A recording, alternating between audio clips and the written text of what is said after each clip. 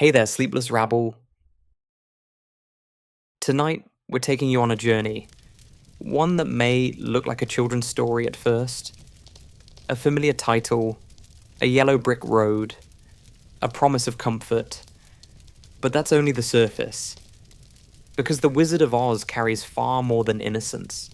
It's about illusion, power, longing, and the subtle moment when you realize that the authority you believed in might never have been real at all.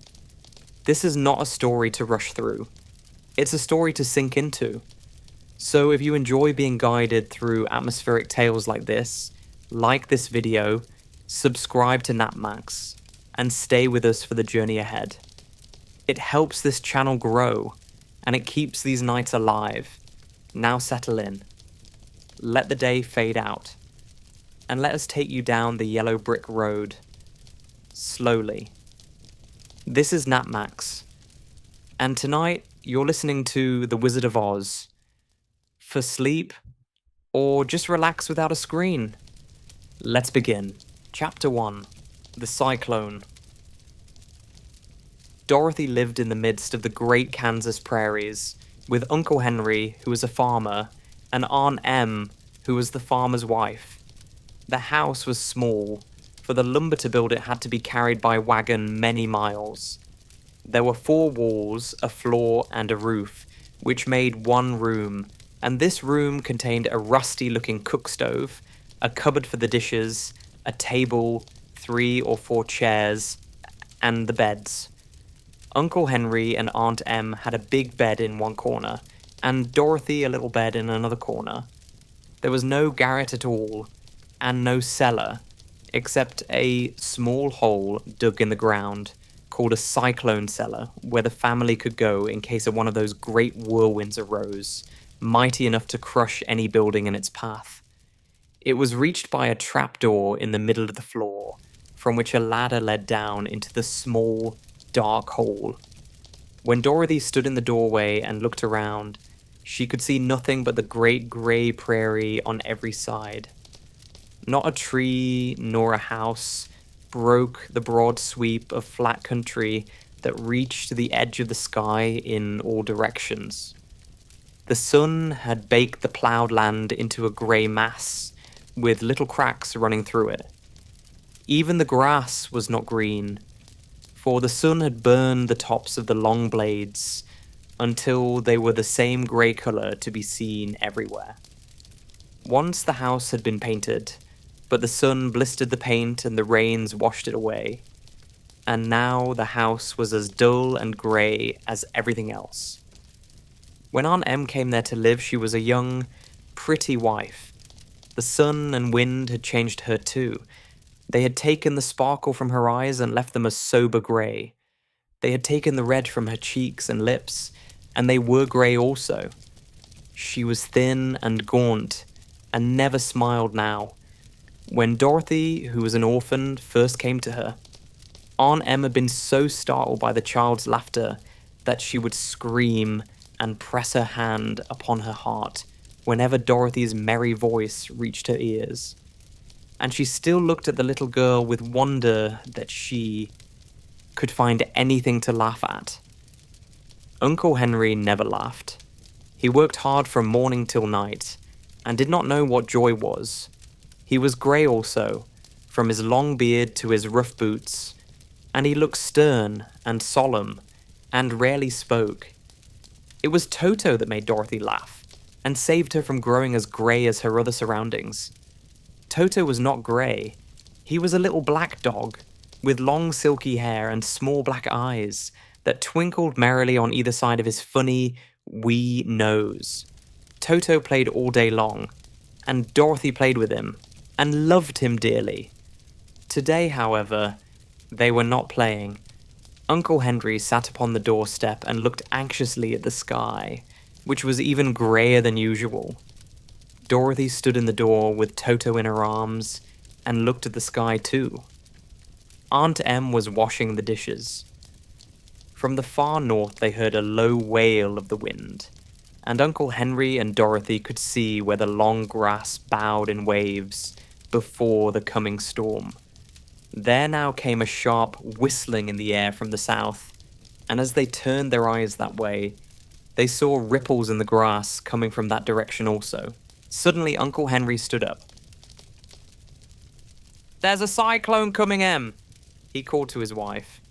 "I'll go look after the stock." Then he ran toward the sheds where the cows and horses were kept. Aunt Em dropped her work and came to the door. One glance told her of the danger close at hand. "Quick! Dorothy!" she screamed. "Run for the cellar!" Toto jumped out of Dorothy's arms and hid under the bed, and the girls started to get him. Aunt Em, badly frightened, threw open the trapdoor in the floor and climbed down the ladder into the small, dark hole. Dorothy caught Toto at last and started to follow her aunt. When she was halfway across the room, there came a great shriek from the wind, and the house shook so hard that she lost her footing and sat down suddenly upon the floor. Then a strange thing happened. The house whirled around 2 or 3 times and rose slowly through the air. Dorothy felt as if she were going up in a balloon. The north and south winds met where the house stood and made it the exact center of the cyclone. In the middle of a cyclone, the air is generally still, but the great pressure of the wind on every side of the house raised it up higher and higher until it was at the very top of the cyclone, and there it remained, and was carried miles and miles away as easily as you could carry a feather. It was very dark, and the wind howled horribly around her, but Dorothy found she was riding quite easily. After the first few whirls around, and one other time when the house tipped badly, she felt as if she were being rocked gently, like a baby in a cradle. Toto did not like it. He ran about the room, now here, now there, barking loudly, but Dorothy sat quite still on the floor and waited to see what would happen. Once Toto got too near the open trapdoor and fell in, and at first the little girl thought she had lost him. But soon she saw one of his ears sticking up through the hole, for the strong pressure of the air was keeping him up so that he could not fall. She crept to the hole, caught Toto by the ear, and dragged him into the room again, afterward closing the trapdoor so that no more accidents could happen. Hour after hour passed away, and slowly Dorothy got over her fright, but she felt quite lonely, and the wind shrieked so loudly all about her that she nearly became deaf. At first she had wondered if she would be dashed to pieces when the house fell again. But as the hours passed and nothing terrible happened, she stopped worrying and resolved to wait calmly and see what the future would bring. At last she crawled over the swaying floor to her bed and lay down upon it, and Toto followed and lay down beside her. In spite of the swaying of the house and the wailing of the wind, Dorothy soon closed her eyes and fell fast asleep. Chapter 2. The Council with the Munchkins. She was awakened by a shock, so sudden and severe that if Dorothy had not been lying on the soft bed, she might have been hurt. As it was, the jar made her catch her breath and wonder what had happened. And Toto put his cold little nose into her face and whined dismally. Dorothy sat up and noticed that the house was not moving, nor was it dark, for the bright sunshine came in at the window, flooding the little room. She sprang from her bed and with Toto at her heels ran and opened the door. The little girl gave a cry of amazement and looked about her, her eyes growing bigger and bigger at the wonderful sight she saw. The cyclone had set the house down very gently. For a cyclone, in the midst of a country of marvelous beauty. There were lovely patches of greensward all about, with stately trees bearing rich and luscious fruits. Banks of gorgeous flowers were on every hand, and birds with rare and brilliant plumage sang and fluttered in the trees and bushes. A little way off was a small brook, rushing and sparkling along between green banks, and murmuring in a voice very grateful, to a little girl who had lived so long on the dry, grey prairies. While she stood looking eagerly at the strange and beautiful sights, she noticed coming toward her a group of the queerest people she had ever seen.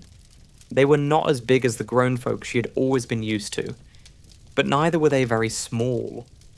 In fact, they seemed about as tall as Dorothy, who was a well-grown child for her age, although they were, so far as looks go, many years older. 3 were men and 1 a woman, and all were oddly dressed. They wore round hats that rose to a small point a foot above their heads, with little bells around the brims that tinkled sweetly as they moved. The hats of the men were blue. The little woman's hat was white, and she wore a white gown that hung in pleats from her shoulders. Over it were sprinkled little stars that glistened in the sun like diamonds. The men were dressed in blue, of the same shade as their hats, and wore well-polished boots with a deep roll of blue at the tops. The men, Dorothy thought, were about as old as Uncle Henry, for 2 of them had beards, but the little woman was doubtless much older. Her face was covered with wrinkles, her hair was nearly white, and she walked rather stiffly. When these people drew near the house where Dorothy was standing in the doorway, they paused and whispered among themselves, as if afraid to come farther. But the little old woman walked up to Dorothy, made a low bow, and said in a sweet voice, "You are welcome, most noble sorceress, to the land of the Munchkins. We are so grateful to you for having killed the Wicked Witch of the East, and for setting our people free from bondage." Dorothy listened to this speech with wonder. What could the little woman possibly mean by calling her a sorceress, and saying she had killed the Wicked Witch of the East? Dorothy was an innocent, harmless little girl, who had been carried by a cyclone many miles from home, and she had never killed anything in all her life. But the little woman evidently expected her to answer. So Dorothy said with hesitation, "You are very kind, but there must be some mistake. I have not killed anything." "Your house did anyway," replied the little old woman with a laugh. "And that's the same thing. See," she continued, pointing to the corner of the house, "there are her 2 feet, still sticking out from under a block of wood." Dorothy looked and gave a little cry of fright. There, indeed, just under the corner of the great beam the house rested on, 2 feet were sticking out, shod in silver shoes with pointed toes. "Oh dear! Oh dear!" cried Dorothy, clasping her hands together in dismay. "The house must have fallen on her. Whatever shall we do?" "There is nothing to be done," said the little woman calmly. "But who was she?" asked Dorothy. "She was the Wicked Witch of the East, as I said," answered the little woman. "She has held all the Munchkins in bondage for many years, making them slave for her night and day. Now they are all set free, and are grateful to you for the favor." "Who are the Munchkins?" inquired Dorothy. "They are the people who live in this land of the East where the Wicked Witch ruled." "Are you a Munchkin?" asked Dorothy. "No, but I am their friend, although I live in the land of the North. When they saw the Witch of the East was dead, the Munchkins sent a swift messenger to me, and I came at once. I am the Witch of the North." "Oh, gracious!" cried Dorothy. "Are you a real witch?" "Yes, indeed," answered the little woman. "But I am a good witch, and the people love me. I am not as powerful as the Wicked Witch was, who ruled here, or I should have set the people free myself." "But I thought all witches were wicked," said the girl, who was half frightened at facing a real witch. "Oh no, that is a great mistake. There were only 4 witches in all the land of Oz, and 2 of them, those who live in the north and the south, are good witches. I know this is true, for I am one of them myself, and cannot be mistaken. Those who dwelt in the east and the west were, indeed, wicked witches. But now that you have killed one of them, there is but one wicked witch in all the land of Oz, the one who lives in the west. But, said Dorothy after a moment's thought, Aunt Emma's told me that the witches were all dead, years and years ago. Who is Aunt Em? Inquired the little old woman. She is my aunt who lives in Kansas, where I came from. The Witch of the North seemed to think for a time, with her head bowed and her eyes upon the ground. Then she looked up and said, I do not know where Kansas is, for I have never heard that country mentioned before. But tell me, is it a civilized country? Oh, yes, replied Dorothy. Then that accounts for it. In the civilized countries, I believe there are no witches left, nor wizards, nor sorceresses, nor magicians. But, you see, the land of Oz has never been civilized, for we are cut off from all the rest of the world. Therefore, we still have witches and wizards amongst us. Who are the wizards? Asked Dorothy. Oz himself is the great wizard, answered the witch, sinking her voice to a whisper. He is more powerful than all the rest of us together. He lives in the city of emeralds. Dorothy was going to ask another question, but just then, the Munchkins, who had been standing silently by, gave a loud shout and pointed to the corner of the house where the wicked witch had been lying. What is it? Asked the little old woman, and looked, and began to laugh. The feet of the dead witch had disappeared entirely, and nothing was left but the silver shoes. She was so old, explained the Witch of the North, that she dried up quickly in the sun. That is the end of her. But the silver shoes are yours, and you shall have them to wear. She reached down and picked up the shoes, and after shaking the dust out of them, handed them to Dorothy. The Witch of the East was proud of those silver shoes, said one of the Munchkins, and there is some charm connected with them. But what it is, we never knew. Dorothy carried the shoes into the house and placed them on the table. Then she came out again to the Munchkins and said, I am anxious to get back to my aunt and uncle, for I'm sure they will worry about me. Can you help me find my way? The Munchkins and the witch first looked at one another, and then at Dorothy, and then shook their heads. At the east, not far from here, said one, there is a great desert, and none could live to cross it. It is the same at the south, said another, for I have been there and seen it. The south is the country of the Quadlings. I am told, said the third man, that it is the same at the west, and that country, where the Winkies live, is ruled by the wicked witch of the west, who would make you her slave if you passed her way. The north is my home, said the old lady, and at its edge is the same great desert that surrounds this land of Oz. I'm afraid, my dear, you will have to live with us. Dorothy began to sob at this, for she felt lonely among all these strange people. Her tears seemed to grieve the kind-hearted Munchkins, for they immediately took out their handkerchiefs and began to weep also. As for the little old woman, she took off her cap and balanced the point on the end of her nose, while she counted 1, 2, 3 in a solemn voice. At once the cap changed to a slate, on which was written in big white chalk marks, Let Dorothy go to the city of emeralds. And the little old woman took the slate from her nose and, having read the words on it, asked, Is your name Dorothy, my dear? Yes, answered the child, looking up and drying her tears. Then you must go to the city of emeralds. Perhaps Oz will help you. Where is this city? Asked Dorothy. It is exactly in the center of the country and is ruled by Oz, the great wizard I told you of.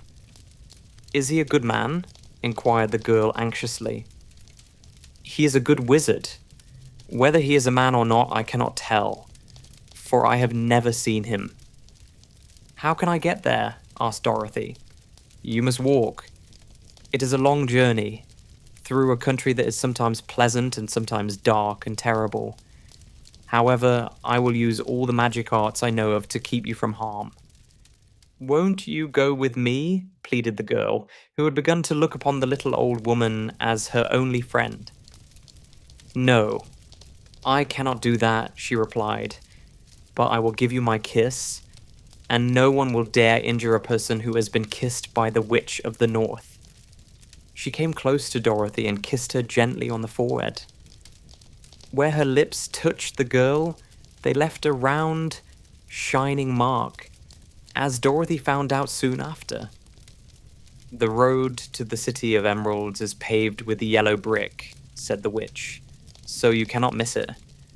When you get to Oz, do not be afraid of him, but tell your story and ask him to help you. Goodbye, my dear." The three munchkins bowed low to her and wished her a pleasant journey, after which they walked away through the trees. The witch gave Dorothy a friendly little nod, whirled around on her left heel 3 times, and straightway disappeared, much to the surprise of little Toto, who barked after her loudly enough when she had gone, because he had been afraid even to growl while she stood by. But Dorothy, knowing her to be a witch, had expected her to disappear in just that way, and was not surprised in the least. Chapter 3: How Dorothy Saved the Scarecrow. When Dorothy was left alone, she began to feel hungry, so she went to the cupboard and cut herself some bread, which she spread with butter. She gave some to Toto, and taking a pail from the shelf, she carried it down to the little brook and filled it with clear, sparkling water. Toto ran over to the trees and began to bark at the bird sitting there. Dorothy went to get him, and saw such delicious fruit hanging from the branches that she gathered some of it, finding it just what she wanted to help out her breakfast. Then she went back to the house, and having helped herself and Toto to a good drink of the cool, clear water, she set about making ready for the journey to the City of Emeralds. Dorothy had only one other dress, but that happened to be clean and was hanging on a peg beside her bed. It was gingham, with checks of white and blue, and although the blue was somewhat faded with many washings, it was still a pretty frock. The girl washed herself carefully, dressed herself in the clean gingham, and tied her pink sunbonnet on her head. She took a little basket and filled it with bread from the cupboard, laying a white cloth over the top. Then she looked down at her feet and noticed how old and worn her shoes were. "They surely will never do for a long journey, Toto," she said. And Toto looked up into her face with his little black eyes and wagged his tail to show he knew what she meant.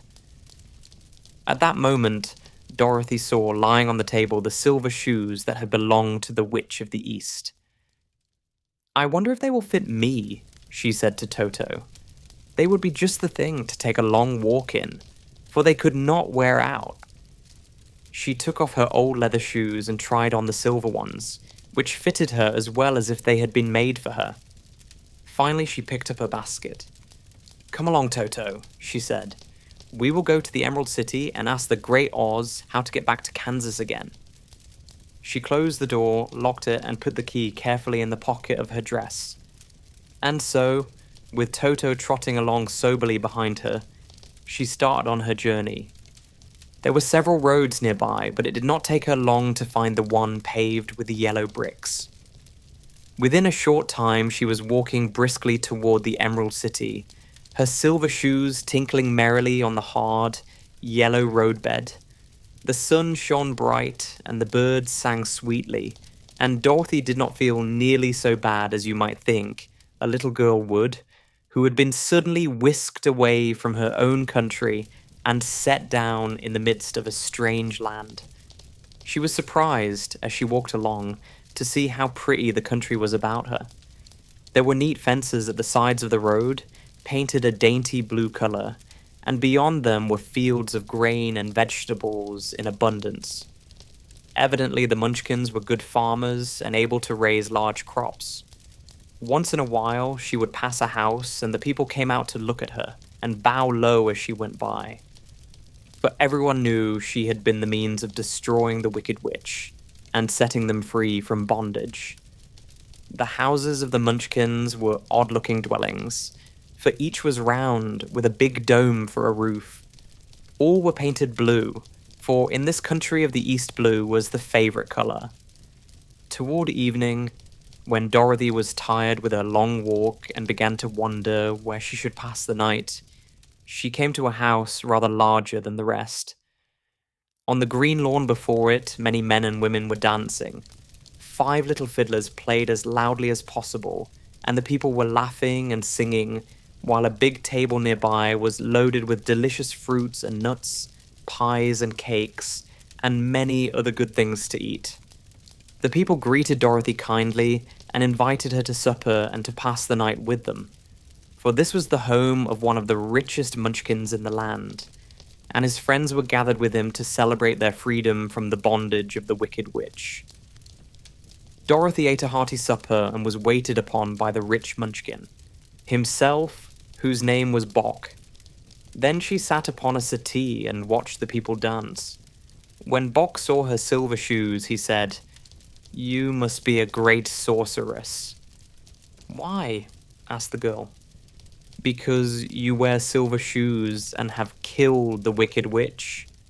Besides, you have white in your frock, and only witches and sorceresses wear white." "My dress is blue and white checked," said Dorothy, smoothing out the wrinkles in it. "It is kind of you to wear that," said Bock. "Blue is the color of the Munchkins, and white is the witch color. So we know you are a friendly witch." Dorothy did not know what to say to this, for all the people seemed to think her a witch, and she knew very well she was only an ordinary little girl who had come by the chance of a cyclone into a strange land. When she had tired watching the dancing, Bock led her into the house, where he gave her a room with a pretty bed in it.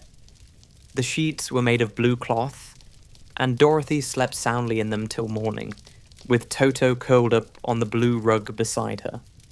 She ate a hearty breakfast and watched a wee Munchkin baby, who played with Toto and pulled his tail and crowed and laughed in a way that greatly amused Dorothy. Toto was a fine curiosity to all the people, for they had never seen a dog before. "How far is it to the Emerald City?" the girl asked. "I do not know," answered Bock gravely, "for I have never been there. It is better for people to keep away from Oz, unless they have business with him. But it is a long way to the Emerald City, and it will take you many days. The country here is rich and pleasant, but you must pass through rough and dangerous places before you reach the end of your journey." This worried Dorothy a little, but she knew that only the Great Oz could help her get to Kansas again. So she bravely resolved not to turn back. She bade her friends goodbye, and again started along the road of yellow brick. When she'd gone several miles, she thought she would stop to rest, and so climbed to the top of the fence beside the road and sat down. There was a great cornfield beyond the fence, and not far away she saw a scarecrow, placed high on a pole to keep the birds from the ripe corn. Dorothy leaned her chin upon her hand and gazed thoughtfully at the scarecrow. Its head was a small sack, stuffed with straw, with eyes, nose, and mouth painted on it to represent a face. An old, pointed blue hat that had belonged to some Munchkin was perched on his head, and the rest of the figure was a blue suit of clothes, worn and faded, which had also been stuffed with straw. On the feet were some old boots with blue tops, such as every man wore in this country, and the figure was raised above the stalks of corn by means of the pole stuck up its back.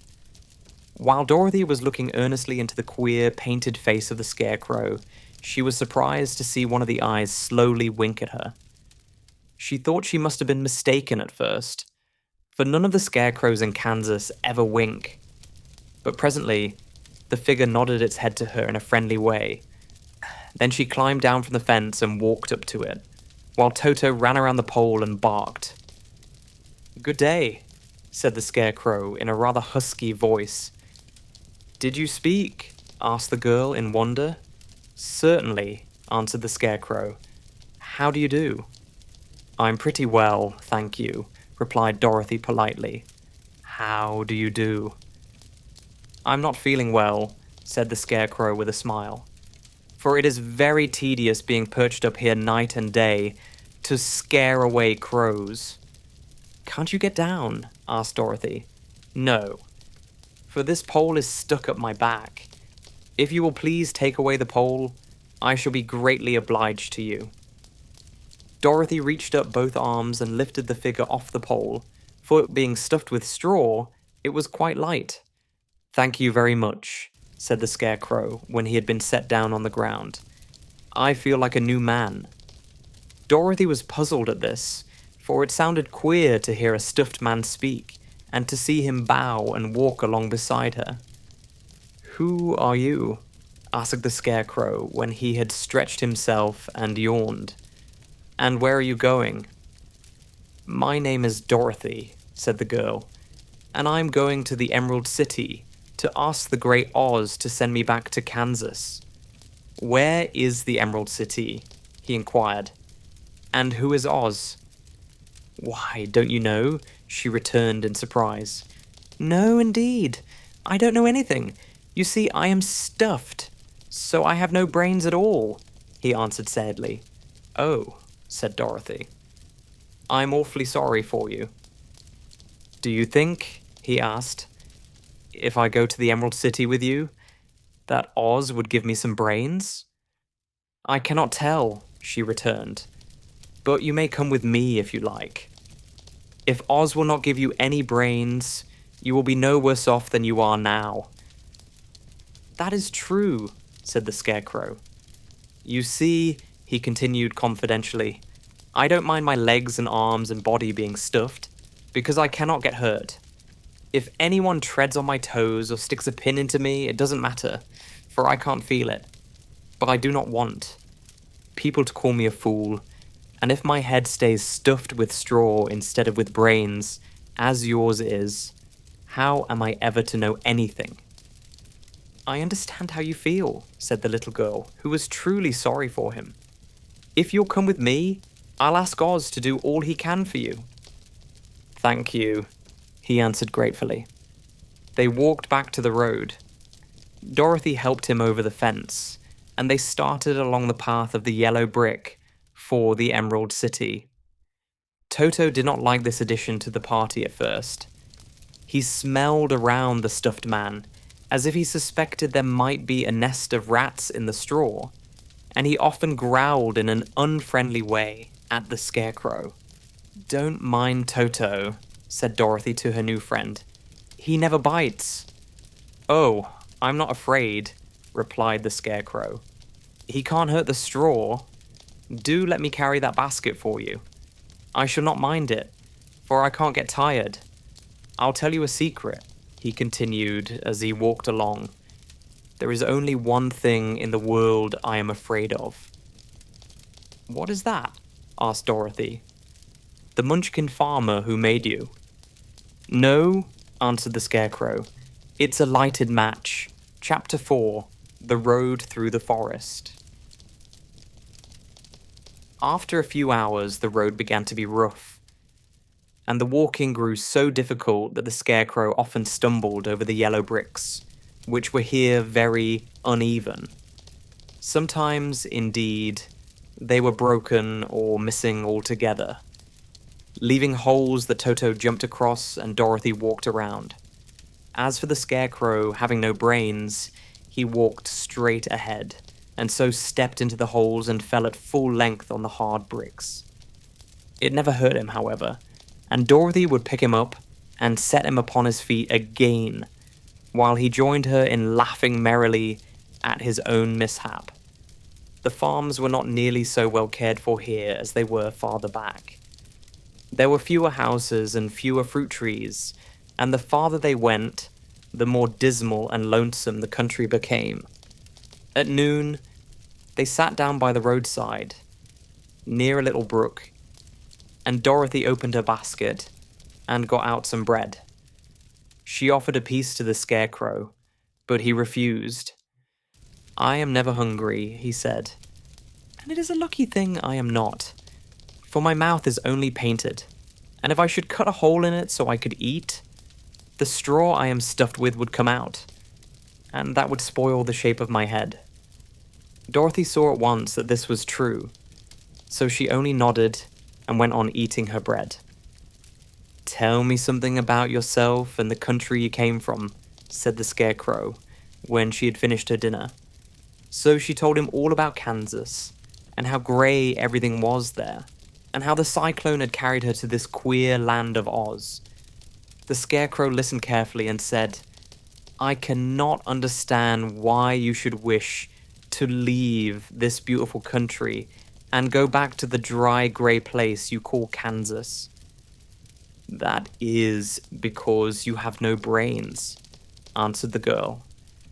"No matter how dreary and grey our homes are, we people of flesh and blood would rather live there than in any other country, be it ever so beautiful.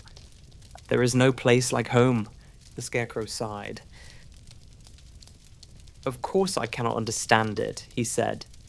"If your heads were stuffed with straw, like mine, you would probably all live in the beautiful places, and then Kansas would have no people at all.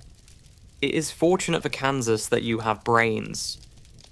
"Won't you tell me a story while we are resting?" asked the child. And then the Scarecrow looked at her reproachfully and answered, "My life has been so short that I really know nothing whatever. I was only made day before yesterday. What happened in the world before that time is all unknown to me. Luckily, when the farmer made my head, one of the first things he did was to paint my ears, so that I heard what was going on. There was another munchkin with him, and the first thing I heard was the farmer saying, 'How do you like those ears?' 'They aren't straight,' answered the other.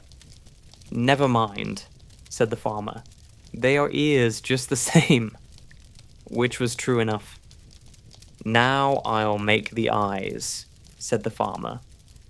So he painted my right eye, and as soon as it was finished, I found myself looking at him and at everything around me with a great deal of curiosity, for this was my first glimpse of the world.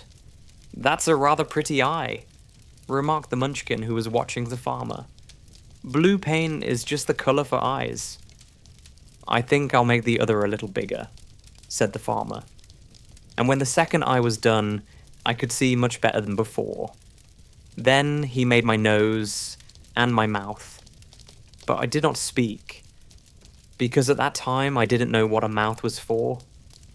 I had the fun of watching them make my body and my arms and legs, and when they fastened on my head, at last, I felt very proud, for I thought I was just as good a man as anyone. 'This fellow will scare the crows fast enough,' said the farmer. 'He looks just like a man.' 'Why, he is a man,' said the other, and I quite agreed with him. The farmer carried me under his arm to the cornfield and set me up on a tall stick, where you found me. He and his friend soon after walked away and left me alone. I did not like to be deserted this way, so I tried to walk after them. But my feet would not touch the ground, and I was forced to stay on that pole. It was a lonely life to lead, for I had nothing to think of, having been made such a little while before.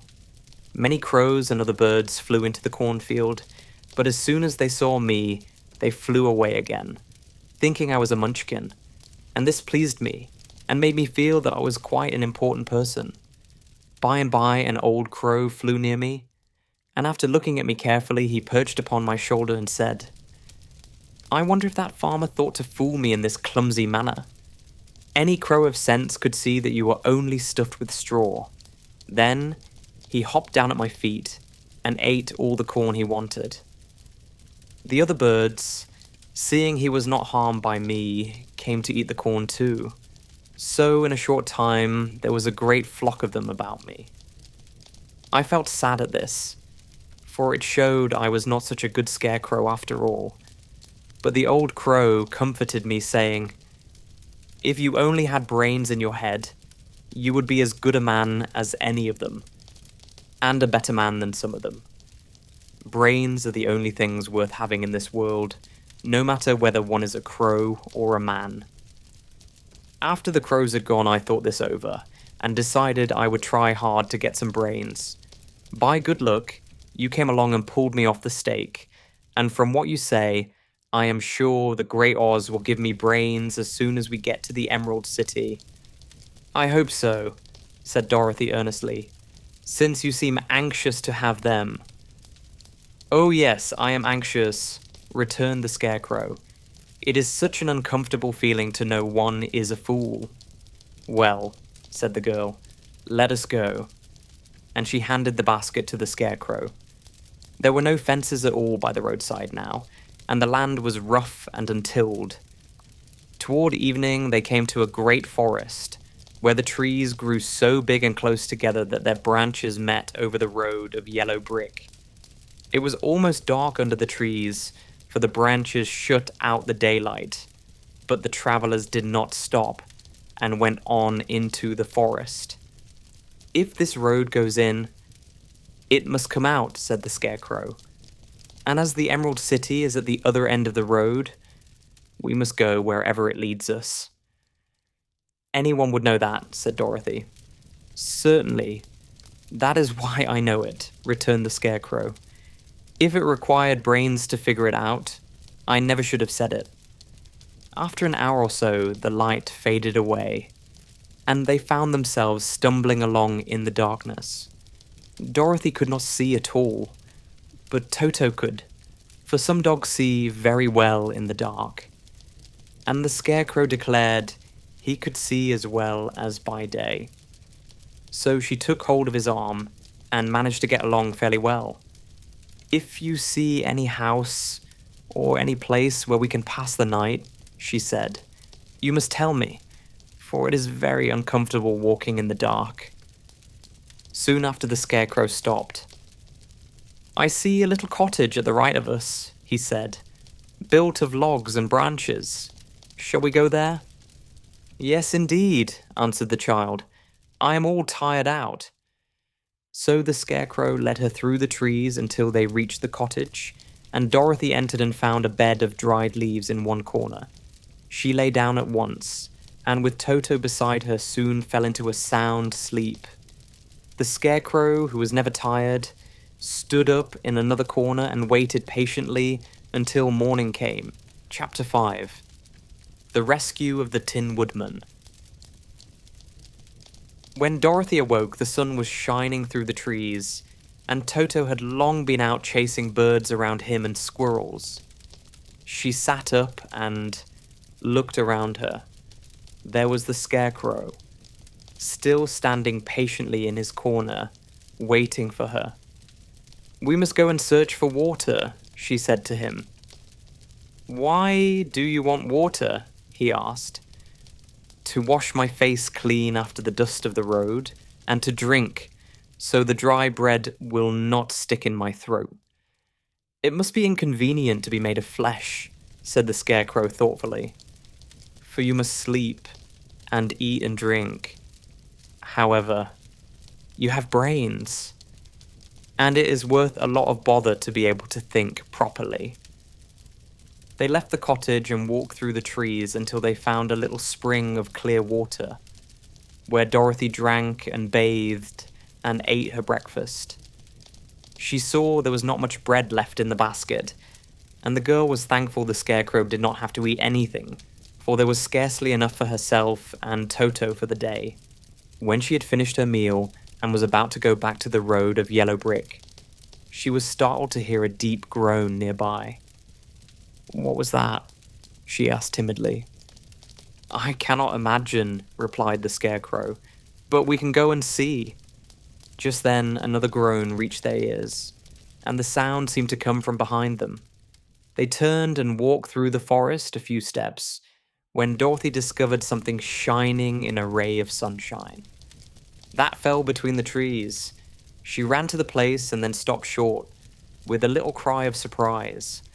One of the big trees had been partly chopped through, and standing beside it with an uplifted axe in his hands was a man made entirely of tin. His head and arms and legs were jointed upon his body, but he stood perfectly motionless, as if he could not stir at all. Dorothy looked at him in amazement, and so did the Scarecrow, while Toto barked sharply and made a snap at the tin legs, which hurt his teeth. "Did you groan?" asked Dorothy. "Yes," answered the Tin Man. "I did. I've been groaning for more than a year, and no one has ever heard me before or come to help me." "What can I do for you?" she inquired softly, for she was moved by the sad voice in which the man spoke. "Get an oil can and oil my joints," he answered. "They are rusted so badly that I cannot move them at all. If I am well oiled, I shall soon be all right again. You will find an oil can on a shelf in my cottage." Dorothy at once ran back to the cottage and found the oil can, and then she returned and asked anxiously, "Where are your joints?" "Oil my neck first," replied the Tin Woodman.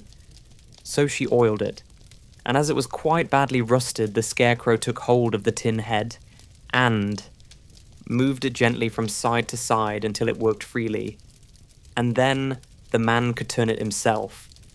"Now oil the joints in my arms," he said. And Dorothy oiled them, and the Scarecrow bent them carefully until they were quite free from rust, and as good as new. The Tin Woodman gave a sigh of satisfaction and lowered his axe, which he leaned against the tree. "This is a great comfort," he said. "I have been holding that axe in the air ever since I rusted, and I'm glad to be able to put it down at last. Now, if you will oil the joints of my legs, I shall be all right once more." So they oiled his legs until he could move them freely, and he thanked them again and again for his release, for he seemed a very polite creature and very grateful. "I might have stood there always if you had not come along," he said, "so you have certainly saved my life. How did you happen to be here?" "We are on our way to the Emerald City to see the Great Oz," she answered, "and we stopped at your cottage to pass the night." "Why do you wish to see Oz?" he asked. "I want him to send me back to Kansas, and the Scarecrow wants him to put a few brains into his head," she replied. The Tin Woodman appeared to think deeply for a moment. Then he said, "Do you suppose Oz could give me a heart?" "Why, I guess so," Dorothy answered. "It would be as easy as to give the Scarecrow brains." "True," the Tin Woodman returned. "So, if you will allow me to join your party, I will also go to the Emerald City and ask Oz to help me."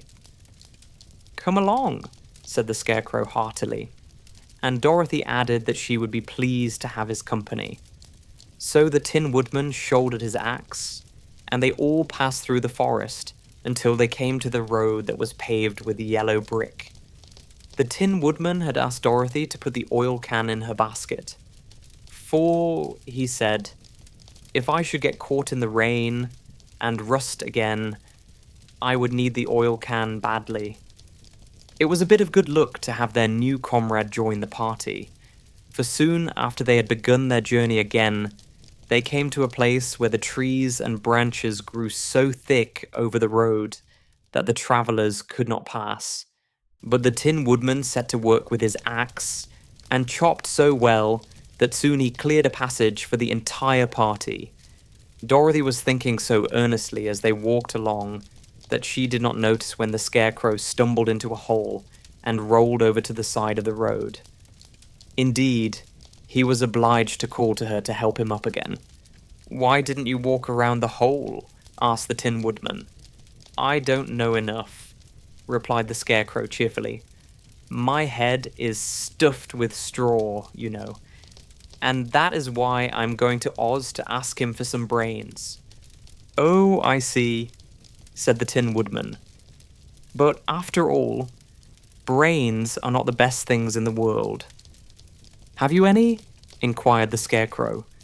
"No, my head is quite empty," answered the Woodman. "But once I had brains and a heart also. So, having tried them both, I should much rather have a heart." "And why is that?" asked the Scarecrow. "I will tell you my story, and then you will know." So, while they were walking through the forest, the Tin Woodman told the following story. "I was born the son of a woodman who chopped down trees in the forest and sold the wood for a living. When I grew up, I too became a woodchopper, and after my father died, I took care of my old mother as long as she lived. Then I made up my mind that instead of living alone, I would marry, so that I might not become lonely. There was one of the Munchkin girls who was so beautiful that I soon grew to love her with all my heart.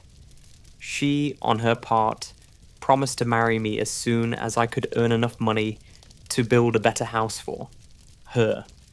So I set to work harder than ever. But the girl lived with an old woman who did not want her to marry anyone, for she was so lazy she wished the girl to remain with her and do the cooking and the housework. So the old woman went to the Wicked Witch of the East and promised her 2 sheep and a cow if she would prevent the marriage. Thereupon, the Wicked Witch enchanted my axe, and when I was chopping away at my best one day, for I was anxious to get the new house and my wife as soon as possible, the axe slipped all at once and cut off my left leg. This at first seemed a great misfortune, for I knew a one-legged man could not do very well as a woodchopper. So I went to a tinsmith and had him make me a new leg out of tin. The leg worked very well once I was used to it, but my action angered the Wicked Witch of the East, for she had promised the old woman I should not marry the pretty Munchkin girl. When I began chopping again, my axe slipped and cut off my right leg. Again I went to the tinsmith, and again he made me a leg out of tin. After this, the enchanted axe cut off my arms, one after the other, but nothing daunted, I had them replaced with tin ones. The Wicked Witch then made the axe slip and cut off my head, and at first I thought that was the end of me. But the tinsmith happened to come along, and he made me a new head out of tin. I thought I had beaten the Wicked Witch then, and I worked harder than ever. But I little knew how cruel my enemy could be. She thought of a new way to kill my love for the beautiful Munchkin maiden, and made my axe slip again so that it cut right through my body, splitting me into 2 halves. Once more the tinsmith came to my help and made me a body of tin, fastening my tin arms and legs and head to it by means of joints, so that I could move around as well as ever. But alas, I had now no heart, so that I lost all my love for the Munchkin girl, and did not care whether I married her or not. I suppose she's still living with the old woman, waiting for me to come after her. My body shone so brightly in the sun that I felt very proud of it, and it did not matter now if my axe slipped, for it could not cut me. There was only one danger, that my joints would rust, but I kept an oil can in my cottage and took care to oil myself whenever I needed it. However, there came a day when I forgot to do this, and being caught in a rainstorm, before I thought of the danger my joints had rusted, and I was left to stand in the woods until you came to help me.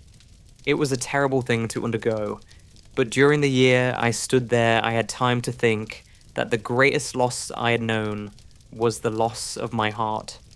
While I was in love, I was the happiest man on earth, but no one can love who has not a heart, and so I am resolved to ask Oz to give me one. If he does, I will go back to the Munchkin maiden and marry her. Both Dorothy and the Scarecrow had been greatly interested in the story of the Tin Woodman, and now they knew why he was so anxious to get a new heart. "All the same," said the Scarecrow, "I shall ask for brains instead of a heart, for a fool would not know what to do with a heart if he had one." "I shall take the heart," returned the Tin Woodman, "for brains do not make one happy, and happiness is the best thing in the world." Dorothy did not say anything, for she was puzzled to know which of her two friends was right, and she decided if she could only get back to Kansas and Aunt Em, it did not matter so much whether the Woodman had no brains and the Scarecrow no heart, or each got what he wanted. What worried her most was that the bread was nearly gone, and another meal for herself and Toto would empty the basket.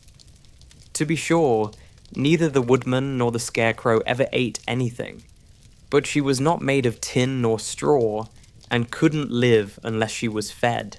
Chapter 6. The Cowardly Lion. All this time, Dorothy and her companions had been walking through the thick woods. The road was still paved with the yellow brick, but these were much covered by dried branches and dead leaves from the trees, and the walking was not at all good. There were few birds in this part of the forest, for birds love the open country where there is plenty of sunshine, but now and then there came a deep growl from some wild animal hidden among the trees. These sounds made the little girl's heart beat fast, for she did not know what made them, but Toto knew, and he walked close to Dorothy's side, and did not even bark in return. "How long will it be," the child asked of the Tin Woodman, "before we are out of the forest?"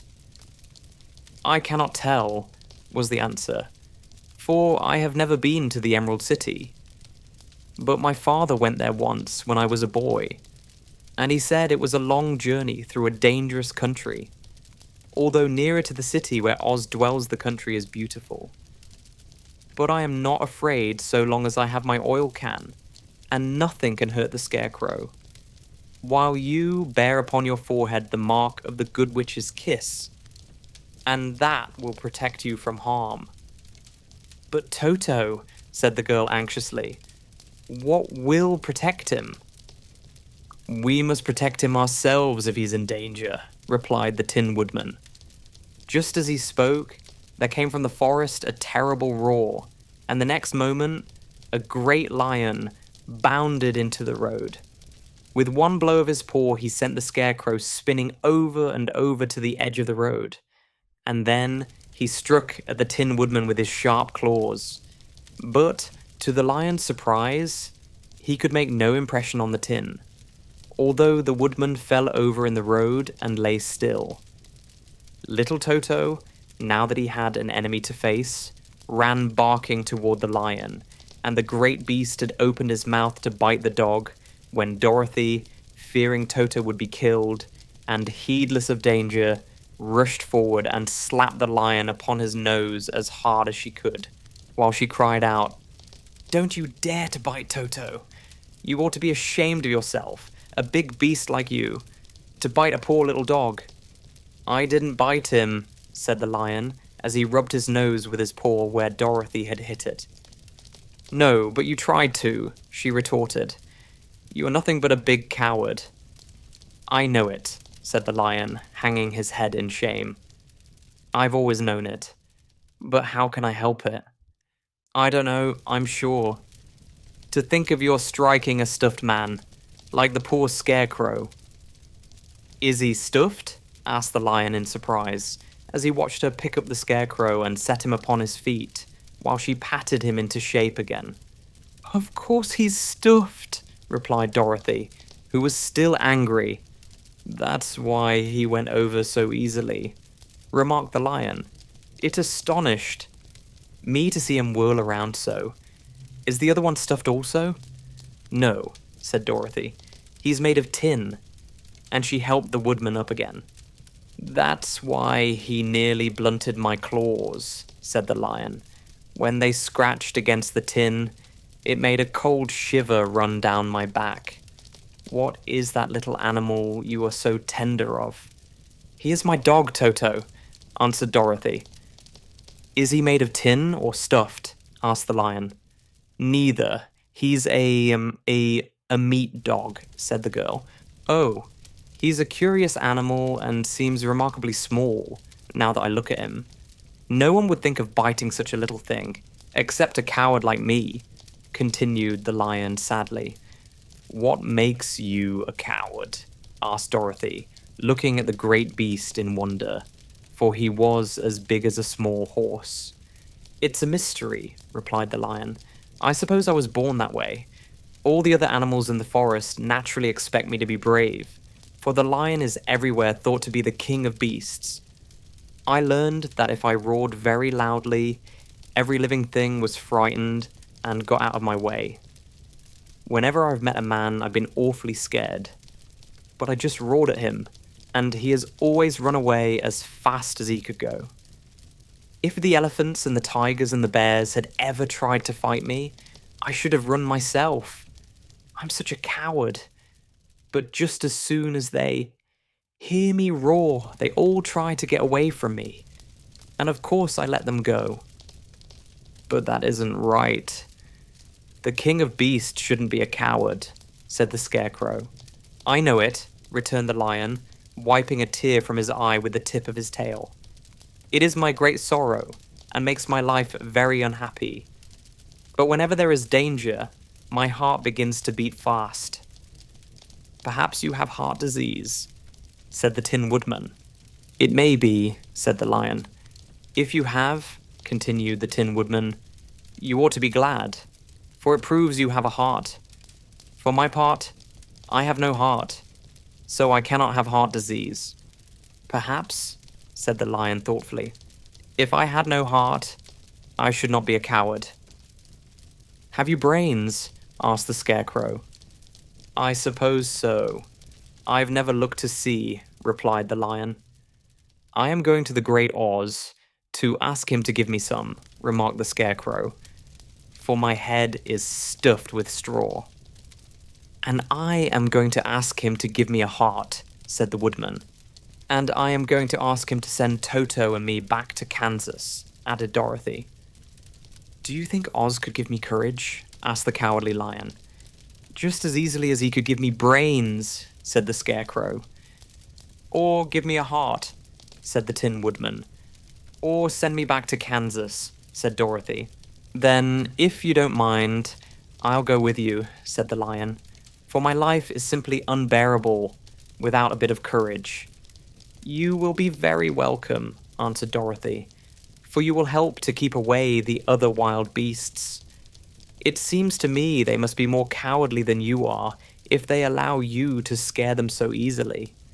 They really are, said the lion, but that doesn't make me any braver, and as long as I know myself to be a coward, I shall be unhappy. So once more the little company set off upon the journey, the lion walking with stately strides at Dorothy's side. Toto did not approve of this new comrade at first, for he could not forget how nearly he had been crushed between the lion's great jaws. But after a time he became more at ease, and presently Toto and the cowardly lion had grown to be good friends. During the rest of that day there was no other adventure to mar the peace of their journey. Once indeed, the Tin Woodman stepped upon a beetle that was crawling along the road and killed the poor little thing. This made the Tin Woodman very unhappy, for he was always careful not to hurt any living creature, and as he walked along he wept several tears of sorrow and regret. These tears ran slowly down his face and over the hinges of his jaw, and there they rusted. When Dorothy presently asked him a question, the Tin Woodman could not open his mouth, for his jaws were tightly rusted together. He became greatly frightened at this, and made many motions to Dorothy to relieve him, but she could not understand. The lion was also puzzled to know what was wrong, but the scarecrow seized the oil can from Dorothy's basket and oiled the woodman's jaws, so that after a few moments he could talk as well as before. This will serve me a lesson, said he, to look where I step, for if I should kill another bug or beetle, I should surely cry again, and crying rusts my jaws so that I cannot speak." Thereafter he walked very carefully, with his eyes on the road, and when he saw a tiny ant toiling by, he would step over it so as not to harm it. The Tin Woodman knew very well he had no heart, and therefore he took great care never to be cruel or unkind to anything. "You people with hearts," he said, "have something to guide you, and need never do wrong. But I have no heart, and so I must be very careful. When Oz gives me a heart, of course, I needn't mind so much." Chapter 7. The Journey to the Great Oz. They were obliged to camp out that night under a large tree in the forest, for there were no houses near. The tree made a good, thick covering to protect them from the dew, and the Tin Woodman chopped a great pile of wood with his axe, and Dorothy built a splendid fire that warmed her and made her feel less lonely. She and Toto ate the last of their bread, and now she did not know what they would do for breakfast. "If you wish," said the lion, "I will go into the forest and kill a deer for you. You can roast it by the fire, since your tastes are so peculiar that you prefer cooked food, and then you will have a very good breakfast." "Don't. Please don't," begged the Tin Woodman. "I should certainly weep if you killed a poor deer, and then my jaws would rust again." But the lion went away into the forest and found his own supper, and no one ever knew what it was, for he didn't mention it. And the Scarecrow found a tree full of nuts and filled Dorothy's basket with them, so that she would not be hungry for a long time. She thought this was very kind and thoughtful of the Scarecrow, but she laughed heartily at the awkward way in which the poor creature picked up the nuts. His padded hands were so clumsy and the nuts were so small that he dropped almost as many as he put in the basket. But the Scarecrow did not mind how. Long it took him to fill the basket, for it enabled him to keep away from the fire, as he feared a spark might get into his straw and burn him up.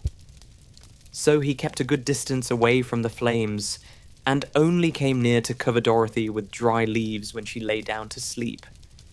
These kept her very snug and warm, and she slept soundly until morning.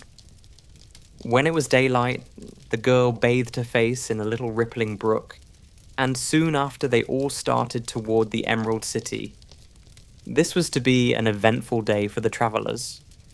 They had hardly been walking an hour when they saw before them a great ditch that crossed the road and divided the forest as far as they could see on either side. It was a very wide ditch, and when they crept up to the edge and looked into it, they could see it was also very deep, and there were many big, jagged rocks at the bottom. The sides were so steep that none of them could climb down, and for a moment it seemed that their journey must end. "What shall we do?" asked Dorothy despairingly. "I haven't the faintest idea," said the Tin Woodman, and the lion shook his shaggy mane and looked thoughtful. But the Scarecrow said, "We cannot fly, that is certain. Neither can we climb down into this great ditch. Therefore, if we cannot jump over it, we must stop where we are." "I think I could jump over it," said the Cowardly Lion, after measuring the distance carefully in his mind. "Then we're all right," answered the Scarecrow, "for you can carry us all over on your back, one at a time." "Well, I'll try it," said the lion. "Who will go first?" "I will," declared the Scarecrow, "for if you found that you could not jump over the gulf, Dorothy would be killed, or the Tin Woodman badly dented on the rocks below. But if I am on your back, it will not matter so much, for the fall would not hurt me at all." "I am terribly afraid of falling myself," said the Cowardly Lion, "but I suppose there is nothing to do but try it. So get on my back, and we will make the attempt." The Scarecrow sat upon the lion's back, and the big beast walked to the edge of the gulf and crouched down. "Why don't you run and jump?" asked the Scarecrow. "Because that isn't the way we lions do these things," he replied. Then, giving a great spring, he shot through the air and landed safely on the other side. They were all greatly pleased to see how easily he did it, and after the Scarecrow had got down from his back, the lion sprang across the ditch again.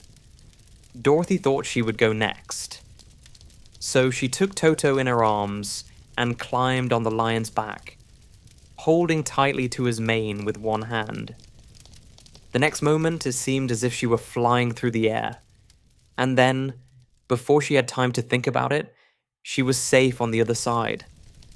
The lion went back a third time and got the Tin Woodman, and then they all sat down for a few moments to give the beast a chance to rest. For his great leaps had made his breath short, and he panted like a big dog that has been running too long. They found the forest very thick on this side, and it looked dark and gloomy. After the lion had rested, they started along the road of a yellow brick, silently wondering, each in his own mind, if ever they would come to the end of the woods and reach the bright sunshine again. To add to their discomfort, they soon heard strange noises in the depths of the forest, and the lion whispered to them that it was in this part of the country that the Calidars lived. "What are the Calidars?" asked the girl. "They are monstrous beasts with bodies like bears and heads like tigers," replied the lion, "and with claws so long and sharp that they could tear me in two as easily as I could kill Toto. I'm terribly afraid of the Calidars." "I'm not surprised that you are," returned Dorothy. "They must be dreadful beasts." The lion was about to reply when suddenly they came to another gulf across the road. But this one was so broad and deep that the lion knew at once he could not leap across it. So they sat down to consider what they should do. And after serious thought, the Scarecrow said, "Here is a great tree, standing close to the ditch. If the Tin Woodman can chop it down so that it will fall to the other side, we can walk across it easily." "That is a first-rate idea," said the lion. "One would almost suspect you had brains in your head instead of straw." The woodman set to work at once, and so sharp was his axe that the tree was soon chopped nearly through. Then the lion put his strong front legs against the tree and pushed with all his might, and slowly the big tree tipped and fell with a crash across the ditch, with its top branches on the other side. They had just started to cross this queer bridge when a sharp growl made them all look up. And to their horror, they saw running toward them two great beasts with bodies like bears and heads like tigers. "They are the Calidars," said the Cowardly Lion, beginning to tremble. "Quick!" cried the Scarecrow. "Let us cross over." So Dorothy went first, holding Toto in her arms. The Tin Woodman followed, and the Scarecrow came next. The lion, although he was certainly afraid, turned to face the Calidars, and then he gave so loud and terrible a roar that Dorothy screamed and the Scarecrow fell over. Backward, while even the fierce beast stopped short and looked at him in surprise. But, seeing they were bigger than the lion, and remembering that there were two of them and only one of him, the Calidars again rushed forward, and the lion crossed over the tree and turned to see what they would do next. Without stopping an instant, the fierce beasts also began to cross the tree, and the lion said to Dorothy, "We are lost, for they will surely tear us to pieces with their sharp claws. But stand close behind me, and I will fight them as long as I am alive."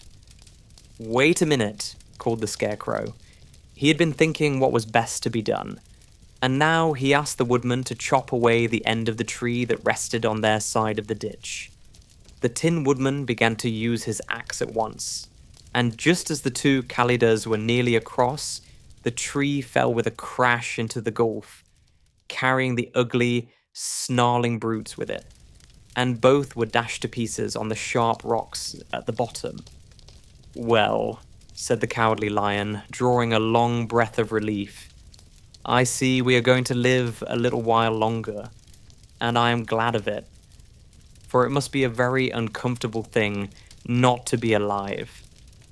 Those creatures frighten me so badly that my heart is beating yet." "Ah," said the Tin Woodman sadly, "I wish I had a heart to beat." This adventure made the travelers more anxious than ever to get out of the forest, and they walked so fast that Dorothy became tired and had to ride on the lion's back. To their great joy, the trees became thinner the farther they advanced, and in the afternoon they suddenly came upon a broad river flowing swiftly just before them.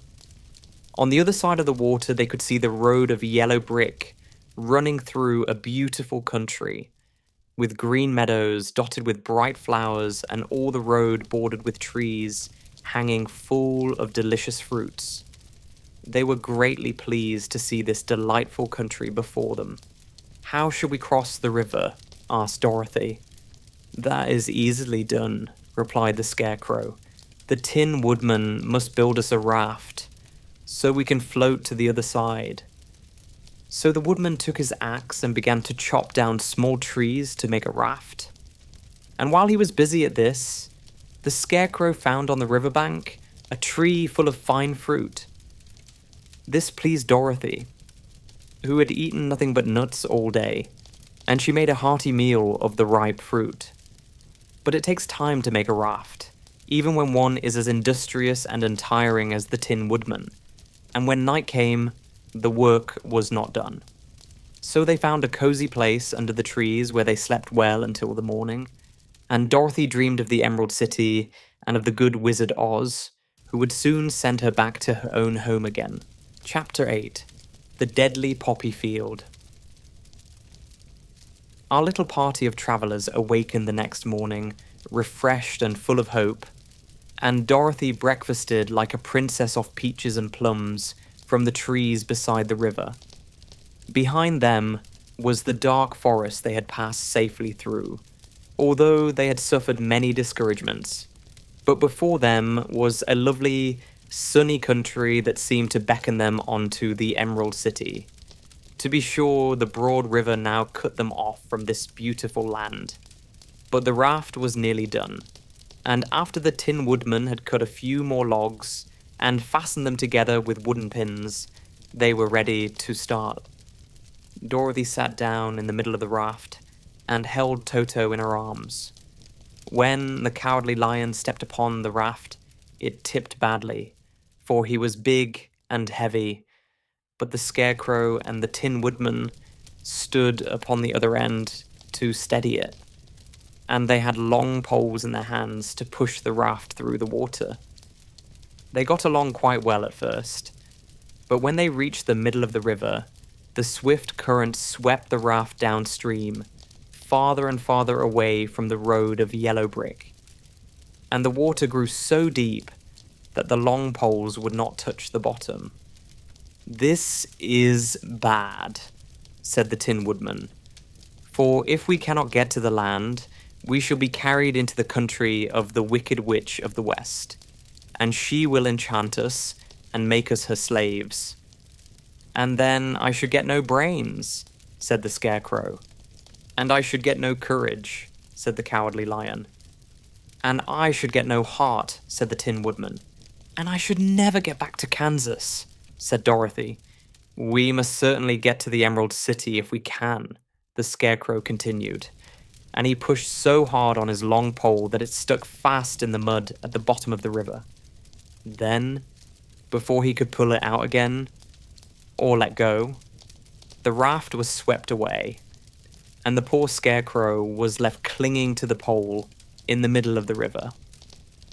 "Goodbye," he called after them, and they were very sorry to leave him. Indeed, the Tin Woodman began to cry, but fortunately remembered that he might rust, and so dried his tears on Dorothy's apron. Of course, this was a bad thing for the Scarecrow. "I am now worse off than when I first met Dorothy," he thought, Then I was stuck on a pole in a cornfield, where I could make believe scare the crows at any rate. But surely there is no use for a scarecrow stuck on a pole in the middle of a river. I am afraid I shall never have any brains, after all. Down the stream, the raft floated, and the poor scarecrow was left far behind. Then the lion said, "Something must be done to save us.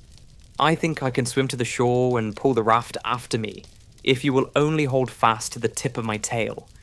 So he sprang into the water, and the Tin Woodman caught fast hold of his tail. Then the lion began to swim with all his might toward the shore. It was hard work, although he was so big. But by and by they were drawn out of the current, and then Dorothy took the Tin Woodman's long pole and helped push the raft to the land.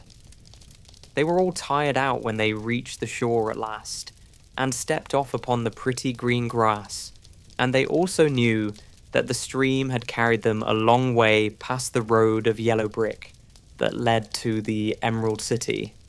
"What shall we do now?" asked the Tin Woodman, as the lion lay down on the grass to let the sun dry him. "We must get back to the road in some way," said Dorothy. "The best plan will be to walk along the riverbank until we come to the road again," remarked the lion. So, when they were rested, Dorothy picked up her basket, and they started along the grassy bank to the road from which the river had carried them. It was a lovely country, with plenty of flowers and fruit trees, and sunshine to cheer them, and had they not felt so sorry for the poor scarecrow, they could have been very happy. They walked along as fast as they could, Dorothy only stopping once to pick a beautiful flower. And after a time, the Tin Woodman cried out, "Look." Then they all looked at the river and saw the scarecrow perched upon his pole, in the middle of the water, looking very lonely and sad. "What can we do to save him?" asked Dorothy. The lion and the woodman both shook their heads, for they did not know. So they sat down upon the bank and gazed wistfully at the scarecrow until a stork flew by, who, upon seeing them, stopped to rest at the water's edge. "Who are you and where are you going?" asked the stork. "I am Dorothy," answered the girl, "and these are my friends, the Tin Woodman and the Cowardly Lion, and we are going to the Emerald City." "This isn't the road," said the stork, as she twisted her long neck and looked sharply at the queer party. "I know it," returned Dorothy, "but we have lost the scarecrow, and are wondering how we shall get him again." "Where is he?" asked the stork. "Over there in the river," answered the little girl. "If he wasn't so big and heavy, I would get him for you," remarked the stork. "He isn't heavy a bit," said Dorothy eagerly, "for he is stuffed with straw, and if you will bring him back to us, we shall thank you ever and ever so much." "Well, I'll try," said the stork, "but if I find he is too heavy to carry, I shall have to drop him in the river again." So the big bird flew into the air and over the water, till she came to where the scarecrow was perched upon his pole. Then the stork, with her great claws, grabbed the scarecrow by the arm and carried him up into the air and back to the bank, where Dorothy and the lion and the Tin Woodman and Toto were sitting. When the scarecrow found himself among his friends again, he was so happy that he hugged them all, even the lion and Toto. And as they walked along, he sang, "Tol de ride-o." At every step, he felt so gay. "I was afraid I should have to stay in the river forever," he said, "but the kind stork saved me, and if I ever get any brains, I shall find the stork again, and do her some kindness in return." "That's all right," said the stork, who was flying along beside them. "I always like to help anyone in trouble.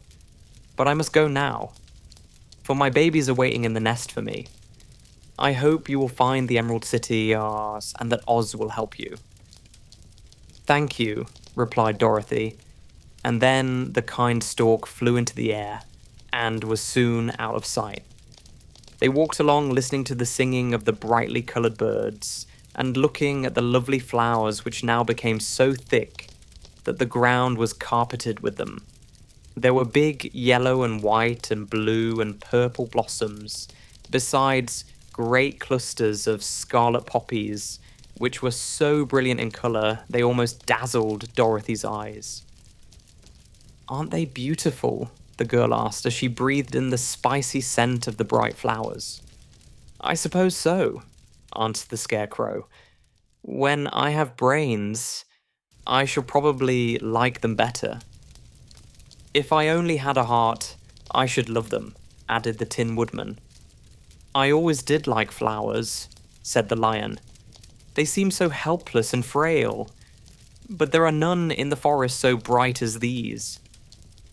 They now came upon more and more of the big scarlet poppies, and fewer of the other flowers, and soon they found themselves in the midst of a great meadow of poppies. Now it is well known that when there are many of these flowers together, their odor is so powerful that anyone who breathes it falls asleep. And if the sleeper is not carried away from the scent of the flowers, he sleeps on and on forever. But Dorothy did not know this, nor could she get away from the bright red flowers that were everywhere about. So presently her eyes grew heavy and she felt she must sit down to rest and to sleep. But the Tin Woodman would not let her do this. "We must hurry and get back to the road of yellow brick before dark," he said, and the Scarecrow agreed with him. So they kept walking until Dorothy could stand no longer. Her eyes closed in spite of herself, and she forgot where she was, and fell among the poppies, fast asleep. "What shall we do?" asked the Tin Woodman. "If we leave her here, she will die," said the Lion. "The smell of the flowers is killing us all. I myself can scarcely keep my eyes open, and the dog is asleep already." It was true.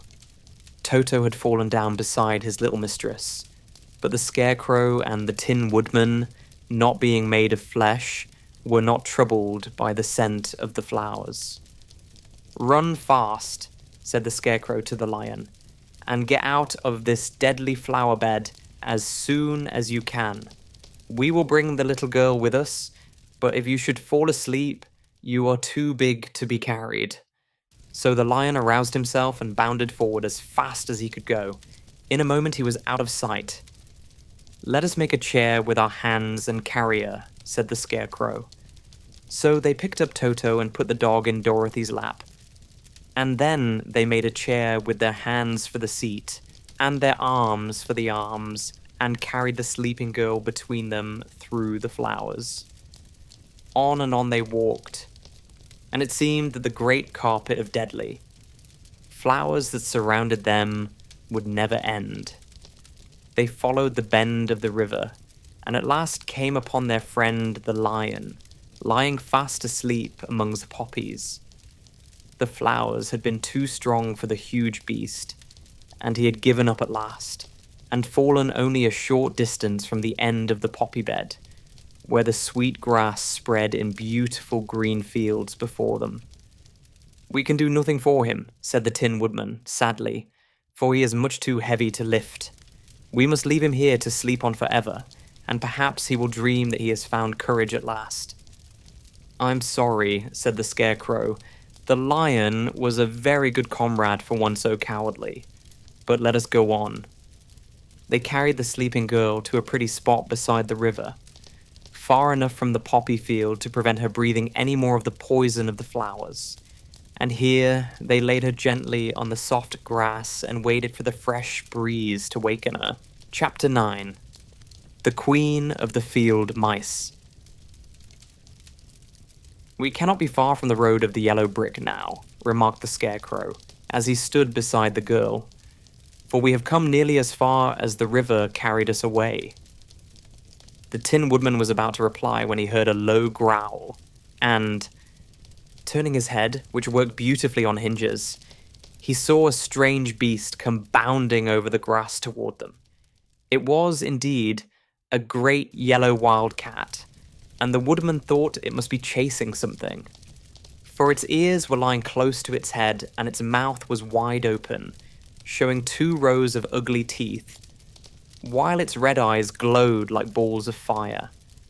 As it came nearer, the Tin Woodman saw that running before the beast was a little grey field mouse, and although he had no heart, he knew it was wrong for the wild cat to try to kill such a pretty, harmless creature.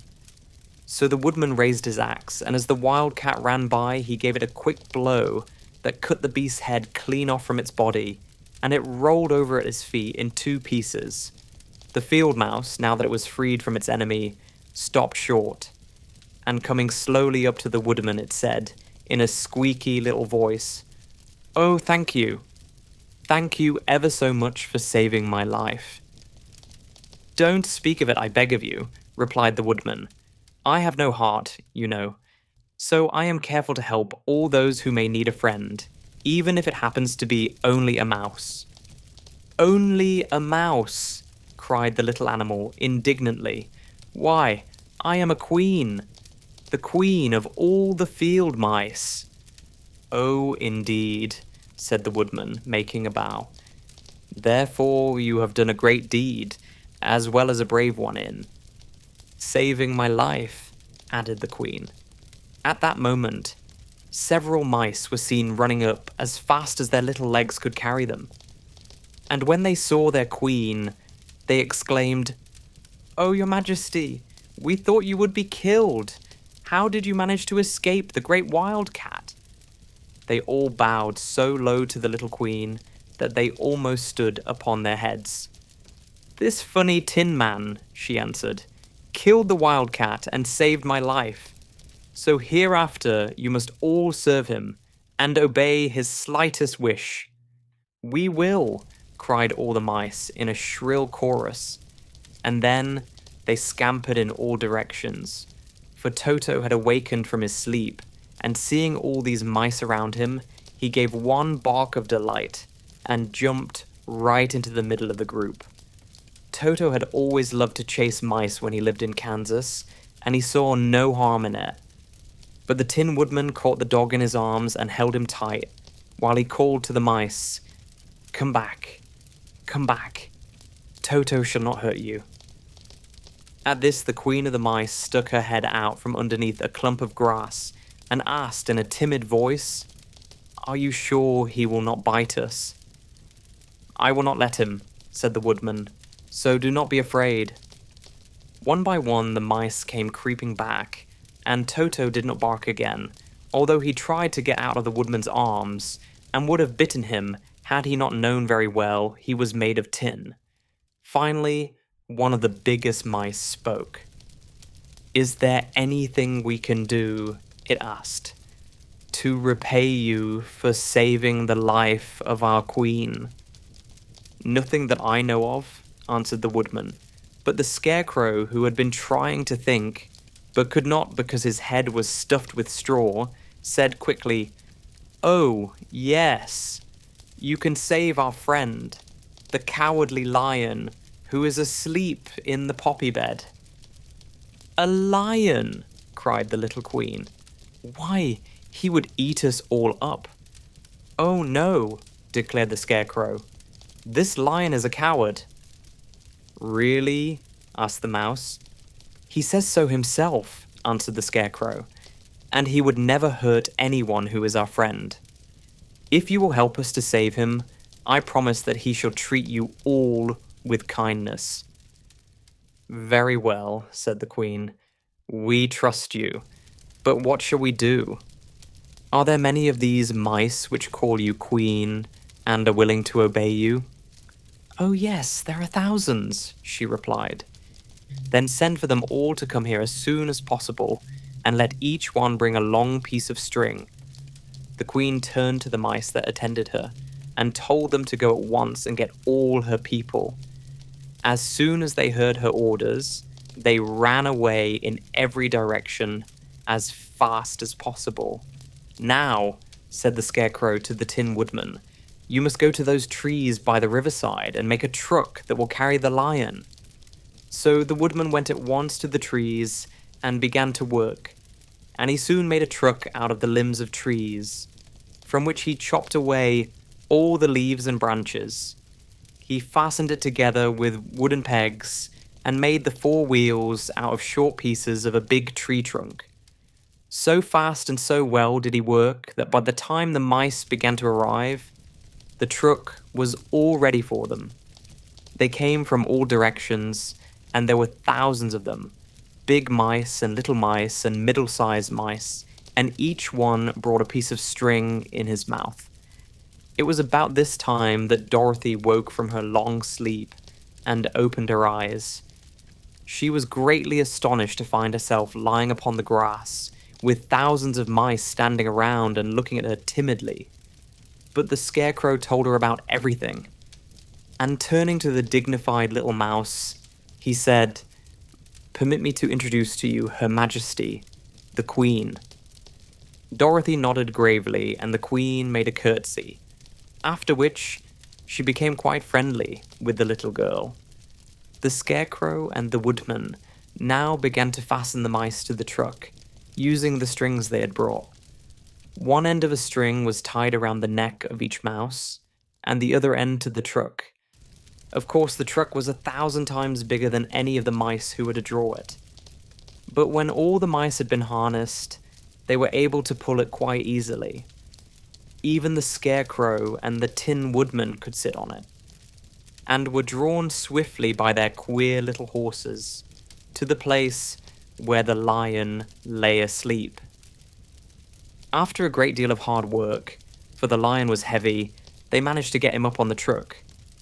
Then the Queen hurriedly gave her people the order to start, for she feared if the mice stayed among the poppies too long, they also would fall asleep.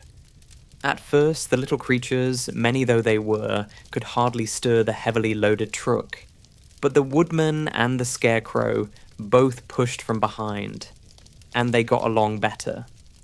Soon, they rolled the lion out of the poppy bed to the green fields, where he could breathe the sweet, fresh air again, instead of the poisonous scent of the flowers. Dorothy came to meet them and thanked the little mice warmly for saving her companion from death. She had grown so fond of the big lion, she was glad he had been rescued. Then the mice were unharnessed from the truck and scampered away through the grass to their homes. The Queen of the Mice was the last to leave. "If ever you need us again," she said, "come out into the field and call, and we shall hear you and come to your assistance. Goodbye." "Goodbye," they all answered, and away the Queen ran, while Dorothy held Toto tightly, lest he should run after her and frighten her. After this, they sat down beside the lion until he should awaken, and the Scarecrow brought Dorothy some fruit from a tree nearby, which she ate for her dinner. Chapter 10. The Guardian of the Gate. It was some time before the Cowardly Lion awakened, for he had lain among the poppies a long while, breathing in their deadly fragrance.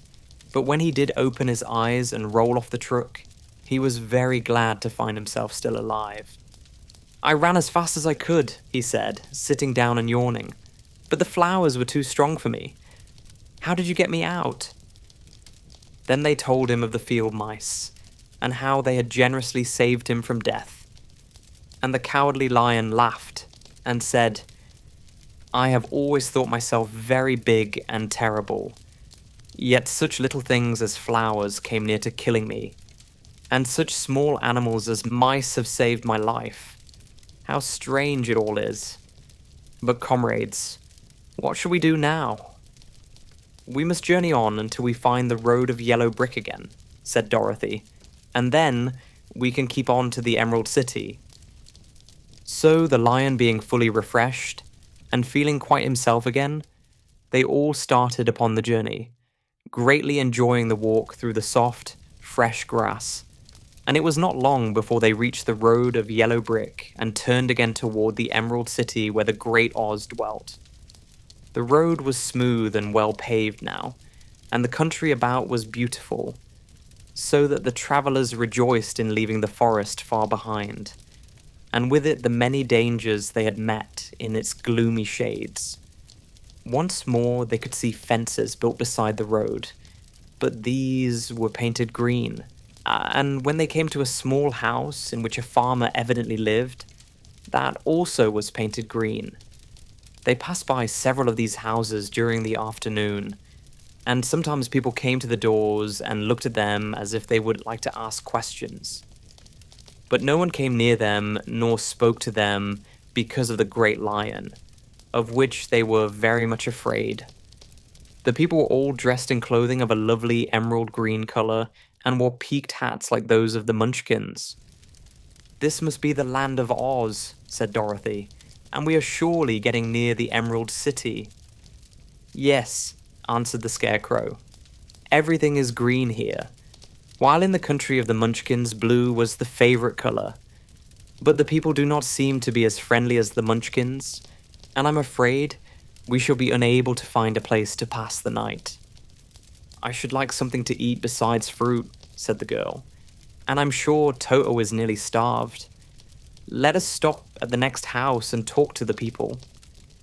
So, when they came to a good-sized farmhouse, Dorothy walked boldly up to the door and knocked. A woman opened it just far enough to look out and said, "What do you want, child? And why is that great lion with you?" "We wish to pass the night with you, if you will allow us," answered Dorothy. "And the lion is my friend and comrade, and would not hurt you for the world." "Is he tame?" asked the woman, opening the door a little wider. "Oh, yes," said the girl. "And he is a great coward, too. He will be more afraid of you than you are of him." "Well," said the woman after thinking it over and taking another peep at the lion, "if that is the case, you may come in, and I will give you some supper and a place to sleep." So they all entered the house, where there were, besides the woman, 2 children and a man. The man had hurt his leg, and was lying on the couch in a corner. They seemed greatly surprised to see so strange a company, and while the woman was busy laying the table, the man asked, "Where are you all going?" "To the Emerald City," said Dorothy, "to see the great Oz." "Oh, indeed," exclaimed the man. "Are you sure that Oz will see you?" "Why not?" she replied. "Why, it is said that he never lets anyone come into his presence. I have been to the Emerald City many times, and it is a beautiful and wonderful place, but I have never been permitted to see the great Oz, nor do I know of any living person who has seen him." "Does he never go out?" asked the Scarecrow. "Never. He sits day after day in the great throne room of his palace, and even those who wait upon him do not see him face to face." "What is he like?" asked the girl. "That is hard to tell," said the man thoughtfully. "You see, Oz is a great wizard, and can take on any form he wishes, so that some say he looks like a bird, and some say he looks like an elephant, and some say he looks like a cat. To others he appears as a beautiful fairy, or a brownie, or in any other form that pleases him. But who the real Oz is, when he is in his own form, no living person can tell." "That is very strange," said Dorothy, "but we must try in some way to see him, or we shall have made our journey for nothing." "Why do you wish to see the terrible Oz?" asked the man. "I want him to give me some brains," said the Scarecrow eagerly. "Oh, Oz could do that easily enough," declared the man. "He has more brains than he needs." "And I want him to give me a heart," said the Tin Woodman. "That will not trouble him," continued the man, "for Oz has a large collection of hearts, of all sizes and shapes." "And I want him to give me courage," said the Cowardly Lion. "Oz keeps a great pot of courage in his throne room," said the man, "which he has covered with a golden plate to keep it from running over. He will be glad to give you some." "And I want him to send me back to Kansas," said Dorothy. "Where is Kansas?" asked the man with surprise. "I don't know," replied Dorothy sorrowfully. but it is my home, and I'm sure it's somewhere. Very likely. Well, Oz can do anything, so I suppose he will find Kansas for you. But first, you must get to see him, and that will be a hard task. For the Great Wizard does not like to see anyone, and he usually has his own way. But what do you want? He continued, speaking to Toto. Toto only wagged his tail, for, strange to say, he could not speak. The woman now called to them that supper was ready, so they gathered around the table and Dorothy ate some delicious porridge and a dish of scrambled eggs and a plate of nice white bread, and enjoyed her meal. The lion ate some of the porridge, but did not care for it, saying it was made from oats, and oats were food for horses, not for lions. The Scarecrow and the Tin Woodman ate nothing at all. Toto ate a little of everything, and was glad to get a good supper again. The woman now gave Dorothy a bed to sleep in, and Toto lay down beside her, while the lion guarded the door of her room so she might not be disturbed. The Scarecrow and the Tin Woodman stood up in a corner and kept quiet all night, although, of course, they could not sleep. The next morning, as soon as the sun was up, they started on their way and soon saw a beautiful green glow in the sky just before them. "That must be the Emerald City," said Dorothy. As they walked on, the green glow became brighter and brighter, and it seemed that at last they were nearing the end of their travels.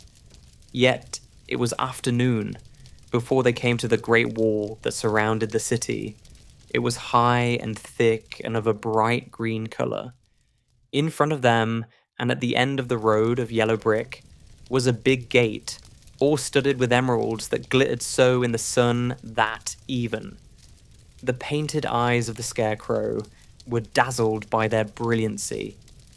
There was a bell beside the gate, and Dorothy pushed the button and heard a silvery tinkle sound within. Then the big gate swung slowly open, and they all passed through and found themselves in a high arched room, the walls of which glistened with countless emeralds. Before them stood a little man about the same size as the Munchkins.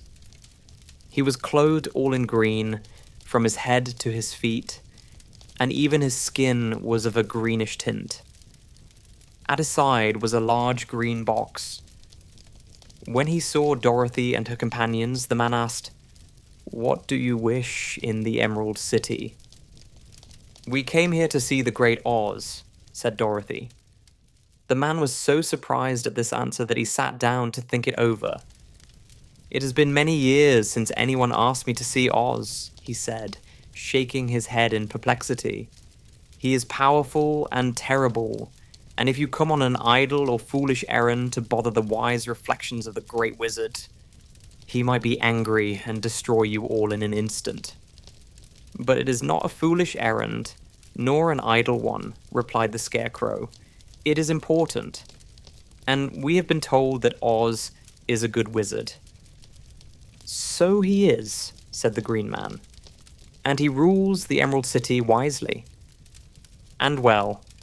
But to those who are not honest, or who approach him from curiosity, he is most terrible, and few have ever dared ask to see his face. I am the guardian of the gates, and since you demand to see the Great Oz, I must take you to his palace. But first, you must put on the spectacles." "Why?" asked Dorothy. "Because if you did not wear spectacles, the brightness and glory of the Emerald City would blind you. Even those who live in the city must wear spectacles night and day. They are all locked on, for Oz so ordered it when the city was first built, and I have the only key that will unlock them." He opened the big box, and Dorothy saw that it was filled with spectacles of every size and shape. All of them had green glasses in them. The guardian of the gates found a pair that would just fit Dorothy and put them over her eyes. There were 2 golden bands fastened to them that passed around the back of her head, where they were locked together by a little key that was at the end of a chain. the guardian of the gates wore around his neck. When they were on, Dorothy could not take them off had she wished.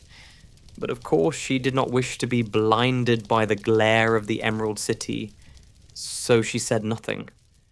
Then the Green Man fitted spectacles for the Scarecrow and the Tin Woodman and the Lion, and even on little Toto, and all were locked fast with the key.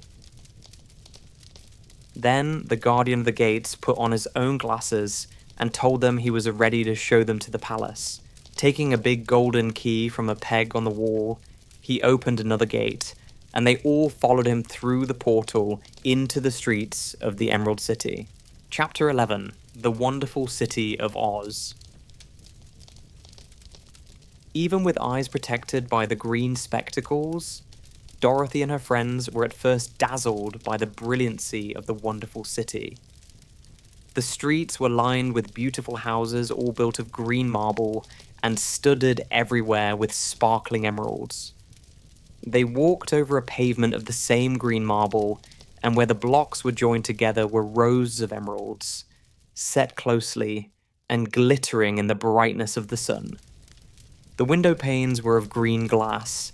Even the sky above the city had a green tint, and the rays of the sun were green. There were many people, men, women, and children, walking about, and these were all dressed in green clothes and had greenish skins. They looked at Dorothy and her strangely assorted company with wondering eyes, and the children all ran away and hid behind their mothers when they saw the lion, but no one spoke to them. Many shops stood in the street, and Dorothy saw that everything in them was green. Green candy and green popcorn were offered for sale, as well as green shoes, green hats, and green clothes of all sorts. At one place, a man was selling green lemonade, and when the children bought it, Dorothy could see that they paid for it with green pennies. There seemed to be no horses nor animals of any kind. The men carried things around in little green carts, which they pushed before them. Everyone seemed happy and contented and prosperous. The Guardian of the Gates led them through the streets until they came to a big building, exactly in the middle of the city, which was the Palace of Oz, the Great Wizard. There was a soldier before the door, dressed in a green uniform and wearing a long green beard. "Here are strangers," said the Guardian of the Gates to him, "and they demand to see the Great Oz." "Step inside," answered the soldier, "and I will carry your message to him." So they passed through the palace gates and were led into a big room with a green carpet and lovely green furniture set with emeralds. The soldier made them all wipe their feet upon a green mat before entering this room, and when they were seated, he said politely, "Please make yourselves comfortable while I go to the door of the throne room and tell Oz you are here." They had to wait a long time before the soldier returned. When, at last, he came back, Dorothy asked, "Have you seen Oz?" "Oh, no," returned the soldier. "I have never seen him, but I spoke to him as he sat behind his screen and gave him your message. He said he will grant you an audience if you so desire, but each one of you must enter his presence alone, and he will admit but one each day. Therefore, as you must remain in the palace for several days, I will have you shown to rooms where you may rest in comfort after your journey." "Thank you," replied the girl. "That is very kind of Oz." The soldier now blew upon a green whistle, and at once a young girl, dressed in a pretty green silk gown, entered the room. She had lovely green hair and green eyes, and she bowed low before Dorothy as she said, "Follow me and I will show you your room." So Dorothy said goodbye to all her friends, except Toto, and taking the dog in her arms, followed the green girl through 7 passages and up 3 flights of stairs until they came to a room at the front of the palace. It was the sweetest little room in the world, with a soft, comfortable bed that had sheets of green silk and a green velvet counterpane. There was a tiny fountain in the middle of the room that shot a spray of green perfume into the air, to fall back into a beautifully carved green marble basin.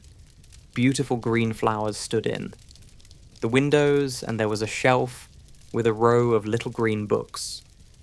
When Dorothy had time to open these books, she found them full of queer green pictures that made her laugh. They were so funny. In a wardrobe were many green dresses, made of silk and satin and velvet, and all of them fitted Dorothy exactly. "Make yourself perfectly at home," said the green girl, "and if you wish for anything, ring the bell. Oz will send for you tomorrow morning." She left Dorothy alone and went back to the others. These she also led to rooms, and each one of them found himself lodged in a very pleasant part of the palace. Of course, this politeness was wasted on the Scarecrow, for when he found himself alone in his room, he stood stupidly in one spot, just within the doorway, to wait till morning. It would not rest him to lie down, and he could not close his eyes. So he remained all night staring at a little spider which was weaving its web in a corner of the room, just as if it were not one of the most wonderful rooms in the world. The Tin Woodman lay down on his bed from force of habit, for he remembered when he was made of flesh. But not being able to sleep, he passed the night moving his joints up and down to make sure they kept in good working order. The Lion would have preferred a bed of dried leaves in the forest, and did not like being shut up in a room, but he had too much sense to let this worry him.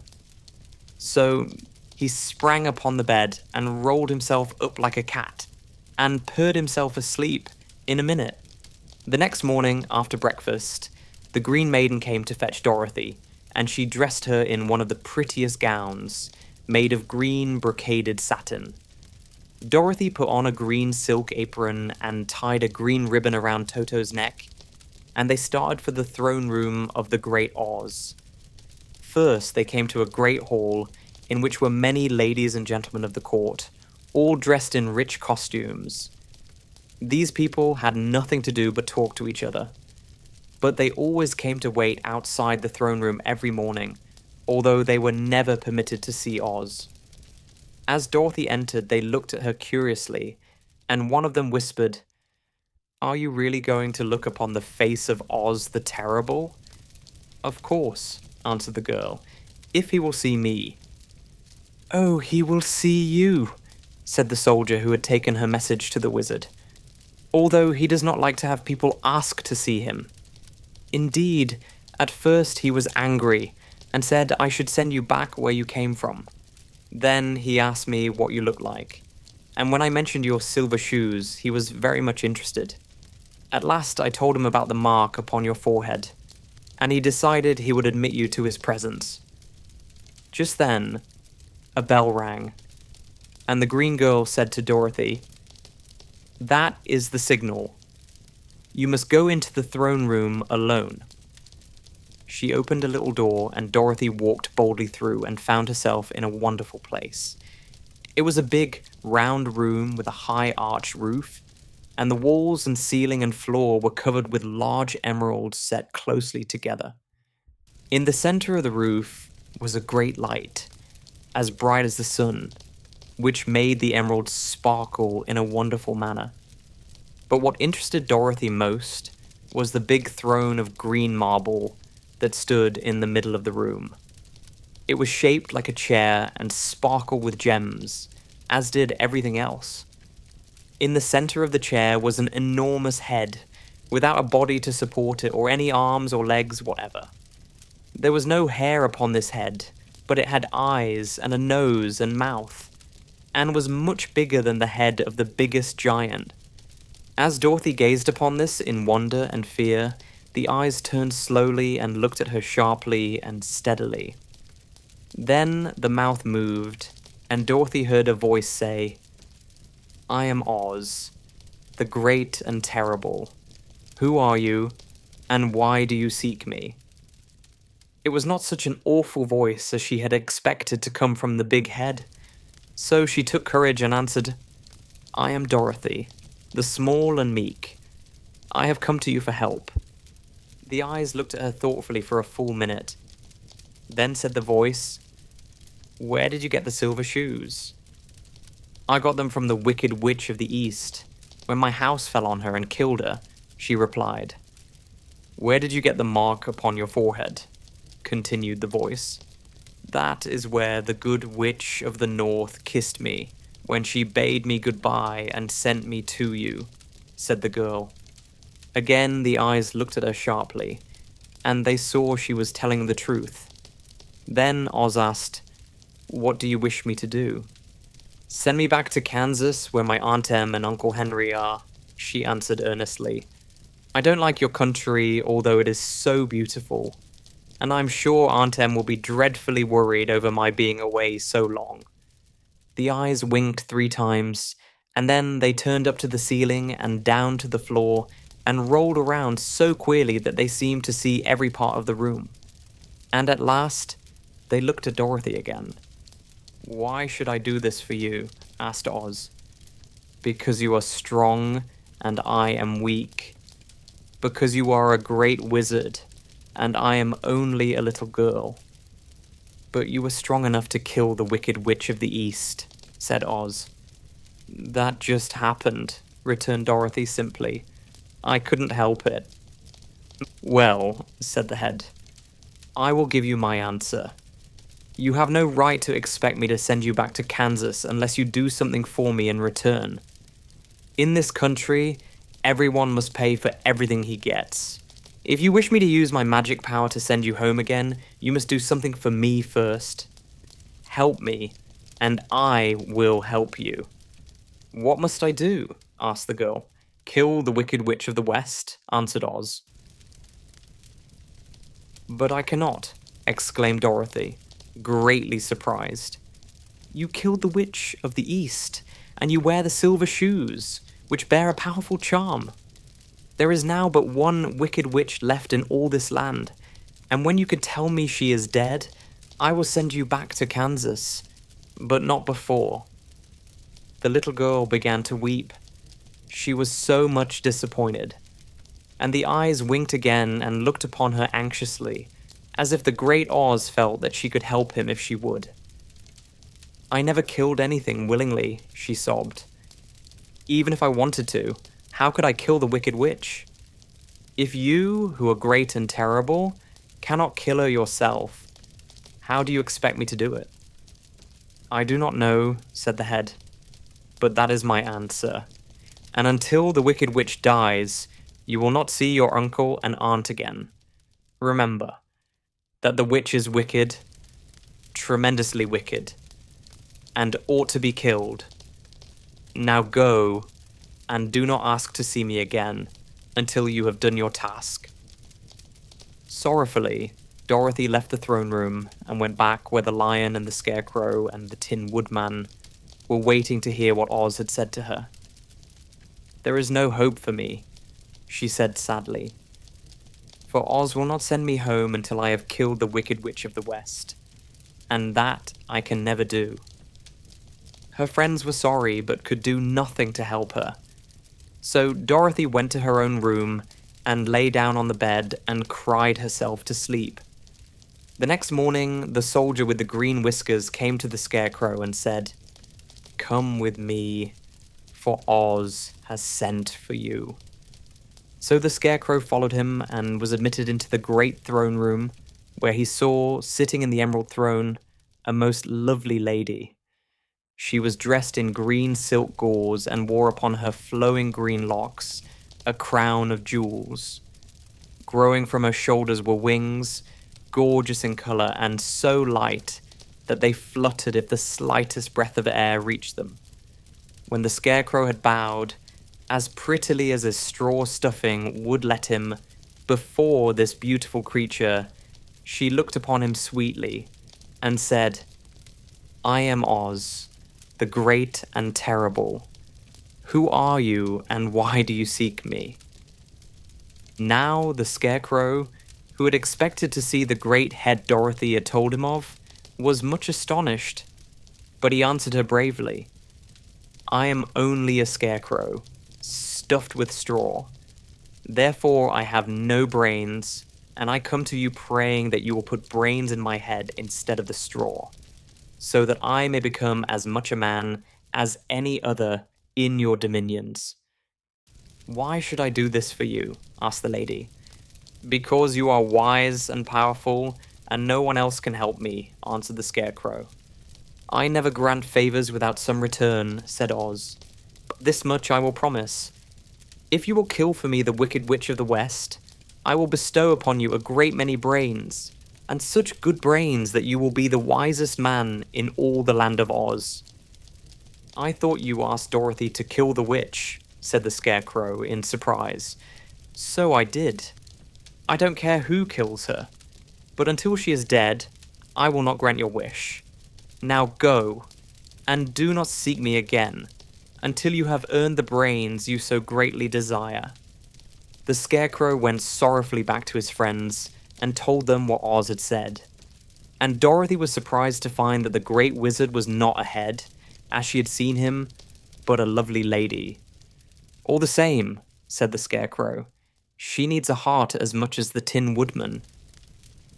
On the next morning, the soldier with the green whiskers came to the Tin Woodman and said, "Oz has sent for you. Follow me." So the Tin Woodman followed him and came to the great throne room. He did not know whether he would find Oz a lovely lady or a head, but he hoped it would be the lovely lady. "For," he said to himself, "if it is the head, I am sure I shall not be given a heart, since a head has no heart of its own, and therefore cannot feel for me. But if it is the lovely lady, I shall beg hard for a heart, for all ladies are themselves said to be kindly-hearted." But when the Woodman entered the great throne room, he saw neither the head nor the lady, for Oz had taken the shape of a most terrible beast. It was nearly as big as an elephant, and the green throne seemed hardly strong enough to hold its weight. The beast had a head like that of a rhinoceros, only there were 5 eyes in its face. There were 5 long arms growing out of its body, and it also had 5 long, slim legs. Thick, woolly hair covered every part of it, and a more dreadful-looking monster could not be imagined. It was fortunate the Tin Woodman had no heart at that moment, for it would have beat loud and fast from terror. But being only tin, the Woodman was not at all afraid, although he was much disappointed. "I am Oz, the great and terrible," spoke the beast, in a voice that was one great roar. "Who are you, and why do you seek me?" "I am a woodman, and made of tin. Therefore I have no heart and cannot love. I pray you to give me a heart that I may be as other men are." "Why should I do this?" demanded the beast. "Because I ask it, and you alone can grant my request," answered the Woodman. Oz gave a low growl at this, but said gruffly, "If you indeed desire a heart, you must earn it." "How?" asked the Woodman. "Help Dorothy to kill the Wicked Witch of the West," replied the beast. "When the witch is dead, come to me, and I will then give you the biggest and kindest and most loving heart in all the land of Oz." So the Tin Woodman was forced to return sorrowfully to his friends and tell them of the terrible beast he had seen. They all wondered greatly at the many forms the Great Wizard could take upon himself, and the Lion said, "If he is a beast, when I go to see him, I shall roar my loudest, and so frighten him that he will grant all I ask. And if he is the lovely lady, I shall pretend to spring upon her, and so compel her to do my bidding. And if he is the great head, he will be at my mercy, for I will roll this head all about the room until he promises to give us what we desire. So be of good cheer, my friends, for all will yet be well." The next morning, the soldier with the green whiskers led the Lion to the great throne room and bade him enter the presence of Oz. The Lion at once passed through the door, and glancing around saw to his surprise that before the throne was a ball of fire, so fierce and glowing he could scarcely bear to gaze upon it. His first thought was that Oz had by accident caught on fire and was burning up. But when he tried to go nearer, the heat was so intense that it singed his whiskers, and he crept back tremblingly to a spot near the door. Then a low, quiet voice came from the ball of fire, and these were the words it spoke. "I am Oz, the great and terrible. Who are you, and why do you seek me?" And the lion answered, "I am a cowardly lion, afraid of everything. I came to you to beg that you give me courage, so that in reality I may become the king of beasts, as men call me." "Why should I give you courage?" demanded Oz. "Because of all wizards, you are the greatest, and alone have power to grant my request," answered the lion. The ball of fire burned fiercely for a time, and the voice said, "Bring me proof that the Wicked Witch is dead, and that moment I will give you courage. But as long as the witch lives, you must remain a coward." The lion was angry at this speech, but could say nothing in reply, and while he stood silently gazing at the ball of fire, it became so furiously hot that he turned tail and rushed from the room. He was glad to find his friends waiting for him, and told them of his terrible interview with the wizard. "What shall we do now?" asked Dorothy sadly. "There is only one thing we can do," returned the lion, "and that is to go to the land of the Winkies, seek out the Wicked Witch, and destroy her." "But suppose we cannot," said the girl. "Then I shall never have courage," declared the lion. "And I shall never have brains," added the Scarecrow. "And I shall never have a heart," spoke the Tin Woodman. "And I shall never see Aunt Em and Uncle Henry," said Dorothy, beginning to cry. "Be careful," cried the green girl. "The tears will fall on your green silk gown and spot it." So Dorothy dried her eyes and said, "I suppose we must try it. But I'm sure I do not want to kill anybody, even to see Aunt Em again." "I will go with you, but I'm too much of a coward to kill the witch," said the lion. "I will go too," declared the Scarecrow, "but I shall not be of much help to you. I am such a fool." "I haven't the heart to harm even a witch," remarked the Tin Woodman. "But if you go, I certainly shall go with you." Therefore it was decided to start upon their journey the next morning, and the woodman sharpened his axe on a green grindstone and had all his joints properly oiled. The Scarecrow stuffed himself with fresh straw, and Dorothy put new paint on his eyes that he might see better. The green girl, who was very kind to them, filled Dorothy's basket with good things to eat, and fastened a little bell around Toto's neck with a green ribbon. They went to bed quite early and slept soundly until daylight, when they were awakened by the crowing of a green cock that lived in the backyard of the palace, and the cackling of a hen that had laid a green egg. Chapter 12. The Search for the Wicked Witch. The soldier with the green whiskers led them through the streets of the Emerald City until they reached the room where the guardian of the gates lived. This officer unlocked their spectacles to put them back in his great box, and then he politely opened the gate for our friends. "Which road leads to the Wicked Witch of the West?" asked Dorothy.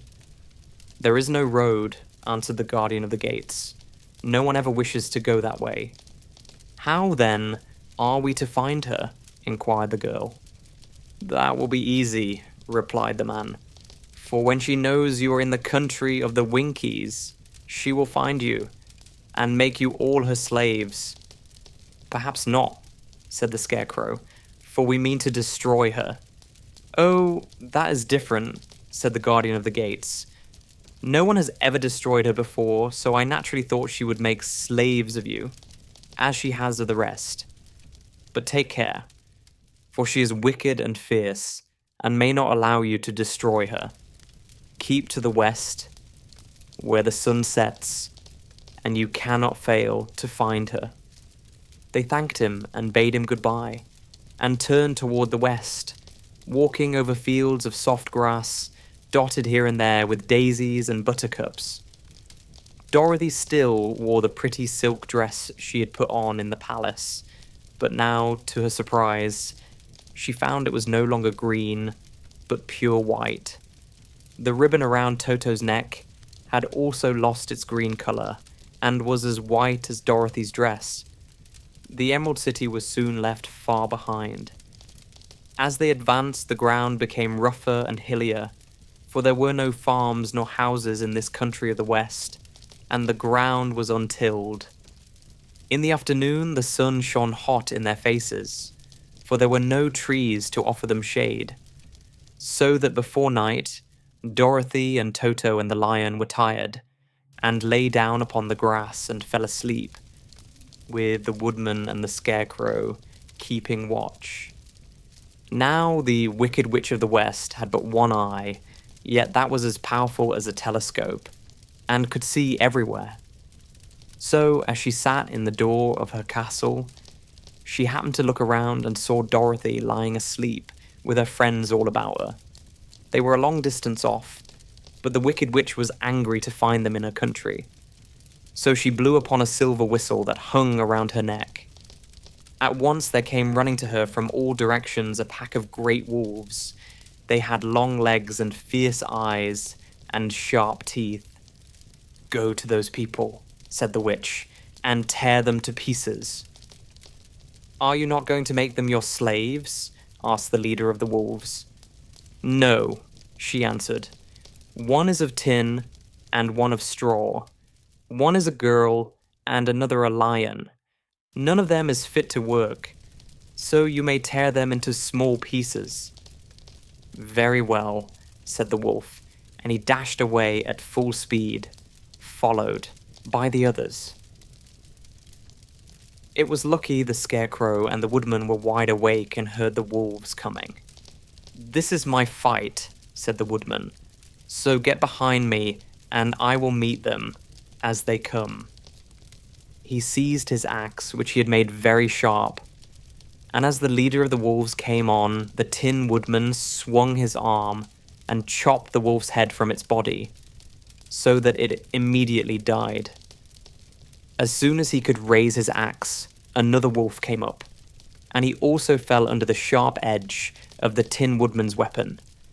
There were 40 wolves, and 40 times a wolf was killed, so that at last they all lay dead in a heap before the woodman. Then he put down his axe and sat beside the scarecrow, who said, "It was a good fight, friend." They waited until Dorothy awoke the next morning.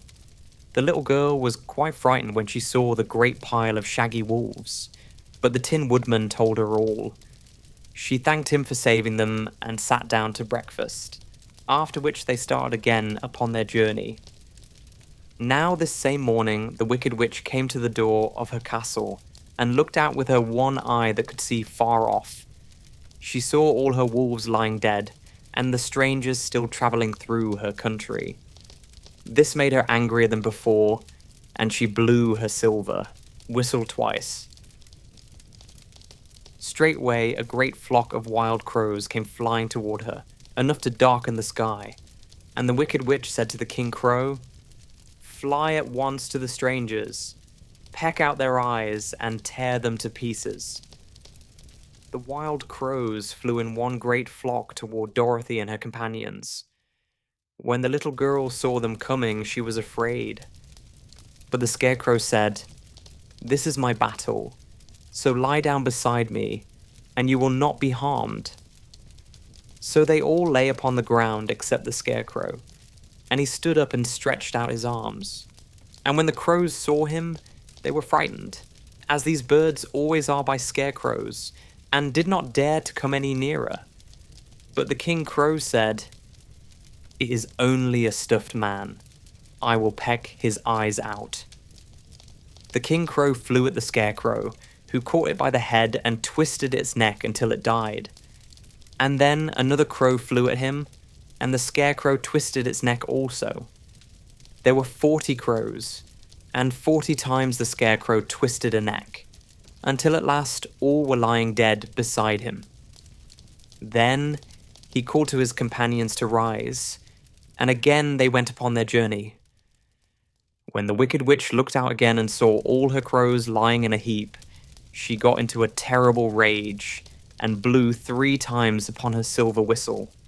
Forthwith, there was heard a great buzzing in the air, and a swarm of black bees came flying toward her. "Go to the strangers and sting them to death," commanded the witch, and the bees turned and flew rapidly until they came to where Dorothy and her friends were walking. But the woodman had seen them coming, and the scarecrow had decided what to do. "Take out my straw and scatter it over the little girl and the dog and the lion," he said to the woodman, "and the bees cannot sting them." This the woodman did, and as Dorothy lay close beside the lion and held Toto in her arms, the straw covered them entirely. The bees came and found no one but the woodman to sting. So they flew at him and broke off all their stings against the tin, without hurting the woodman at all. And as bees cannot live when their stings are broken, that was the end of the black bees, and they lay scattered thick about the woodman, like little heaps of fine coal. Then Dorothy and the lion got up, and the girl helped the Tin Woodman put the straw back into the scarecrow again, until he was as good as ever. So they started upon their journey once more. The Wicked Witch was so angry when she saw her black bees in little heaps like fine coal that she stamped her foot and tore her hair and gnashed her teeth. And then she called a dozen of her slaves, who were the Winkies, and gave them sharp spears, telling them to go to the strangers and destroy them. The Winkies were not a brave people, but they had to do as they were told. So they marched away until they came near to Dorothy. Then the lion gave a great roar and sprang towards them, and the poor Winkies were so frightened that they ran back as fast as they could. When they returned to the castle, the Wicked Witch beat them well with a strap and sent them back to their work, after which she sat down to think what she should do next. She could not understand how all her plans to destroy these strangers had failed. But she was a powerful witch, as well as a wicked one, and she soon made up her mind how to act. There was, in her cupboard, a golden cap, with a circle of diamonds and rubies running around it. This golden cap had a charm. Whoever owned it could call 3 times upon the winged monkeys, who would obey any order they were given. But no person could command these strange creatures more than 3 times. Twice already the Wicked Witch had used the charm of the cap. Once was when she had made the Winkies her slaves, and set herself to rule over their country. The winged monkeys had helped her do this. The second time was when she had fought against the great Oz himself, and driven him out of the land of the West. The winged monkeys had also helped her in doing this. Only once more could she use this golden cap, for which reason she did not like to do so, until all her other powers were exhausted. But now that her fierce wolves, and her wild crows and her stinging bees were gone, and her slaves had been scared away by the cowardly lion, she saw there was only one way left to destroy Dorothy and her friends. So the Wicked Witch took the golden cap from her cupboard and placed it upon her head. Then she stood upon her left foot and said slowly, "Epe pepe kake." Next she stood upon her right foot and said, "Hillo, holo, hello." After this she stood upon both feet and cried in a loud voice, "Sizzy zuzzy zik." Now the charm began to work. The sky was darkened and a low rumbling sound was heard in the air. There was a rushing of many wings, a great chattering and laughing, and the sun came out of the dark sky to show the Wicked Witch surrounded by a crowd of monkeys, each with a pair of immense and powerful wings on his shoulders. One, much bigger than the others, seemed to be their leader. He flew close to the witch and said, "You have called us for the third and last time. What do you command?" "Go to the strangers who are within my land, and destroy them all except the lion," said the wicked witch. "Bring that beast to me, for I have a mind to harness him like a horse, and make him work." "Your command shall be obeyed," said the leader. Then, with a great deal of chattering and noise, the winged monkeys flew away to the place where Dorothy and her friends were walking. Some of the monkeys seized the Tin Woodman and carried him through the air until they were over a country thickly covered with sharp rocks. Here they dropped the poor woodman, who fell a great distance to the rocks, where he lay so battered and dented that he could neither move nor groan. Others of the monkeys caught the Scarecrow, and with their long fingers pulled all of the straw out of his clothes and head. They made his hat and boots and clothes into a small bundle and threw it into the top branches of a tall tree. The remaining monkeys threw pieces of stout rope around the lion and wound many coils about his body and head and legs until he was unable to bite or scratch or struggle in any way. Then they lifted him up and flew away with him to the witch's castle, where he was placed in a small yard with a high iron fence around it, so that he could not escape. But Dorothy they did not harm at all. She stood with Toto in her arms, watching the sad fate of her comrades and thinking it would soon be her turn. The leader of the winged monkeys flew up to her, his long hairy arms stretched out and his ugly face grinning terribly. But he saw the mark of the good witch's kiss upon her forehead, and stopped short, motioning the others not to touch her. "We dare not harm this little girl," he said to them, "for she is protected by the power of good, and that is greater than the power of evil. All we can do is to carry her to the castle of the wicked witch, and leave her there." So, carefully and gently, they lifted Dorothy in their arms, and carried her swiftly through the air until they came to the castle, where they set her down upon the front doorstep. Then the leader said to the witch, "We have obeyed you as far as we were able. The Tin Woodman and the Scarecrow are destroyed, and the lion is tied up in your yard. The little girl we dare not harm, nor the dog she carries in her arms. Your power over our band is now ended, and you will never see us again." Then all the winged monkeys, with much laughing and chattering and noise, flew into the air and were soon out of sight. The wicked witch was both surprised and worried when she saw the mark on Dorothy's forehead, for she knew well that neither the winged monkeys nor she herself dare hurt the girl in any way. She looked down at Dorothy's feet, and seeing the silver shoes, began to tremble with fear, for she knew what a powerful charm belonged to them. At first, the witch was tempted to run away from Dorothy, but she happened to look into the child's eyes and saw how simple the soul behind them was, and that the little girl did not know of the wonderful power the silver shoes gave her. So the wicked witch laughed to herself, and thought, "I can still make her my slave, for she does not know how to use her power." Then she said to Dorothy, harshly and severely, "Come with me, and see that you mind everything I tell you, for if you do not, I will make an end of you, as I did of the Tin Woodman and the Scarecrow." Dorothy followed her through many of the beautiful rooms in her castle until they came to the kitchen, where the witch bade her clean the pots and kettles and sweep the floor and keep the fire fed with wood. Dorothy went to work meekly, with her mind made up to work as hard as she could, for she was glad the wicked witch had decided not to kill her. With Dorothy hard at work, the witch thought she would go into the courtyard and harness the cowardly lion like a horse.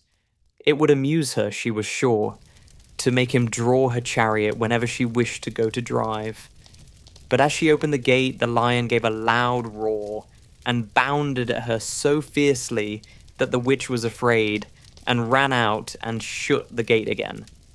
"If I cannot harness you," said the witch to the lion, speaking through the bars of the gate, "I can starve you. You shall have nothing to eat until you do as I wish." So after that she took no food to the imprisoned lion, but every day she came to the gate at noon and asked, "Are you ready to be harnessed like a horse?" And the lion would answer, "No. If you come in this yard, I will bite you." The reason the lion did not have to do as the witch wished was that every night, while the woman was asleep, Dorothy carried him food from the cupboard. After he had eaten, he would lie down on his bed of straw, and Dorothy would lie beside him and put her head on his soft, shaggy mane, while they talked of their troubles and tried to plan some way to escape. But they could find no way to get out of the castle, for it was constantly guarded by the Yellow Winkies, who were the slaves of the Wicked Witch, and too afraid of her not to do as she told them. The girl had to work hard during the day, and often the witch threatened to beat her with the same old umbrella she always carried in her hand. But, in truth, she did not dare to strike Dorothy, because of the mark upon her forehead. The child did not know this, and was full of fear for herself and Toto. Once the witch struck Toto a blow with her umbrella, and the brave little dog flew at her and bit her leg in return. The witch did not bleed where she was bitten, for she was so wicked that the blood in her had dried up many years before. Dorothy's life became very sad as she grew to understand that it would be harder than ever to get back to Kansas and Aunt Em again. Sometimes she would cry bitterly for hours, with Toto sitting at her feet and looking into her face, whining dismally to show how sorry he was for his little mistress. Toto did not really care whether he was in Kansas or the Land of Oz so long as Dorothy was with him, but he knew the little girl was unhappy, and that made him unhappy too. Now the Wicked Witch had a great longing to have for her own the silver shoes, which the girl always wore. Her bees and her crows and her wolves were lying in heaps and drying up, and she had used up all the power of the golden cap. But if she could only get hold of the silver shoes, they would give her more power than all the other things she had lost. She watched Dorothy carefully, to see if she ever took off her shoes, thinking she might steal them. But the child was so proud of her pretty shoes that she never took them off, except at night, and when she took her bath. The witch was too much afraid of the dark to dare go in Dorothy's room at night to take the shoes, and her dread of water was greater than her fear of the dark, so she never came near when Dorothy was bathing. Indeed, the old witch never touched water, nor ever let water touch her in any way. But the wicked creature was very cunning, and she finally thought of a trick that would give her what she wanted. She placed a bar of iron in the middle of the kitchen floor, and then by her magic arts made the iron invisible to human eyes, so that when Dorothy walked across the floor, she stumbled over the bar, not being able to see it, and fell at full length. She was not much hurt, but in her fall, one of the silver shoes came off, and before she could reach it, the witch had snatched it away and put it on her own skinny foot. The wicked woman was greatly pleased with the success of her trick, for as long as she had one of the shoes she owned half the power of their charm, and Dorothy could not use it against her, even had she known how to do so. The little girl, seeing she had lost one of her pretty shoes, grew angry, and said to the witch, "Give me back my shoe." "I will not," retorted the witch, "for it is now my shoe, and not yours." "You are a wicked creature," cried Dorothy. "You have no right to take my shoe from me." "I shall keep it just the same," said the witch, laughing at her, "and someday I shall get the other one from you, too." This made Dorothy so very angry that she picked up the bucket of water that stood near and dashed it over the witch, wetting her from head to foot. Instantly, the wicked woman gave a loud cry of fear, and then, as Dorothy looked at her in wonder, the witch began to shrink and fall away. "See what you have done!" she screamed. "In a minute I shall melt away." "I'm very sorry indeed," said Dorothy, who was truly frightened to see the witch actually melting away, like brown sugar before her very eyes. "Didn't you know water would be the end of me?" asked the witch, in a wailing, despairing voice. "Of course not," answered Dorothy. "How should I?" "Well, in a few minutes I shall be all melted, and you will have the castle to yourself. I have been wicked in my day, but I never thought a little girl like you would ever be able to melt me and end my wicked deeds. Look out, here I go." With these words, the witch fell down in a brown, melted, shapeless mass and began to spread over the clean boards of the kitchen floor.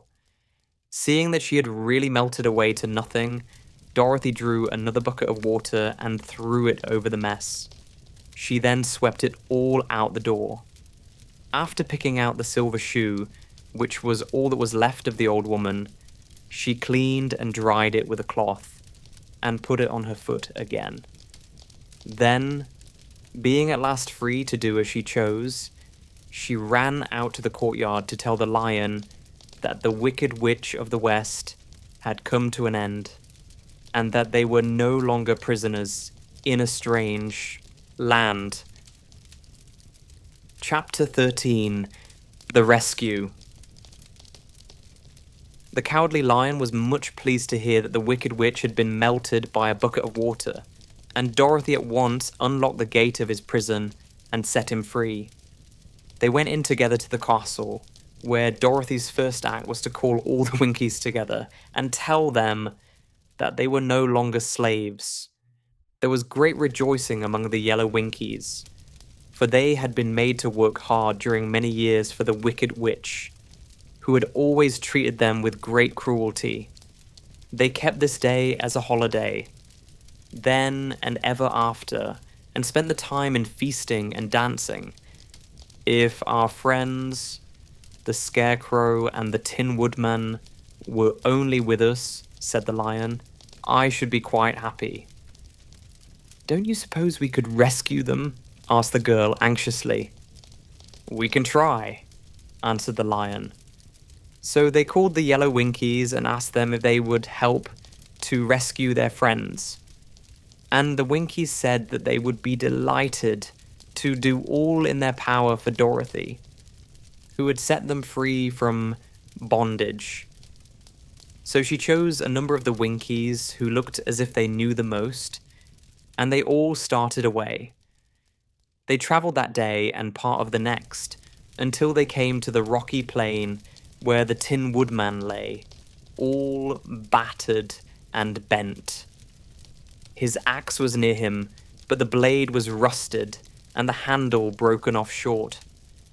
The Winkies lifted him tenderly in their arms and carried him back to the Yellow Castle again, Dorothy shedding a few tears by the way at the sad plight of her old friend, and the Lion looking sober and sorry. When they reached the castle, Dorothy said to the Winkies, "Are any of your people tinsmiths?" "Oh yes, some of us are very good tinsmiths," they told her. "Then bring them to me," she said. And when the tinsmith came, bringing with them all their tools and baskets, she inquired, "Can you straighten out those dents in the Tin Woodman, and bend him back into shape again, and solder him together where he is broken?" The tinsmiths looked the Woodman over carefully, and then answered that they thought they could mend him, so he would be as good as ever. So they set to work in one of the big yellow rooms of the castle, and worked for 3 days and 4 nights, hammering and twisting and bending and soldering and polishing and pounding at the legs and body and head of the Tin Woodman, until at last he was straightened out into his old form, and his joints worked as well as ever. To be sure, there were several patches on him, but the tinsmiths did a good job, and as the woodman was not a vain man, he did not mind the patches at all. When, at last, he walked into Dorothy's room and thanked her for rescuing him, he was so pleased that he wept tears of joy, and Dorothy had to wipe every tear carefully from his face with her apron, so his joints would not be rusted. At the same time, her own tears fell thick and fast at the joy of meeting her old friend again. And these tears did not need to be wiped away. As for the lion, he wiped his eyes so often with the tip of his tail that it became quite wet, and he was obliged to go out into the courtyard and hold it in the sun till it dried. "If we only had the Scarecrow with us again," said the Tin Woodman when Dorothy had finished telling him everything that had happened, "I should be quite happy." "We must try to find him," said the girl. So she called the Winkies to help her, and they walked all that day and part of the next, until they came to the tall tree in the branches of which the winged monkeys had tossed the Scarecrow's clothes. It was a very tall tree, and the trunk was so smooth that no one could climb it. But the woodman said at once, "I'll chop it down, and then we can get the Scarecrow's clothes." Now, while the tinsmiths had been at work mending the woodman himself, another of the Winkies, who was a goldsmith, had made an axe handle of solid gold and fitted it to the woodman's axe, instead of the old broken handle. Others polished the blade until all the rust was removed, and it glistened like burnished silver. As soon as he had spoken, the Tin Woodman began to chop, and in a short time the tree fell over with a crash, whereupon the Scarecrow's clothes fell out of the branches and rolled off on the ground. Dorothy picked them up and had the Winkies carry them back to the castle, where they were stuffed with nice, clean straw. And behold, here was the Scarecrow, as good as ever, thanking them over and over again for saving him.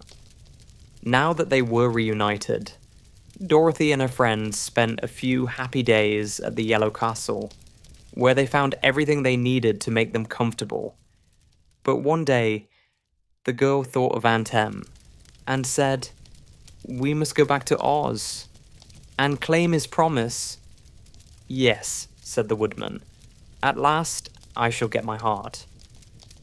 "And I shall get my brains," added the Scarecrow joyfully. "And I shall get my courage," said the lion thoughtfully. "And I shall get back to Kansas," cried Dorothy, clapping her hands. "Oh, let us start for the Emerald City tomorrow." This they decided to do. The next day they called the Winkies together and bade them goodbye. The Winkies were sorry to have them go, and they had grown so fond of the Tin Woodman that they begged him to stay and rule over them and the Yellow Land of the West. Finding they were determined to go, the Winkies gave Toto and the lion each a golden collar, and to Dorothy they presented a beautiful bracelet studded with diamonds, and to the Scarecrow they gave a gold-headed walking stick to keep him from stumbling, and to the Tin Woodman they offered a silver oil can, inlaid with gold and set with precious jewels. Every one of the travellers made the Winkies a pretty speech in return, and all shook hands with them until their arms ached.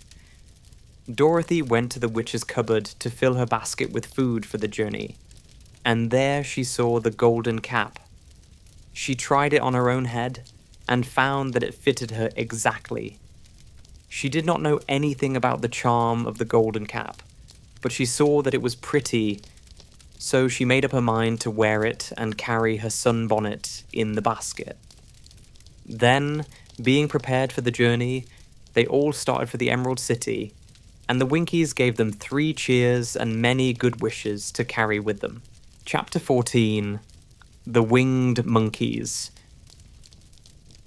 You will remember there was no road, not even a pathway, between the castle of the Wicked Witch and the Emerald City.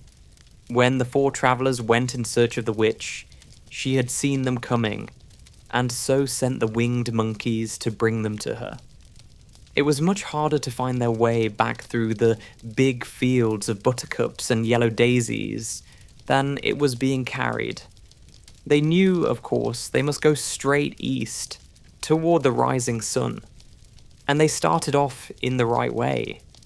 But at noon, when the sun was over their heads, they did not know which was east and which was west, and that was the reason they were lost in the great fields. They kept on walking, however, and at night the moon came out and shone brightly. So they lay down among the sweet-smelling yellow flowers and slept soundly until morning, all but the Scarecrow and the Tin Woodman. The next morning the sun was behind a cloud, but they started on, as if they were quite sure which way they were going. "If we walk far enough," said Dorothy, "I am sure we shall sometime come to some place." But day by day passed away, and they still saw nothing before them but the scarlet fields. The Scarecrow began to grumble a bit. "We have surely lost our way," he said, "and unless we find it again in time to reach the Emerald City, I shall never get my brains." "Nor I my heart," declared the Tin Woodman. "It seems to me I can. Scarcely wait till I get to Oz, and you must admit this is a very long journey." "You see," said the Cowardly Lion with a whimper, "I haven't the courage to keep tramping forever, without getting anywhere at all." Then Dorothy lost heart. She sat down on the grass and looked at her companions, and they sat down and looked at her. And Toto found that for the first time in his life he was too tired to chase a butterfly that flew past his head. So he put out his tongue and panted and looked at Dorothy as if to ask what they should do next. "Suppose we call the field mice," she suggested. "They could probably tell us the way to the Emerald City." "To be sure they could," cried the Scarecrow. "Why didn't we think of that before?" Dorothy blew the little whistle she had always carried about her neck, since the Queen of the Mice had given it to her. In a few minutes, they heard the pattering of tiny feet, and many of the small grey mice came running up to her. Among them was the Queen herself, who asked, in a squeaky little voice, "What can I do for my friends?" "We have lost our way," said Dorothy. "Can you tell us where the Emerald City is?" "Certainly," answered the Queen, "but it is a great way off for you. Have had it at your backs all this time." Then she noticed Dorothy's golden cap and said, "Why don't you use the charm of the cap and call the winged monkeys to you? They will carry you to the city of Oz in less than an hour." "I didn't know there was a charm," answered Dorothy in surprise. "What is it?" "It is written inside the golden cap," replied the Queen of the Mice. "But if you're going to call the winged monkeys, we must run away, for they are full of mischief and think it great fun to plague us." "Won't they hurt me?" asked the girl anxiously. "Oh no, they must obey the wearer of the cap. Goodbye." And she scampered out of sight, with all the mice hurrying after her. Dorothy looked inside the golden cap and saw some words written upon the lining. These, she thought, must be the charm. So she read the directions carefully and put the cap upon her head. "Epe, Pepe, Kake," she said, standing on her left foot. "What did you say?" asked the Scarecrow, who did not know what she was doing. "Hillo, holo, hello," Dorothy went on, standing this time on her right foot. "Hello," replied the Tin Woodman calmly. "Zizzy, zuzzy, zick," said Dorothy, who was now standing on both feet. This ended the saying of the charm, and they heard a great chattering and flapping of wings as the band of winged monkeys flew up to them. The king bowed low before Dorothy and asked, "What is your command?"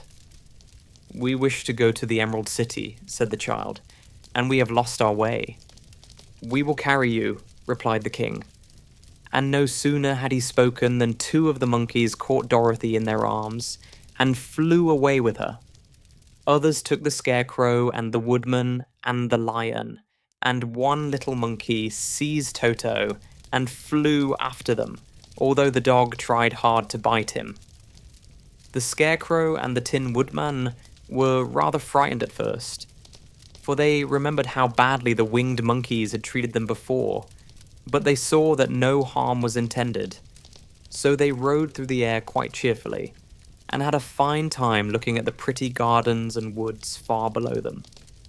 Dorothy found herself riding easily between two of the biggest monkeys, one of them the king himself.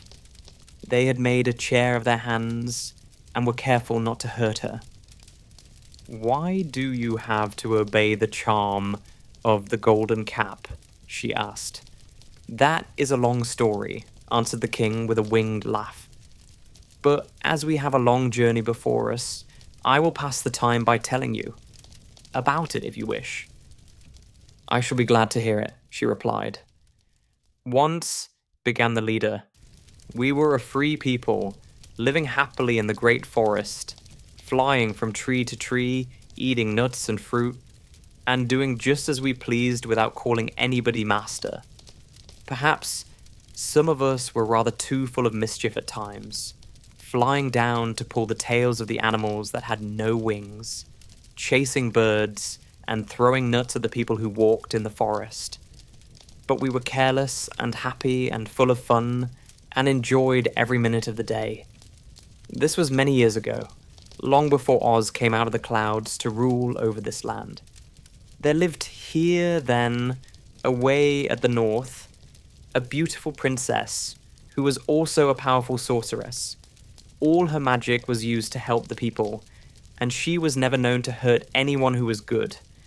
Her name was Gayolette, and she lived in a handsome palace built from great blocks of ruby. Everyone loved her, but her greatest sorrow was that she could find no one to love in return, since all the men were much too stupid and ugly to mate with one so beautiful and wise.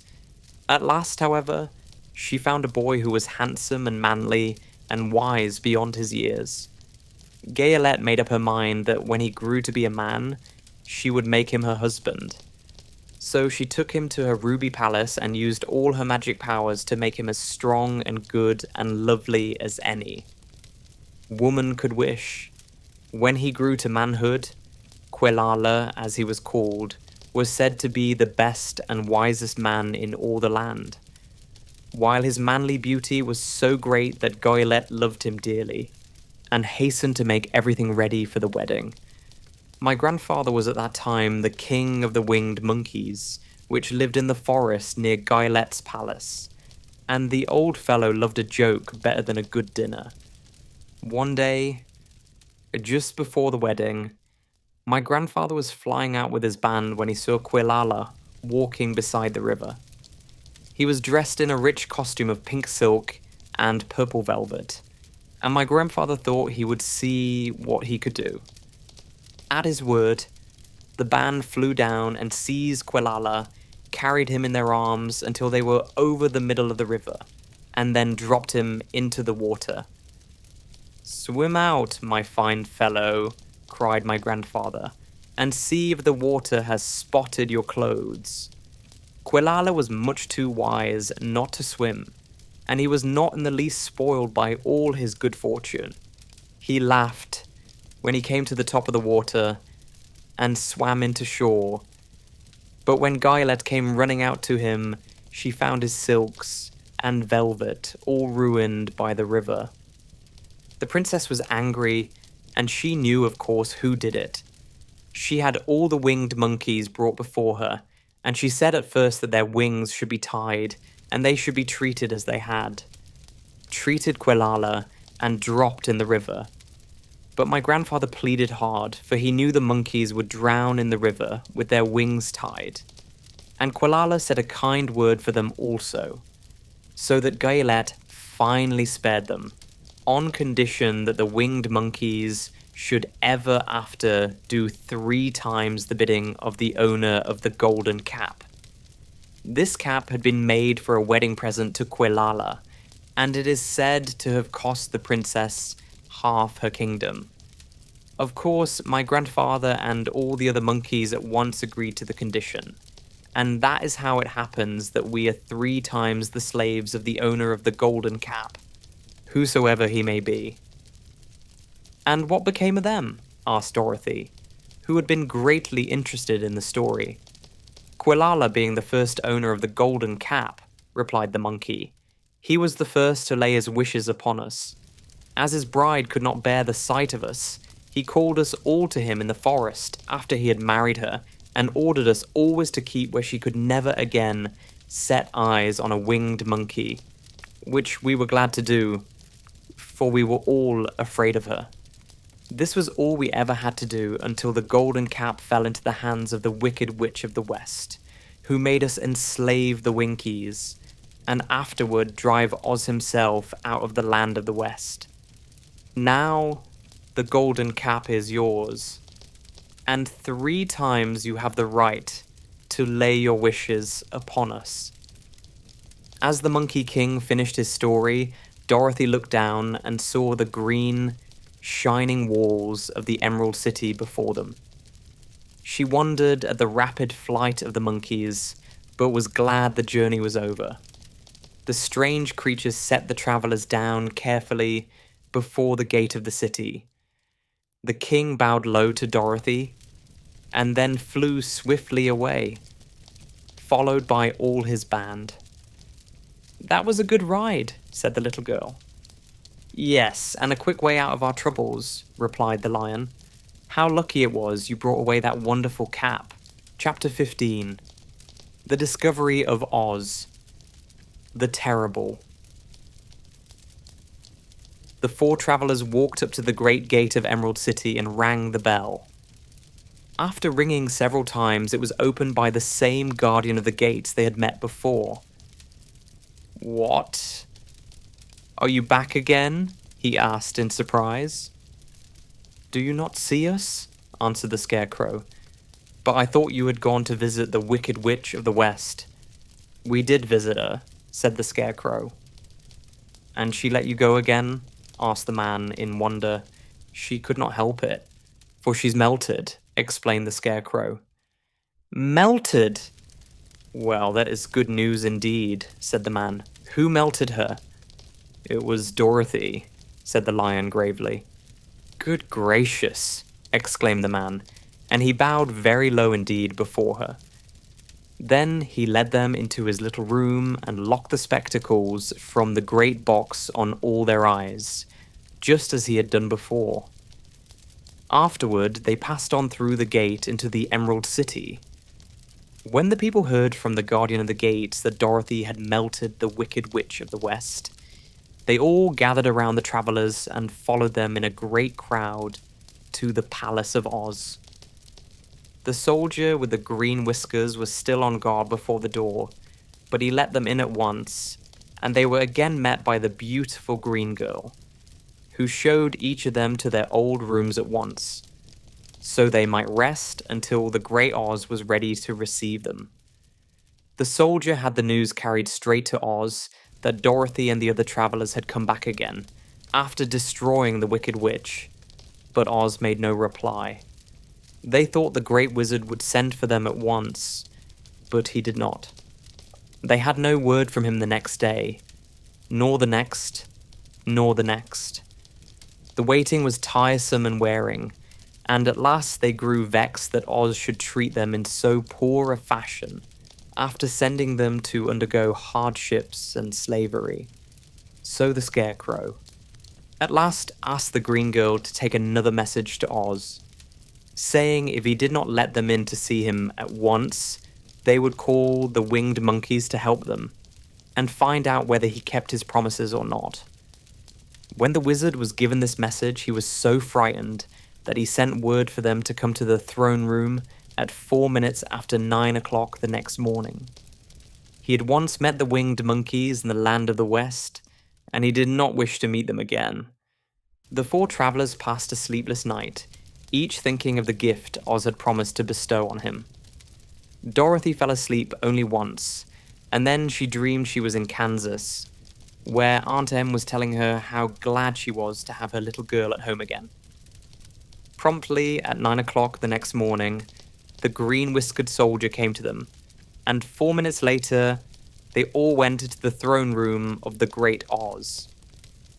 Of course, each one of them expected to see the wizard in the shape he had taken before, and all were greatly surprised when they looked about and saw no one at all in the room. They kept close to the door and closer to one another, for the stillness of the empty room was more dreadful than any of the forms they had seen Oz take. Presently they heard a solemn voice that seemed to come from somewhere near the top of the great dome, and it said, "I am Oz, the great and terrible. Why do you seek me?" They looked again in every part of the room, and then, seeing no one, Dorothy asked, "Where are you?" "I am everywhere," answered the voice, "but to the eyes of common mortals I am invisible. I will now seat myself upon my throne, that you may converse with me." Indeed, the voice seemed just then to come straight from the throne itself, so they walked toward it and stood in a row while Dorothy said, "We have come to claim our promise, O Oz." "What promise?" asked Oz. "You promised to send me back to Kansas when the Wicked Witch was destroyed," said the girl. "And you promised to give me brains," said the Scarecrow. "And you promised to give me a heart," said the Tin Woodman. "And you promised to give me courage," said the Cowardly Lion. "Is the Wicked Witch really destroyed?" asked the voice, and Dorothy thought it trembled a little. "Yes," she answered. "I melted her with a bucket of water." "Dear me," said the voice. "How sudden. Well, come to me tomorrow, for I must have time to think it over." "You've had plenty of time already," said the Tin Woodman angrily. "We shan't wait a day longer," said the Scarecrow. "You must keep your promises to us," exclaimed Dorothy. The lion thought it might be as well to frighten the wizard. So he gave a large, loud roar, which was so fierce and dreadful that Toto jumped away from him in alarm and tipped over the screen that stood in a corner. As it fell with a crash, they looked that way, and the next moment all of them were filled with wonder, for they saw, standing in just the spot the screen had hidden, a little old man with a bald head and a wrinkled face, who seemed to be as much surprised as they were. The Tin Woodman, raising his axe, rushed toward the little man and cried out, "Who are you?" "I am Oz, the great and terrible," said the little man, in a trembling voice. "But don't strike me. Please don't. And I'll do anything you want me to." Our friends looked at him in surprise and dismay. "I thought Oz was a great head," said Dorothy. "And I thought Oz was a lovely lady," said the Scarecrow. "And I thought Oz was a terrible beast," said the Tin Woodman. "And I thought Oz was a ball of fire," exclaimed the lion. "No, you are all wrong," said the little man meekly. "I have been making believe." "Making believe," cried Dorothy. "Are you not a great wizard?" "Hush, my dear," he said. "Don't speak so loud, or you will be overheard, and I should be ruined. I'm supposed to be a great wizard." "And aren't you?" she asked. "Not a bit of it, my dear. I'm just a common man." "You're more than that," said the Scarecrow in a grieved tone. "You're a humbug." "Exactly so," declared the little man, rubbing his hands together as if it pleased him. "I am a humbug." "But this is terrible," said the Tin Woodman. "How shall I ever get my heart?" "Or I my courage?" asked the lion. "Or I my brains?" wailed the Scarecrow, wiping the tears from his eyes with his coat sleeve. "My dear friends," said Oz, "I pray you not to speak of these little things.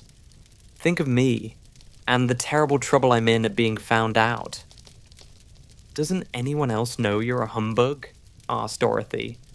No one knows it but you four, and myself, replied Oz. I have fooled everyone so long that I thought I should never be found out. It was a great mistake my ever letting you into the throne room. Usually I will not see even my subjects, and so they believe I am something terrible. But I don't understand, said Dorothy in bewilderment.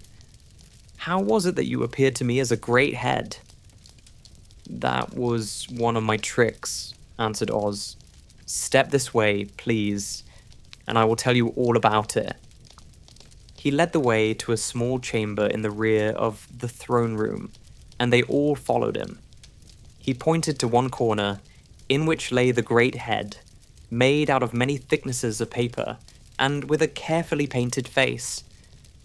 This I hung from the ceiling by a wire, said Oz. I stood behind the screen and pulled a thread to make the eyes move and the mouth open. But how about the voice? She inquired. Oh, I am a ventriloquist, said the little man.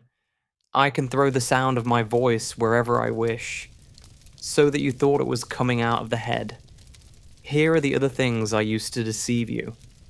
He showed the Scarecrow the dress and the mask he'd worn when he seemed to be the lovely lady, and the Tin Woodman saw that his terrible beast was nothing but a lot of skins, sewn together with slats to keep their sides out.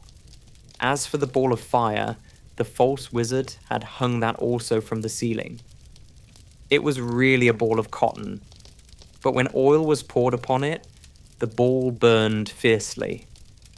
Really, said the Scarecrow, you ought to be ashamed of yourself for being such a humbug.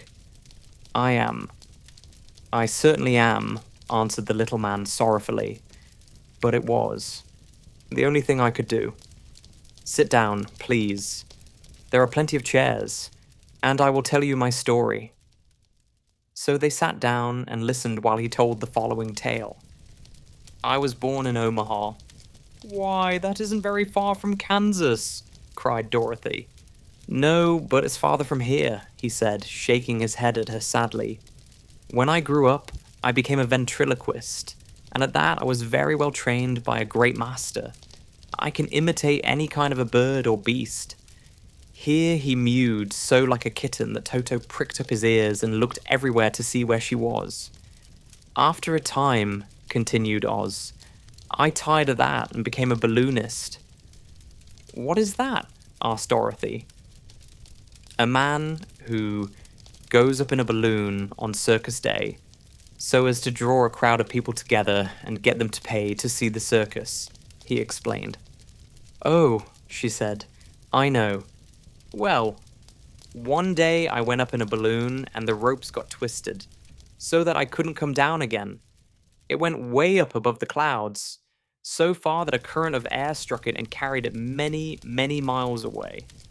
For a day and a night, I traveled through the air, and on the morning of the second day, I awoke and found the balloon floating over a strange and beautiful country. It came down gradually, and I was not hurt a bit. But I found myself in the midst of a strange people who, seeing me come from the clouds, thought I was a great wizard. Of course, I let them think so because they were afraid of me and promised to do anything I wished them to. Just to amuse myself and keep the good people busy, I ordered them to build this city and my palace, and they did it all willingly and well. Then I thought, as the country was so green and beautiful, I would call it the Emerald City. And to make the name fit better, I put green spectacles on all the people so that everything they saw was green. But isn't everything here green? Asked Dorothy. No more than in any other city, replied Oz. But when you wear green spectacles, why, of course, everything you see looks green to you.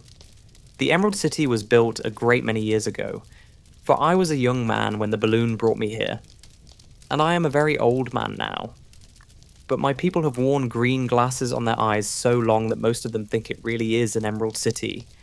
And it certainly is a beautiful place, abounding in jewels and precious metals, and every good thing that is needed to make one happy.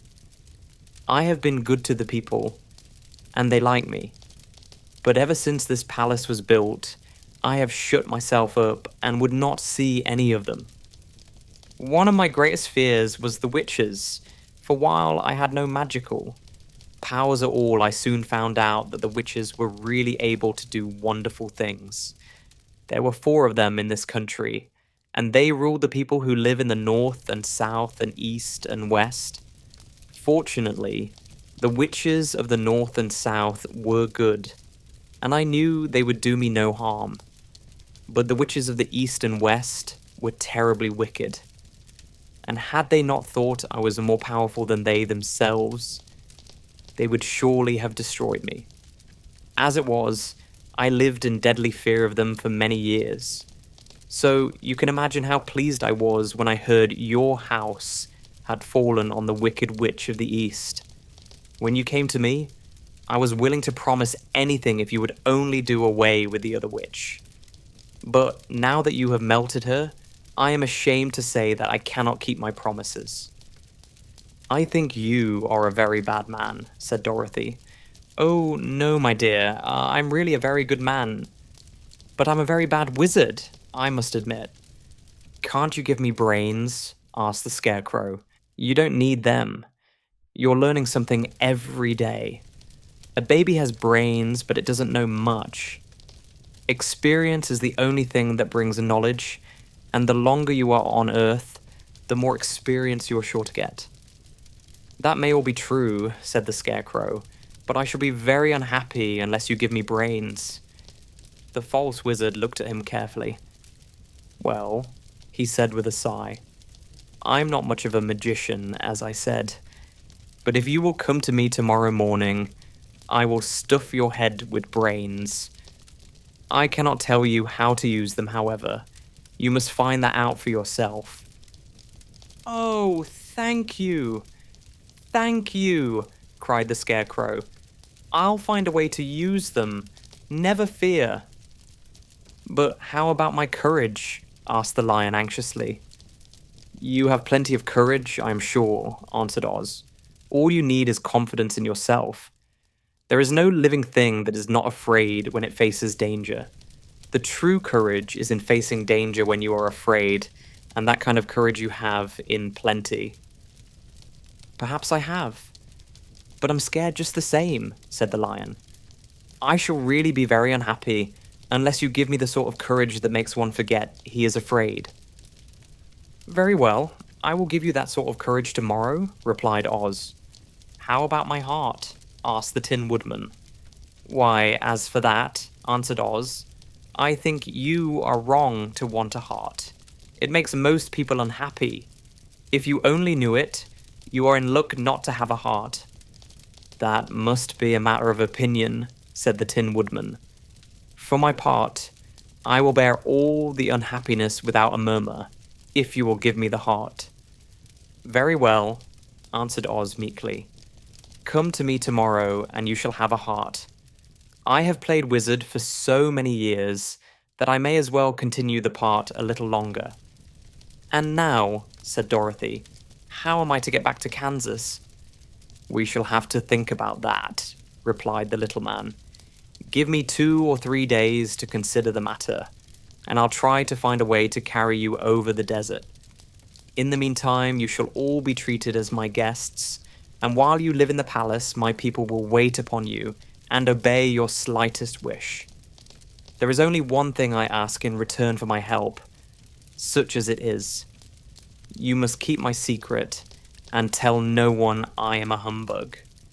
They agreed to say nothing of what they had learned and went back to their rooms in high spirits. Even Dorothy had hope that the great and terrible humbug, as she called him, would find a way to send her back to Kansas, and if he did, she was willing to forgive him everything. Chapter 16. The Magic Art of the Great Humbug. Next morning, the Scarecrow said to his friends, Congratulate me. I am going to Oz to get my brains at last. When I return, I shall be as other men are. I have always liked you as you were, said Dorothy simply. "It is kind of you to like a scarecrow," he replied. "But surely you will think more of me when you hear the splendid thoughts my new brain is going to turn out." Then he said goodbye to them all in a cheerful voice and went to the throne room, where he rapped upon the door. "Come in," said Oz. The Scarecrow went in and found the little man sitting down by the window, engaged in deep thought. "I have come for my brains," remarked the Scarecrow, a little uneasily. "Oh, yes. Sit down in that chair, please," replied Oz. "You must excuse me for taking your head off, but I shall have to do it in order to put your brains in their proper place." "That's all right," said the Scarecrow. "You are quite welcome to take my head off, as long as it will be a better one when you put it on again." So the wizard unfastened his head and emptied out the straw. Then he entered the back room and took up a measure of bran, which he mixed with a great many pins and needles. Having shaken them together thoroughly, he filled the top of the Scarecrow's head with the mixture and stuffed the rest of the space with straw to hold it in place. When he had fastened the Scarecrow's head on his body again, he said to him, "Hereafter you will be a great man, for I have given you a lot of brand new brains." The Scarecrow was both pleased and proud at the fulfillment of his greatest wish, and having thanked Oz warmly, he went back to his friends. Dorothy looked at him curiously. His head was quite bulged out at the top with brains. "How do you feel?" she asked. "I feel wise indeed," he answered earnestly. "When I get used to my brains, I shall know everything." "Why are those needles and pins sticking out of your head?" asked the Tin Woodman. "That is proof that he is sharp," remarked the Lion. "Well, I must go to Oz and get my heart," said the Woodman. So he walked to the throne room and knocked at the door. "Come in," called Oz, and the Woodman entered and said, "I have come for my heart." "Very well," answered the little man, "but I shall have to cut a hole in your breast, so I can put your heart in the right place. I hope it won't hurt you." "Oh no," answered the Woodman, "I shall not feel it at all." So Oz brought a pair of tinsmith's shears and cut a small, square hole in the left side of the Tin Woodman's breast. Then, going to a chest of drawers, he took out a pretty heart, made entirely of silk and stuffed with sawdust. "Isn't it a beauty?" he asked. "It is indeed," replied the Woodman, who was greatly pleased. "But is it a kind heart?" "Oh, very," answered Oz. He put the heart in the Woodman's breast and then replaced the square of tin, soldering it neatly together where it had been cut. "There," said he, "now you have a heart that any man might be proud of. I'm sorry I had to put a patch on your breast, but it really couldn't be helped." "Never mind the patch," exclaimed the happy Woodman. "I am very grateful to you, and shall never forget your kindness." "Don't speak of it," replied Oz. Then the Tin Woodman went back to his friends, who wished him every joy on account of his good fortune. The Lion now walked to the throne room and knocked at the door. "Come in," said Oz. "I have come for my courage," announced the Lion, entering the room.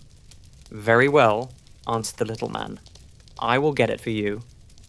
He went to a cupboard and, reaching up to a high shelf, took down a square green bottle, the contents of which he poured into a green gold dish, beautifully carved.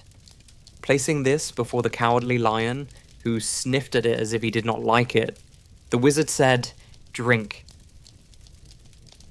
"What is it?" asked the Lion. "Well," answered Oz, "if it were inside of you, it would be courage. You know, of course, the courage is always inside one, so that this really cannot be called courage until you have swallowed it. Therefore I advise you to drink it as soon as possible." The Lion hesitated no longer, but drank till the dish was empty. "How do you feel now?" asked Oz. "Full of courage," replied the Lion, who went joyfully back to his friends to tell them of his good fortune. Oz, left to himself, smiled to think of his success in giving the Scarecrow and the Tin Woodman and the Lion exactly what they thought they wanted. "How can I help being a humbug?" he said. "When all these people make me do things that everybody knows can't be done?" It was easy to make the Scarecrow and the Lion and the Woodman happy, because they imagined I could do anything. But it will take more than imagination to carry Dorothy back to Kansas, and I'm sure I don't know how it can be done. Chapter 17. How the Balloon Was Launched. For 3 days, Dorothy heard nothing from Oz. These were sad days for the little girl, although her friends were all quite happy and contented. The Scarecrow told them there were wonderful thoughts in his head, but he would not say what they were because he knew no one could understand them but himself. When the Tin Woodman walked about, he felt his heart rattling around in his breast, and he told Dorothy he had discovered it to be a kinder and more tender heart than the one he had owned when he was made of flesh. The Lion declared he was afraid of nothing on Earth, and would gladly face an army or a dozen of the fierce Kalidahs. Thus, each of the little party was satisfied except Dorothy, who longed more than ever to get back to Kansas. On the 4th day, to her great joy, Oz sent for her, and when she entered the throne room, he greeted her pleasantly. "Sit down, my dear. I think I have found the way to get you out of this country." "And back to Kansas?" she asked eagerly. "Well, I'm not sure about Kansas," said Oz, "for I haven't the faintest notion which way it lies. But the first thing to do is to cross the desert, and then it should be easy to find your way home." "How can I cross the desert?" she inquired. "Well, I'll tell you what I think," said the little man. "You see, when I came to this country, it was in a balloon. You also came through the air, being carried by a cyclone. So I believe the best way to get across the desert will be through the air. Now it is quite beyond my powers to make a cyclone, but I've been thinking the matter over, and I believe I can make a balloon." "How?" asked Dorothy. "A balloon," said Oz, "is made of silk, which is coated with glue to keep the gas in it. I have plenty of silk in the palace, so it will be no trouble to make the balloon. But in all this country, there is no gas to fill the balloon with, to make it float." "If it won't float," remarked Dorothy, "it will be of no use to us." "True," answered Oz, "but there is another way to make it float, which is to fill it with hot air. Hot air isn't as good as gas, for if the air should get cold, the balloon would come down in the desert, and we should be lost." "We?" exclaimed the girl. "Are you going with me?" "Yes, of course," replied Oz. "I am tired of being such a humbug. If I should go out of this palace, my people would soon discover I am not a wizard, and then they would be vexed with me for having deceived them. So I have to stay shut up in these rooms all day, and it gets tiresome. I'd much rather go back to Kansas with you, and be in a circus again." "I shall be glad to have your company," said Dorothy. "Thank you," he answered. "Now, if you'll help me sew the silk together, we will begin to work on our balloon." So Dorothy took a needle and thread, and as fast as Oz cut the strips of silk into proper shape, the girl sewed them neatly together. First there was a strip of light green silk, then a strip of dark green, and then a strip of emerald green. For Oz had a fancy to make the balloon in different shades of the color about them. It took 3 days to sew all the strips together, but when it was finished, they had a big bag of green silk more than 20 feet long. Then Oz painted it on the inside with a coat of thin glue to make it airtight, after which he announced that the balloon was ready. "But we must have a basket to ride in," he said. So he sent the soldier with the green whiskers for a big clothes basket, which he fastened with many ropes to the bottom of the balloon.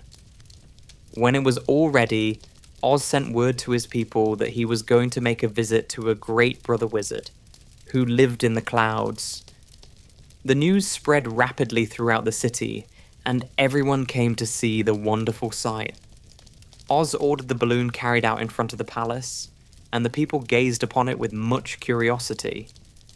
The Tin Woodman had chopped a big pile of wood, and now he made a fire of it, and Oz held the bottom of the balloon over the fire so that the hot air that arose from it would be caught in the silken bag. Gradually the balloon swelled out and rose into the air, until finally the basket just touched the ground. Then Oz got into the basket and said to all the people in a loud voice, "I am now going away to make a visit. While I am gone, the Scarecrow will rule over you. I command you to obey him as you would me." The balloon was by this time tugging hard at the rope that held it to the ground, for the air within it was hot, and this made it so much lighter in weight than the air without that it pulled hard to rise into the sky. "Come, Dorothy," cried the wizard. "Hurry up, or the balloon will fly away." "I can't find Toto anywhere," replied Dorothy, who did not wish to leave her little dog behind. Toto had run into the crowd to bark at a kitten, and Dorothy at last found him. She picked him up and ran towards the balloon. She was within a few steps of it, and Oz was holding out his hands to help her into the basket when, crack, went the ropes, and the balloon rose into the air without her. "Come back!" she screamed. "I want to go too!" "I can't come back, my dear," called Oz from the basket. "Goodbye." "Goodbye!" shouted everyone, and all eyes were turned upward to where the wizard was riding in the basket, rising every moment farther and farther into the sky. And that was the last any of them ever saw of Oz, the wonderful wizard. Though he may have reached Omaha safely, and be there now, for all we know, but the people remembered him lovingly and said to one another, "Oz was always our friend. When he was here, he built for us this beautiful Emerald City, and now he is gone, he has left the wise Scarecrow to rule over us." Still, for many days, they grieved over the loss of the wonderful wizard, and would not be comforted. Chapter 18. Away to the South. Dorothy wept bitterly at the passing of her hope to get home to Kansas again. But when she thought it all over, she was glad she had not gone up in a balloon. And she also felt sorry at losing Oz. And so did her companions. The Tin Woodman came to her and said, "Truly, I should be ungrateful if I failed to mourn for the man who gave me my lovely heart. I should like to cry a little because Oz is gone, if you will kindly wipe away my tears, so that I shall not rust." "With pleasure," she answered, and brought a towel at once. Then the Tin Woodman wept for several minutes, and she watched the tears carefully and wiped them away with the towel. When he had finished, he thanked her kindly and oiled himself thoroughly with his jeweled oil can to guard against mishap. The Scarecrow was now the ruler of the Emerald City, and although he was not a wizard, the people were proud of him. For, they said, there is not another city in all the world that is ruled by a stuffed man. And so far as they knew, they were quite right. The morning after the balloon had gone up with Oz, the four travelers met in the throne room and talked matters over. The Scarecrow sat in the big throne, and the others stood respectfully before him. "We are not so unlucky," said the new ruler, "for this palace and the Emerald City belong to us, and we can do just as we please. When I remember that a short time ago I was up on a pole in a farmer's cornfield, and that now I am the ruler of this beautiful city, I am quite satisfied with my lot. I also," said the Tin Woodman, "am well pleased with my new heart. And really, that was the only thing I wished in all the world. For my part, I am content in knowing I am as brave as any beast that ever lived, if not braver," said the lion modestly. If Dorothy would only be contented to live in the Emerald City, continued the Scarecrow, we might all be happy together. But I don't want to live here, cried Dorothy. I want to go to Kansas and live with Aunt Em and Uncle Henry. Well, then, what can be done? Inquired the Woodman. The Scarecrow decided to think, and he thought so hard that the pins and needles began to stick out of his brains. Finally he said, why not call the winged monkeys and ask them to carry you over the desert? I never thought of that, said Dorothy joyfully. It's just the thing. I'll go at once for the golden cap. When she brought it into the throne room, she spoke the magic words, and soon the band of winged monkeys flew in through the open window and stood beside her. This is the second time you have called us, said the Monkey King, bowing before the little girl. What do you wish? I want you to fly with me to Kansas, said Dorothy. But the Monkey King shook his head. That cannot be done, he said. We belong to this country alone, and cannot leave it. There has never been a winged monkey in Kansas yet, and I suppose there never will be, for they don't belong there. We shall be glad to serve you in any way in our power, but we cannot cross the desert. Goodbye. And with another bow, the Monkey King spread his wings and flew away through the window, followed by all his band. Dorothy was ready to cry with disappointment. I have wasted the charm of the golden cap to no purpose, she said, for the winged monkeys cannot help me. It is certainly too bad, said the tender-hearted Woodman. The Scarecrow was thinking again, and his head bulged out so horribly that Dorothy feared it would burst. Let us call in the soldier with the green whiskers, he said, and ask his advice. So the soldier was summoned and entered the throne room timidly, for while Oz was alive, he never was allowed to come farther than the door. This little girl, said the Scarecrow to the soldier, wishes to cross the desert. How can she do so? I cannot tell, answered the soldier, for nobody has ever crossed the desert, unless it is Oz himself. Is there no one who can help me? Asked Dorothy earnestly. Glinda might, he suggested. Who is Glinda? Inquired the Scarecrow. The Witch of the South. She is the most powerful of all the witches, and rules over the Quadlings. Besides, her castle stands on the edge of the desert, so she may know a way to cross it. Glinda is a good witch, isn't she? Asked the child. The Quadlings think she's good, said the soldier, and she's kind to everyone. I have heard that Glinda is a beautiful woman, who knows how to keep young in spite of the many years she has lived. How can I get to her castle? Asked Dorothy. The road is straight to the south, he answered, but it is said to be full of dangers to travelers.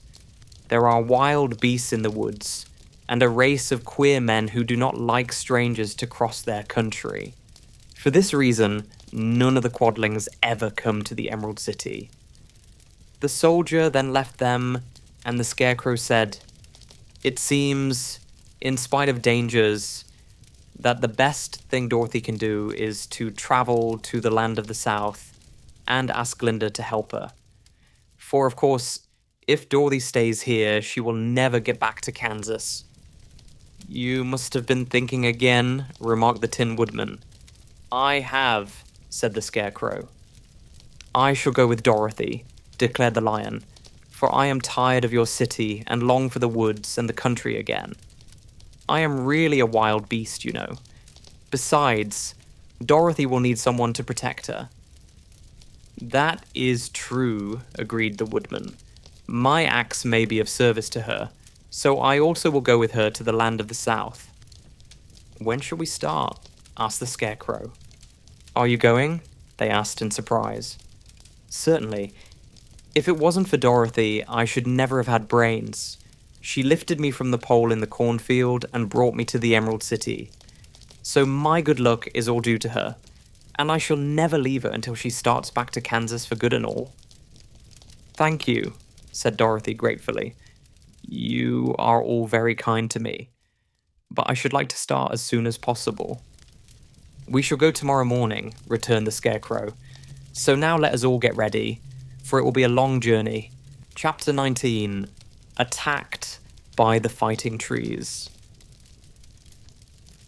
The next morning, Dorothy kissed the pretty green girl goodbye, and they all shook hands with the soldier with the green whiskers, who had walked with them as far as the gate.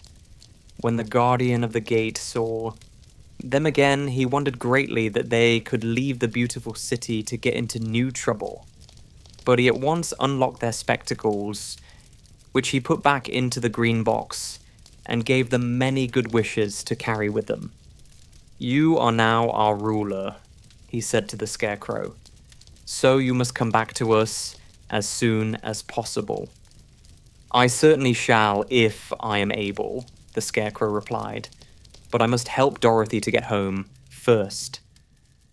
As Dorothy bade the good-natured guardian a last farewell, she said, I have been very kindly treated in your lovely city, and everyone has been good to me. I cannot tell you how grateful I am. Don't try, my dear, he answered. We should like to keep you with us, but if it is your wish to return to Kansas, I hope you will find a way. He then opened the gate of the outer wall, and they walked forth and started upon their journey. The sun shone brightly as our friends turned their faces toward the land of the south. They were all in the best of spirits, and laughed and chatted together. Dorothy was once more filled with the hope of getting home, and the Scarecrow and the Tin Woodman were glad to be of use to her. As for the lion, he sniffed the fresh air with delight, and whisked his tail from side to side in pure joy at being in the country again, while Toto ran around them and chased the moths and butterflies, barking merrily all the time. City life does not agree with me at all, remarked the lion, as they walked along at a brisk pace. I have lost much flesh since I lived there, and now I am anxious for a chance to show the other beasts how courageous I have grown. They now turned and took a last look at the Emerald City. All they could see was a mass of towers and steeples behind the green walls, and high up above everything the spires and dome of the Palace of Oz. Oz was not such a bad wizard after all, said the Tin Woodman, as he felt his heart rattling around in his breast. He knew how to give me brains, and very good brains too, said the Scarecrow. If Oz had taken a dose of the same courage he gave me, added the lion, he would have been a brave man. Dorothy said nothing. Oz had not kept the promise he made her, but he had done his best, so she forgave him. As he said, he was a good man, even if he was a bad wizard. The first day's journey was through the green fields and bright flowers that stretched about the Emerald City on every side. They slept that night on the grass, with nothing but the stars over them, and they rested very well indeed.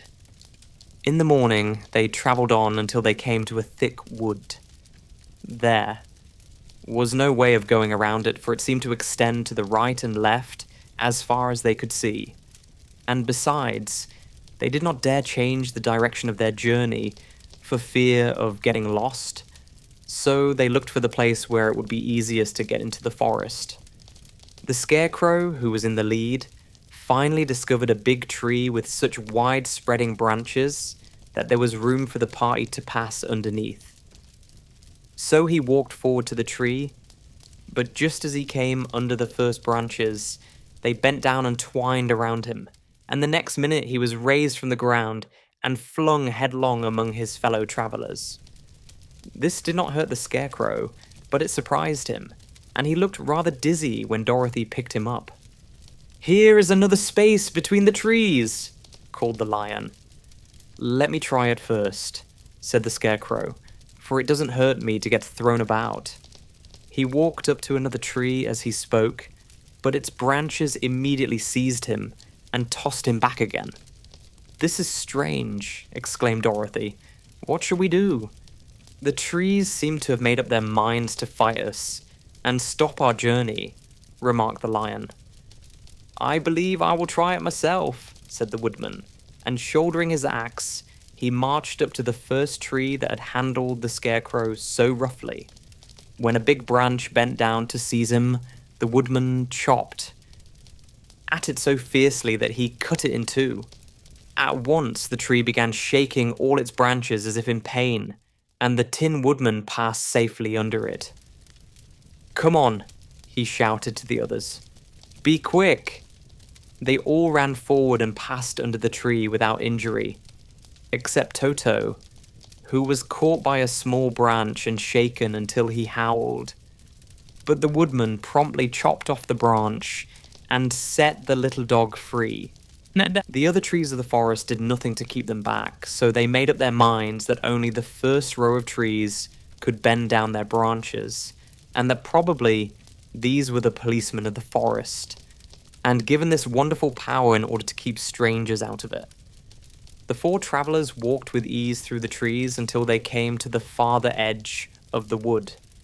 Then, to their surprise, they found before them a high wall which seemed to be made of white china.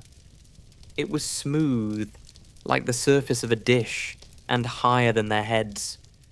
What shall we do now? Asked Dorothy. I will make a ladder, said the Tin Woodman, for we certainly must climb over the wall. Chapter 20. The Dainty China Country.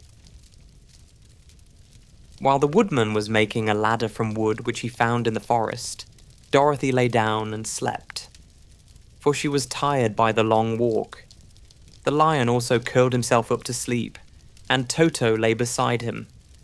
The scarecrow watched the woodman while he worked, and said to him, I cannot think why this wall is here, nor what it is made of. Rest your brains and do not worry about the wall, replied the woodman. When we have climbed over it, we shall know what's on the other side. After a time, the ladder was finished.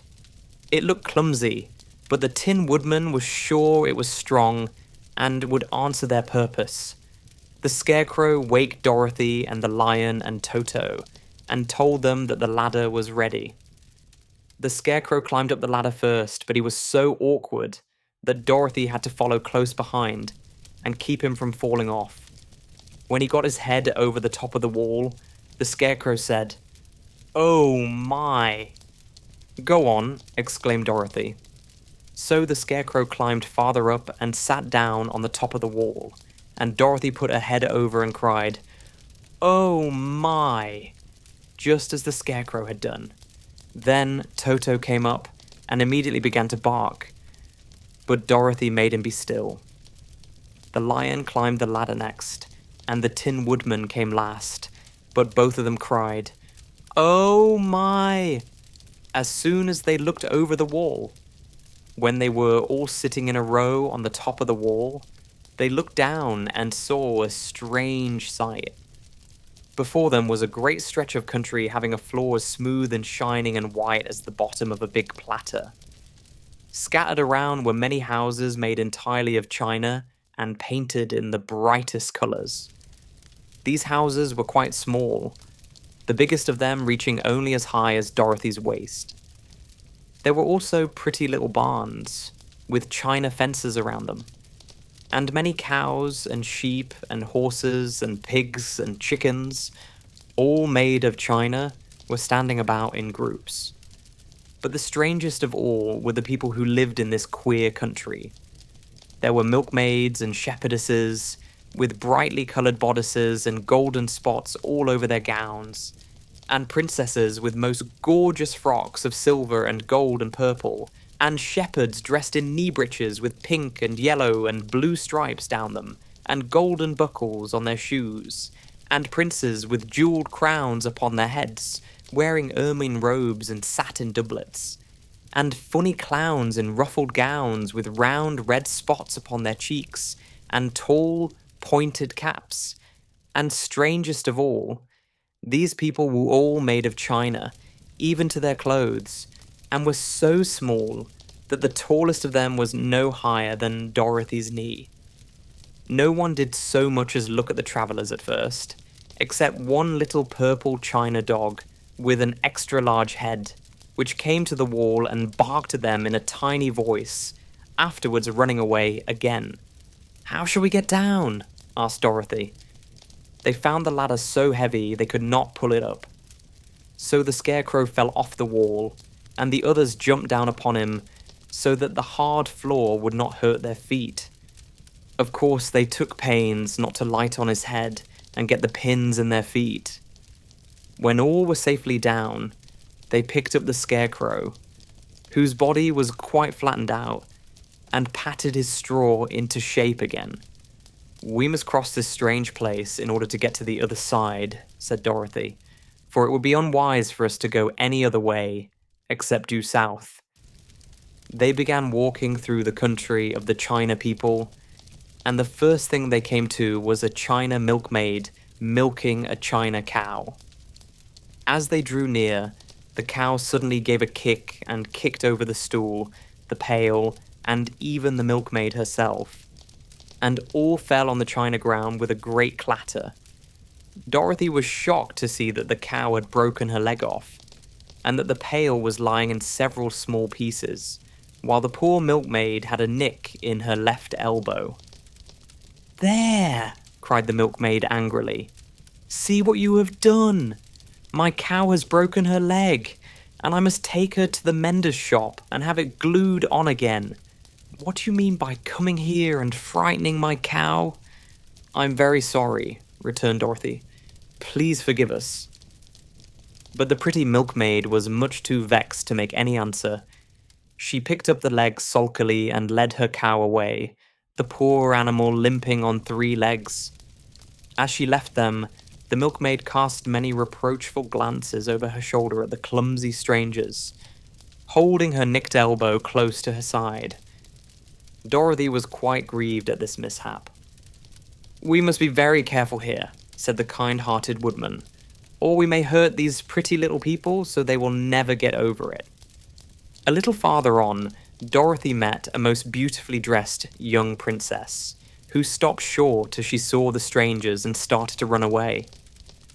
Dorothy wanted to see more of the princess, so she ran after her, but the China girl cried out, "Don't chase me! Don't chase me!" She had such a frightened little voice that Dorothy stopped and said, "Why not?" "Because," answered the princess, also stopping, a safe distance away, "if I run, I may fall down and break myself." "But could you not be mended?" asked the girl. "Oh yes, but one is never so pretty after being mended, you know," replied the princess. "I suppose not," said Dorothy. "Now there is Mr. Joker, one of our clowns," continued the China lady, "who is always trying to stand upon his head. He has broken himself so often that he is mended in 100 places and doesn't look at all pretty. Here he comes now, so you can see for yourself." Indeed, a jolly little clown came walking toward them, and Dorothy could see that in spite of his pretty clothes of red and yellow and green, he was completely covered with cracks, running every which way and showing plainly that he had been mended in many places. The clown put his hands in his pockets, and after puffing out his cheeks and nodding his head at them saucily, he said, "My lady fair, why do you stare at poor old Mr. Joker? You're quite as stiff and prim as if you had eaten up a poker." "Be quiet, sir," said the princess. "Can't you see these are strangers, and should be treated with respect?" "Well, that's respect, I expect," declared the clown, and immediately stood upon his head. "Don't mind Mr. Joker," said the princess to Dorothy. "He is considerably cracked in his head, and that makes him foolish." "Oh, I don't mind him a bit," said Dorothy. "But you are so beautiful," she continued, "that I am sure I could love you dearly. Won't you let me carry you back to Kansas and stand you on Aunt Em's mantle? I could carry you in my basket." "That would make me very unhappy," answered the China princess. "You see, here in our country, we live contentedly, and can talk and move around as we please. But whenever any of us are taken away, Our joints at once stiffen, and we can only stand straight and look pretty. Of course, that is all that is expected of us when we are on mantles and cabinets and drawing room tables, but our lives are much pleasanter here in our own country. I would not make you unhappy for all the world, exclaimed Dorothy. So, I'll just say goodbye. Goodbye, replied the princess. They walked carefully through the China country. The little animals and all the people scampered out of their way, fearing the strangers would break them, and after an hour or so, the travellers reached the other side of the country and came to another China wall. It was not so high as the first, however, and by standing upon the lion's back, they all managed to scramble to the top. Then, the lion gathered his legs under him and jumped on the wall. But just as he jumped, he upset a china church with his tail and smashed it all to pieces. That was too bad, said Dorothy. But really, I think we were lucky in not doing these little people more harm than breaking a cow's leg in a church. They are all so brittle. They are indeed, said the Scarecrow, and I am thankful I am made of straw and cannot be easily damaged. There are worse things in the world than being a scarecrow. Chapter 21. The Lion Becomes the King of Beasts. After climbing down from the China Wall, the travellers found themselves in a disagreeable country, full of bogs and marshes, and covered with tall, rank grass. It was difficult to walk without falling into muddy holes, for the grass was so thick that it hid them from sight. However, by carefully picking their way, they got safely along until they reached solid ground. But here the country seemed wilder than ever, and after a long and tiresome walk through the underbrush, they entered another forest, where the trees were bigger and older than any they had ever seen. This forest is perfectly delightful, declared the lion, looking around him with joy. Never have I seen a more beautiful place. It seems gloomy, said the Scarecrow. Not a bit of it, answered the lion. I should like to live here all my life. See how soft the dried leaves are under your feet, and how rich and green the moss is that clings to these old trees. Surely no wild beast could wish a pleasanter home. Perhaps there are wild beasts in the forest now, said Dorothy. I suppose there are, returned the lion, but I do not see any of them about. They walked through the forest until it became too dark to go any farther. Dorothy and Toto and the lion lay down to sleep, while the woodman and the Scarecrow kept watch over them as usual. When morning came, they started again. Before they had gone far, they heard a low rumble, as of the growling of many wild animals. Toto whimpered a little, but none of the others was frightened, and they kept along the well-trodden path until they came to an opening in the wood, in which were gathered hundreds of beasts of every variety. There were tigers and elephants and bears and wolves and foxes and all the others in the natural history, and for a moment, Dorothy was afraid. But the lion explained that the animals were holding a meeting, and he judged by their snarling and growling that they were in great trouble. As he spoke, several of the beasts caught sight of him, and at once the great assemblage hushed as if by magic. The biggest of the tigers came up to the lion and bowed, saying, "Welcome, O King of Beasts. You have come in good time to fight our enemy and bring peace to all the animals of the forest once more." "What is your trouble?" asked the lion quietly. "We are all threatened," answered the tiger, "by a fierce enemy which has lately come into this forest. It is a most tremendous monster, like a great spider, with a body as big as an elephant and legs as long as a tree trunk.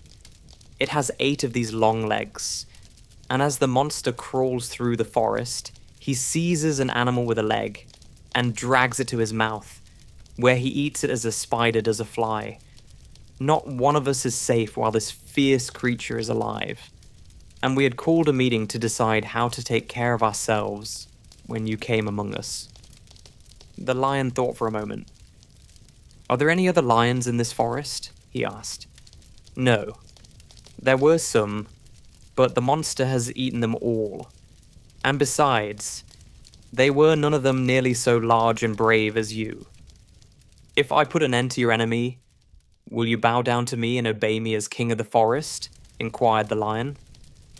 "We will do that gladly," returned the tiger, and all the other beasts roared with a mighty roar. "We will." "Where is this great spider of yours now?" asked the lion. "Yonder, among the oak trees," said the tiger, pointing with his forefoot. "Take good care of these friends of mine," said the lion, "and I will go at once to fight the monster." He bade his comrades goodbye and marched proudly away to do battle with the enemy. The great spider was lying asleep when the lion found him, and it looked so ugly that its foe turned up his nose in disgust. Its legs were quite as long as the tiger had said, and its body covered with coarse black hair. It had a great mouth, with a row of sharp teeth a foot long, but its head was joined to the pudgy body by a neck as slender as a wasp's waist. This gave the lion a hint of the best way to attack the creature. And as he knew it was easier to fight it asleep than awake, he gave a great spring and landed directly upon the monster's back. Then, with one blow of his heavy paw, all armed with sharp claws, he knocked the spider's head from its body. Jumping down, he watched it until the long legs stopped wiggling, when he knew it was quite dead. The lion went back to the opening where the beasts of the forest were waiting for him, and said proudly, "You need fear your enemy no longer." Then the beasts bowed down to the lion as their king, and he promised to come back and rule over them as soon as Dorothy was safely on her way to Kansas. Chapter 22. The Country of the Quadlings. The four travelers passed through the rest of the forest in safety, and when they came out from its gloom, saw before them a steep hill, covered from top to bottom with great pieces of rock. "That will be a hard climb," said the Scarecrow, "but we must get over the hill, nevertheless." So he led the way and the others followed. They had nearly reached the first rock when they heard a rough voice cry out, "Keep back." "Who are you?" asked the Scarecrow. Then a head showed itself over the rock, and the same voice said, "This hill belongs to us, and we don't allow anyone to cross it." "But we must cross it," said the Scarecrow. "We're going to the country of the Quadlings." "But you shall not," replied the voice, and there stepped from behind the rock the strangest man the travelers had ever seen. He was quite short and stout and had a big head, which was flat at the top and supported by a thick neck full of wrinkles, but he had no arms at all, and seeing this, the Scarecrow did not fear that so helpless a creature could prevent them from climbing the hill. So he said, "I'm sorry not to do as you wish, but we must pass over your hill whether you like it or not." And he walked boldly forward. As quick as lightning, the man's head shot forward and his neck stretched out until the top of the head, where it was flat, struck the Scarecrow in the middle and sent him tumbling over and over down the hill. Almost as quickly as it came, the head went back to the body, and the man laughed harshly as he said, "It isn't as easy as you think." A chorus of boisterous laughter came from the other rocks, and Dorothy saw hundreds of the armless hammerheads upon the hillside, one behind every rock. The lion became quite angry at the laughter caused by the Scarecrow's mishap, and giving a loud roar that echoed like thunder, he dashed up the hill. Again a head shot swiftly out, and the great lion went rolling down the hill as if he had been struck by a cannonball. Dorothy ran down and helped the Scarecrow to his feet, and the lion came up to her, feeling rather bruised and sore, and said, "It is useless to fight people with shooting heads. No one can withstand them." What can we do then? She asked. Call the winged monkeys, suggested the Tin Woodman. You have still the right to command them once more. Very well, she answered, and putting on the golden cap, she uttered the magic words.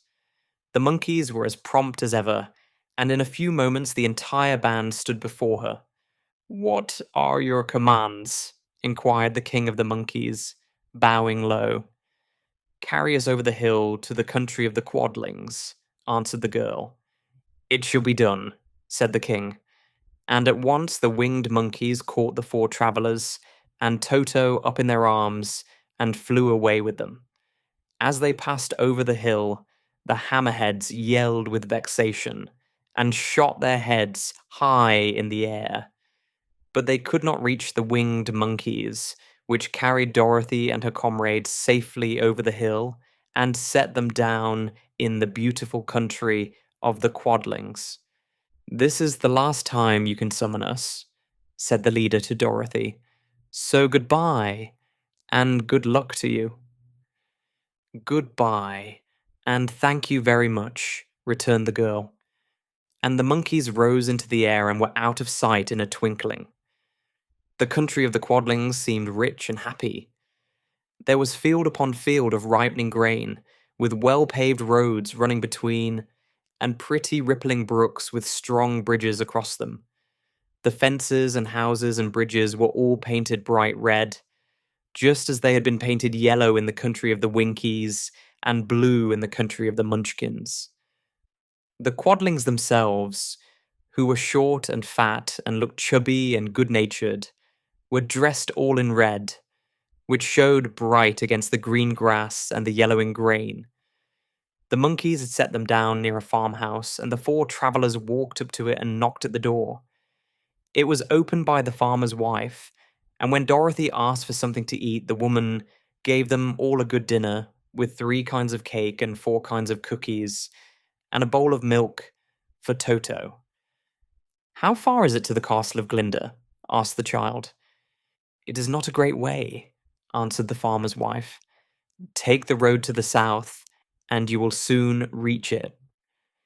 Thanking the good woman, they started afresh and walked by the fields and across the pretty bridges until they saw before them a very beautiful castle.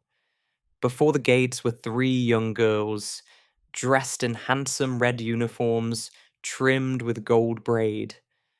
And as Dorothy approached, one of them said to her, Why have you come to the South Country? To see the good witch who rules here, she answered. Will you take me to her? Let me have your name, and I will ask Glinda if she will receive you. They told who they were, and the girl soldier went into the castle. After a few moments, she came back to say that Dorothy and the others were to be admitted at once. Chapter 23 Glinda, the Good Witch, grants Dorothy's wish. Before they went to see Glinda, however, they were taken to a room of the castle, where Dorothy washed her face and combed her hair, and the lion shook the dust out of his mane, and the scarecrow patted himself into his best shape, and the woodman polished his tin and oiled his joints. When they were all quite presentable, they followed the soldier girl into a big room where the witch Glinda sat upon a throne of rubies.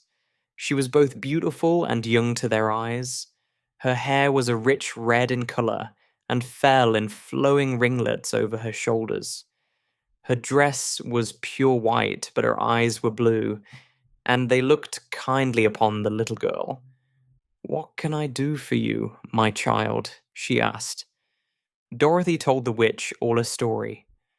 How the cyclone had brought her to the land of Oz, how she had found her companions, and of the wonderful adventures they had met with.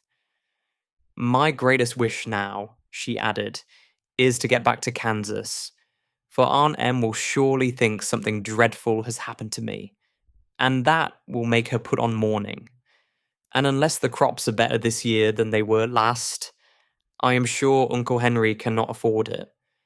Glinda leaned forward and kissed the sweet, upturned face of the loving little girl. Bless your dear heart, she said.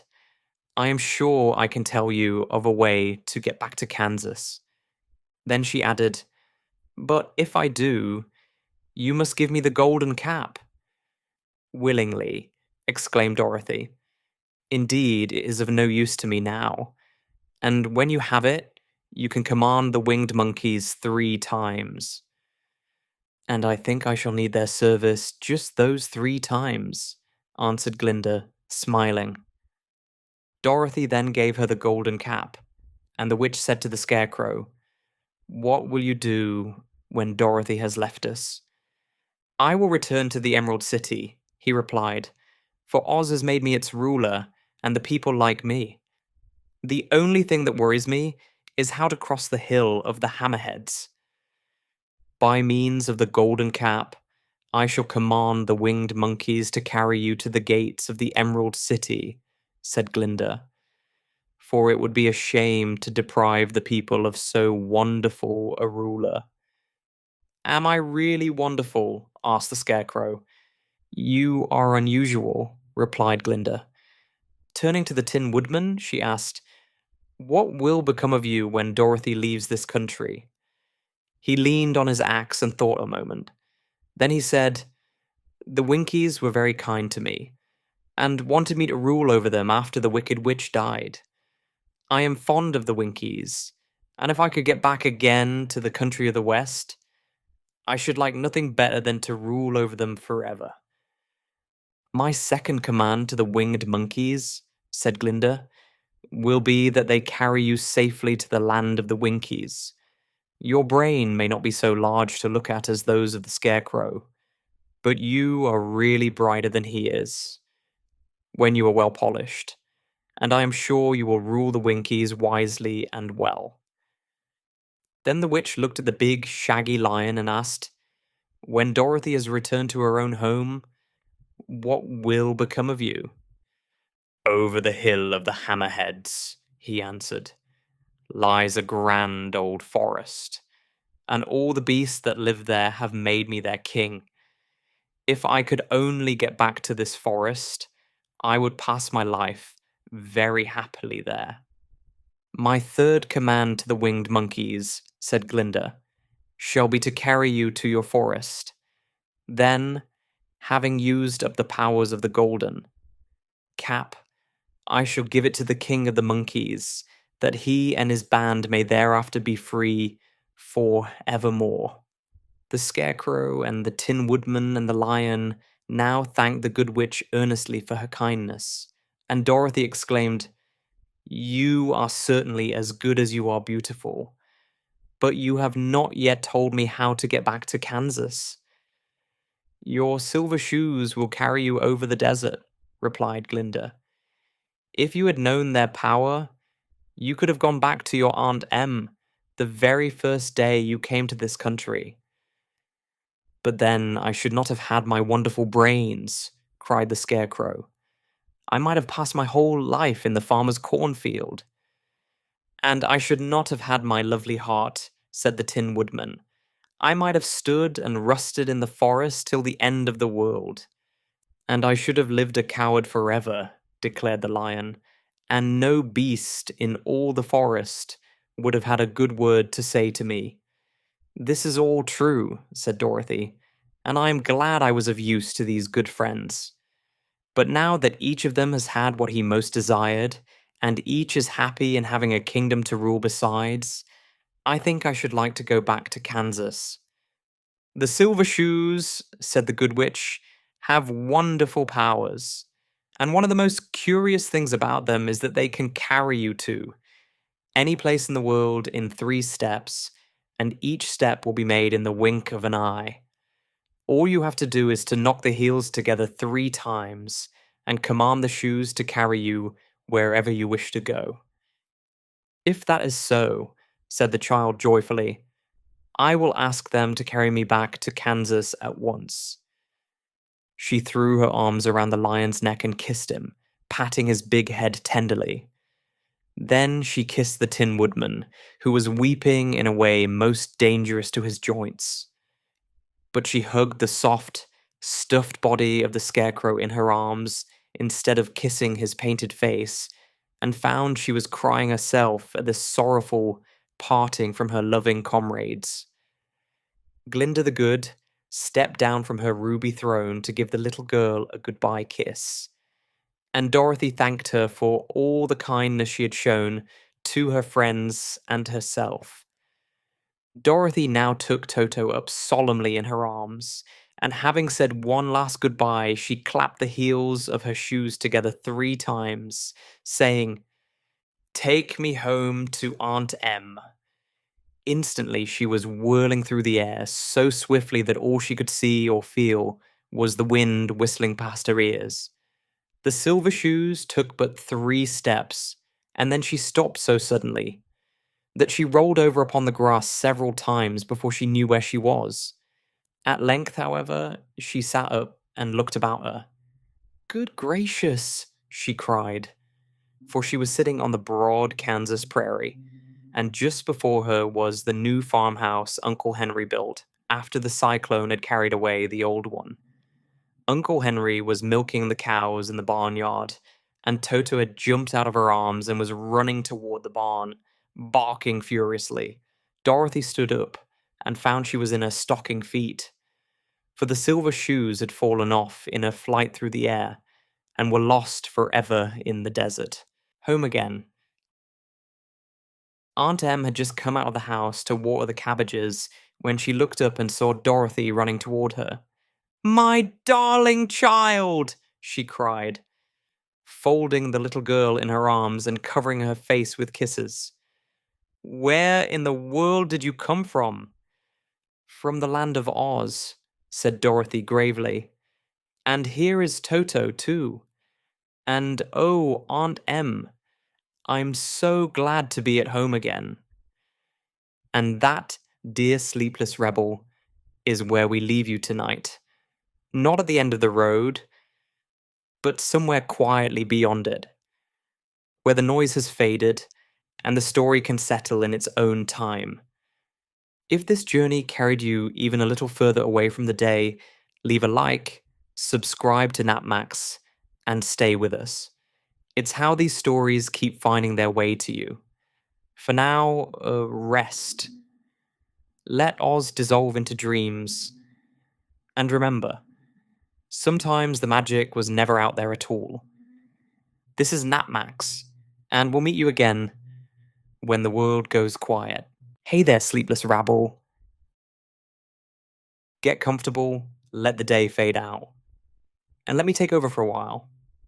Tonight, we're stepping into the house on the Borderland, a true classic of early cosmic horror, written in 1908 by William Hope Hodgson, a man who stared into the abyss long before it became fashionable and decided to write about what stared back.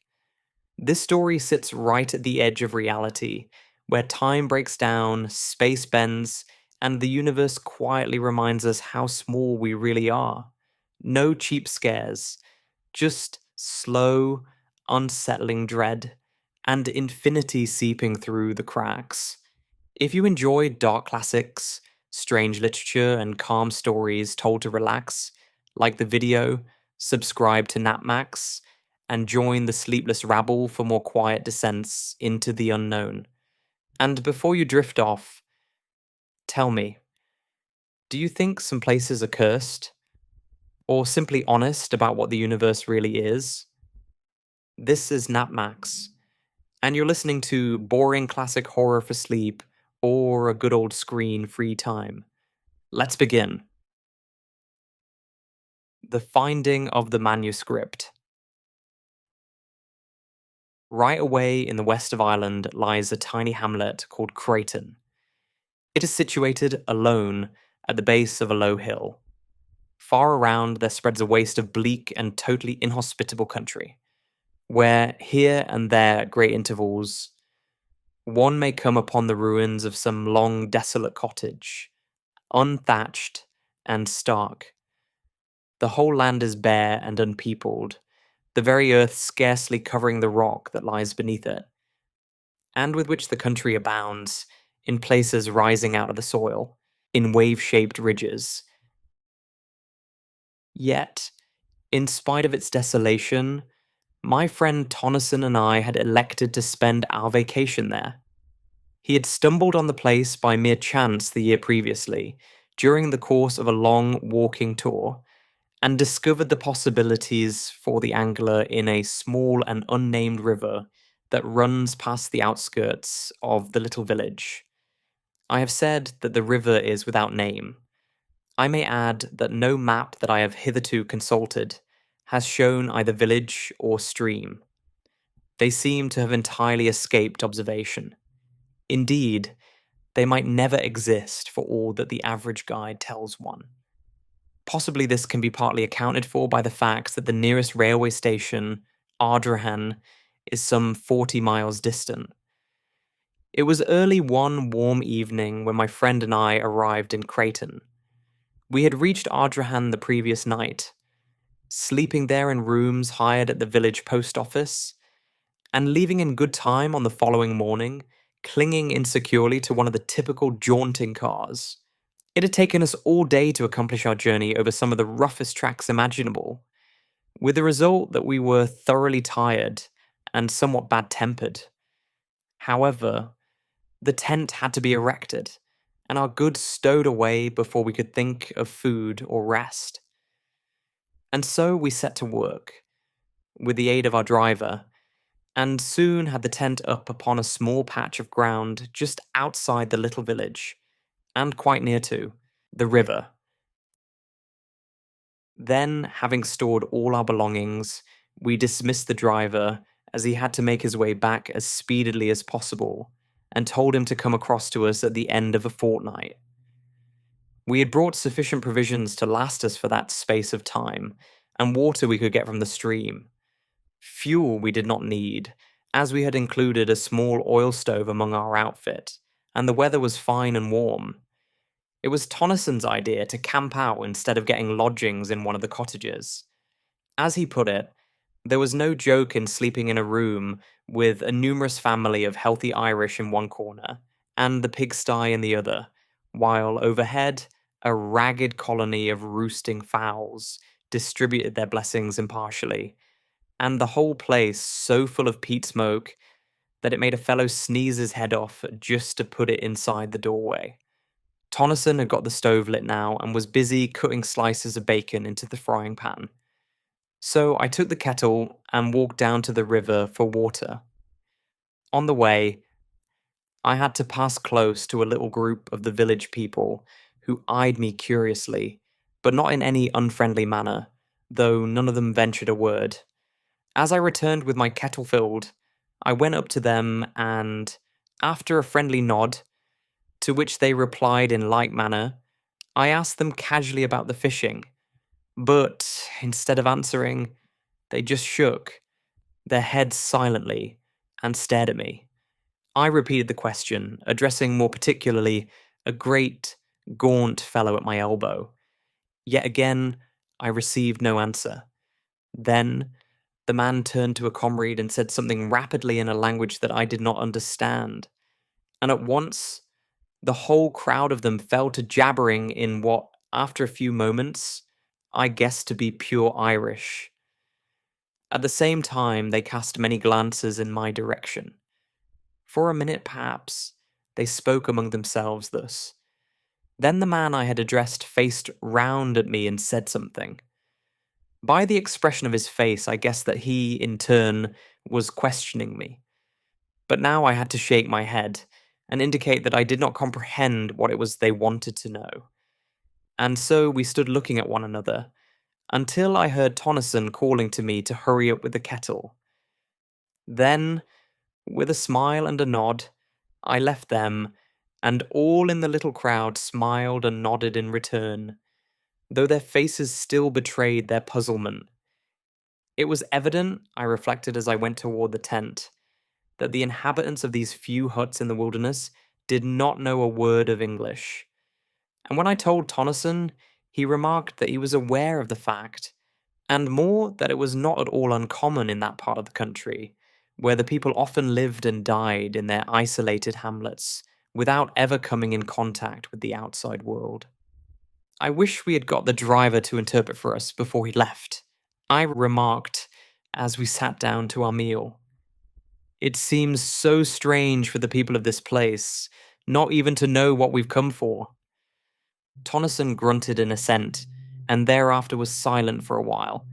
Later, having satisfied our appetites somewhat, we began to talk, laying our plans for the morrow. Then, after a smoke, we closed the flap of the tent and prepared to turn in. "I suppose there's no chance of those fellows outside taking anything?" I asked, as we rolled ourselves in our blankets. Tonneson said that he did not think so, at least while we were about, and as he went on to explain, we could lock up everything, except the tent, in the big chest that we had brought to hold our provisions. I agreed to this, and soon we were both asleep. Next morning, early, we rose and went for a swim in the river, after which we dressed and had breakfast. Then we roused out our fishing tackle and overhauled it, by which time, our breakfasts having settled somewhat, we made all secure within the tent and strode off in the direction my friend had explored on his previous visit. During the day, we fished happily, working steadily upstream, and by evening we had one of the prettiest creels of fish that I'd seen for a long while. Returning to the village, we made a good feed off our day's spoil, after which, having selected a few of the finer fish for our breakfast, we presented the remainder to the group of villagers who had assembled at a respectful distance to watch our doings. They seemed wonderfully grateful, and heaped mountains of what I presumed to be Irish blessings upon our heads. Thus we spent several days, having splendid sport and first-rate appetites to do justice upon our prey. We were pleased to find how friendly the villagers were inclined to be, and that there was no evidence of their having ventured to meddle with our belongings during our absences. It was on a Tuesday that we arrived in Creighton, and it would be on the Sunday following that we made a great discovery. Hitherto we had always gone upstream. On that day, however, we laid aside our rods, and taking some provisions, set off for a long ramble in the opposite direction. The day was warm, and we trudged along leisurely enough, stopping about midday to eat our lunch upon a great flat rock near the river bank. Afterward, we sat and smoked a while, resuming our walk only when we were tired of inaction. For perhaps another hour we wandered onward, chatting quietly and comfortably on this and that matter, and on several occasions stopping while my companion, who is something of an artist, made rough sketches of striking bits of the wild scenery. And then, without any warning whatsoever, the river we had followed so confidently came to an abrupt end, vanishing into the earth. "Good Lord," I said, "whoever would have thought of this?" And I stared in amazement. Then I turned to Tonneson. He was looking, with a blank expression upon his face, at the place where the river disappeared. In a moment, he spoke. "Let us go on a bit. It may reappear again. Anyhow, it is worth investigating." I agreed, and we went forward once more, though rather aimlessly, for we were not at all certain in which direction to prosecute our search. For perhaps a mile we moved onward. Then Tonneson, who had been gazing about curiously, stopped and shaded his eyes. "See," he said after a moment, "isn't that mist or something? Over there to the right, away in a line with that great piece of rock?" And he indicated with his hand. I stared, and after a minute seemed to see something, but could not be certain, and said so. "Anyway," my friend replied, "we'll just go across and have a glance." And he started off in the direction he had suggested, I following. Presently, we came among bushes, and after a time, out upon the top of a high, boulder-strewn bank, from which we looked down into a wilderness of bushes and trees. "Seems as though we had come upon an oasis in this desert of stone," muttered Tonneson, as he gazed interestedly. Then he was silent.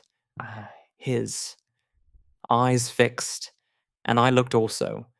For up from somewhere about the center of the wooded lowland, there rose high into the quiet air a great column of haze-like spray, upon which the sun shone, causing innumerable rainbows.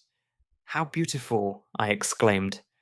Yes, answered Tonneson thoughtfully. There must be a waterfall, or something over there. Perhaps it's our river come to light again. Let's go and see. Down the sloping bank we made our way, and entered among the trees and shrubberies. The bushes were matted, and the trees overhung us so that the place was disagreeably gloomy, though not dark enough to hide from me the fact that many of the trees were fruit trees, and that here and there one could trace indistinctly signs of a long departed cultivation. Thus, it came to me that we were making our way through the riot of a great and ancient garden.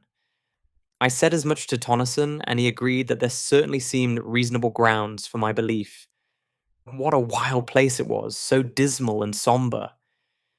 Somehow, as we went forward, a sense of the silent loneliness and desertion of the old garden grew upon me, and I felt shivery.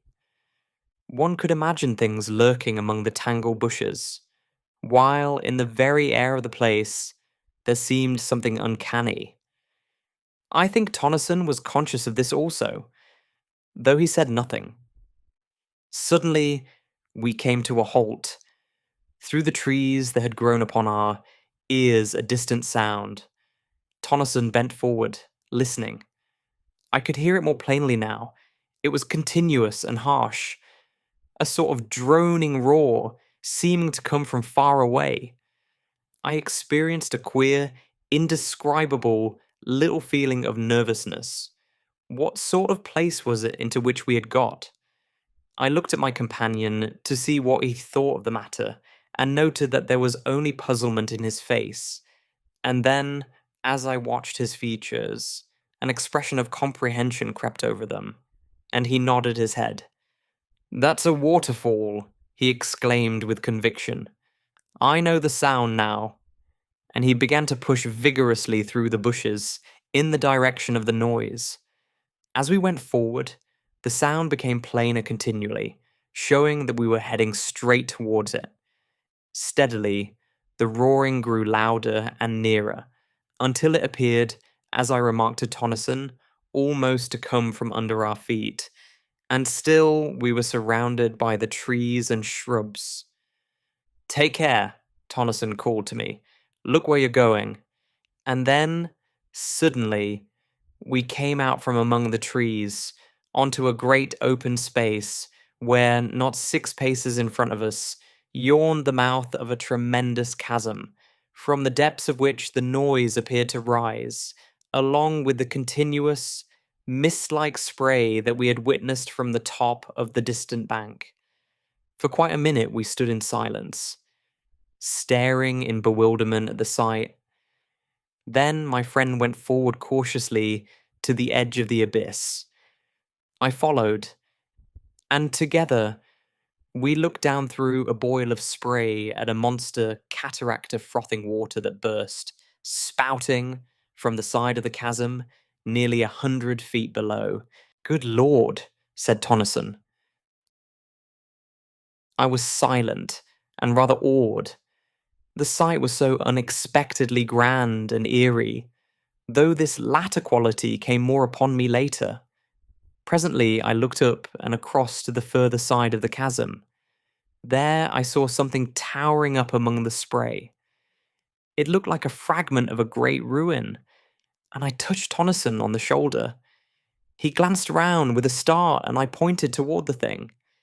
His gaze followed my finger, and his eyes lighted up with a sudden flash of excitement as the object came within his field of view.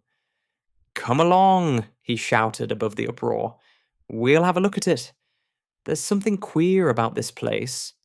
I feel it in my bones. And he started off, round the edge of the crater-like abyss. As we neared this new thing, I saw that I hadn't been mistaken in my first impression. It was undoubtedly a portion of some ruined building, yet now I made out that it was not built upon the edge of the chasm itself, as I had at first supposed, but perched almost at the extreme end of a huge spur of rock that jutted out some 50 or 60 feet over the abyss. In fact, the jagged mass of ruin was literally suspended in midair. Arriving opposite it, we walked out onto the projecting arm of rock, and I must confess to having felt an intolerable sense of terror as I looked down from that dizzy perch into the unknown depths below us, into the deeps from which there rose ever the thunder of the falling water and the shroud of rising spray. Reaching the ruin, we clambered around it cautiously, and on the further side came upon a mass of fallen stones and rubble. The ruin itself seemed to me, as I proceeded now to examine it minutely, to be a portion of the outer wall of some prodigious structure. It was so thick and substantially built. Yet what it was doing in such a position, I could by no means conjecture. Where was the rest of the house, or castle, or whatever there had been? I went back to the outer side of the wall, and thence to the edge of the chasm, leaving Tonneson rooting systematically among the heap of stones and rubbish on the outer side. Then I commenced to examine the surface of the ground, near the edge of the abyss, to see whether there were not left other remnants of the building to which the fragment of ruin evidently belonged. But though I scrutinized the earth with the greatest care, I could see no signs of anything to show that there had ever been a building erected on the spot, and I grew more puzzled than ever. Then I heard a cry from Tonneson. He was shouting my name, excitedly, and without delay I hurried along the rocky promontory to the ruin. I wondered whether he had hurt himself, and then the thought came that perhaps he had found something. I reached the crumbled wall and climbed around. There I found Tonneson standing within a small excavation that he had made among the debris. He was brushing the dirt from something that looked like a book, much crumpled and dilapidated, and opening his mouth every second or two to bellow my name. As soon as he saw that I had come, he handed his prize to me, telling me to put it into my satchel so as to protect it from the damp, while he continued his explorations. This I did first, however, running the pages through my fingers, and noting that they were closely filled with neat, old-fashioned writing which was quite legible, save in one portion where many of the pages were almost destroyed, being muddied and crumpled, as though the book had been doubled back at that part. This, I found out from Tonneson, was actually as he had discovered it, and the damage was due probably to the fall of masonry upon the opened part. Curiously enough, the book was fairly dry, which I attributed to its having been so securely buried among the ruins. Having put the volume away safely, I turned to and gave Tonneson a hand with his self-imposed task of excavating. Yet, though we put in over an hour's hard work, turning over the whole of the upheaped stones and rubbish, we came upon nothing more than some fragments of broken wood that might have been parts of a desk or table, and so we gave up searching and went back along the rock once more to the safety of the land. The next thing we did was to make a complete tour of the tremendous chasm, which we were able to observe was in the form of an almost perfect circle, save for where the ruin-crowned spur of rock jutted out, spoiling its symmetry. The abyss was, as Tonneson put it, like nothing so much as a gigantic well or pit, going sheer down into the bowels of the earth. For some time longer we continued to stare about us, and then, noticing that there was a clear space away to the north of the chasm, we bent our steps in that direction. Here, distant from the mouth of the mighty pit by some hundreds of yards, we came upon a great lake of silent water. Silent, that is, save in one place where there was a continuous bubbling and gurgling. Now, being away from the noise of the spouting cataract, we were able to hear one another speak, without having to shout at the tops of our voices. And I asked Tonneson what he thought of the place. I told him that I didn't like it, and that the sooner we were out of it, the better. I should be pleased. He nodded in reply and glanced at the woods behind furtively. I asked him if he had seen or heard anything. He made no answer, but stood, silent as though listening, and I kept quiet also. Suddenly he spoke. "Hark!" he said sharply. I looked at him, and then away among the trees and bushes, holding my breath involuntarily. A minute came and went in strained silence, yet I could hear nothing, and I turned to Tonneson to say as much. And then, even as I opened my lips to speak, there came a strange wailing noise out of the wood on our left. It appeared to float through the trees, and there was a rustle of stirring leaves, and then silence. All at once, Tonneson spoke and put his hand on my shoulder. "Let us get out of here," he said, and began to move slowly toward where the surrounding trees and bushes seemed thinnest. As I followed him, it came to me suddenly that the sun was low, and that there was a raw sense of chilliness in the air. Tonneson said nothing further, but kept on steadily. We were among the trees now, and I glanced around nervously, but saw nothing, save the quiet branches and trunks and the tangled bushes. Onward we went, and no sound broke the silence, except the occasional snapping of a twig under our feet as we moved forward. Yet, in spite of the quietness, I had a horrible feeling that we were not alone, and I kept so close to Tonneson that twice I kicked his heels clumsily, though he said nothing. A minute, and then another, and we reached the confines of the wood, coming, out at last upon the bare rockiness of the countryside. Only then was I able to shake off the haunting dread that had followed me among the trees. Once, as we moved away, there seemed to come again a distant sound of wailing, and I said to myself that it was the wind. Yet the evening was breathless. Presently, Tonneson began to talk. "Look you," he said with decision, "I would not spend the night in that place for all the wealth that the world holds. There is something unholy, diabolical about it. It came to me all in a moment, just after you spoke. It seemed to me that the woods were full of vile things. You know?" "Yes," I answered, and looked back toward the place, but it was hidden from us by a rise in the ground. "There's the book," I said, and I put my hand into the satchel. "You've got it safely?" he questioned with a sudden access of anxiety. "Yes," I replied. "Perhaps," he continued, "we shall learn something from it when we get back to the tent. We had better hurry too. We're a long way off still, and I don't fancy now being caught out here in the dark."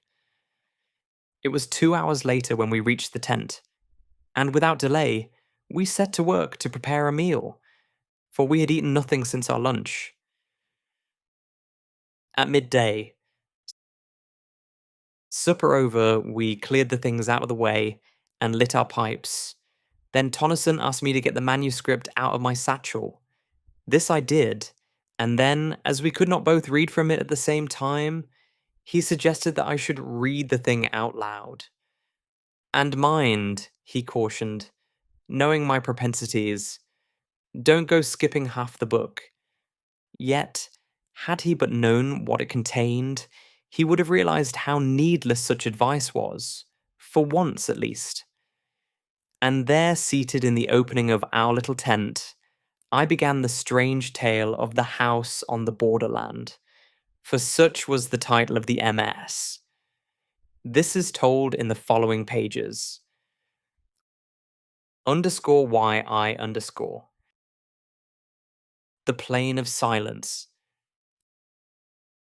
I am an old man. I live here in this ancient house surrounded by huge, unkempt gardens. The peasantry, who inhabit the wilderness beyond, say that I am mad. That is because I will have nothing to do with them. I live here alone with my old sister, who is also my housekeeper. We keep no servants. I hate them. I have one friend, a dog. Yes, I would sooner have old Pepper than the rest of creation together. He at least understands me, and has sense enough to leave me alone when I'm in my dark moods. I have decided to start a kind of diary. It may enable me to record some of the thoughts and feelings that I cannot express to anyone. But beyond this, I am anxious to make some record of the strange things that I have heard and seen during many years of loneliness in this weird old building. For a couple of centuries, this house has had a reputation, a bad one, and until I bought it, for more than 80 years, no one had lived here. Consequently, I got the old place at a ridiculously low figure. I am not superstitious, but I have ceased to deny that things happen in this old house, things that I cannot explain, and therefore I must needs ease my mind by writing down an account of them to the best of my ability. Though, should this my diary ever be read when I am gone, the readers will but shake their heads and be the more convinced that I was mad. This house, how ancient it is, though its age strikes one less perhaps than the quaintness of its structure, which is curious and fantastic to the last degree. Little curved towers and pinnacles, with outlines suggestive of leaping flames, predominate, while the body of the building is in the form of a circle. I have heard that there is an old story told amongst the country people to the effect that the devil built the place. However, that is, as may be, true or not, I neither know nor care, save as it may have helped to cheapen it ere I came. I must have been here some 10 years before I saw sufficient to warrant any belief in the stories, current in the neighborhood, about this house. It is true that I had, on at least a dozen occasions, seen vaguely things that puzzled me, and perhaps had felt more than I had seen. Then, as the years passed, bringing age upon me, I became often aware of something unseen, yet unmistakably present, in the empty rooms and corridors. Still, it was as I have said many years before I saw any real manifestations of the so called supernatural. It was not Halloween. If I were telling a story for amusement's sake, I should probably place it on that night of nights. But this is a true record of my own experiences, and I would not put pen to paper to amuse anyone. Number. It was after midnight on the morning of the 21st day of January. I was sitting reading, as is often my custom, in my study. Pepper lay, sleeping, near my chair. Without warning, the flames of the two candles went low, and then shone with a ghastly green effulgence. I looked up, quickly, and as I did so, I saw the light sink into a dull, ruddy tint, so that the room glowed with a strange, heavy, crimson twilight that gave the shadows behind the chairs and tables a double depth of blackness. And wherever the light struck, it was as though luminous blood had been splashed over the room. Down on the floor, I heard a faint, frightened whimper, and something pressed itself in between my 2 feet. It was Pepper, cowering under my dressing gown. Pepper, usually as brave as a lion. It was this movement of the dog's, I think, that gave me the first twinge of real fear. I had been considerably startled when the lights burnt first green and then red, but had been momentarily under the impression that the change was due to some influx of noxious gas into the room. Now, however, I saw that it was not so, for the candles burned with a steady flame and showed no signs of going out, as would have been the case had the change been due to fumes in the atmosphere. I did not move. I felt distinctly frightened, but could think of nothing better to do than wait. For perhaps a minute, I kept my glance about the room nervously. Then I noticed that the lights had commenced to sink very slowly, until presently they showed minute specks of red fire, like the gleamings of rubies in the darkness.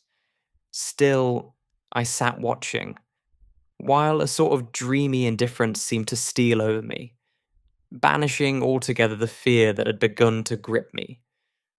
Away in the far end of the huge old-fashioned room, I became conscious of a faint glow. Steadily it grew, filling the room with gleams of quivering green light. Then they sank quickly and changed, even as the candle flames had done, into a deep, somber crimson that strengthened and lit up the room with a flood of awful glory. The light came from the end wall and grew ever brighter until its intolerable glare caused my eyes acute pain, and involuntarily I closed them. It may have been a few seconds before I was able to open them. The first thing I noticed was that the light had decreased greatly, so that it no longer tried my eyes. Then, as it grew still duller, I was aware all at once that instead of looking at the redness, I was staring through it and through the wall beyond. Gradually, as I became more accustomed to the idea, I realized that I was looking out onto a vast plain, lit with the same gloomy twilight that pervaded the room. The immensity of this plain scarcely can be conceived. In no part could I perceive its confines. It seemed to broaden and spread out so that the eye failed to perceive any limitations. Slowly, the details of the nearer portions began to grow clear. Then, in a moment almost, the light died away, and the vision, if vision it were, faded and was gone. Suddenly, I became conscious that I was no longer in the chair. Instead, I seemed to be hovering above it and looking down at a dim something, huddled and silent. In a little while, a cold blast struck me, and I was outside in the night, floating like a bubble up through the darkness. As I moved, an icy coldness seemed to enfold me, so that I shivered. After a time, I looked to right and left and saw the intolerable blackness of the night, pierced by remote gleams of fire. Onward, outward I drove. Once I glanced behind and saw the earth, a small crescent of blue light, receding away to my left. Further off, the sun, a splash of white flame, burned vividly against the dark. An indefinite period passed. Then, for the last time, I saw the earth, an enduring globule of radiant blue, swimming in an eternity of ether. And there I, a fragile flake of sawdust, flickered silently across the void, from the distant blue into the expanse of the unknown. A great while seemed to pass over me, and now I could nowhere see anything. I had passed beyond the fixed stars and plunged into the huge blackness that waits beyond. All this time I had experienced little, save a sense of lightness and cold discomfort.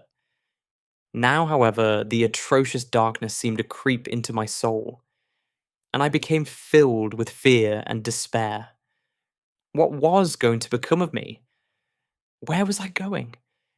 Even as the thoughts were formed, there grew against the impalpable blackness that wrapped me a faint tinge of blood. It seemed extraordinarily remote and mist-like. Yet, at once, the feeling of oppression was lightened, and I no longer despaired. Slowly, the distant redness became plainer and larger, until, as I drew nearer, it spread out into a great, somber glare, dull and tremendous. Still, I fled onward, and presently I had come so close that it seemed to stretch beneath me, like a great ocean of somber red. I could see little, save that it appeared to spread out interminably in all directions. In a further space, I found that I was descending upon it, and soon I sank into a great sea of sullen, red-hued clouds. Slowly, I emerged from these, and there, below me, I saw the stupendous plain that I had seen from my room in this house that stands upon the borders of the silences.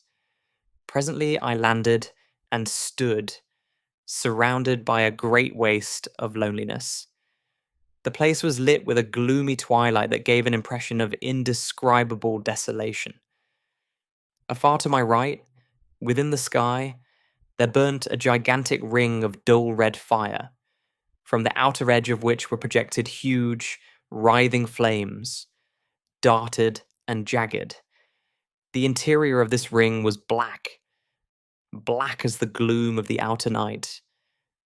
I comprehended at once that it was from this extraordinary sun that the place derived its doleful light.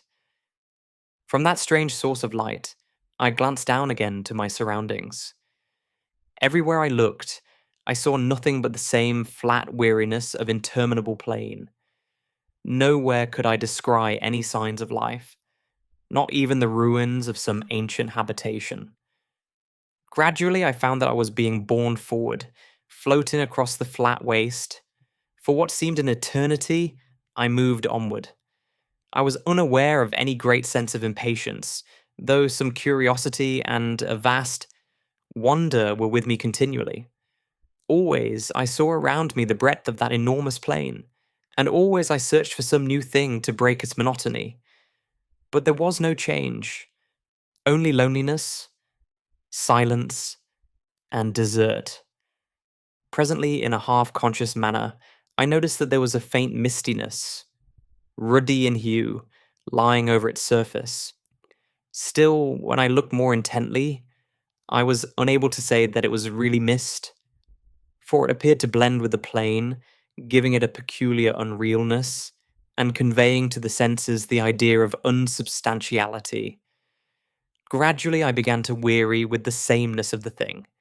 Yet, it was a great time before I perceived any signs of the place, toward which I was being conveyed. At first I saw it far ahead, like a long hillock on the surface of the plain. Then, as I drew nearer, I perceived that I had been mistaken, for instead of a low hill, I made out now a chain of great mountains, whose distant peaks towered up into the red gloom until they were almost lost to sight. Underscore I underscore. The house in the arena. And so, after a time, I came to the mountains. Then the course of my journey was altered, and I began to move along their bases until all. At once, I saw that I had come opposite to a vast rift, opening into the mountains. Through this, I was borne, moving at no great speed. On either side of me, huge, scarped walls of rock-like substance rose sheer. Far overhead, I discerned a thin ribbon of red, where the mouth of the chasm opened, among inaccessible peaks. Within was gloom, deep and sombre, and chilly silence. For a while, I went onward steadily, and then, at last, I saw, ahead, a deep, red glow that told me I was near upon the further opening of the gorge. A minute came and went, and I was at the exit of the chasm, staring out upon an enormous amphitheatre of mountains. Yet, of the mountains and the terrible grandeur of the place, I recked nothing, for I was confounded with amazement to behold, at a distance of several miles and occupying the centre of the arena, a stupendous structure built apparently of green jade. Yet, in itself, it was not the discovery of the building that had so astonished me, but the fact, which became every moment more apparent, that in no particular, save in colour and its enormous size, did the lonely structure vary from this house in which I live. For a while, I continued to stare, fixedly. Even then, I could scarcely believe that I saw aright. In my mind, a question formed, reiterating incessantly, "What does it mean? What does it mean?" And I was unable to make answer, Even out of the depths of my imagination, I seemed capable only of wonder and fear.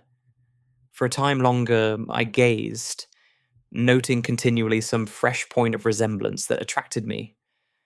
At last, wearied and sorely puzzled, I turned from it to view the rest of the strange place onto which I had intruded. Hitherto, I had been so engrossed in my scrutiny of the house that I'd given only a cursory glance around. Now, as I looked, I began to realize upon what sort of a place I'd come. The arena, for so I have termed it, appeared a perfect circle of about 10 to 12 miles in diameter. The house, as I have mentioned before, standing in the center. The surface of the place, like to that of the plain, had a peculiar, misty appearance that was yet not mist. From a rapid survey, my glance passed quickly upward along the slopes of the circling mountains. How silent they were! I think that this same abominable stillness was more trying to me than anything that I had so far seen or imagined. I was looking up now at the great crags, towering so loftily. Up there, the impalpable redness gave a blurred appearance to everything. And then, as I peered, curiously, a new terror came to me. For away up among the dim peaks to my right, I descried a vast shape of blackness, giant-like. It grew upon my sight. It had an enormous equine head, with gigantic ears, and seemed to peer steadfastly down into the arena. There was that about the pose that gave me the impression of an eternal watchfulness, of having warded that dismal place through unknown eternities. Slowly, the monster became plainer to me, and then suddenly my gaze sprang from it to something further off and higher among the crags. For a long minute I gazed, fearfully. I was strangely conscious of something not altogether unfamiliar, as though something stirred in the back of my mind. The thing was black, and had 4 grotesque arms. The features showed indistinctly.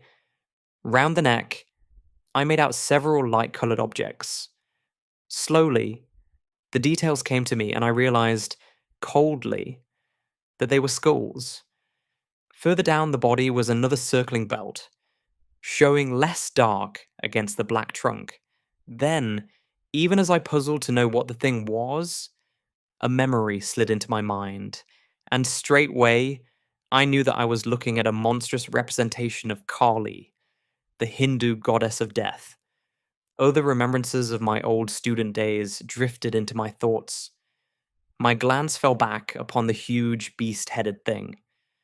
Simultaneously, I recognized it for the ancient Egyptian god Set, or Seth, the destroyer of souls. With the knowledge, there came a great sweep of questioning. Two of the... I stopped and endeavored to think. Things beyond my imagination peered into my frightened mind. I saw, obscurely, the old gods of mythology. I tried to comprehend to what it was all pointing. My gaze dwelt, flickeringly, between the two. If... An idea came swiftly, and I turned and glanced rapidly upward, searching the gloomy crags, away to my left. Something loomed out under a great peak, a shape of greyness. I wondered I had not seen it earlier, and then remembered I had not yet viewed that portion. I saw it more plainly now. It was, as I have said, grey. It had a tremendous head, but no eyes. That part of its face was blank. Now I saw that there were other things up among the mountains. Further off, reclining on a lofty ledge, I made out a livid mass, irregular and ghoulish. It seemed without form, save for an unclean, half-animal face that looked out vilely from somewhere about its middle. And then I saw others. There were hundreds of them. They seemed to grow out of the shadows. Several I recognized almost immediately as mythological deities. Others were strange to me, utterly strange beyond the power of a human mind to conceive. On each side, I looked and saw more continually. The mountains were full of strange things, beast gods and horrors so atrocious and bestial that possibility and decency deny any further attempt to describe them. And I was filled with a terrible sense of overwhelming horror and fear and repugnance, yet, spite of these, I wondered exceedingly. Was there then, after all, something in the old heathen worship? Something more than the mere deifying of men, animals, and elements? The thought gripped me. Was there?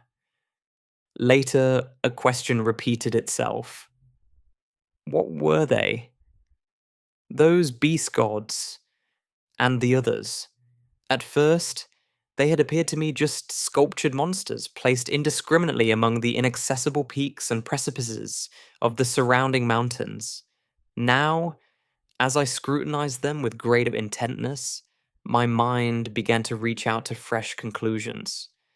There was something about them, an indescribable sort of silent vitality that suggested, to my broadening consciousness, a state of life in death, as something that was by no means life, as we understand it, but rather an inhuman form of existence that well might be likened to a deathless trance, a condition in which it was possible to imagine their continuing, eternally, immortal. The word rose in my thoughts unbidden, and straightway I grew to wondering whether this might be the immortality of the gods. And then, in the midst of my wondering and musing, something happened. Until then, I had been staying just within the shadow of the exit of the Great Rift. Now, without volition on my part, I drifted out of the semi-darkness and began to move slowly across the arena, toward the house. At this, I gave up all thoughts of those prodigious shapes above me, and could only stare, frightenedly, at the tremendous structure toward which I was being conveyed so remorselessly. Yet, though I searched earnestly, I could discover nothing that I had not already seen, and so became gradually calmer. Presently, I had reached a point more than halfway between the house and the gorge. All around was spread the stark loneliness of the place, and the unbroken silence. Steadily, I neared the great building. Then, all at once, something caught my vision. Something that came round one of the huge buttresses of the house, and so into full view. It was a gigantic thing, and moved with a curious lope, going almost upright, after the manner of a man. It was quite unclothed, and had a remarkable luminous appearance, yet it was the face that attracted and frightened me the most. It was the face of a swine.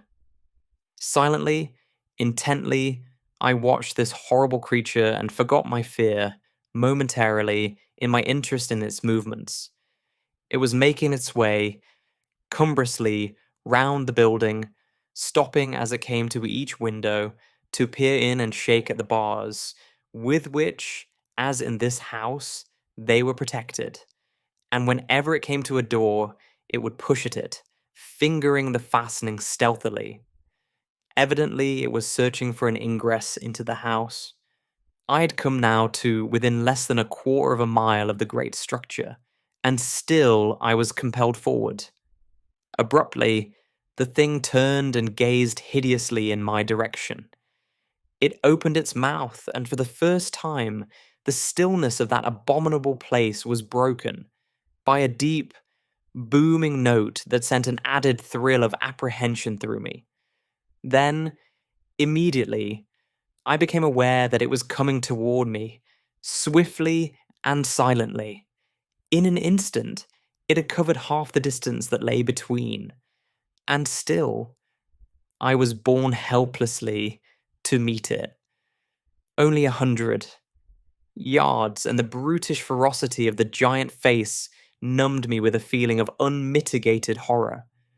I could have screamed in the supremeness of my fear, and then, in the very moment of my extremity and despair, I became conscious that I was looking down upon the arena from a rapidly increasing height. I was rising, rising. In an inconceivably short while, I had reached an altitude of many hundred feet. Beneath me, the spot that I had just left was occupied by the foul swine creature. It had gone down on all fours and was snuffing and rooting like a veritable hog at the surface of the arena. A moment, and it rose to its feet, clutching upward, with an expression of desire upon its face such as I have never seen in this world. Continually, I mounted higher. A few minutes it seemed, and I had risen above the great mountains, floating alone, afar in the redness. At a tremendous distance below, the arena showed dimly, with the mighty house looking no larger than a tiny spot of green. The swine thing was no longer visible. Presently, I passed over the mountains, out above the huge breadth of the plain. Far away on its surface, in the direction of the ring-shaped sun, there showed a confused blur. I looked toward it, indifferently. It reminded me, somewhat, of the first glimpse I'd caught of the mountain amphitheatre. With a sense of weariness, I glanced upward at the immense ring of fire. What a strange thing it was. Then, as I stared, out from the dark centre, there spurted a sudden flare of extraordinary vivid fire. Compared with the size of the black centre, it was as naught, yet, in itself, stupendous. With awakened interest, I watched it carefully, noting its strange boiling and glowing. Then, in a moment, the whole thing grew dim and unreal, and so passed out of sight. Much amazed, I glanced down to the plain from which I was still rising. Thus, I received a fresh surprise.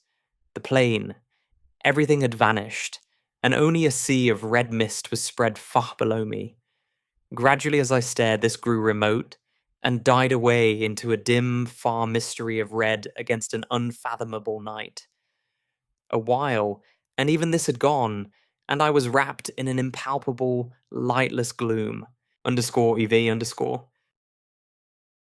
The earth. Thus I was, and only the memory that I had lived through the dark once before served to sustain my thoughts.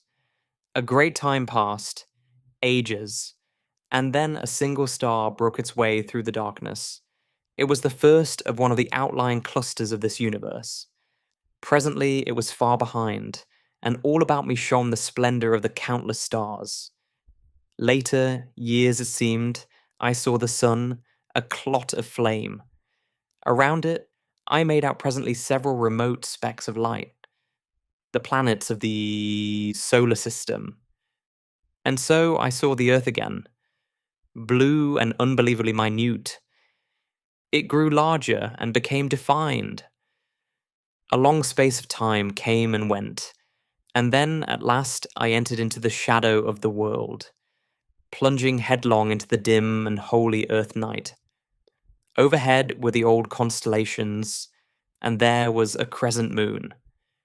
Then, as I neared the Earth's surface, a dimness swept over me, and I appeared to sink into a black mist. For a while, I knew nothing. I was unconscious. Gradually, I became aware of a faint, distant whining. It became plainer. A desperate feeling of agony possessed me. I struggled madly for breath, and tried to shout. A moment, and I got my breath more easily. I was conscious that something was licking my hand. Something damp swept across my face. I heard a panting, and then again the whining. It seemed to come to my ears now, with a sense of familiarity, and I opened my eyes. All was dark, but the feeling of oppression had left me. I was seated, and something was whining piteously, and licking me. I felt strangely confused, and instinctively tried to ward off the thing that licked. My head was curiously vacant, and for the moment I seemed incapable of action or thought. Then, Things came back to me, and I called Pepper faintly. I was answered by a joyful bark and renewed and frantic caresses. In a little while, I felt stronger and put out my hand for the matches. I groped about for a few moments, blindly. Then my hands lit upon them, and I struck a light and looked confusedly around. All about me, I saw the old familiar things. And there I sat, full of dazed wonders, until the flame of the match burnt my finger, and I dropped it, while a hasty expression of pain and anger escaped my lips, surprising me with the sound of my own voice. After a moment, I struck another match, and stumbling across the room, lit the candles. As I did so, I observed that they had not burned away, but had been put out. As the flames shot up, I turned and stared about the study, yet there was nothing unusual to see. And suddenly, a gust of irritation took me. What had happened? I held my head with both hands and tried to remember. Ah, the great silent plain and the ring-shaped sun of red fire. Where were they? Where had I seen them? How long ago? I felt dazed and muddled. Once or twice I walked up and down the room unsteadily. My memory seemed dulled, and already the thing I had witnessed came back to me with an effort. I have a remembrance of cursing peevishly in my bewilderment. Suddenly I turned faint and giddy and had to grasp at the table for support. During a few moments, I held on weakly and then managed to totter sideways into a chair. After a little time, I felt somewhat better and succeeded in reaching the cupboard where, usually, I keep brandy and biscuits. I poured myself out a little of the stimulant and drank it off. Then, taking a handful of biscuits, I returned to my chair and began to devour them, ravenously. I was vaguely surprised at my hunger. I felt as though I had eaten nothing for an uncountably long while. As I ate, my glance roved about the room, taking in its various details and still searching, though almost unconsciously, for something tangible upon which to take hold, among the invisible mysteries that encompassed me. Surely, I thought, there must be something, and in the same instant, my gaze dwelt upon the face of the clock in the opposite corner. Therewith, I stopped eating and just stared. For though its ticking indicated most certainly that it was still going, the hands were pointing to a little before the hour of midnight. Whereas it was, as well I knew, considerably after that time when I had witnessed the first of the strange happenings I have just described. For perhaps a moment I was astounded and puzzled. Had the hour been the same as when I had last seen the clock, I should have concluded that the hands had stuck in one place, while the internal mechanism went on as usual, but that would, in no way, account for the hands having travelled backward. Then, even as I turned the matter over in my wearied brain, the thought flashed upon me that it was now close upon the morning of the 22nd, and that I had been unconscious to the visible world through the greater portion of the last 24 hours. The thought occupied my attention for a full minute. Then I commenced to eat again. I was still very hungry. During breakfast next morning, I inquired casually of my sister regarding the date, and found my surmise correct. I had indeed been absent, at least in spirit, for nearly a day and a night. My sister asked me no questions, for it is not by any means the first time that I have kept to my study for a whole day, and sometimes a couple of days at a time, when I have been particularly engrossed in my books or work. And so the days pass on, and I'm still filled with a wonder to know the meaning of all that I saw on that memorable night. Yet, well, I know that my curiosity is little likely to be satisfied. V. The Thing in the Pit. This house is, as I have said before, surrounded by a huge estate and wild and uncultivated gardens. Away at the back, distant some 300 yards, is a dark, deep ravine, spoken of as the pit by the peasantry. At the bottom runs a sluggish stream so overhung by trees as scarcely to be seen from above. In passing, I must explain that this river has a subterranean origin, emerging suddenly at the east end of the ravine and disappearing as abruptly beneath the cliffs that form its western extremity. It was some months after my vision, if vision it were, of the Great Plain, that my attention was particularly attracted to the pit. I happened, one day, to be walking along its southern edge when suddenly several pieces of rock and shale were dislodged from the face of the cliff immediately beneath me and fell with a sullen crash through the trees. I heard them splash in the river at the bottom, and then silence. I should not have given this incident more than a passing thought, had not Pepper at once begun to bark savagely. Nor would he be silent when I bade him, which is most unusual behavior on his part. Feeling that there must be someone or something in the pit, I went back to the house, quickly, for a stick. When I returned, Pepper had ceased his barks and was growling and smelling, uneasily, along the top. Whistling to him to follow me, I started to descend cautiously. The depth to the bottom of the pit must be about 150 feet, and some time as well as considerable care was expended before we reached the bottom in safety. Once down, Pepper and I started to explore along the banks of the river. It was very dark there due to the overhanging trees, and I moved warily, keeping my glance about me and my stick ready. Pepper was quiet now and kept close to me all the time. Thus, we searched right up one side of the river without hearing or seeing anything. Then we crossed over by the simple method of jumping and commenced to beat our way back through the underbrush. We had accomplished perhaps half the distance when I heard again the sound of falling stones on the other side, the side from which we had just come. One large rock came thundering down through the treetops, struck the opposite bank, and bounded into the river, driving a great jet of water right over us. At this, Pepper gave out a deep growl, then stopped and pricked up his ears. I listened also. A second later, a loud, half-human, half-pig-like squeal sounded from among the trees, apparently about halfway up the south cliff. It was answered by a similar note from the bottom of the pit. At this, Pepper gave a short, sharp bark, and springing across the little river, disappeared into the bushes. Immediately afterward, I heard his barks increase in depth and number, and in between there sounded a noise of confused jabbering.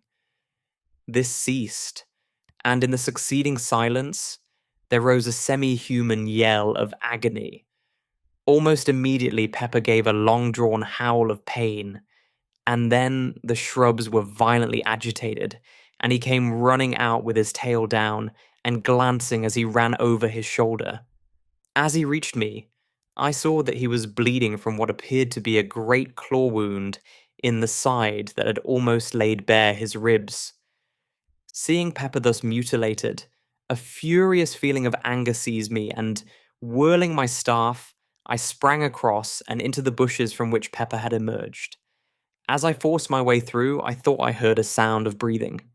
Next instant, I had burst into a little clear space, just in time to see something, livid white in colour, disappear among the bushes on the opposite side. With a shout, I ran toward it. But though I struck and probed among the bushes with my stick, I neither saw nor heard anything further, and so returned to Pepper. There, after bathing his wound in the river, I bound my wetted handkerchief round his body, having done which, we retreated up the ravine and into the daylight again. On reaching the house, my sister inquired what had happened to Pepper, and I told her he had been fighting with a wildcat. of which I'd heard there were several about. I felt it would be better not to tell her how it had really happened, though to be sure I scarcely knew myself. But this I did know, that the thing I had seen run into the bushes was no wildcat. It was much too big, and had, so far as I had observed, a skin like a hog's, only of a dead, unhealthy white colour. And then it had run upright, or nearly so, upon its hind feet, with a motion somewhat resembling that of a human being. This much I had noticed in my brief glimpse, and truth to tell, I felt a good deal of uneasiness, besides curiosity as I turned the matter over in my mind. It was in the morning that the above incident had occurred. Then it would be after dinner as I sat reading, that, happening to look up suddenly, I saw something peering in over the window ledge, the eyes and ears alone showing. "A pig, by Jove," I said, and rose to my feet. Thus, I saw the thing more completely, but it was no pig. God alone knows what it was. It reminded me vaguely of the hideous thing that had haunted the great arena. It had a grotesquely human mouth and jaw, but with no chin of which to speak. The nose was prolonged into a snout. Thus it was that with the little eyes and queer ears, gave it such an extraordinarily swine-like appearance. Of forehead there was little, and the whole face was of an unwholesome white colour. For perhaps a minute, I stood looking at the thing with an ever-growing feeling of disgust and some fear. The mouth kept jabbering inanely, and once emitted a half-swinish grunt. I think it was the eyes that attracted me the most. They seemed to glow at times, with a horribly human intelligence, and kept flickering away from my face, over the details of the room, as though my stare disturbed it. It appeared to be supporting itself by two claw-like hands upon the windowsill. These claws, unlike the face, were of a clay-brown hue, and bore an indistinct resemblance to human hands, in that they had 4 fingers and a thumb. Though these were webbed up to the first joint, much as are a duck's. Nails it had also, but so long and powerful that they were more like the talons of an eagle than aught else. As I have said before, I felt some fear, though almost of an impersonal kind. I may explain my feeling better by saying that it was more a sensation of abhorrence, such as one might expect to feel if brought in contact with something superhumanly foul, something unholy, belonging to some hitherto undreamt of state of existence. I cannot say that I grasped these various details of the brute at the time. I think they seemed to come back to me afterward, as though imprinted upon my brain. I imagined more than I saw as I looked at the thing, and the material details grew upon me later. For perhaps a minute I stared at the creature. Then, as my nerves steadied a little, I shook off the vague alarm that held me, and took a step toward the window. Even as I did so, the thing ducked and vanished. I rushed to the door and looked round hurriedly, but only the tangled bushes and shrubs met my gaze. I ran back into the house and, getting my gun, sallied out to search through the gardens. As I went, I asked myself whether the thing I had just seen was likely to be the same of which I had caught a glimpse in the morning. I inclined to think it was. I would have taken Pepper with me, but judged it better to give his wound a chance to heal. Besides, if the creature I had just seen was, as I imagined, his antagonist of the morning, it was not likely that he would be of much use. I began my search, systematically. I was determined, if it were possible, to find and put an end to that swine thing. This was, at least, a material horror. At first, I searched cautiously, with the thought of Pepper's wound in my mind, but as the hours passed, and not a sign of anything living showed in the great, lonely gardens, I became less apprehensive. I felt almost as though I would welcome the sight of it. Anything seemed better than this silence, with the ever-present feeling that the creature might be lurking in every bush I passed. Later, I grew careless of danger, to the extent of plunging right through the bushes, probing with my gun barrel as I went. At times, I shouted, but only the echoes answered back. I thought thus perhaps to frighten or stir the creature to showing itself, but only succeeded in bringing my sister Mary out, to know what was the matter. I told her that I had seen the wildcat that had wounded Pepper, and that I was trying to hunt it out of the bushes. She seemed only half satisfied, and went back into the house, with an expression of doubt upon her face. I wondered whether she had seen or guessed anything. For the rest of the afternoon, I prosecuted the search anxiously. I felt that I should be unable to sleep, with that bestial thing haunting the shrubberies, and yet, when evening fell, I had seen nothing. Then, as I turned homeward, I heard a short, unintelligible noise among the bushes to my right. Instantly, I turned, and aiming quickly, fired in the direction of the sound. Immediately afterward, I heard something scuttling away among the bushes. It moved rapidly, and in a minute had gone out of hearing. After a few steps, I ceased my pursuit, realizing how futile it must be in the fast gathering gloom. And so, with a curious feeling of depression, I entered the house. That night, after my sister had gone to bed, I went around to all the windows and doors on the ground floor and saw to it that they were securely fastened. This precaution was scarcely necessary as regards the windows, as all of those on the lower story are strongly barred. But with the doors, of which there are 5, it was wisely thought, as not one was locked. Having secured these, I went to my study, yet, somehow, for once, the place jarred upon me. It seemed so huge and echoey. For some time I tried to read, but at last, finding it impossible, I carried my book down to the kitchen where a large fire was burning and sat there. I dare say I had read for a couple of hours, when suddenly I heard a sound that made me lower my book and listen intently. It was a noise of something rubbing and fumbling against the back door. Once the door creaked, loudly, as though force were being applied to it. During those few short moments, I experienced an indescribable feeling of terror, such as I should have believed impossible. My hands shook, a cold sweat broke out on me, and I shivered violently. Gradually, I calmed. The stealthy movements outside had ceased. Then, for an hour, I sat silent and watchful. All at once, the feeling of fear took me again. I felt as I imagine an animal must, under the eye of a snake, yet now I could hear nothing.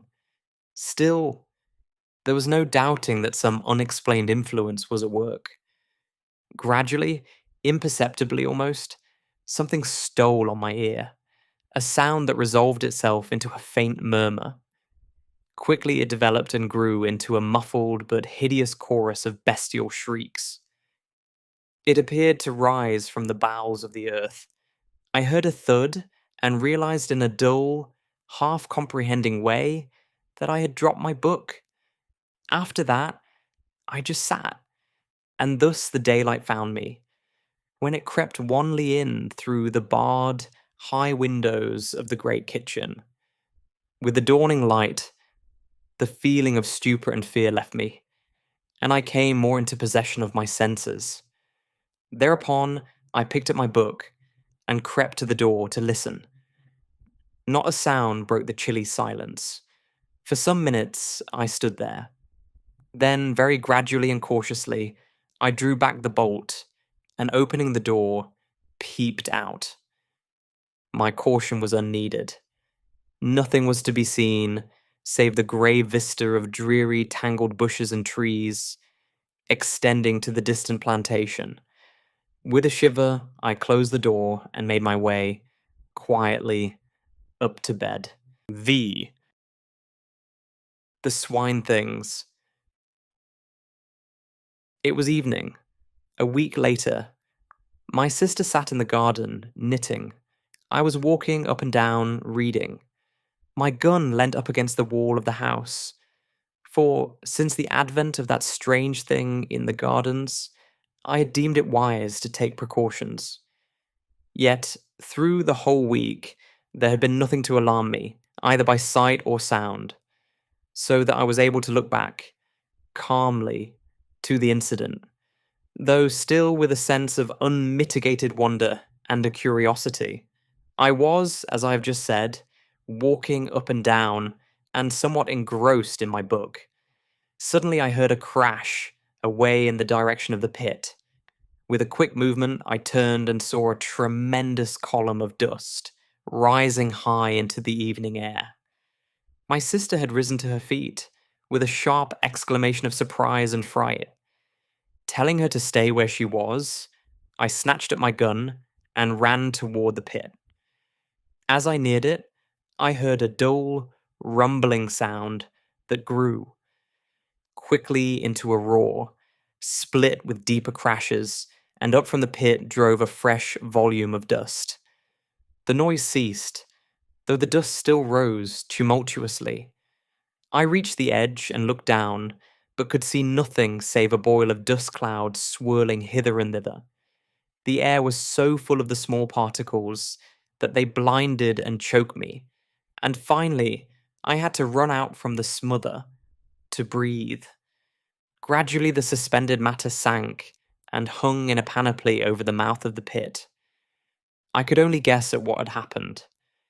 That there had been a landslip of some kind, I had little doubt, but the cause was beyond my knowledge, and yet even then I had half imaginings, for already the thought had come to me of those falling rocks and that thing in the bottom of the pit. But in the first minutes of confusion, I failed to reach the natural conclusion to which the catastrophe pointed. Slowly, the dust subsided until presently I was able to approach the edge and look down. For a while, I peered impotently, trying to see through the reek. At first, it was impossible to make out anything. Then, as I stared, I saw something below, to my left, that moved. I looked intently toward it and presently made out another, and then another, 3 dim shapes.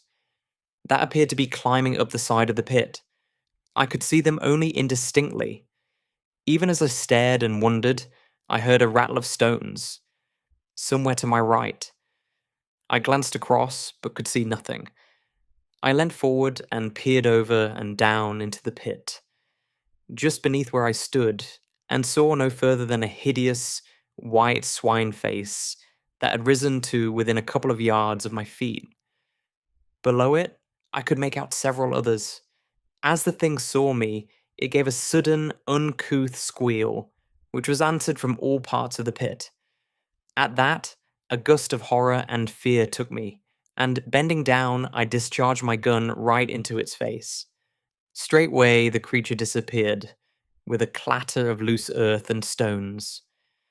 There was a momentary silence, to which probably I owe my life, for during it I heard a quick patter of many feet, and turning sharply, saw a troop of the creatures coming toward me, at a run. Instantly, I raised my gun and fired at the foremost, who plunged headlong, with a hideous howling. Then I turned to run. More than halfway from the house to the pit, I saw my sister. She was coming toward me. I could not see her face distinctly as the dusk had fallen, but there was fear in her voice as she called to know why I was shooting. "Run!" I shouted in reply. "Run for your life!"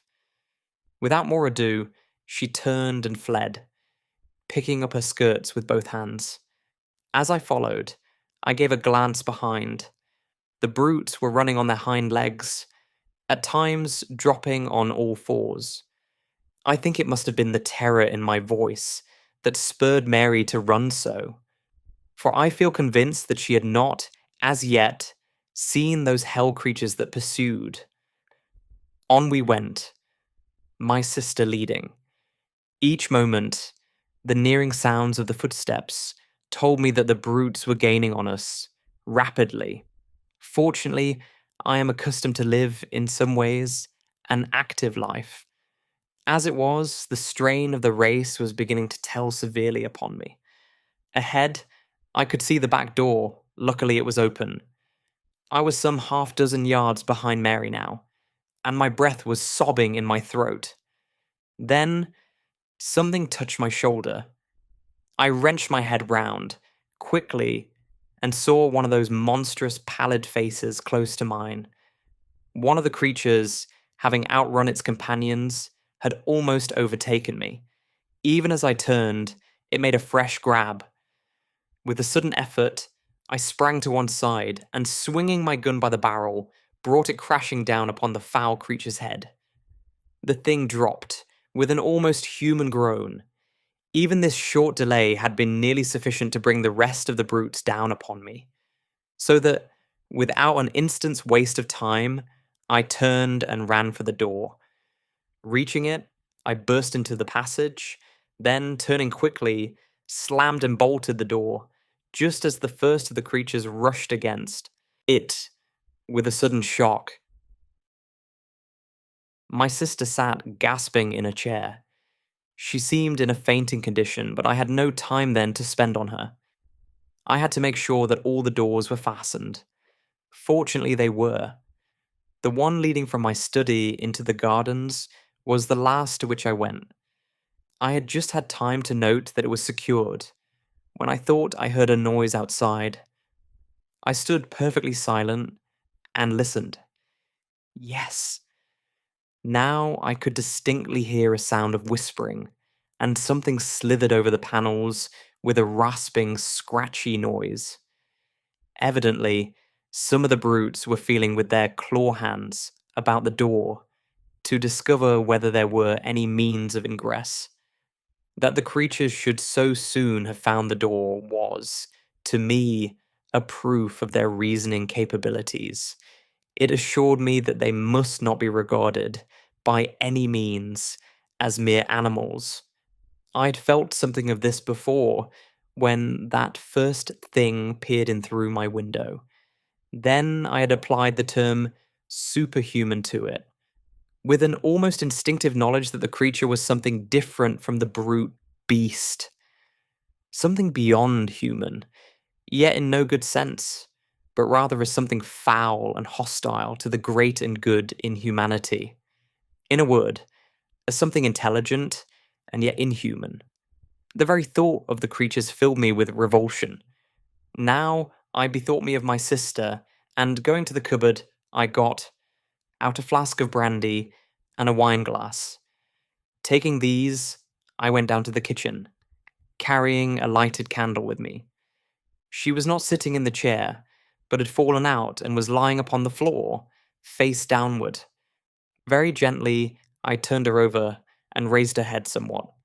Then, I poured a little of the brandy between her lips. After a while, she shivered slightly. A little later, she gave several gasps and opened her eyes. In a dreamy, unrealizing way, she looked at me. Then her eyes closed, slowly, and I gave her a little more of the brandy. For perhaps a minute longer, she lay silent, breathing quickly. All at once, her eyes opened again, and it seemed to me as I looked that the pupils were dilated, as though fear had come with returning consciousness. Then, with a movement so unexpected that I started backward, she sat up. Noticing that she seemed giddy, I put out my hand to steady her. At that, she gave a loud scream and, scrambling to her feet, ran from the room. For a moment, I stayed there, kneeling and holding the brandy flask. I was utterly puzzled and astonished. Could she be afraid of me? But no. Why should she? I could only conclude that her nerves were badly shaken, and that she was temporarily unhinged. Upstairs, I heard a door bang loudly, and I knew that she had taken refuge in her room. I put the flask down on the table. My attention was distracted by a noise in the direction of the back door. I went toward it and listened. It appeared to be shaken, as though some of the creatures struggled with it, silently, but it was far too strongly constructed and hung to be easily moved. Out in the gardens rose a continuous sound. It might have been mistaken by a casual listener for the grunting and squealing of a herd of pigs. But as I stood there, it came to me that there was sense and meaning to all those swinish noises. Gradually, I seemed able to trace a semblance in it to human speech, glutinous and sticky, as though each articulation were made with difficulty. Yet, nevertheless, I was becoming convinced that it was no mere medley of sounds, but a rapid interchange of ideas. By this time, it had grown quite dark in the passages, and from these came all the varied cries and groans of which an old house is so full after nightfall. It is, no doubt, because things are then quieter, and one has more leisure to hear. Also, there may be something in the theory that the sudden change of temperature at sundown affects the structure of the house somewhat, causing it to contract and settle, as it were, for the night. However, this is as may be. But on that night in particular, I would gladly have been quit of so many eerie noises. It seemed to me that each crack and creak was the coming of one of those things along the dark corridors, though I knew in my heart that this could not be, for I had seen myself that all the doors were secure. Gradually, however, these sounds grew on my nerves to such an extent that, were it only to punish my cowardice, I felt I must make the round of the basement again, and if anything were there, face it. And then I would go up to my study, for I knew sleep was out of the question, with the house surrounded by creatures, half beasts, half something else, and entirely unholy. Taking the kitchen lamp down from its hook, I made my way from cellar to cellar, and room to room, through pantry and coal hole, along passages, and into the 101 little blind alleys and hidden nooks that formed the basement of the old house. Then, when I knew I had been in every corner and cranny large enough to conceal aught of any size, I made my way to the stairs. With my foot on the first step, I paused. It seemed to me I heard a movement, apparently from the buttery, which is to the left of the staircase. It had been one of the first places I searched, and yet I felt certain my ears had not deceived me. My nerves were strung now, and with hardly any hesitation, I stepped up to the door, holding the lamp above my head. In a glance, I saw that the place was empty, save for the heavy stone slabs supported by brick pillars, and I was about to leave it, convinced that I'd been mistaken, when, in turning, my light was flashed back from two bright spots outside the window and high up. For a few moments, I stood there, staring. Then they moved, revolving slowly, and throwing out alternate scintillations of green and red. At least, so it appeared to me. I knew then that they were eyes. Slowly, I traced the shadowy outline of one of the things. It appeared to be holding onto the bars of the window, and its attitude suggested climbing. I went nearer to the window and held the light higher. There was no need to be afraid of the creature. The bars were strong, and there was little danger of its being able to move them. And then, suddenly, in spite of the knowledge that the brute could not reach to harm me, I had a return of the horrible sensation of fear that had assailed me on that night, a week previously. It was the same feeling of helpless, shuddering fright. I realized dimly that the creature's eyes were looking into mine with a steady, compelling stare. I tried to turn away, but could not. I seemed now to see the window through a mist. Then I thought other eyes came and peered, and yet others, until a whole galaxy of malignant staring orbs seemed to hold me in thrall. My head began to swim and throb violently. Then I was aware of a feeling of acute physical pain in my left hand. It grew more severe and literally forced my attention. With a tremendous effort, I glanced down, and with that, the spell that had held me was broken. I realized then that I had, in my agitation, unconsciously caught hold of the hot lamp glass and burnt my hand badly. I looked up to the window again. The misty appearance had gone, and now I saw that it was crowded with dozens of bestial faces. With a sudden access of rage, I raised the lamp and hurled it, full at the window. It struck the glass, smashing a pane, and passed between two of the bars, out into the garden, scattering burning oil as it went. I heard several loud cries of pain, and as my sight became accustomed to the dark, I discovered that the creatures had left the window. Pulling myself together, I groped for the door, and having found it, made my way upstairs, stumbling at each step. I felt dazed, as though I had received a blow on the head. At the same time, my hand smarted badly, and I was full of a nervous, dull rage against those things. Reaching my study, I lit the candles. As they burnt up, their rays were reflected from the rack of firearms on the side wall. At the sight, I remembered that I had there a power, which, as I'd proved earlier, seemed as fatal to those monsters as to more ordinary animals, and I determined I would take the offensive. First of all, I bound up my hand, for the pain was fast becoming intolerable. After that, it seemed easier, and I crossed the room to the rifle stand.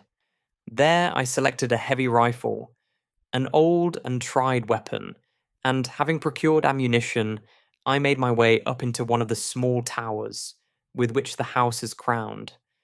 From there, I found that I could see nothing. The gardens presented a dim blur of shadows, a little blacker perhaps, where the trees stood. That was all, and I knew that it was useless to shoot down into all that darkness. The only thing to be done was to wait for the moon to rise. Then, I might be able to do a little execution. In the meantime, I sat still and kept my ears open. The gardens were comparatively quiet now, and only an occasional grunt or squeal came up to me. I did not like this silence. It made me wonder on what devilry the creatures were bent. Twice I left the tower and took a walk through the house, but everything was silent. Once, I heard a noise from the direction of the pit, as though more earth had fallen. Following this, and lasting for some 15 minutes, there was a commotion among the denizens of the gardens. This died away, and after that all was again quiet. About an hour later, the moon's light showed above the distant horizon. From where I sat, I could see it over the trees, but it was not until it rose clear of them that I could make out any of the details in the gardens below. Even then, I could see none of the broods. Until, happening to crane forward, I saw several of them lying prone up against the wall of the house. What they were doing, I could not make out. It was, however, a chance too good to be ignored, and taking aim, I fired at the one directly beneath. There was a shrill scream, and as the smoke cleared away, I saw that it had turned on its back and was writhing feebly. Then it was quiet. The others had disappeared. Immediately after this, I heard a loud squeal in the direction of the pit. It was answered 100 times from every part of the garden. This gave me some notion of the number of the creatures, and I began to feel that the whole affair was becoming even more serious than I had imagined. As I sat there, silent and watchful, the thought came to me, why was all this? What were these things? What did it mean?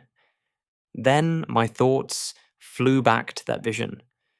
Though even now, I doubt whether it was a vision. of the plane of silence.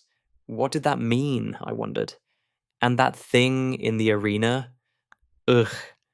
Lastly, I thought of the house I had seen in that faraway place. That house, so like this in every detail of external structure that it might have been modeled from it. Or this from that. I had never thought of that. At this moment, there came another long squeal from the pit, followed a second later by a couple of shorter ones. At once, the garden was filled with answering cries. I stood up quickly and looked over the parapet. In the moonlight, it seemed as though the shrubberies were alive. They tossed hither and thither, as though shaken by a strong, irregular wind, while a continuous rustling and a noise of scampering feet rose up to me.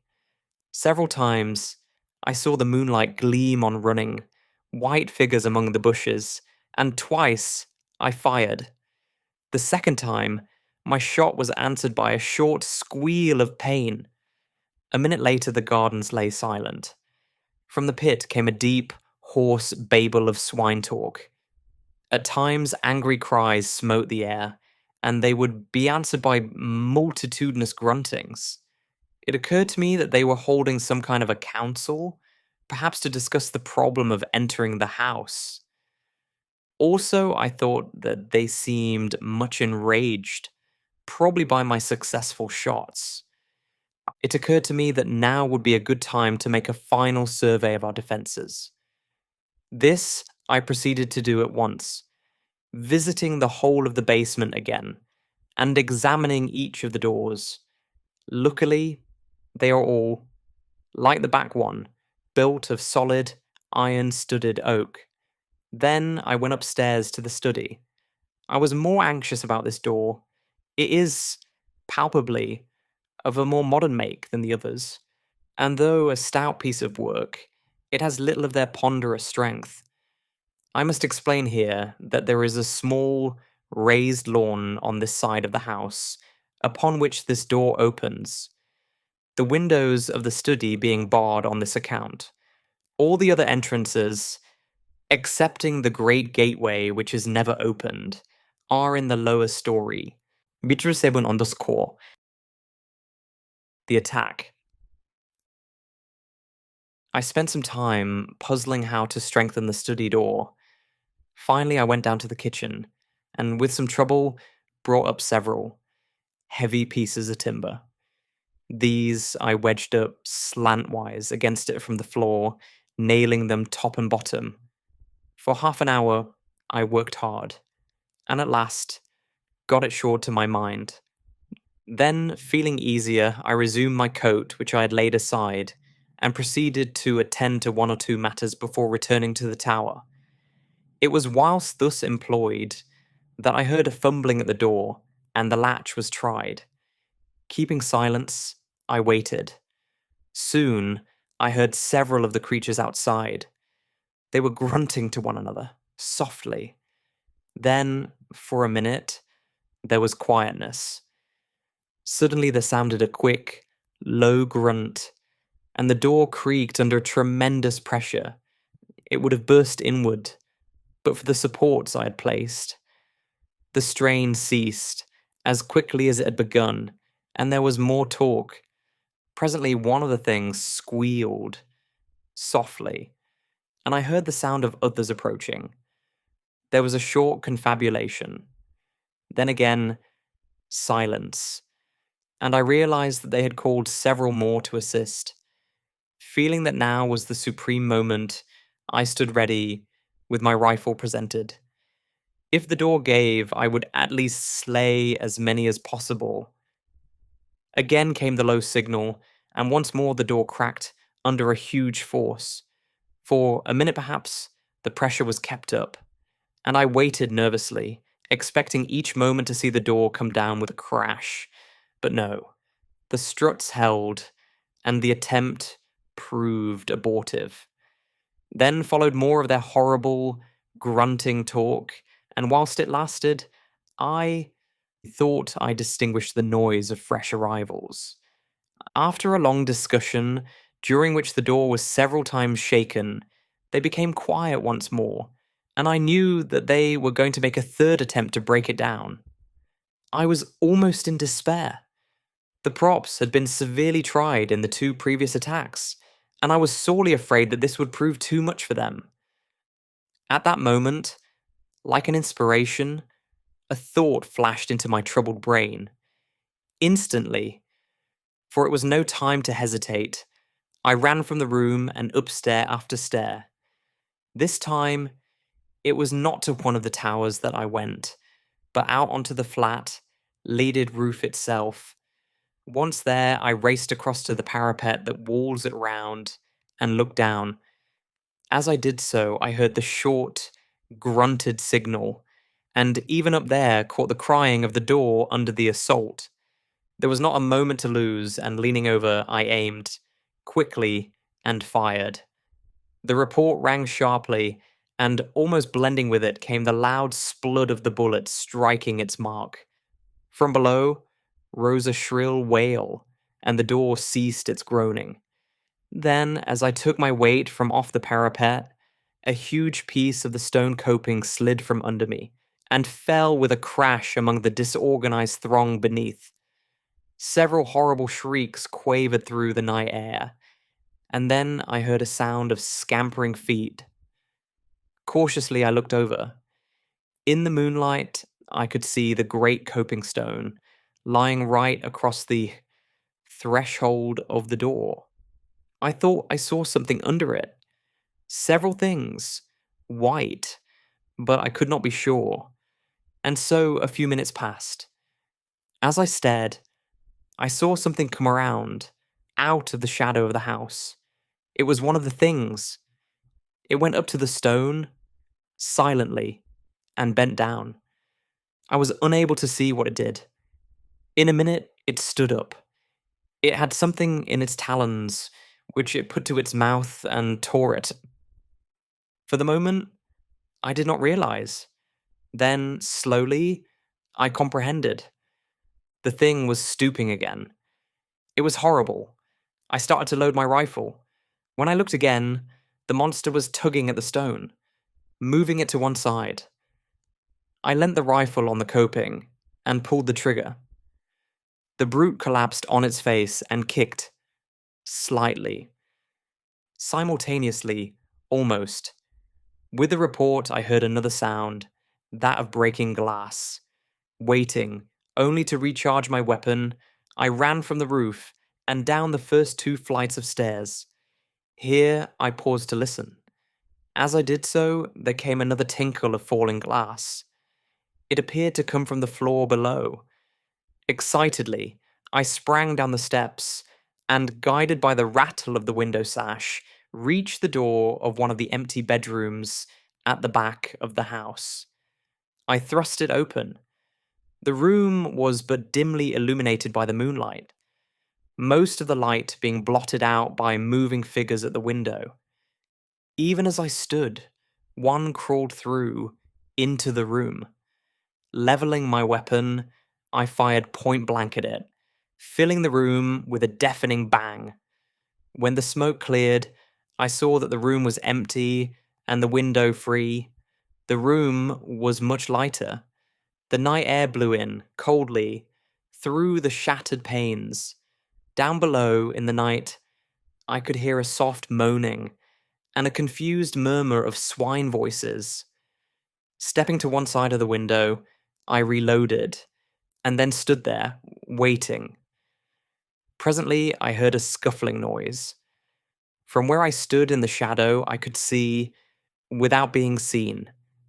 Nearer came the sounds, and then I saw something come up above the sill and clutch at the broken window frame. It caught a piece of the woodwork, and now I could make out that it was a hand and arm. A moment later, the face of one of the swine creatures rose into view.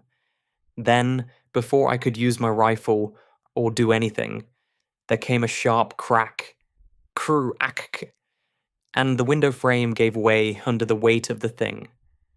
Next instant, a squashing thud and a loud outcry told me that it had fallen to the ground. With a savage hope that it had been killed, I went to the window.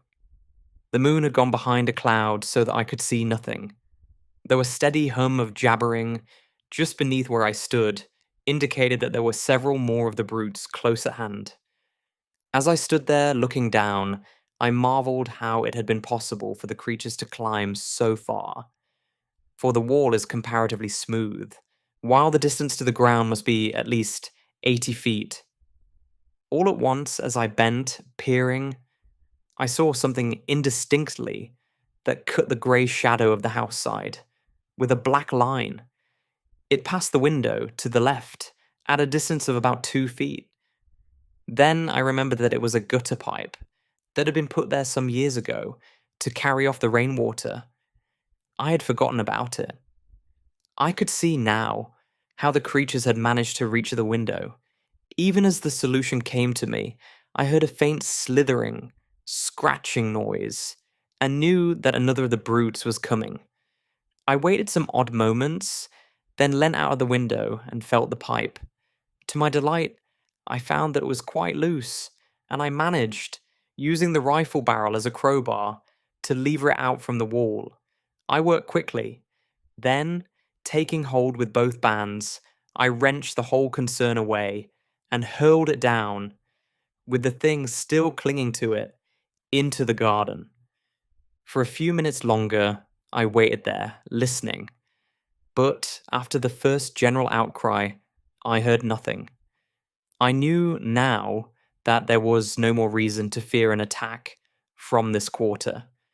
I had removed the only means of reaching the window, and as none of the other windows had any adjacent water pipes to tempt the climbing powers of the monsters, I began to feel more confident of escaping their clutches. Leaving the room, I made my way down to the study. I was anxious to see how the door had withstood the test of that last assault. Entering, I lit 2 of the candles and then turned to the door. One of the large props had been displaced, and on that side, the door had been forced inward some 6 inches. It was providential that I had managed to drive the brutes away just when I did. And that coping stone, I wondered vaguely how I had managed to dislodge it. I had not noticed it loose as I took my shot, and then, as I stood up, it had slipped away from beneath me. I felt that I owed the dismissal of the attacking force more to its timely fall than to my rifle. Then the thought came that I had better seize this chance to shore up the door again. It was evident that the creatures had not returned since the fall of the coping stone.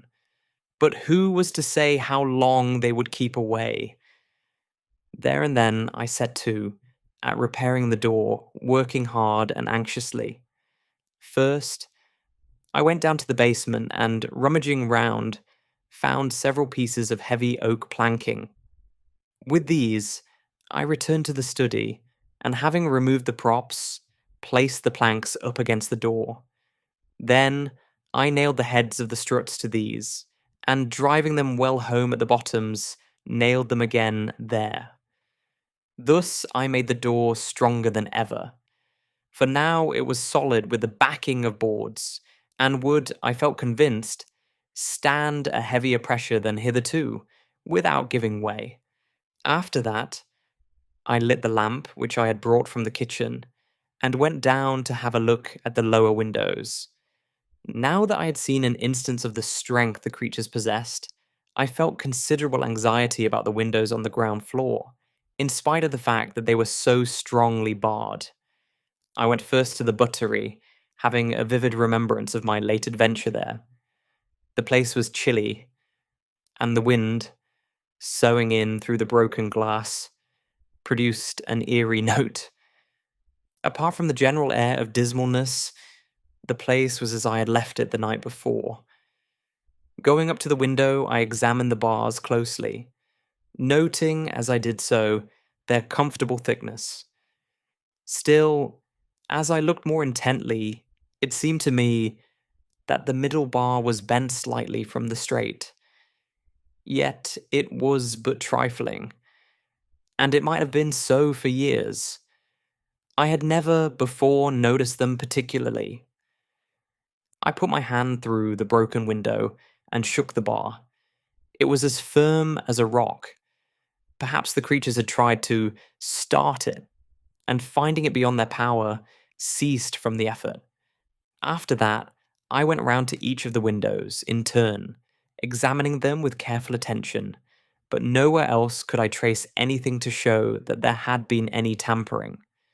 Having finished my survey, I went back to the study and poured myself out a little brandy, then to the tower to watch. Rapid. After the attack. It was now about 3 a.m., and presently the eastern sky began to pale with the coming of dawn. Gradually the day came, and by its light, I scanned the gardens earnestly, but nowhere could I see any signs of the brutes. I leant over and glanced down to the foot of the wall to see whether the body of the thing I had shot the night before was still there. It was gone. I suppose that others of the monsters had removed it during the night.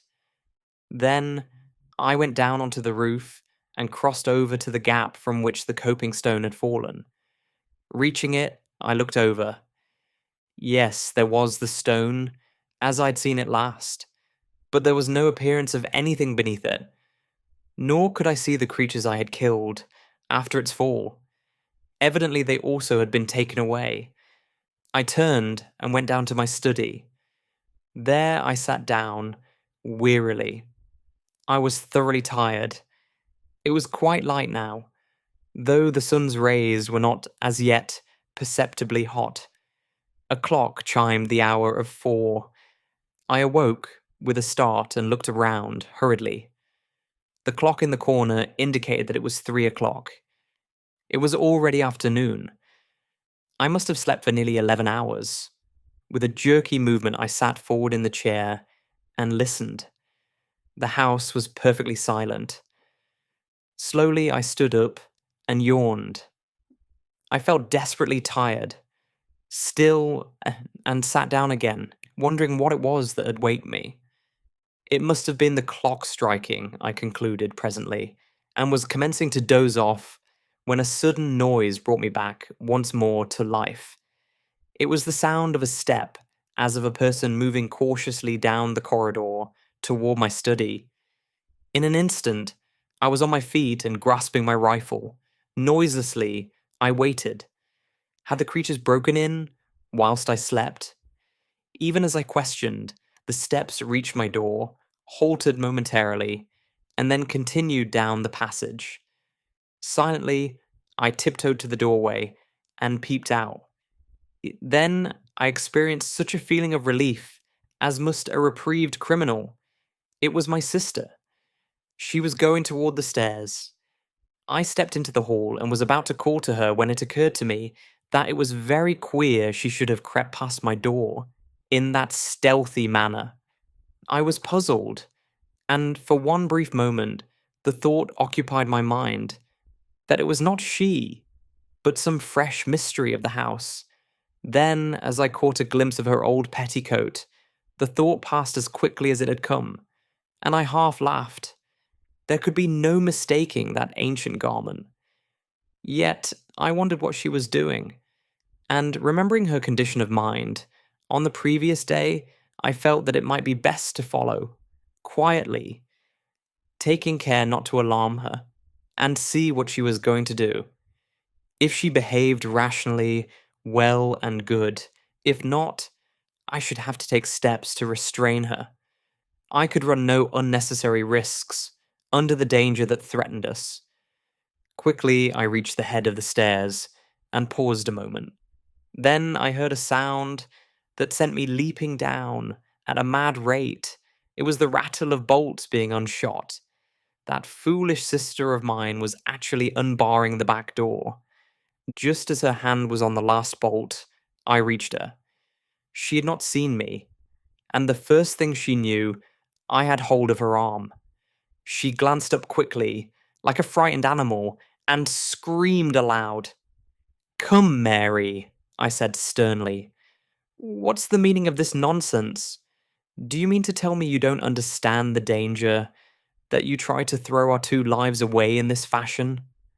To this, she replied nothing, only trembled violently, gasping and sobbing, as though in the last extremity of fear. Through some minutes, I reasoned with her, pointing out the need for caution and asking her to be brave. There was little to be afraid of now, I explained, and I tried to believe that I spoke the truth. But she must be sensible and not attempt to leave the house for a few days. At last, I ceased, in despair. It was no use talking to her. She was, obviously, not quite herself for the time being.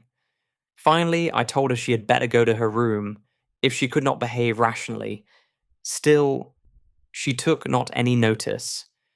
So, without more ado, I picked her up in my arms and carried her there.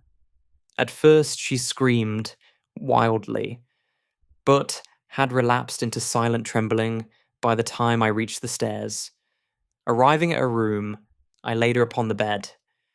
She lay there quietly enough, neither speaking nor sobbing, just shaking in a very ague of fear. I took a rug from a chair nearby and spread it over her. I could do nothing more for her, and so crossed to where Pepper lay in a big basket. My sister had taken charge of him since his wound, to nurse him, for it had proved more severe than I had thought, and I was pleased to note that, in spite of her state of mind, she had looked after the old dog, carefully. Stooping, I spoke to him, and in reply, he licked my hand, feebly. He was too ill to do more. Then, going to the bed, I bent over my sister and asked her how she felt, but she only shook the more, and much as it pained me, I had to admit that my presence seemed to make her worse, and so I left her, locking the door and pocketing the key. It seemed to be the only course to take. The rest of the day, I spent between the tower and my study. For food, I brought up a loaf from the pantry, and on this, and some claret, I lived for that day. What a long, weary day it was. If only I could have gone out into the gardens, as is my wont, I should have been content enough. But to be cooped in this silent house with no companion, save a mad woman and a sick dog, was enough to prey upon the nerves of the hardiest. And out in the tangled shrubberies that surrounded the house lurked, for all I could tell, those infernal swine creatures waiting their chance. Was ever a man in such straits? Once in the afternoon, and again later, I went to visit my sister. The second time I found her tending Pepper, but at my approach, she slid over unobtrusively to the far corner, with a gesture that saddened me beyond belief. Poor girl.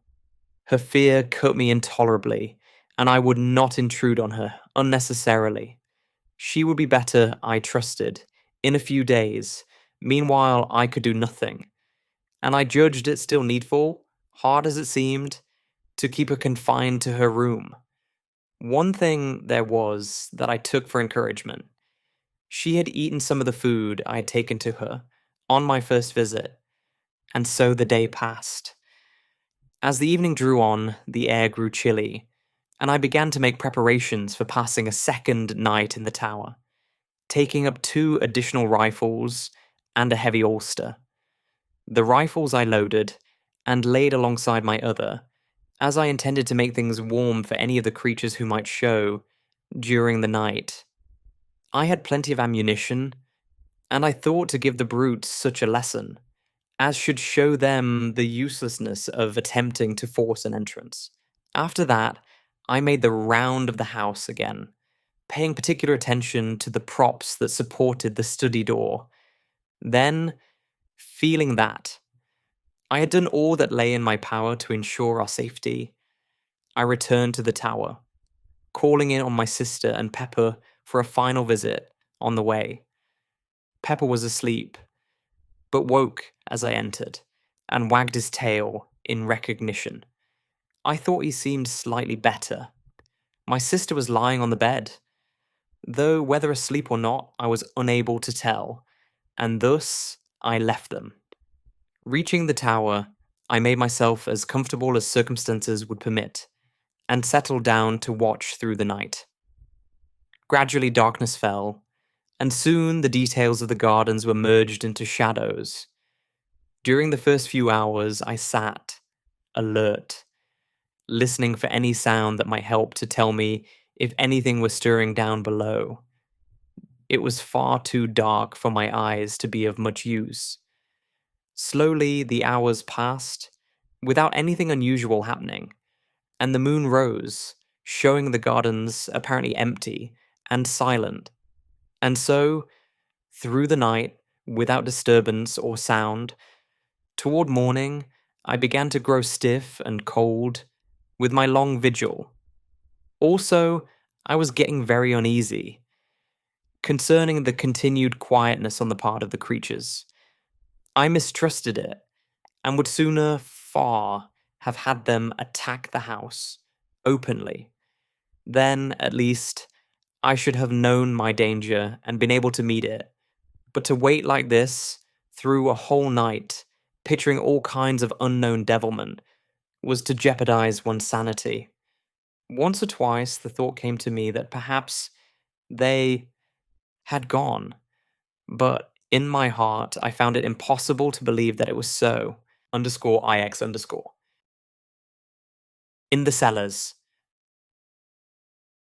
At last, what with being tired and cold, and the uneasiness that possessed me, I resolved to take a walk through the house, first calling in at the study for a glass of brandy to warm me.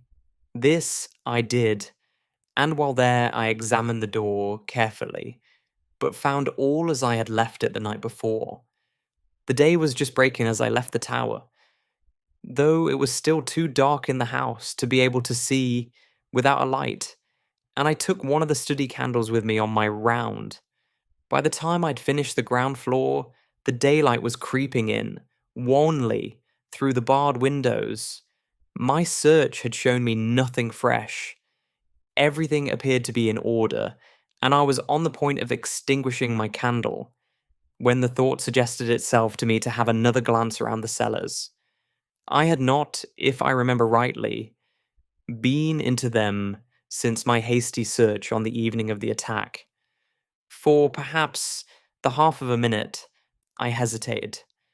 I would have been very willing to forego the task, as indeed I'm inclined to think any man well might. For of all the great, awe-inspiring rooms in this house, the cellars are the hugest and weirdest, great gloomy caverns of places, unlit by any ray of daylight. Yet, I would not shirk the work. I felt that to do so would smack of sheer cowardice. Besides, as I reassured myself, the cellars were really the most unlikely places in which to come across anything dangerous, considering that they can be entered only through a heavy oaken door, the key of which I carry always on my person. It is in the smallest of these places that I keep my wine, a gloomy hole close to the foot of the cellar stairs, and beyond which I have seldom proceeded. Indeed, save for the rummage around, already mentioned, I doubt whether I had ever before been right through the cellars. As I unlocked the great door at the top of the steps, I paused nervously a moment at the strange, desolate smell that assailed my nostrils. Then, throwing the barrel of my weapon forward, I descended slowly into the darkness of the underground regions. Reaching the bottom of the stairs, I stood for a minute and listened. All was silent, save for a faint drip of water, falling, drop by drop, somewhere to my left. As I stood, I noticed how quietly the candle burnt, never a flicker nor flare, so utterly windless was the place. Quietly, I moved from cellar to cellar. I had but a very dim memory of their arrangement. The impressions left by my first search were blurred. I had recollections of a succession of great cellars, and of one greater than the rest, the roof of which was upheld by pillars. Beyond that, my mind was hazy and predominated by a sense of cold and darkness and shadows. Now, however, it was different, for although nervous, I was sufficiently collected to be able to look about me and note the structure and size of the different vaults I entered. Of course, with the amount of light given by my candle, it was not possible to examine each place minutely, but I was enabled to notice as I went along that the walls appeared to be built with wonderful precision and finish, while here and there an occasional massive pillar shot up to support the vaulted roof. Thus, I came at last to the great cellar that I remembered. It is reached through a huge, arched entrance on which I observed strange, fantastic carvings, which threw queer shadows under the light of my candle. As I stood and examined these thoughtfully, it occurred to me how strange it was that I should be so little acquainted with my own house. Yet, this may be easily understood when one realizes the size of this ancient pile, and the fact that only my old sister and I live in it, occupying a few of the rooms, such as our wants decide. Holding the light high, I passed on into the cellar, and keeping to the right, paced slowly up until I reached the further end. I walked, quietly, and looked cautiously about as I went. But, so far as the light showed, I saw nothing unusual. At the top, I turned to the left, still keeping to the wall, and so continued until I had traversed the whole of the vast chamber. As I moved along, I noticed that the floor was composed of solid rock, in places covered with a damp mold, in others bare or almost so, save for a thin coating of light grey dust. I had halted at the doorway. Now, however, I turned and made my way up the centre of the place, passing among the pillars and glancing to right and left as I moved. About halfway up the cellar, I stubbed my foot against something that gave out a metallic sound. Stooping quickly, I held the candle and saw that the object I had kicked was a large metal ring. Bending lower, I cleared the dust from around it, and presently discovered that it was attached to a ponderous trap door, black with age. Feeling excited and wondering to where it could lead, I laid my gun on the floor and, sticking the candle in the trigger guard, took the ring in both hands and pulled. The trap creaked loudly, the sound echoing vaguely through the huge place, and opened heavily. Propping the edge on my knee, I reached for the candle and held it in the opening, moving it to right and left, but could see nothing. I was puzzled and surprised. There were no signs of steps, nor even the appearance of there ever having been any.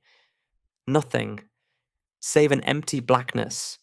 I might have been looking down into a bottomless, sideless well. Then, even as I stared, full of perplexity, I seemed to hear far down, as though from untold depths, a faint whisper of sound. I bent my head, quickly, more into the opening, and listened, intently. It may have been fancy, but I could have sworn to hearing a soft titter that grew into a hideous chuckling, faint and distant. Startled, I leapt backward, letting the trap fall, with a hollow clang that filled the place with echoes. Even then, I seemed to hear that mocking, suggestive laughter. But this, I knew, must be my imagination. The sound I had heard was far too slight to penetrate through the cumbrous trap. For a full minute, I stood there, quivering, glancing nervously behind and before. But the great cellar was silent as a grave, and gradually I shook off the frightened sensation. With a calmer mind, I became again curious to know into what that trap opened, but could not then summon sufficient courage to make a further investigation.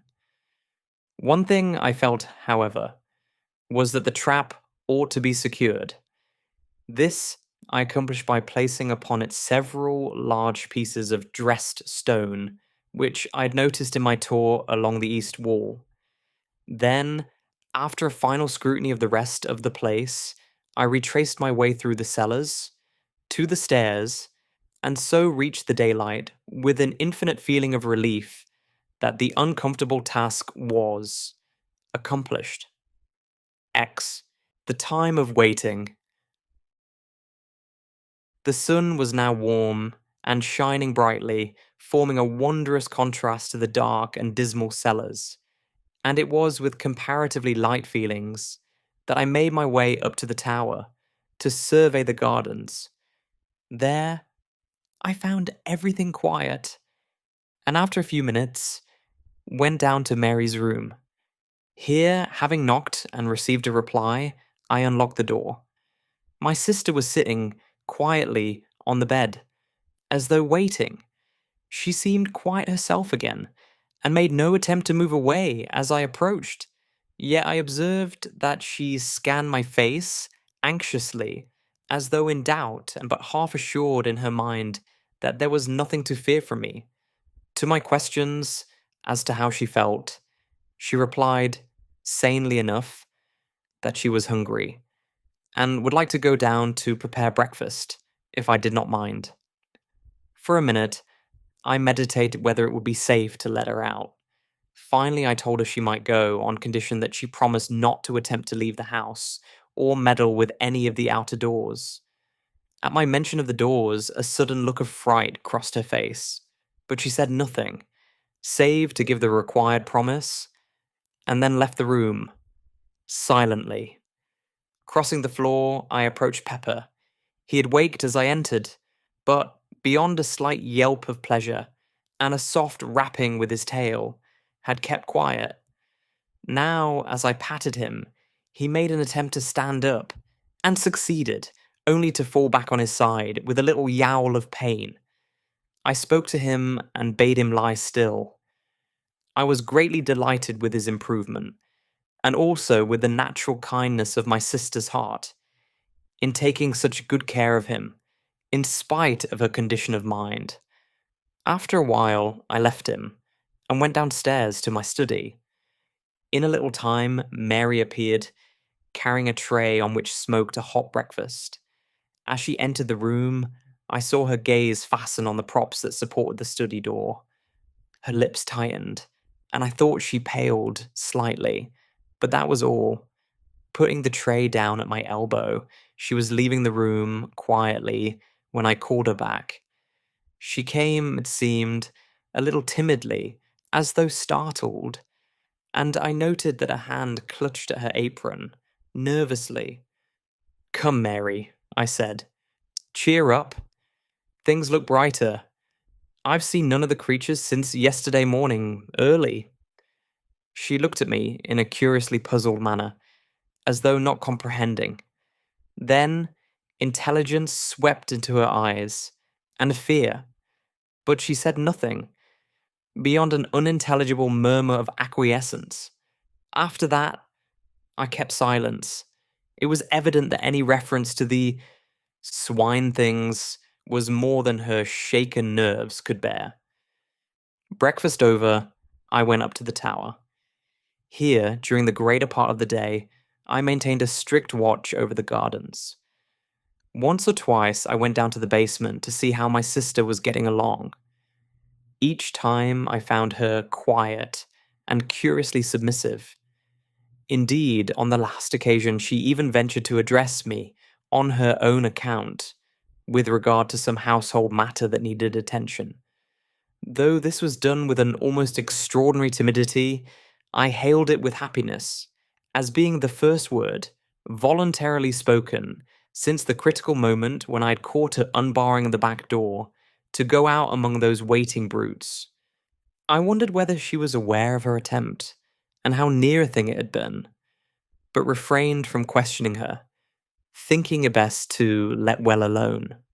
That night, I slept in a bed, the first time for 2 nights. In the morning, I rose early and took a walk through the house. All was as it should be, and I went up to the tower to have a look at the gardens. Here, again, I found perfect quietness. At breakfast, when I met Mary, I was greatly pleased to see that she had sufficiently regained command over herself to be able to greet me in a perfectly natural manner. She talked sensibly and quietly, only keeping carefully from any mention of the past couple of days. In this, I humoured her, to the extent of not attempting to lead the conversation in that direction. Earlier in the morning, I had been to see Pepper. He was mending rapidly and bade fair to be on his legs, in earnest, in another day or two. Before leaving the breakfast table, I made some reference to his improvement.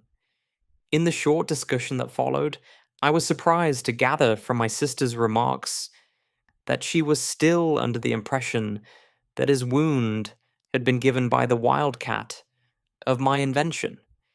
It made me feel almost ashamed of myself for deceiving her. Yet, the lie had been told to prevent her from being frightened. And then I had been sure that she must have known the truth later when those brutes had attacked the house.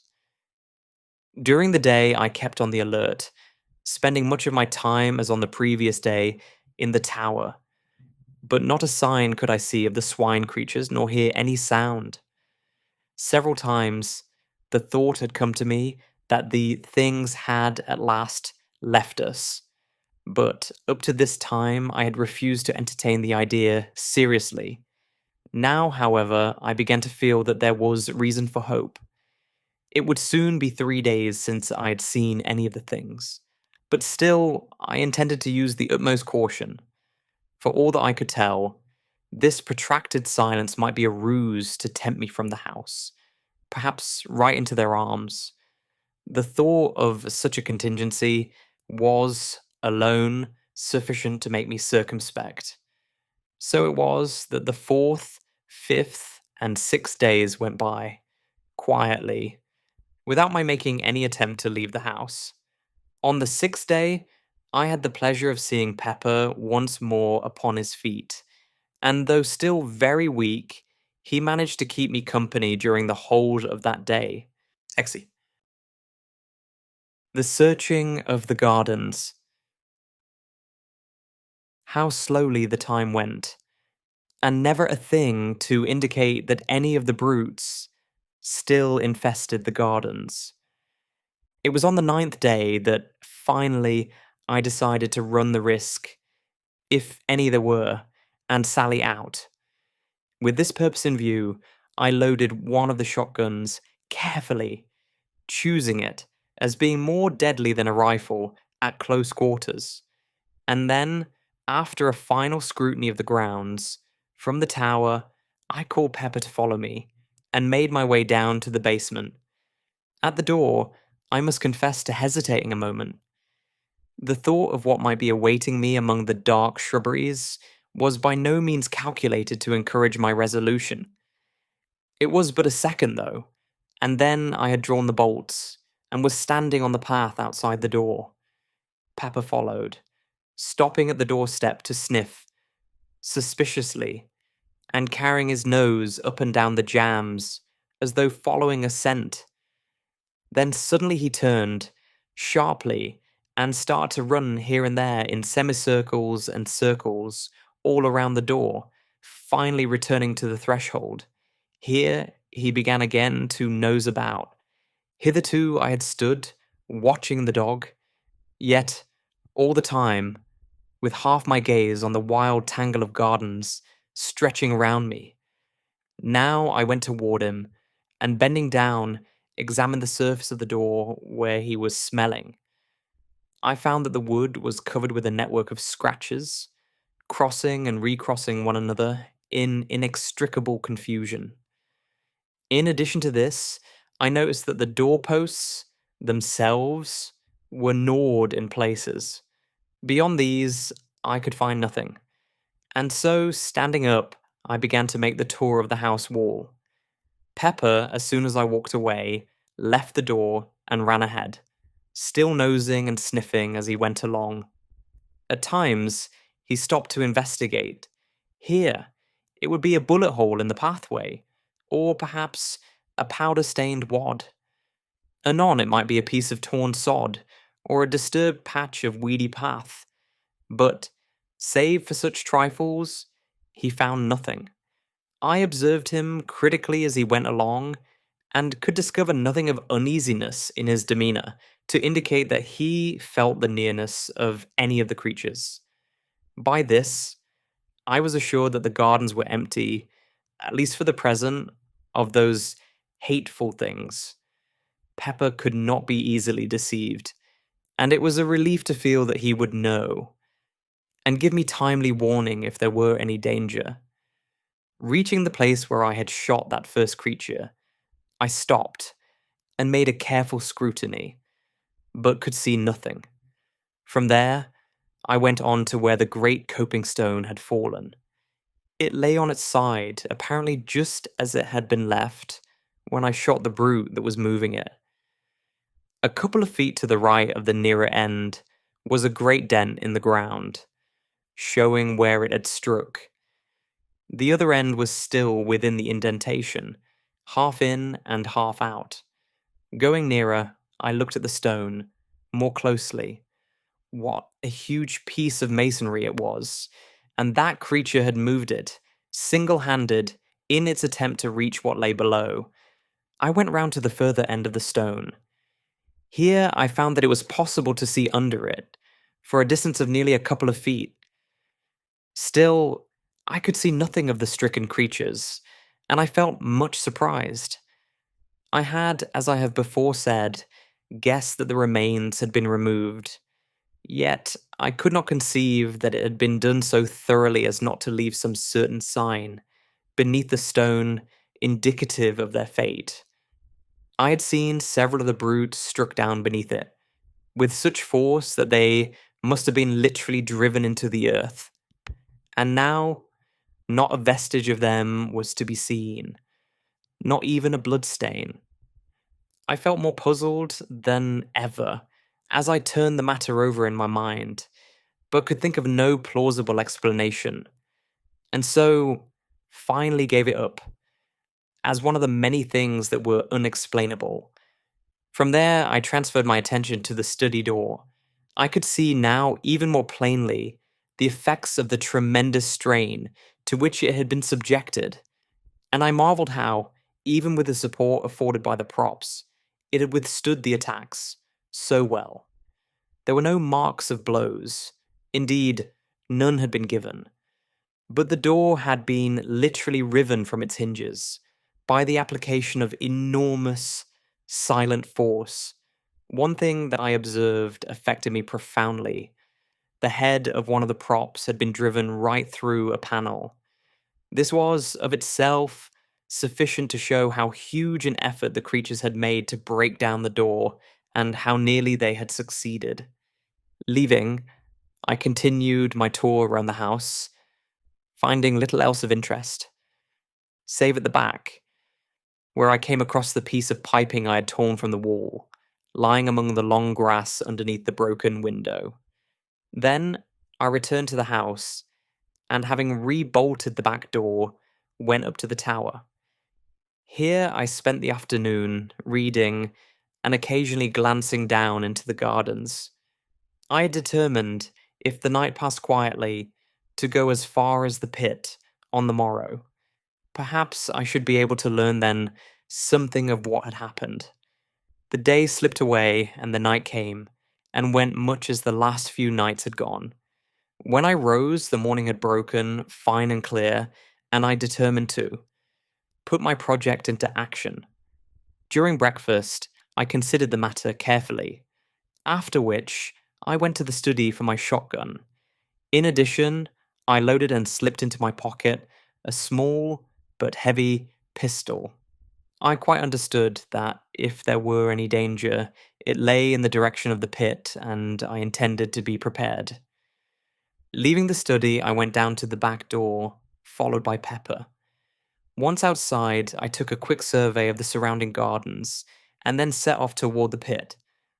On the way, I kept a sharp outlook, holding my gun handily. Pepper was running ahead, I noticed, without any apparent hesitation. From this, I augured that there was no imminent danger to be apprehended, and I stepped out more quickly in his wake. He had reached the top of the pit now, and was nosing his way along the edge. A minute later, I was beside him, looking down into the pit. For a moment, I could scarcely believe that it was the same place. So greatly was it changed. The dark, wooded ravine of a fortnight ago, with a foliage-hidden stream running sluggishly at the bottom, existed no longer. Instead, my eyes showed me a ragged chasm, partly filled with a gloomy lake of turbid water. All one side of the ravine was stripped of underwood, showing the bare rock. A little to my left, the side of the pit appeared to have collapsed altogether, forming a deep, V-shaped cleft in the face of the rocky cliff. This rift ran from the upper edge of the ravine nearly down to the water and penetrated into the pit side to a distance of some 40 feet. Its opening was at least 6 yards across, and from this, it seemed to taper into about 2. But what attracted my attention, more than even the stupendous split itself, was a great hole, some distance down the cleft, and right in the angle of the V. It was clearly defined, and not unlike an arched doorway in shape, though, lying as it did in the shadow, I could not see it very distinctly. The opposite side of the pit still retained its verdure, but so torn in places, and everywhere covered with dust and rubbish, that it was hardly distinguishable as such. My first impression, that there had been a landslip, was, I began to see, not sufficient of itself to account for all the changes I witnessed. And the water? I turned suddenly, for I had become aware that somewhere to my right there was a noise of running water. I could see nothing, but now that my attention had been caught, I distinguished easily that it came from somewhere at the east end of the pit. Slowly, I made my way in that direction, the sound growing plainer as I advanced, until, in a little, I stood right above it. Even then, I could not perceive the cause, until I knelt down and thrust my head over the cliff. Here the noise came up to me plainly, and I saw below me a torrent of clear water issuing from a small fissure in the pit side and rushing down the rocks into the lake beneath. A little further, along the cliff, I saw another, and beyond that again, 2 smaller ones. These, then, would help to account for the quantity of water in the pit, and if the fall of rock and earth had blocked the outlet of the stream at the bottom, there was little doubt but that it was contributing a very large share. Yet I puzzled my head to account for the generally shaken appearance of the place, these streamlets and that huge cleft further up the ravine. It seemed to me that more than the landslip was necessary to account for these. I could imagine an earthquake or a great explosion creating some such condition of affairs as existed, but of these there had been neither. Then I stood up, quickly, remembering that crash and the cloud of dust that had followed directly, rushing high into the air. But I shook my head, unbelievingly. No, it must have been the noise of the falling rocks and earth I had heard. Of course the dust would fly, naturally. Still, in spite of my reasoning, I had an uneasy feeling that this theory did not satisfy my sense of the probable, and yet was any other that I could suggest likely to be half so plausible? Pepper had been sitting on the grass while I conducted my examination. Now, as I turned up the north side of the ravine, he rose and followed.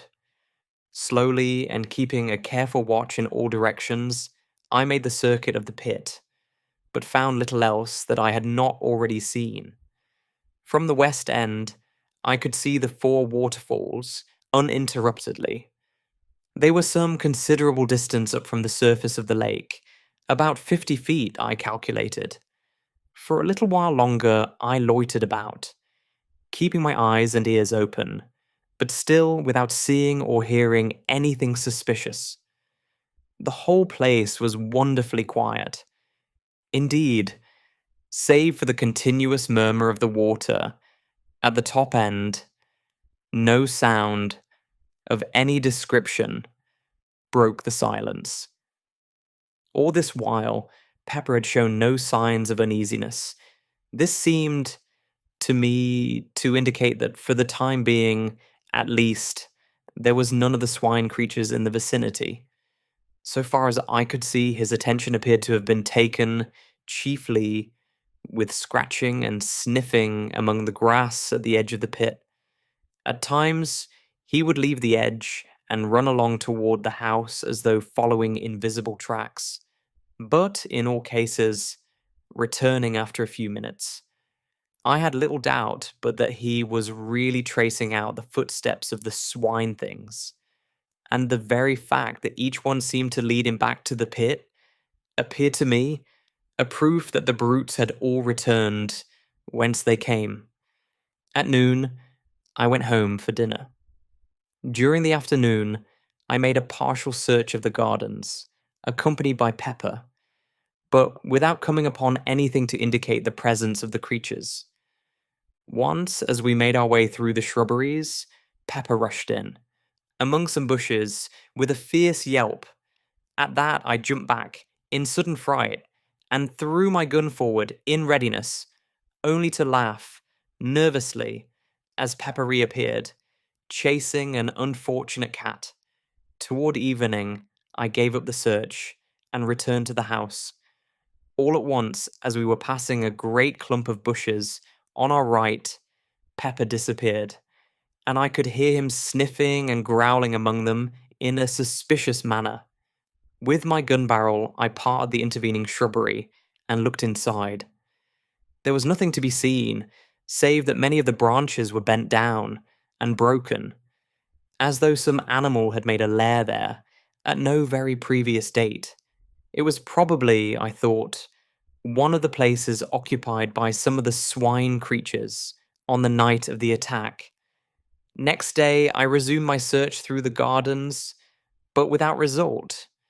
By evening, I had been right through them, and now I knew, beyond the possibility of doubt, that there were no longer any of the things concealed about the place.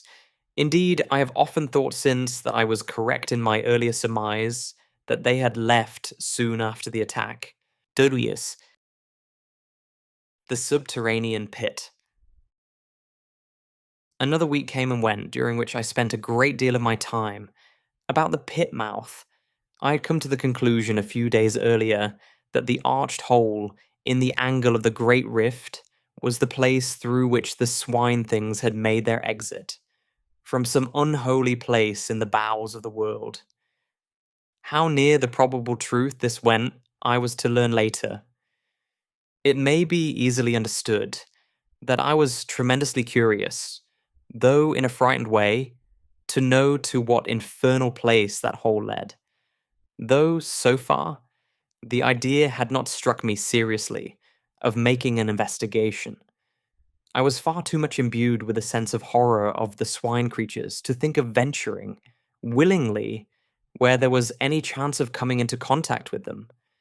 Gradually, however, as time passed, this feeling grew insensibly less, so that when, a few days later, the thought occurred to me that it might be possible to clamber down and have a look into the hole, I was not so exceedingly averse to it as might have been imagined.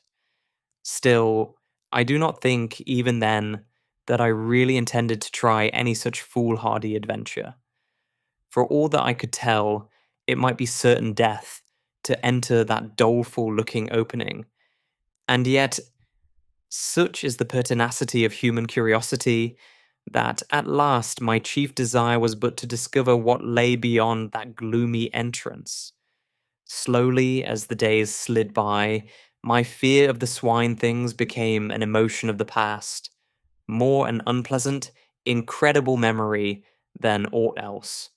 Thus, a day came when, throwing thoughts and fancies adrift, I procured a rope from the house, and having made it fast to a stout tree at the top of the rift, and some little distance back from the pit edge, let the other end down into the cleft, until it dangled right across the mouth of the dark hole. Then, cautiously, and with many misgivings as to whether it was not a mad act that I was attempting, I climbed slowly down, using the rope as a support, until I reached the hole. Here, still holding onto the rope, I stood and peered in. All was perfectly dark, and not a sound came to me. Yet, a moment later, it seemed that I could hear something. I held my breath and listened, but all was silent as the grave, and I breathed freely once more. At the same instant, I heard the sound again. It was like a noise of labored breathing, deep and sharp drawn. For a short second I stood, petrified, not able to move. But now the sounds had ceased again, and I could hear nothing. As I stood there, anxiously, my foot dislodged a pebble, which fell inward, into the dark, with a hollow chink. At once the noise was taken up and repeated a score of times, each succeeding echo being fainter and seeming to travel away from me, as though into remote distance. Then, as the silence fell again, I heard that stealthy breathing. For each respiration I made, I could hear an answering breath. The sounds appeared to be coming nearer, and then I heard several others, but fainter and more distant. Why I didn't grip the rope and spring up out of danger, I cannot say. It was as though I had been paralyzed. I broke out into a profuse sweat and tried to moisten my lips with my tongue. My throat had gone suddenly dry, and I coughed, huskily. It came back to me in a dozen horrible, throaty tones, mockingly. I peered, helplessly, into the gloom, but still nothing showed. I had a strange, choky sensation, and again I coughed, dryly.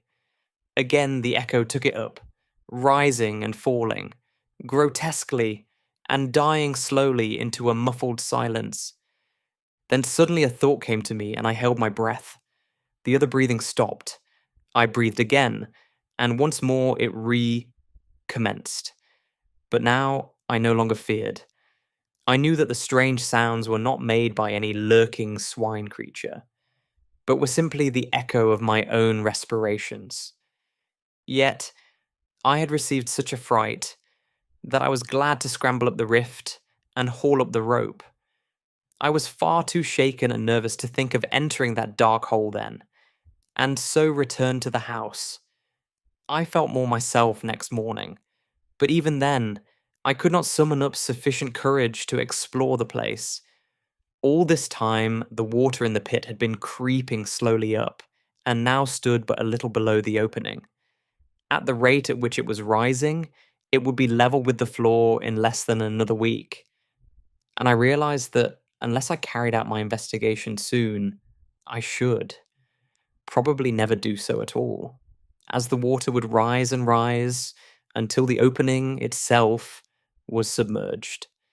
It may have been that this thought stirred me to act, but whatever it was, a couple of days later, saw me standing at the top of the cleft, fully equipped for the task. This time, I was resolved to conquer my shirking and go right through with the matter. With this intention, I had brought, in addition to the rope, a bundle of candles, meaning to use them as a torch, also my double-barreled shotgun. In my belt, I had a heavy horse pistol loaded with buckshot. As before, I fastened the rope to the tree. Then, having tied my gun across my shoulders with a piece of stout cord, I lowered myself over the edge of the pit. At this movement, Pepper, who had been eyeing my actions watchfully, rose to his feet and ran to me with a half bark, half wail, it seemed to me, of warning. But I was resolved on my enterprise and bade him lie down. I would much have liked to take him with me, but this was next to impossible in the existing circumstances. As my face dropped level with the pit edge, he licked me right across the mouth, and then, seizing my sleeve between his teeth, began to pull back, strongly. It was very evident that he did not want me to go. Yet, having made up my mind, I had no intention of giving up the attempt. And with a sharp word to Pepper to release me, I continued my descent, leaving the poor old fellow at the top, barking and crying like a forsaken pup. Carefully, I lowered myself from projection to projection. I knew that a slip might mean a wetting. Reaching the entrance, I let go the rope and untied the gun from my shoulders. Then, with a last look at the sky, which I noticed was clouding over rapidly, I went forward a couple of paces so as to be shielded from the wind and lit one of the candles. Holding it above my head and grasping my gun firmly, I began to move on, slowly, throwing my glances in all directions. For the first minute, I could hear the melancholy sound of Pepper's howling coming down to me. Gradually, as I penetrated further into the darkness, it grew fainter, until, in a little while, I could hear nothing. The path tended downward somewhat, and to the left. Thence it kept on, still running to the left, until I found that it was leading me right in the direction of the house. Very cautiously I moved onward, stopping every few steps to listen. I had gone perhaps 100 yards when suddenly it seemed to me that I caught a faint sound, somewhere along the passage behind. With my heart thudding heavily, I listened. The noise grew plainer and appeared to be approaching rapidly. I could hear it distinctly now. It was the soft padding of running feet. In the first moments of fright, I stood, irresolute, not knowing whether to go forward or backward. Then, with a sudden realization of the best thing to do, I backed up to the rocky wall on my right and, holding the candle above my head, waited, gun in hand, cursing my foolhardy curiosity for bringing me into such a strait. I had not long to wait, but a few seconds before two eyes reflected back from the gloom the rays of my candle. I raised my gun, using my right hand only, and aimed quickly. Even as I did so, something leapt out of the darkness, with a blustering bark of joy that woke the echoes. Like thunder. It was Pepper. How he had contrived to scramble down the cleft, I could not conceive. As I brushed my hand nervously over his coat, I noticed that he was dripping, and concluded that he must have tried to follow me and fallen into the water, from which he would not find it very difficult to climb. Having waited a minute or so to steady myself, I proceeded along the way, Pepper following, quietly. I was curiously glad to have the old fellow with me. He was company, and somehow, with him at my heels, I was less afraid. Also, I knew how quickly his keen ears would detect the presence of any unwelcome creature. Should there be such, amid the darkness that wrapped us. For some minutes we went slowly along, the path still leading straight toward the house. Soon, I concluded, we should be standing right beneath. It did the path but carry far enough. I led the way, cautiously for another 50 yards or so. Then I stopped and held the light high, and reason enough I had to be thankful that I did so. For there, not 3 paces forward, the path vanished, and in place showed a hollow blackness that sent sudden fear through me. Very cautiously, I crept forward and peered down, but could see nothing. Then I crossed to the left of the passage to see whether there might be any continuation of the path. Here, right against the wall, I found that a narrow track, some 3 feet wide, led onward. Carefully, I stepped onto it, but had not gone far before I regretted venturing thereon. For after a few paces, the already narrow way resolved itself into a mere ledge, with on the one side the solid, unyielding rock, towering up in a great wall to the unseen roof, and on the other, that yawning chasm. I could not help reflecting how helpless I was. Should I be attacked there, with no room to turn, and where even the recoil of my weapon might be sufficient to drive me headlong into the depths below? To my great relief, a little further on, the track suddenly broadened out again to its original breadth. Gradually, as I went onward, I noticed that the path trended steadily to the right. And so, after some minutes, I discovered that I was not going forward, but simply circling the huge abyss. I had, evidently, come to the end of the great passage. 5 minutes later, I stood on the spot from which I'd started. Having been completely round what I guess now to be a vast pit, the mouth of which must be at least 100 yards across. For some little time I stood there, lost in perplexing thought. What does it all mean? Was the cry that had begun to reiterate through my brain. A sudden idea struck me, and I searched round for a piece of stone. Presently, I found a bit of rock, about the size of a small loaf. Sticking the candle upright in a crevice of the floor, I went back from the edge, somewhat, and taking a short run, launched the stone forward into the chasm. My idea being to throw it far enough to keep it clear of the sides. Then I stooped forward and listened.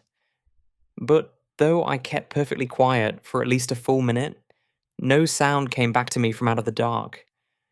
I knew then that the depth of the hole must be immense, for the stone, had it struck anything, was large enough to have set the echoes of that weird place whispering for an indefinite period. Even as it was, the cavern had given back the sounds of my footfalls multitudinously. The place was awesome, and I would willingly have retraced my steps and left the mysteries of its solitudes unsolved. Only to do so meant admitting defeat. Then a thought came, to try to get a view of the abyss. It occurred to me that if I placed my candles around the edge of the hole, I should be able to get at least some dim sight of the place.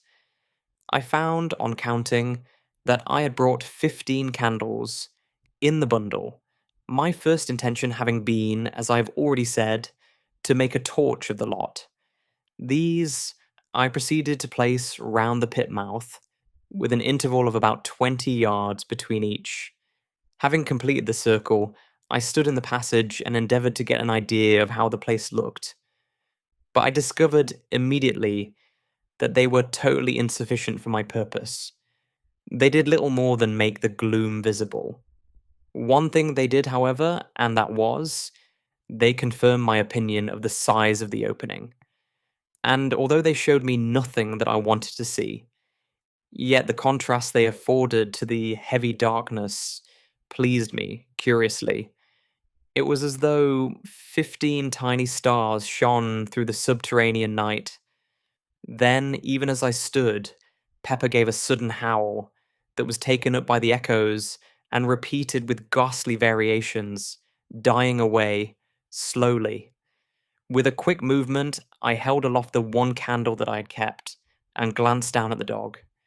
At the same moment, I seemed to hear a noise, like a diabolical chuckle, rise up from the hitherto silent depths of the pit. I started. Then I recollected that it was, probably, the echo of Pepper's howl. Pepper had moved away from me, up the passage, a few steps. He was nosing along the rocky floor, and I thought I heard him lapping. I went toward him, holding the candle low. As I moved, I heard my boot go sop-sop, and the light was reflected from something that glistened and crept past my feet, swiftly toward the pit. I bent lower and looked, then gave vent to an expression of surprise. From somewhere higher up the path, A stream of water was running quickly in the direction of the great opening, and growing in size every second. Again, Pepper gave vent to that deep-drawn howl, and running at me seized my coat and attempted to drag me up the path toward the entrance. With a nervous gesture, I shook him off and crossed quickly over to the left-hand wall. If anything were coming, I was going to have the wall at my back. Then, as I stared anxiously up the pathway, my candle caught a gleam far up the passage. At the same moment, I became conscious of a murmurous roar that grew louder and filled the whole cavern with deafening sound. From the pit came a deep, hollow echo, like the sob of a giant. Then I had sprung to one side, onto the narrow ledge that ran round the abyss, and turning, saw a great wall of foam sweep past me and leap tumultuously into the waiting chasm. A cloud of spray burst over me, extinguishing my candle and wetting me to the skin. I still held my gun. The 3 nearest candles went out, but the further ones gave only a short flicker. After the first rush, the flow of water eased down to a steady stream, maybe a foot in depth, though I couldn't see this until I had procured one of the lighted candles and with it started to reconnoiter. Pepper had fortunately followed me as I leapt for the ledge, and now, very much subdued, kept close behind. A short examination showed me that the water reached right across the passage and was running at a tremendous rate. Already, even as I stood there, it had deepened. I could make only a guess at what had happened. Evidently, the water in the ravine had broken into the passage by some means. If that were the case, it would go on increasing in volume until I should find it impossible to leave the place. The thought was frightening. It was evident that I must make my exit as hurriedly as possible. Taking my gun by the stock, I sounded the water. It was a little under knee-deep. The noise it made, plunging down into the pit, was deafening. Then, with a call to Pepper, I stepped out into the flood, using the gun as a staff. Instantly, the water boiled up over my knees and nearly to the tops of my thighs, with the speed at which it was racing.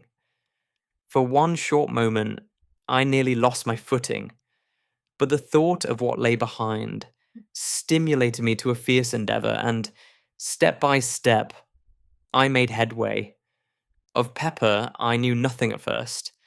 I had all I could do to keep on my legs, and was overjoyed when he appeared beside me. He was wading manfully along. He is a big dog, with longish thin legs, and I suppose the water had less grasp on them than upon mine. Anyway, he managed a great deal better than I did, going ahead of me like a guide and wittingly or otherwise helping somewhat to break the force of the water. On we went, step by step, struggling and gasping, until somewhere about 100 yards had been safely traversed. Then, whether it was because I was taking less care, or that there was a slippery place on the rocky floor, I cannot say, but suddenly I slipped, and fell on my face. Instantly the water leapt over me in a cataract, hurling me down, toward that bottomless hole, at a frightful speed. Frantically I struggled, but it was impossible to get a footing. I was helpless, gasping and drowning. All at once, something gripped my coat and brought me to a standstill. It was Pepper. Missing me, he must have raced back, through the dark turmoil, to find me, and then caught and held me, until I was able to get to my feet. I have a dim recollection of having seen, momentarily, the gleams of several lights, but of this, I have never been quite sure. If my impressions are correct, I must have been washed down to the very brink of that awful chasm before Pepper managed to bring me to a standstill. And the lights, of course, could only have been the distant flames of the candles I had left burning. But, as I have said, I am not by any means sure My eyes were full of water, and I had been badly shaken. And there was I, without my helpful gun, without light, and sadly confused, with the water deepening, depending solely upon my old friend Pepper to help me out of that hellish place. I was facing the torrent. Naturally, it was the only way in which I could have sustained my position a moment. For even old Pepper could not have held me long against that terrific strain without assistance, however blind, from me. Perhaps a minute passed, during which it was touch and go with me. Then, gradually, I recommenced my tortuous way up the passage, and so began the grimmest fight with death, from which ever I hoped to emerge victorious. Slowly, furiously, almost hopelessly, I strove, and that faithful Pepper led me, dragged me upward and onward, until, at last, ahead, I saw a gleam of blessed light. It was the entrance. Only a few yards further, and I reached the opening, with the water surging and boiling hungrily around my loins. And now I understood the cause of the catastrophe. It was raining heavily, literally in torrents. The surface of the lake was level with the bottom of the opening. Nay, more than level, it was above it. Evidently, the rain had swollen the lake and caused this premature rise. For at the rate the ravine had been filling, it would not have reached the entrance for a couple more days. Luckily, the rope by which I had descended was streaming into the opening upon the inrushing waters.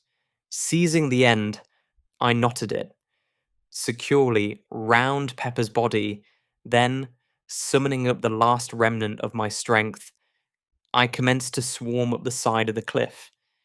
I reached the pit edge in the last stage of exhaustion. Yet, I had to make one more effort and haul Pepper into safety. Slowly and wearily, I hauled on the rope.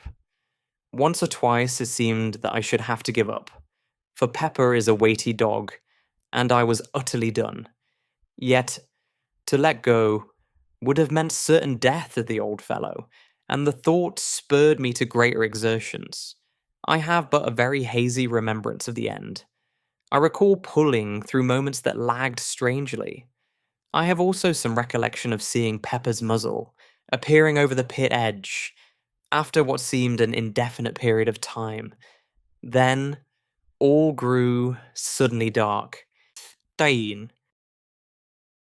The trap in the great cellar. I suppose I must have swooned, for the next thing I remember, I opened my eyes and all was dusk. I was lying on my back with one leg doubled under the other, and Pepper was licking my ears. I felt horribly stiff, and my leg was numb, from the knee, downward. For a few minutes, I lay thus in a dazed condition. Then, slowly, I struggled to a sitting position and looked about me. It had stopped raining, but the trees still dripped dismally. From the pit came a continuous murmur of running water. I felt cold and shivery. My clothes were sodden, and I ached all over. Very slowly, the life came back into my numbed leg, and after a little, I essayed to stand up. This I managed at the second attempt, but I was very tottery and peculiarly weak. It seemed to me that I was going to be ill, and I made shift to stumble my way toward the house.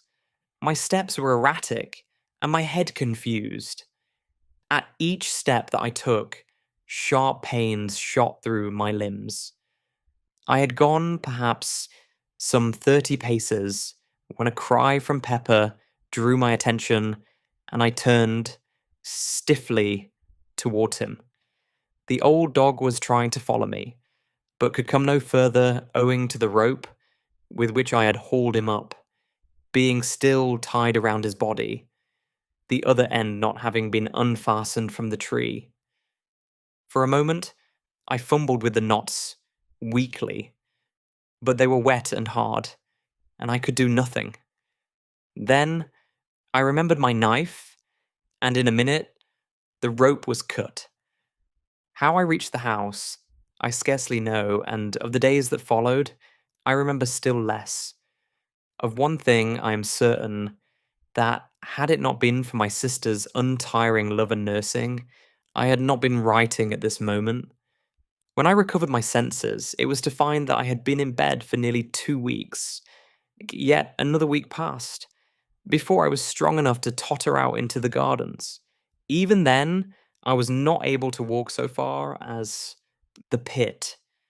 I would have liked to ask my sister how high the water had risen, but felt it was wiser not to mention the subject to her.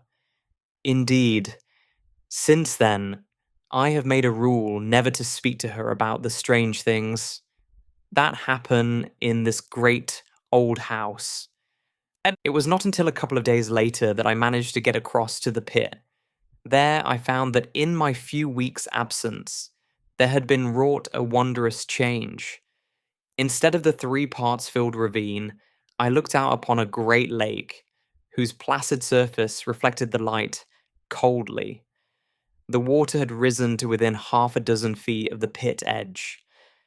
Only in one part was the lake disturbed, and that was above the place where, far down under the silent waters, yawned the entrance to the vast, underground pit.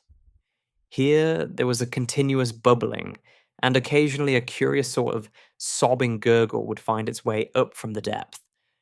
Beyond these, there was nothing to tell of the things that were hidden beneath. As I stood there, it came to me how wonderfully things had worked out. The entrance to the place whence the swine creatures had come was sealed up by a power that made me feel there was nothing more to fear from them. And yet, with the feeling, there was a sensation that now I should never learn anything further of the place from which those dreadful things had come. It was completely shut off and concealed from human curiosity forever. Strange, in the knowledge of that underground hellhole, how apposite has been the naming of the pit. One wonders how it originated and when. Naturally, one concludes the shape and depth of the ravine would suggest the name pit. Yet, is it not possible that it has, all along, held a deeper significance, a hint, could one but have guessed, of the greater, more stupendous pit that lies far down in the earth, beneath this old house? Under this house. Even now, the idea is strange and terrible to me, for I have proved beyond doubt that the pit yawns right below the house, which is evidently supported, somewhere above the center of it, upon a tremendous arched roof of solid rock. It happened in this wise that, having occasion to go down to the cellars, the thought occurred to me to pay a visit to the great vault, where the trap is situated, and see whether everything was as I had left it. Reaching the place, I walked slowly up the center until I came to the trap. There it was, with the stones piled upon it, just as I had seen it last. I had a lantern with me, and the idea came to me that now would be a good time to investigate whatever lay under the great oak slab. Placing the lantern on the floor, I tumbled the stones off the trap, and grasping the ring, pulled the door open. As I did so, the cellar became filled with the sound of a murmurous thunder that rose from far below. At the same time, a damp wind blew up into my face, bringing with it a load of fine spray. Therewith, I dropped the trap, hurriedly, with a half-frightened feeling of wonder. For a moment I stood puzzled. I was not particularly afraid. The haunting fear of the swine things had left me long ago, but I was certainly nervous and astonished. Then, a sudden thought possessed me, and I raised the ponderous door with a feeling of excitement. Leaving it standing upon its end, I seized the lantern and, kneeling down, thrust it into the opening. As I did so, the moist wind and spray drove in my eyes, making me unable to see for a few moments. Even when my eyes were clear, I could distinguish nothing below me. save darkness, and whirling spray. Seeing that it was useless to expect to make out anything, with the light so high, I felt in my pockets for a piece of twine with which to lower it further into the opening. Even as I fumbled, the lantern slipped from my fingers and hurtled down into the darkness. For a brief instant, I watched its fall and saw the light shine on a tumult of white foam, some 80 or 100 feet below me. Then it was gone. My sudden surmise was correct, and now I knew the cause of the wet and noise. The great cellar was connected with the pit by means of the trap, which opened right above it, and the moisture was the spray rising from the water, falling into the depths. In an instant, I had an explanation of certain things that had hitherto puzzled me. Now I could understand why the noises, on the first night of the invasion, had seemed to rise directly from under my feet, and the chuckle that had sounded when first I opened the trap. Evidently, some of the swine things must have been right beneath me. Another thought struck me. Were the creatures all drowned? Would they drown? I remembered how unable I had been to find any traces to show that my shooting had been really fatal. Had they life, as we understand life, or were they ghouls? These thoughts flashed through my brain as I stood in the dark, searching my pockets for matches. I had the box in my hand now, and striking a light, I stepped to the trap door and closed it. Then I piled the stones back upon it, after which I made my way out from the cellars. And so, I suppose the water goes on, thundering down into that bottomless hell pit. Sometimes I have an inexplicable desire to go down to the great cellar, open the trap, and gaze into the impenetrable, spray damp darkness. At times, the desire becomes almost overpowering in its intensity. It is not mere curiosity that prompts me, but more as though some unexplained influence were at work. Still, I never go, and intend to fight down the strange longing and crush it, even as I would the unholy thought of self destruction. This idea of some intangible force being exerted may seem reasonless, yet my instinct warns me that it is not so. In these things, reason seems to me less to be trusted than instinct. One thought there is, in closing, that impresses itself upon me with ever growing insistence. It is that I live in a very strange house, a very awful house, and I have begun to wonder whether I am doing wisely in staying here. Yet, if I left, where could I go, and still obtain the solitude and the sense of her presence, one that alone make my old life bearable? Quartesti. The Sea of Sleep. For a considerable period after the last incident which I have narrated in my diary, I had serious thoughts of leaving this house and might have done so, but for the great and wonderful thing of which I am about to write. How well I was advised, in my heart, when I stayed on here, spite of those visions and sights of unknown and unexplainable things. For had I not stayed, then I had not seen again the face of her I loved. Yes, though few know it, none now save my sister Mary, I have loved, and, ah, me, lost. I would write down the story of those sweet old days, but it would be like the tearing of old wounds. Yet, after that which has happened, what need have I to care? For she has come to me out of the unknown. Strangely, she warned me passionately against this house, begged me to leave it, but admitted when I questioned her that she could not have come to me had I been elsewhere. Yet, in spite of this, still she warned me earnestly, telling me that it was a place long ago given over to evil and under the power of grim laws, of which none here have knowledge. And I just asked her again whether she would come to me elsewhere, and she could only stand silent. It was thus that I came to the place of the sea of sleep. So she termed it in her dear speech with me. I had stayed up in my study, reading, and must have dozed over the book. Suddenly I awoke and sat upright, with a start. For a moment I looked round with a puzzled sense of something unusual. There was a misty look about the room, giving a curious softness to each table and chair and furnishing. Gradually the mistiness increased, growing as it were, out of nothing. Then, slowly, a soft, white light began to glow in the room. The flames of the candle shone through it, palely. I looked from side to side and found that I could still see each piece of furniture, but in a strangely unreal way, more as though the ghost of each table and chair had taken the place of the solid article. Gradually, as I looked, I saw them fade and fade, until slowly they resolved into nothingness. Now, I looked again at the candles. They shone wanly, and even as I watched, grew more unreal, and so vanished. The room was filled now with a soft, yet luminous white twilight, like a gentle mist of light. Beyond this, I could see nothing. Even the walls had vanished.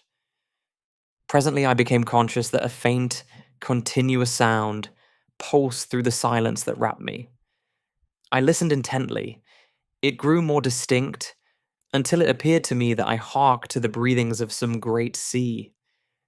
I cannot tell how long a space passed thus, but after a while, it seemed that I could see through the mistiness, and slowly I became aware that I was standing upon the shore of an immense and silent sea.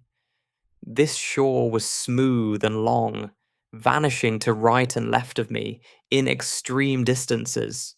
In front swam a still immensity of sleeping ocean.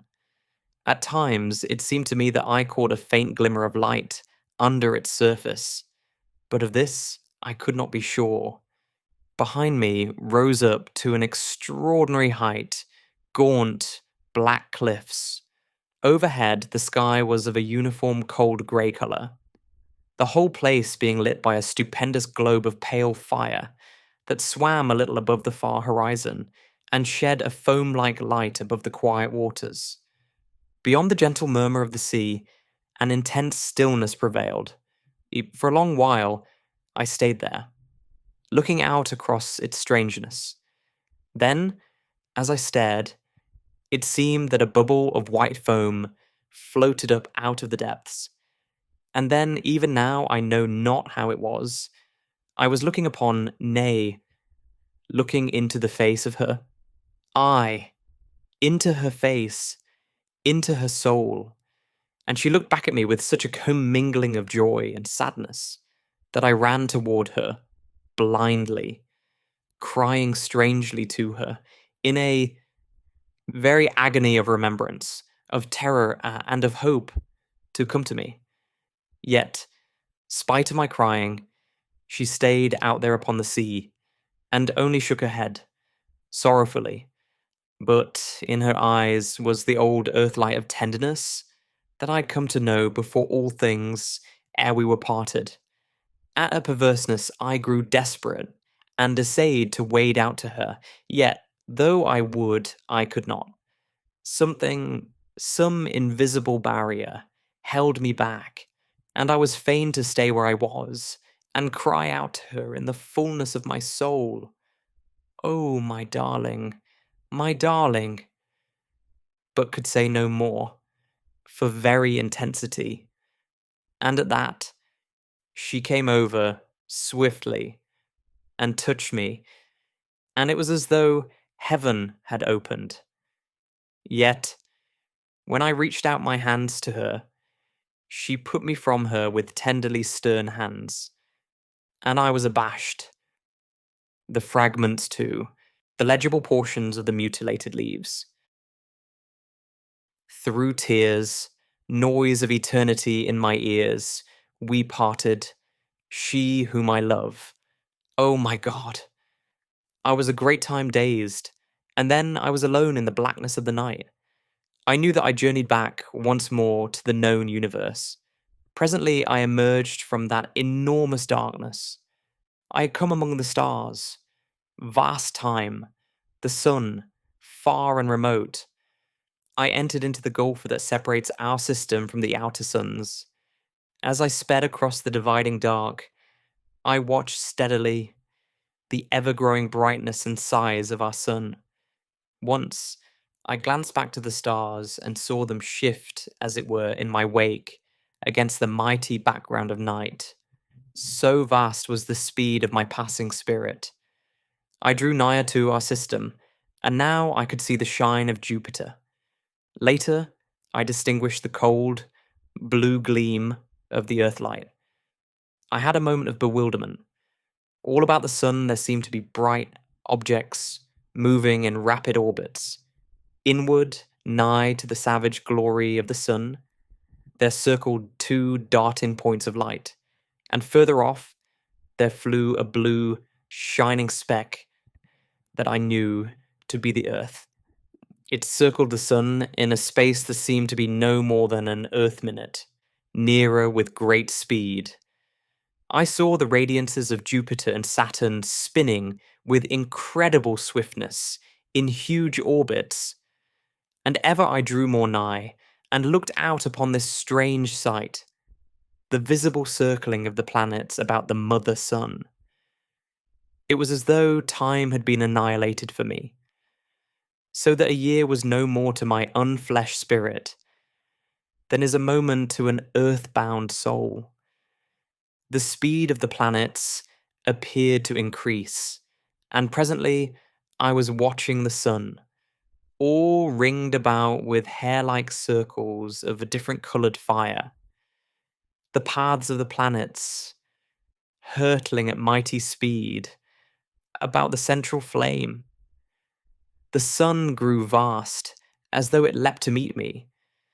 And now I was within the circling of the outer planets, and flitting swiftly toward the place where the earth, glimmering through the blue splendor of its orbit, as though a fiery mist, circled the sun at a monstrous speed.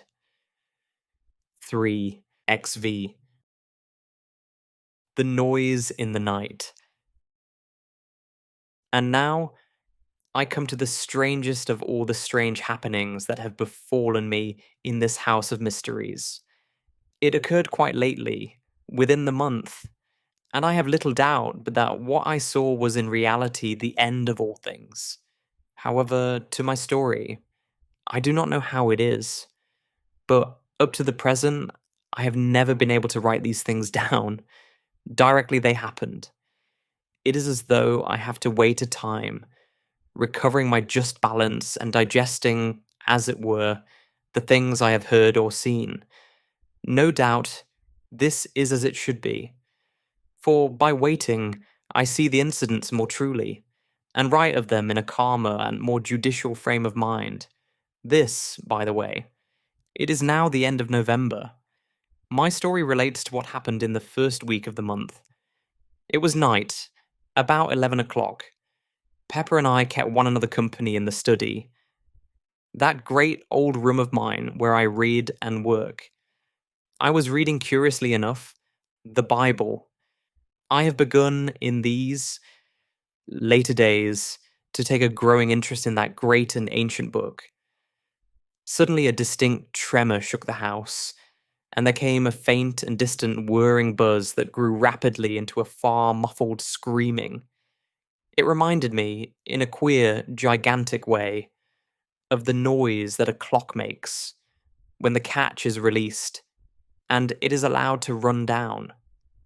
The sound appeared to come from some remote height, somewhere up in the night. There was no repetition of the shock. I looked across at Pepper. He was sleeping peacefully. Gradually the whirring noise decreased, and there came a long silence. All at once, a glow lit up the end window, which protrudes far out from the side of the house, so that, from it, one may look both east and west. I felt puzzled, and after a moment's hesitation, walked across the room and pulled aside the blind. As I did so, I saw the sun rise from behind the horizon. It rose with a steady, perceptible movement. I could see it travel upward. In a minute, it seemed, it had reached the tops of the trees, through which I had watched it. Up, up. It was broad daylight now. Behind me, I was conscious of a sharp, mosquito-like buzzing. I glanced round and knew that it came from the clock. Even as I looked, it marked off an hour. The minute hand was moving around the dial, faster than an ordinary second hand. The hour hand moved quickly from space to space. I had a numb sense of astonishment. A moment later, so it seemed, the two candles went out, almost together. I turned, swiftly back to the window, for I had seen the shadow of the window frames, travelling along the floor toward me as though a great lamp had been carried up past the window. I saw now that the sun had risen high into the heavens and was still visibly moving. It passed above the house with an extraordinary sailing kind of motion. As the window came into shadow, I saw another extraordinary thing. The fine weather clouds were not passing easily across the sky. They were scampering, as though 100-mile-an-hour wind blew. As they passed, they changed their shapes 1,000 times a minute, as though writhing with a strange life, and so were gone. And presently others came and whisked away likewise. To the west, I saw the sun drop with an incredible, smooth, swift motion. Eastward, the shadows of every seen thing crept towards the coming greyness, and the movement of the shadows was visible to me, a stealthy, writhing creep of the shadows of the wind-stirred trees. It was a strange sight. Quickly the room began to darken. The sun slid down to the horizon and seemed, as it were, to disappear from my sight, almost with a jerk. Through the greyness of the swift evening, I saw the silver crescent of the moon falling out of the southern sky toward the west. The evening seemed to merge into an almost instant night. Above me, the many constellations passed in a strange, noiseless circling westward. The moon fell through that last 1,000 fathoms of the night gulf, and there was only the starlight. About this time, the buzzing in the corner ceased, telling me that the clock had run down. A few minutes passed, and I saw the eastward sky lighten. A grey, sullen morning spread through all the darkness, and hid the march of the stars. Overhead, there moved, with a heavy, everlasting rolling, a vast, seamless sky of grey clouds. A cloud sky that would have seemed motionless through all the length of an ordinary Earth day. The sun was hidden from me, but from moment to moment, the world would brighten and darken. Brighten and darken, beneath waves of subtle light and shadow. The light shifted ever westward, and the night fell upon the earth. A vast rain seemed to come with it, and a wind of a most extraordinary loudness, as though the howling of a night-long gale were packed into the space of no more than a minute. This noise passed almost immediately, and the clouds broke, so that once more I could see the sky. The stars were flying westward with astounding speed. It came to me now, for the first time, that though the noise of the wind had passed, yet a constant blurred sound was in my ears.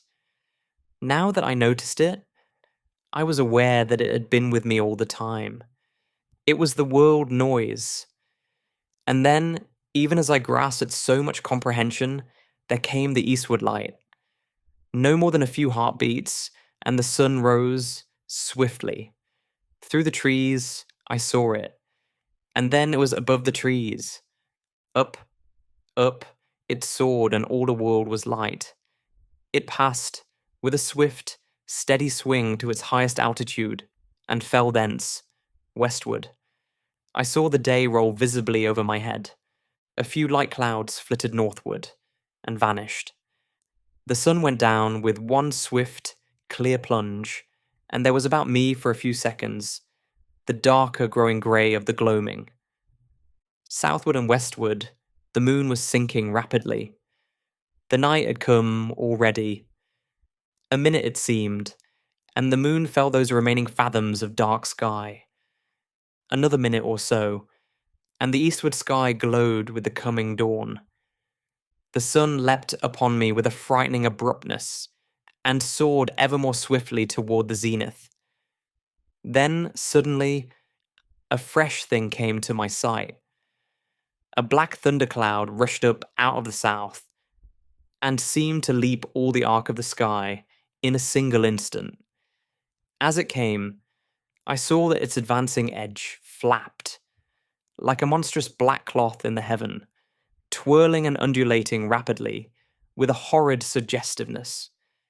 In an instant, all the air was full of rain, and 100 lightning flashes seemed to flood downward, as it were in one great shower. In the same second of time, the world noise was drowned in the roar of the wind, and then my ears ached under the stunning impact of the thunder.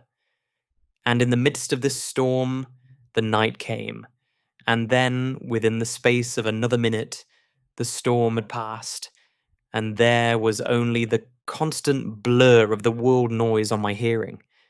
Overhead, the stars were sliding quickly westward, and something, mayhaps the particular speed to which they had attained, brought home to me, for the first time, a keen realization of the knowledge that it was the world that revolved.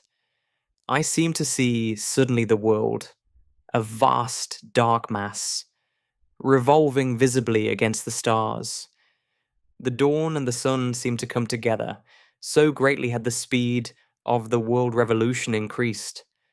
The sun drove up in one long steady curve, past its highest point and swept down into the western sky and disappeared.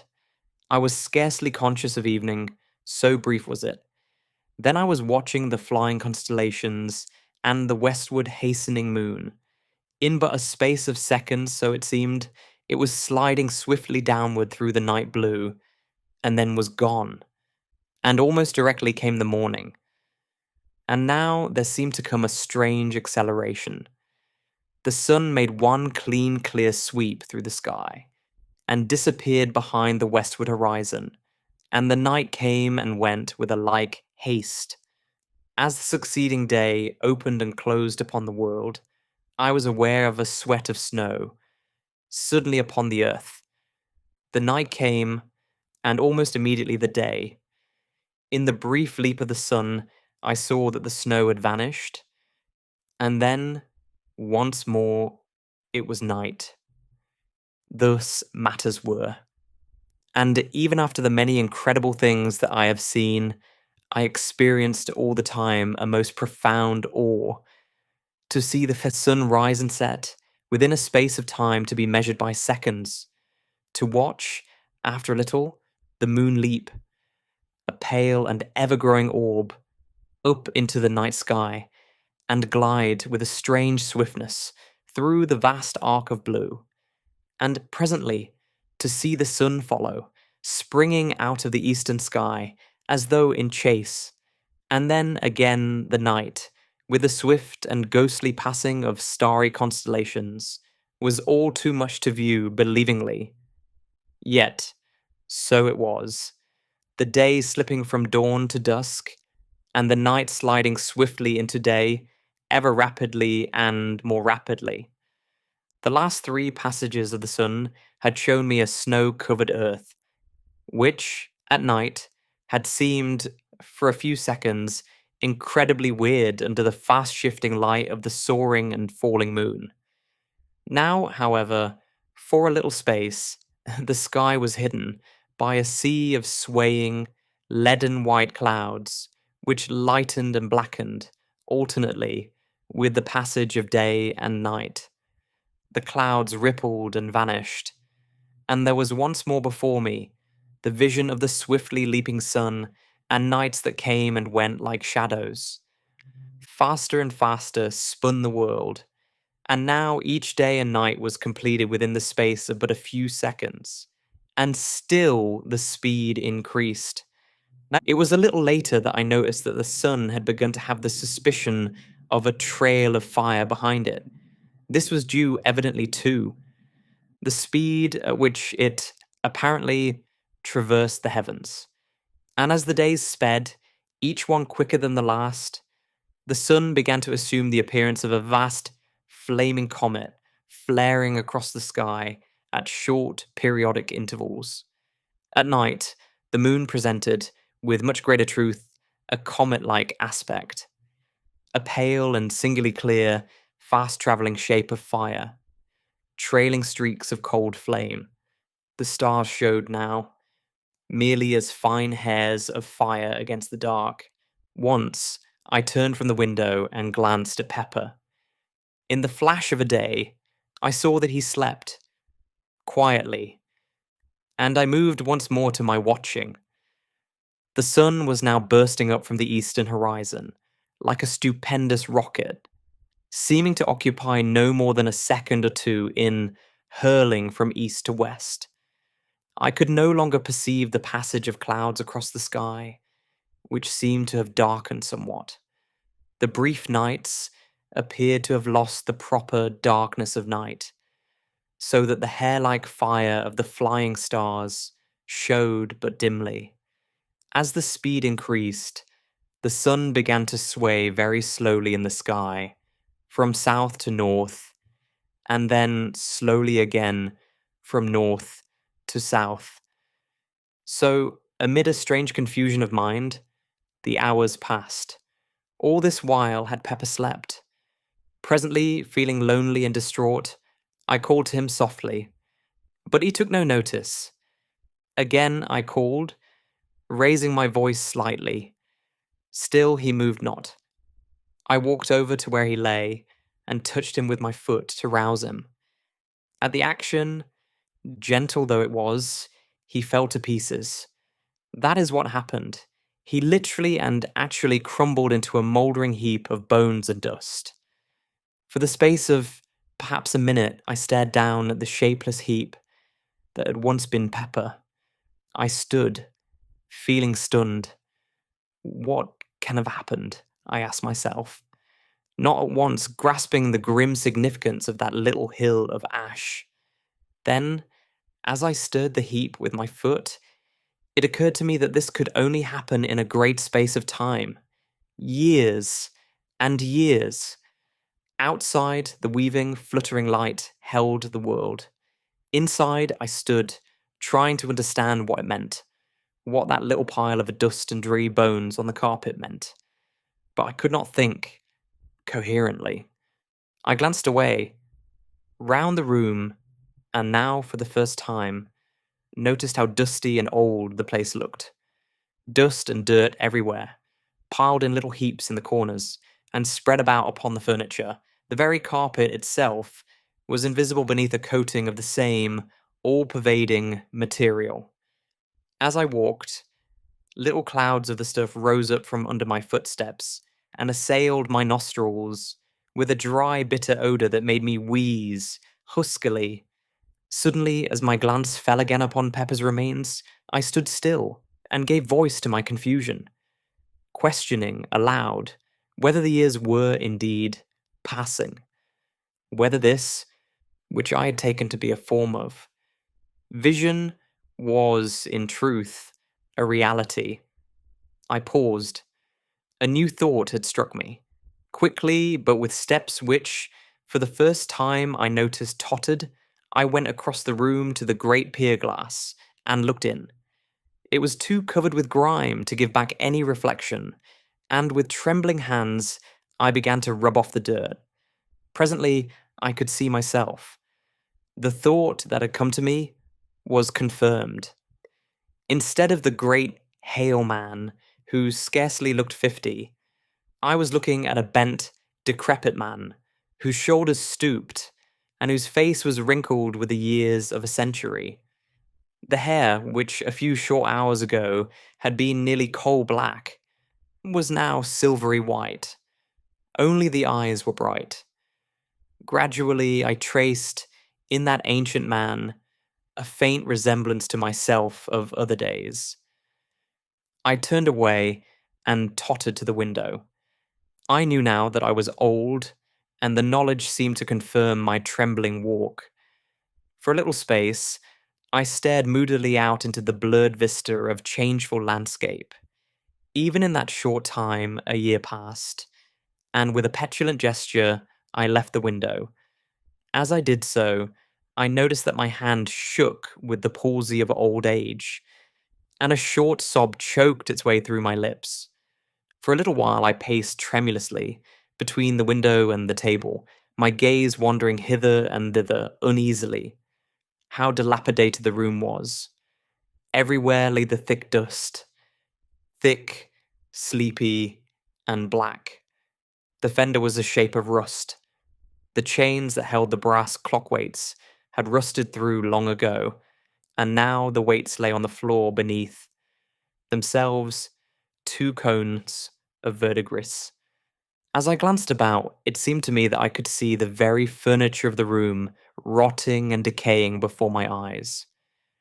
Nor was this fancy on my part, for all at once, the bookshelf along the sidewall collapsed with a cracking and rending of rotten wood, precipitating its contents upon the floor and filling the room with a smother of dusty atoms.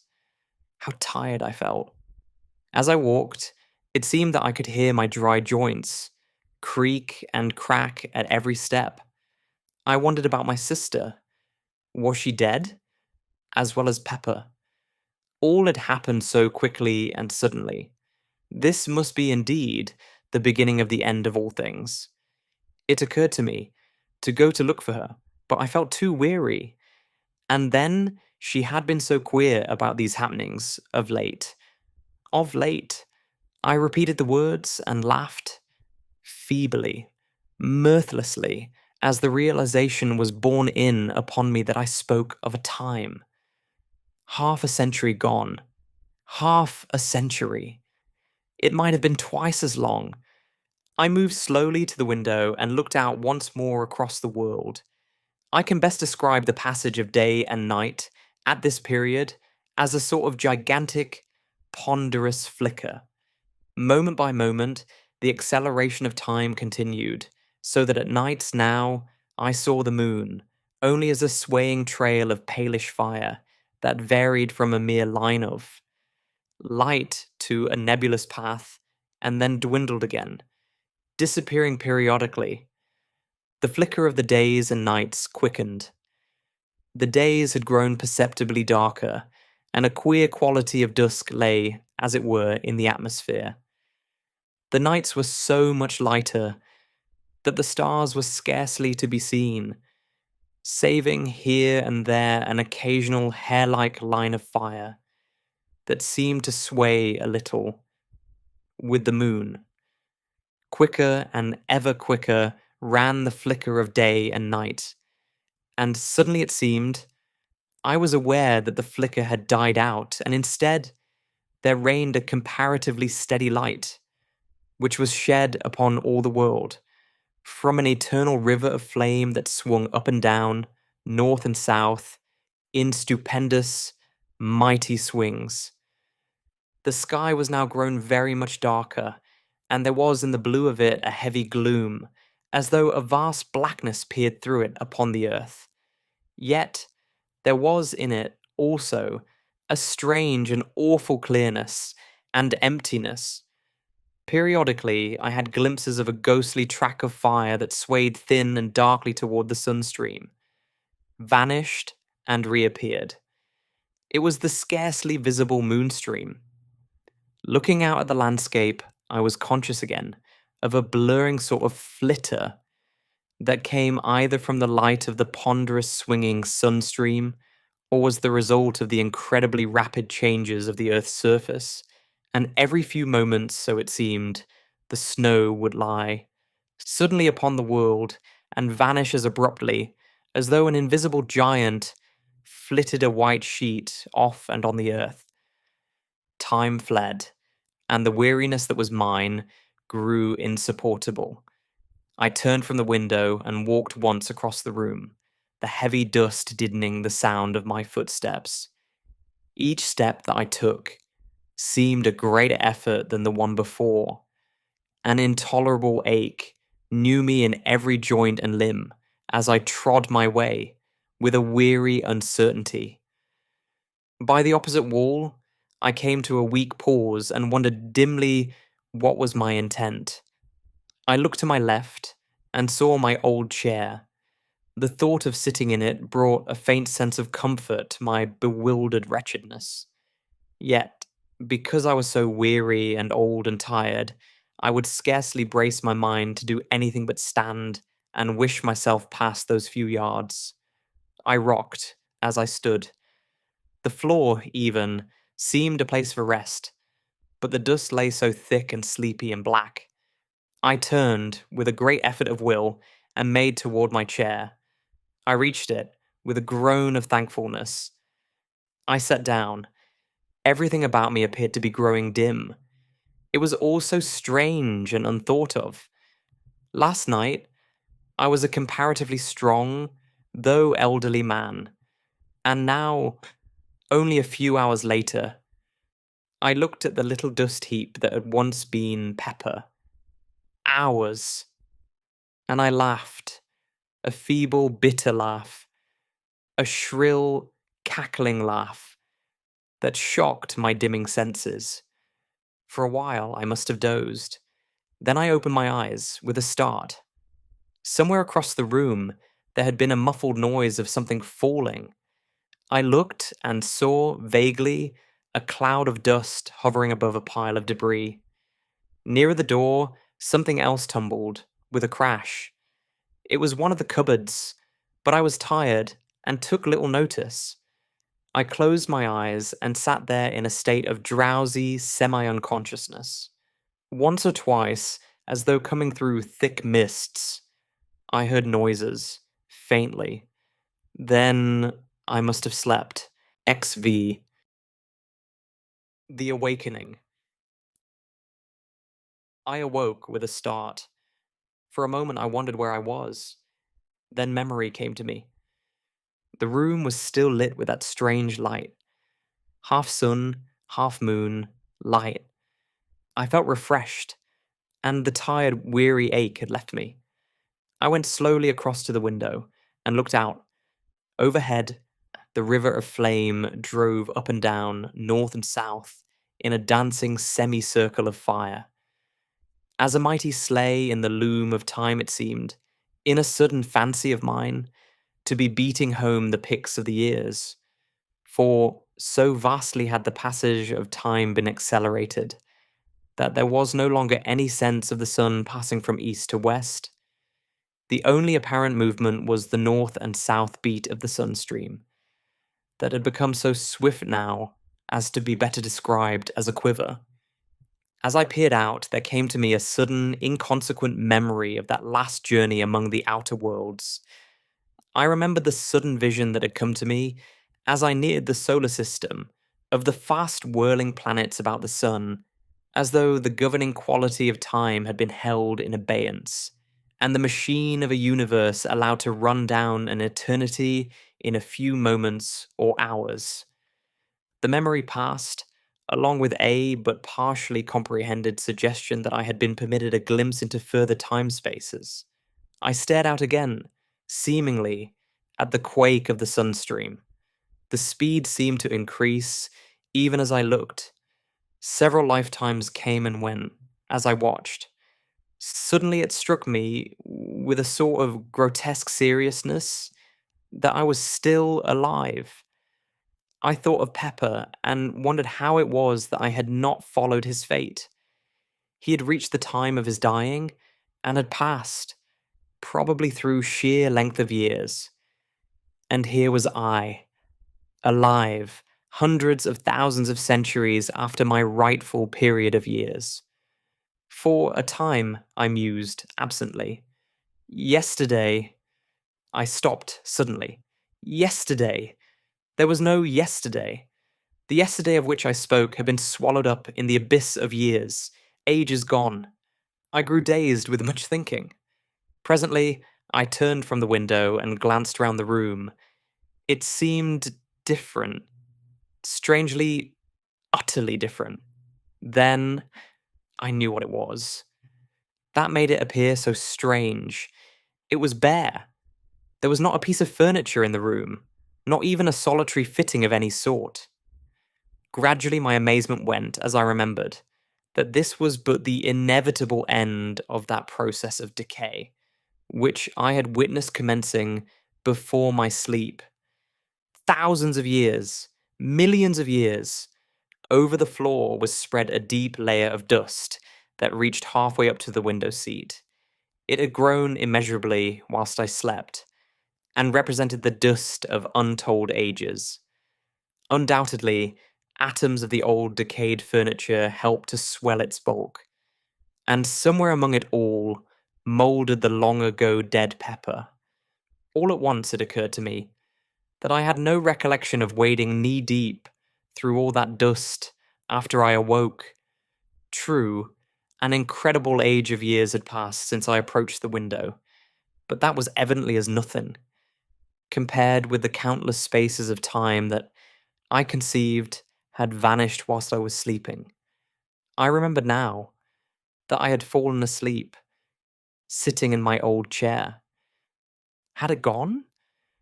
I glanced toward where it had stood. Of course, there was no chair to be seen. I could not satisfy myself whether it had disappeared after my waking or before. If it had mouldered under me, surely I should have been waked by the collapse. Then I remembered that the thick dust which covered the floor would have been sufficient to soften my fall, so that it was quite possible I had slept upon the dust for 1,000,000 years or more. As these thoughts wandered through my brain, I glanced again, casually, to where the chair had stood. Then, for the first time, I noticed that there were no marks in the dust of my footprints between it and the window. But then, ages of years had passed since I had awaked. Tens of thousands of years. My look rested thoughtfully again upon the place where once had stood my chair. Suddenly, I passed from abstraction to intentness, for there, in its standing place, I made out a long undulation, rounded off with the heavy dust. Yet it was not so much hidden, but that I could tell what had caused it.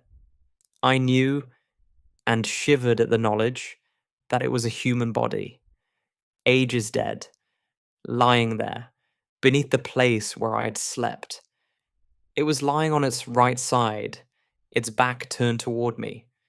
I could make out and trace each curve and outline, softened and moulded, as it were, in the black dust. In a vague sort of way, I tried to account for its presence there.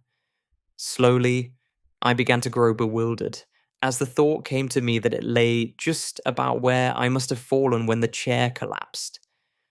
Gradually, an idea began to form itself within my brain, a thought that shook my spirit. It seemed hideous and insupportable, yet it grew upon me, steadily until it became a conviction. The body under that coating, that shroud of dust, was neither more nor less than my own dead shell. One. Did not attempt to prove it. I knew it now, and wondered I had not known it all along. I was a bodiless thing. A while I stood, trying to adjust my thoughts to this new problem. In time, how many thousands of years I know not, I attained to some degree of quietude, sufficient to enable me to pay attention to what was transpiring around me. Now I saw that the elongated mound had sunk, collapsed, level with the rest of the spreading dust, and fresh atoms, impalpable, had settled above that mixture of grave powder which the aeons had ground. A long while I stood, turned from the window. Gradually I grew more collected, while the world slipped across the centuries into the future. Presently, I began a survey of the room. Now, I saw that time was beginning its destructive work, even on this strange old building. That it had stood through all the years was, it seemed to me, proof that it was something different from any other house. I do not think, somehow, that I had thought of its decaying, though why, I could not have said. It was not until I had meditated upon the matter for some considerable time that I fully realized that the extraordinary space of time through which it had stood was sufficient to have utterly pulverized the very stones of which it was built, had they been taken from any earthly quarry. Yes, it was undoubtedly mouldering now. All the plaster had gone from the walls, even as the woodwork of the room had gone, many ages before.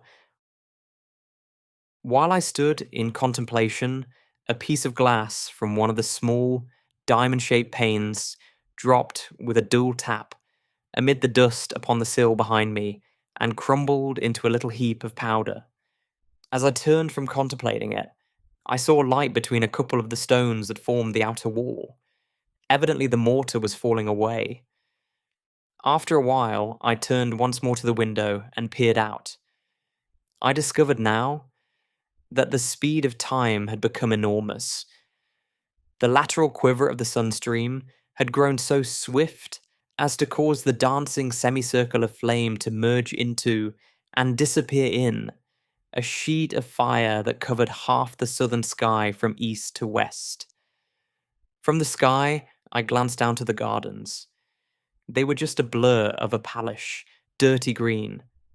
I had a feeling that they stood higher than in the old days, a feeling that they were nearer my window, as though they had risen bodily.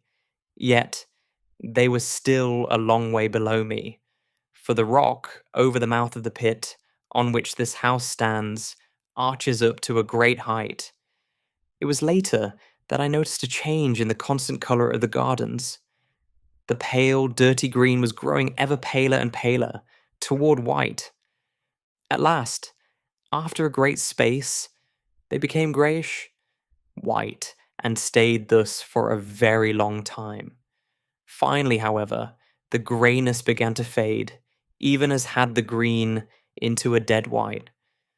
And this remained, constant and unchanged. And by this I knew that at last snow lay upon all the northern world. And so, by millions of years, time winged onward through eternity to the end of which, in the old Earth days, I had thought remotely and in hazily speculative fashion. And now, it was approaching in a manner of which none had ever dreamed. I recollect that about this time, I began to have a lively, though morbid curiosity as to what would happen when the end came. But I seemed strangely without imaginings. All this while, the steady process of decay was continuing. The few remaining pieces of glass had long ago vanished, and every now and then, a soft thud and a little cloud of rising dust would tell of some fragment of fallen mortar or stone. I looked up again, to the fiery sheet that quaked in the heavens above me, and far down into the southern sky. As I looked, the impression was borne in upon me that it had lost some of its first brilliancy, that it was duller, deeper hued. I glanced down once more to the blurred white of the worldscape. Sometimes my look returned to the burning sheet of dulling flame that was, and yet hid, the sun. At times I glanced behind me, into the growing dusk of the great silent room, with its aeon carpet of sleeping dust.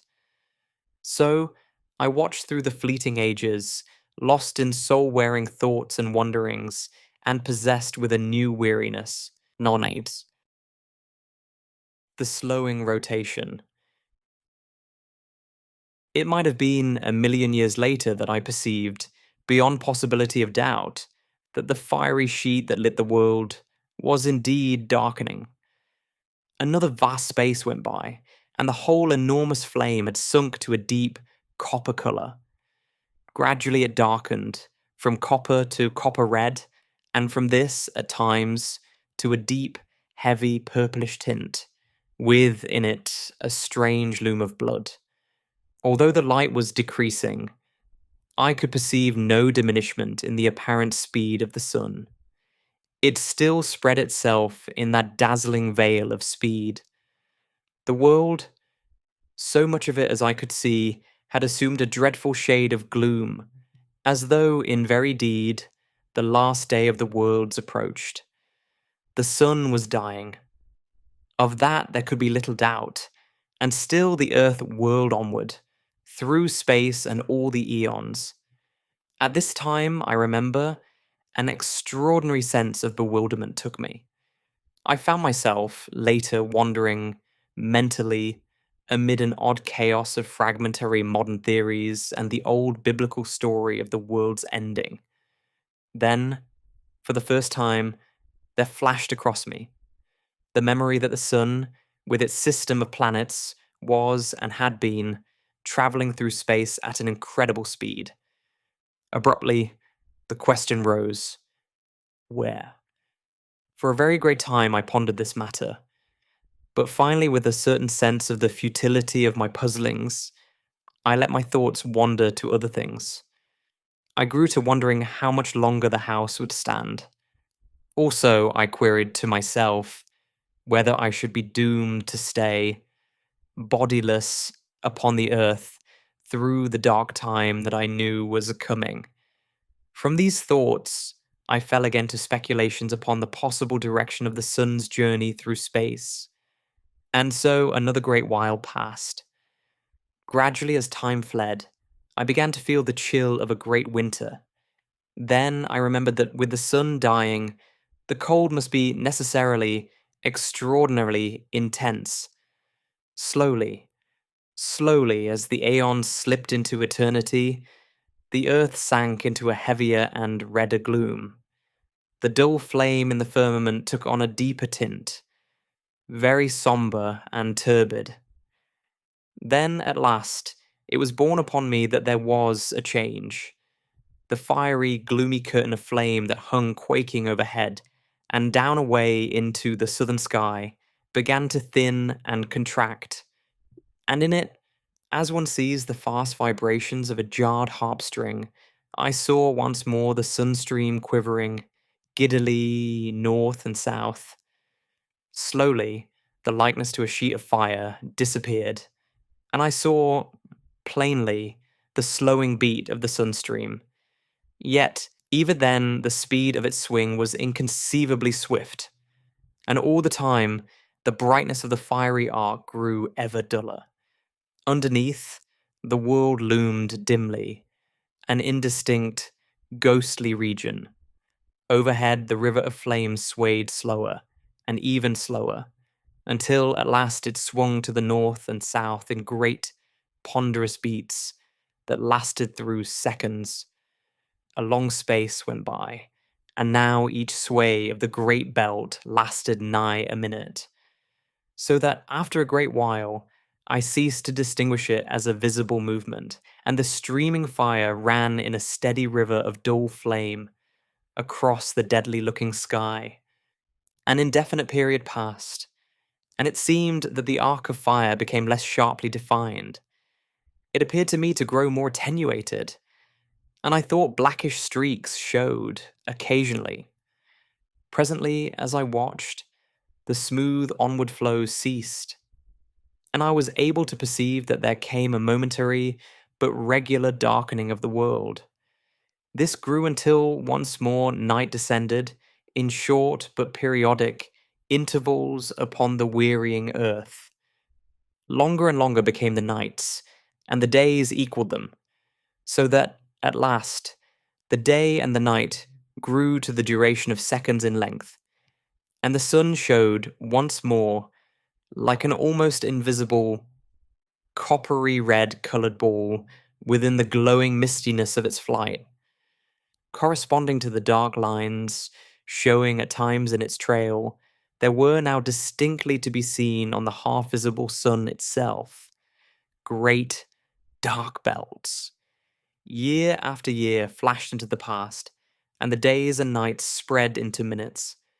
The sun had ceased to have the appearance of a tail, and now rose and set, a tremendous globe of a glowing copper, bronze hue, in parts ringed with blood-red bands, in others with the dusky ones that I have already mentioned.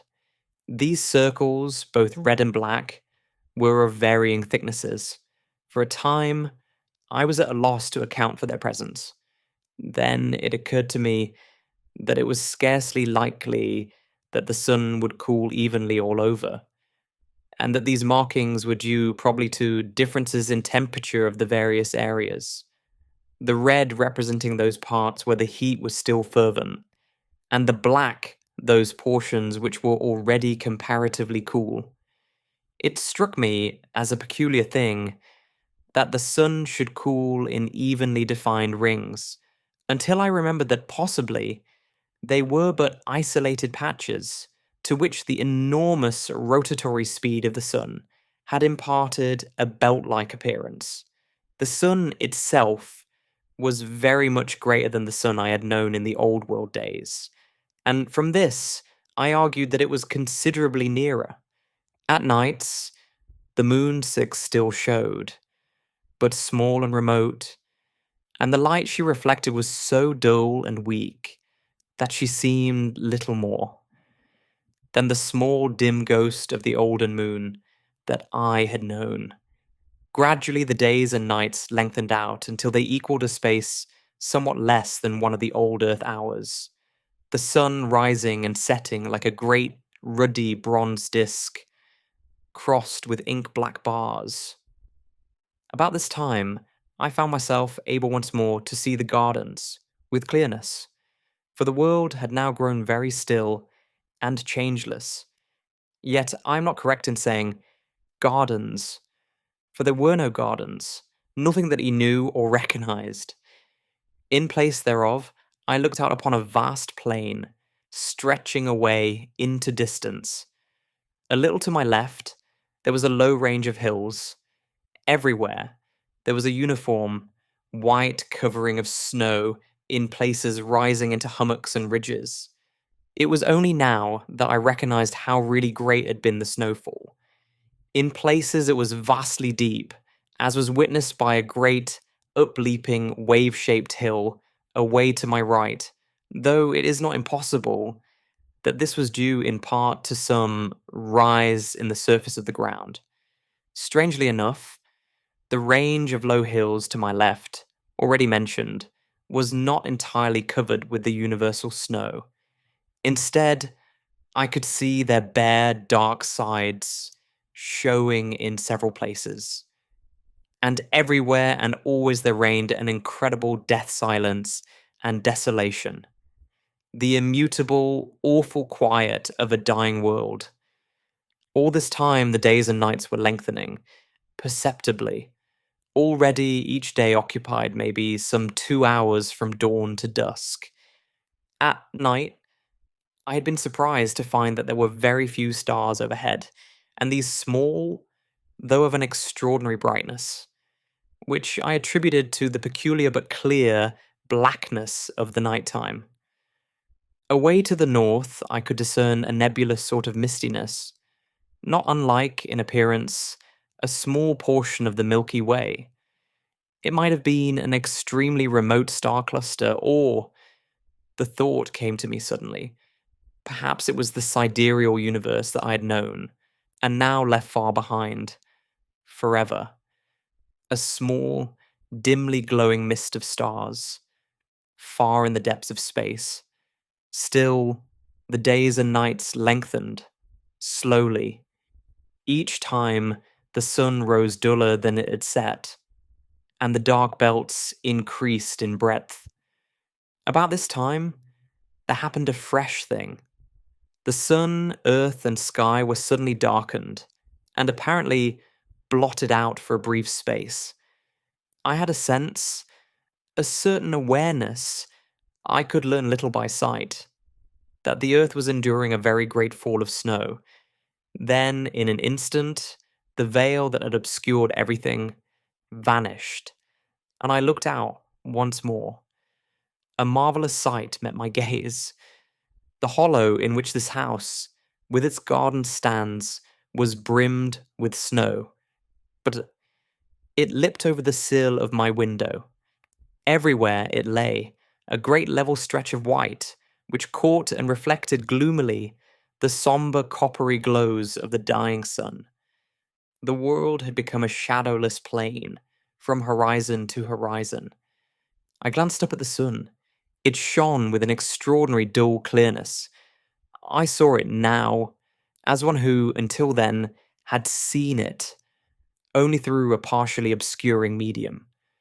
All about it, the sky had become black, with a clear, deep blackness, frightful in its nearness, and its unmeasured deep, and its utter unfriendliness. For a great time, I looked into it, newly and shaken and fearful. It was so near.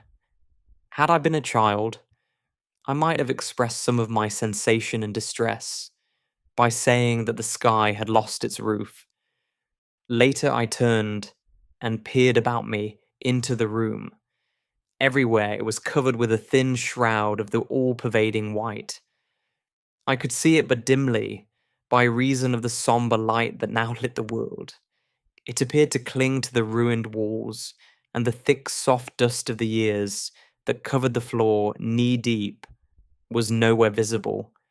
The snow must have blown in through the open framework of the windows, yet in no place had it drifted, but lay everywhere about the great old room, smooth and level.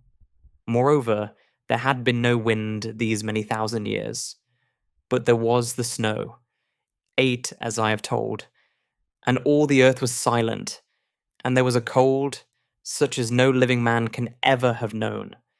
The earth was now illuminated by day with a most doleful light, beyond my power to describe. It seemed as though I looked at the great plain through the medium of a bronze-tinted sea. No. It was evident that the earth's rotatory movement was departing, steadily. The end came all at once. The night had been the longest yet, and when the dying sun showed, at last, above the world's edge, I had grown so wearied of the dark that I greeted it as a friend. It rose steadily until about 20 degrees above the horizon. Then it stopped suddenly, and after a strange retrograde movement, hung motionless, a great shield in the sky, and only the circular rim of the sun showed bright. Only this, and one thin streak of light near the equator. Gradually even this thread of light died out, and now all that was left of our great and glorious sun was a vast dead disk, rimmed with a thin circle of bronze red light. Disuwin, the green star. The world was held in a savage gloom, cold and intolerable. Outside, all was quiet. Quiet. From the dark room behind me came the occasional soft thud, 10 of falling matter, fragments of rotten stone. So time passed, and night grasped the world, wrapping it in wrappings of impenetrable blackness. There was no night sky, as we know it. Even the few straggling stars had vanished, conclusively. I might have been in a shuttered room without a light, for all that I could see. Only in the impalpableness of gloom, opposite, burnt that vast encircling hair of dull fire. Beyond this, there was no ray in all the vastitude of night that surrounded me, save that, far in the north, that soft, mist-like glow still shone. Silently, years moved on. What period of time passed, I shall never know. It seemed to me, waiting there, that eternities came and went, stealthily, and still I watched. I could see only the glow of the sun's edge, at times, for now it had commenced to come and go, lighting up a while and again becoming extinguished. All at once, during one of these periods of life, a sudden flame cut across the night, a quick glare that lit up the dead earth, shortly, giving me a glimpse of its flat lonesomeness. The light appeared to come from the sun, shooting out from somewhere near its center, diagonally. A moment I gazed, startled. Then the leaping flame sank, and the gloom fell again. But now it was not so dark, and the sun was belted by a thin line of vivid white light. I stared, intently. Had a volcano broken out on the sun? Yet I negatived the thought, as soon as formed. I felt that the light had been far too intensely white and large for such a cause. Another idea there was that suggested itself to me. It was that one of the inner planets had fallen into the sun, becoming incandescent under that impact. This theory appealed to me as being more plausible and accounting more satisfactorily for the extraordinary size and brilliance of the blaze that had lit up the dead world so unexpectedly. Full of interest and emotion, I stared across the darkness at that line of white fire, cutting the night. One thing it told to me, unmistakably, the sun was yet rotating at an enormous speed, 11. Thus, I knew that the years were still fleeting at an incalculable rate, though, so far as the earth was concerned, life and light and time were things belonging to a period lost in the long gone ages. After that one burst of flame, the light had shone only as an encircling band of bright fire. Now, however, as I watched, it began slowly to sink into a ruddy tint, and later to a dark, copper red colour, much as the sun had done. Presently it sank to a deeper hue, and, in a still further space of time, it began to fluctuate, having periods of glowing, and anon, dying. Thus, after a great while, it disappeared. Long before this, the smouldering edge of the sun had deadened into blackness, and so, in that supremely future time, the world, dark and intensely silent, rode on its gloomy orbit around the ponderous mass of the dead sun. My thoughts at this period can be scarcely described. At first, they were chaotic and wanting in coherence, but later, as the ages came and went, my soul seemed to imbibe the very essence of the oppressive solitude and dreariness that held the earth. With this feeling, there came a wonderful clearness of thought, and I realized, despairingly, that the world might wander forever through that enormous night. For a while, the unwholesome idea filled me with a sensation of overbearing desolation, so that I could have cried like a child. In time, however, this feeling grew, almost insensibly, less, and an unreasoning hope possessed me. Patiently, I waited. From time to time, the noise of dropping particles behind in the room came dully to my ears. Once, I heard a loud crash and turned instinctively to look, forgetting for the moment the impenetrable night in which every detail was submerged. In a while, my gaze sought the heavens, turning, unconsciously, toward the north. Yes, the nebulous glow still showed. Indeed, I could have almost imagined that it looked somewhat plainer. For a long time, I kept my gaze fixed upon it, feeling in my lonely soul that its soft haze was, in some way, a tie with the past. Strange, the trifles from which one can suck comfort. And yet, had I but known, but I shall come to that in its proper time. For a very long space I watched, without experiencing any of the desire for sleep that would so soon have visited me in the old earth days. How I should have welcomed it, if only to have passed the time, away from my perplexities and thoughts. Several times, the comfortless sound of some great piece of masonry falling disturbed my meditations, and once it seemed I could hear whispering in the room behind me, yet it was utterly useless to try to see anything. Such blackness as existed scarcely can be conceived. It was palpable and hideously brutal to the sense, as though something dead pressed up against me, something soft and icily cold. Under all this, there grew up within my mind a great and overwhelming distress of uneasiness that left me, but to drop me into an uncomfortable brooding. I felt that I must fight against it, and presently hoping to distract my thoughts, I turned to the window and looked up toward the north in search of the nebulous whiteness, which, still, I believed to be the far and misty glowing of the universe we had left. Even as I raised my eyes, I was thrilled with a feeling of wonder, for now the hazy light had resolved into a single great star of vivid green. As I stared, astonished, the thought flashed into my mind that the Earth must be traveling toward the star, not away as I had imagined. Next, that it could not be the universe the Earth had left, but possibly an outlying star belonging to some vast star cluster hidden in the enormous depths of space. With a sense of commingled awe and curiosity, I watched it, wondering what new thing was to be revealed to me.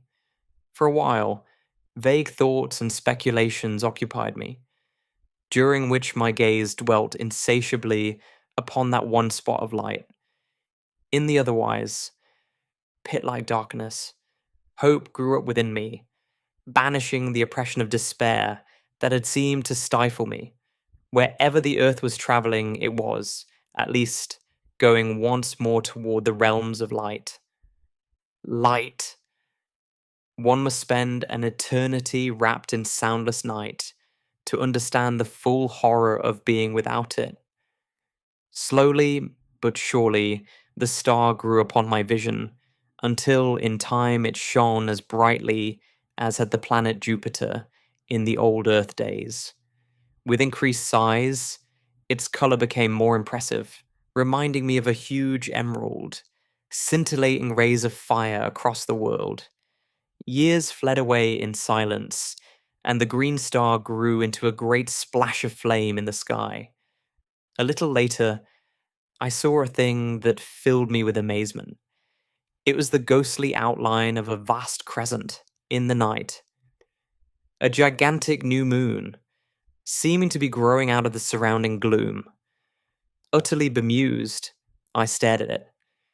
It appeared to be quite close, comparatively, and I puzzled to understand how the Earth had come so near to it, without my having seen it before. The light, thrown by the star, grew stronger, and presently I was aware that it was possible to see the Earthscape again, though indistinctly. A while I stared, trying to make out whether I could distinguish any detail of the world's surface, but I found the light insufficient. In a little, I gave up the attempt and glanced once more towards the star. Even in the short space that my attention had been diverted, it had increased considerably, and seemed now, to my bewildered sight, about a quarter of the size of the full moon. The light it threw was extraordinarily powerful, yet its color was so abominably unfamiliar that such of the world as I could see showed unreal, more as though I looked out upon a landscape of shadow than aught else. All this time, the great crescent was increasing in brightness, and began now to shine with a perceptible shade of green. Steadily, the star increased in size and brilliancy, until it showed fully as large as half a full moon, and as it grew greater and brighter, so did the vast crescent throw out more and more light, though of an ever-deepening hue of green. Under the combined blaze of their radiances, the wilderness that stretched before me became steadily more visible. Soon I seemed able to stare across the whole world, which now appeared beneath the strange light, terrible in its cold and awful, flat dreariness. It was a little later that my attention was drawn to the fact that the great star of green flame was slowly sinking out of the north toward the east.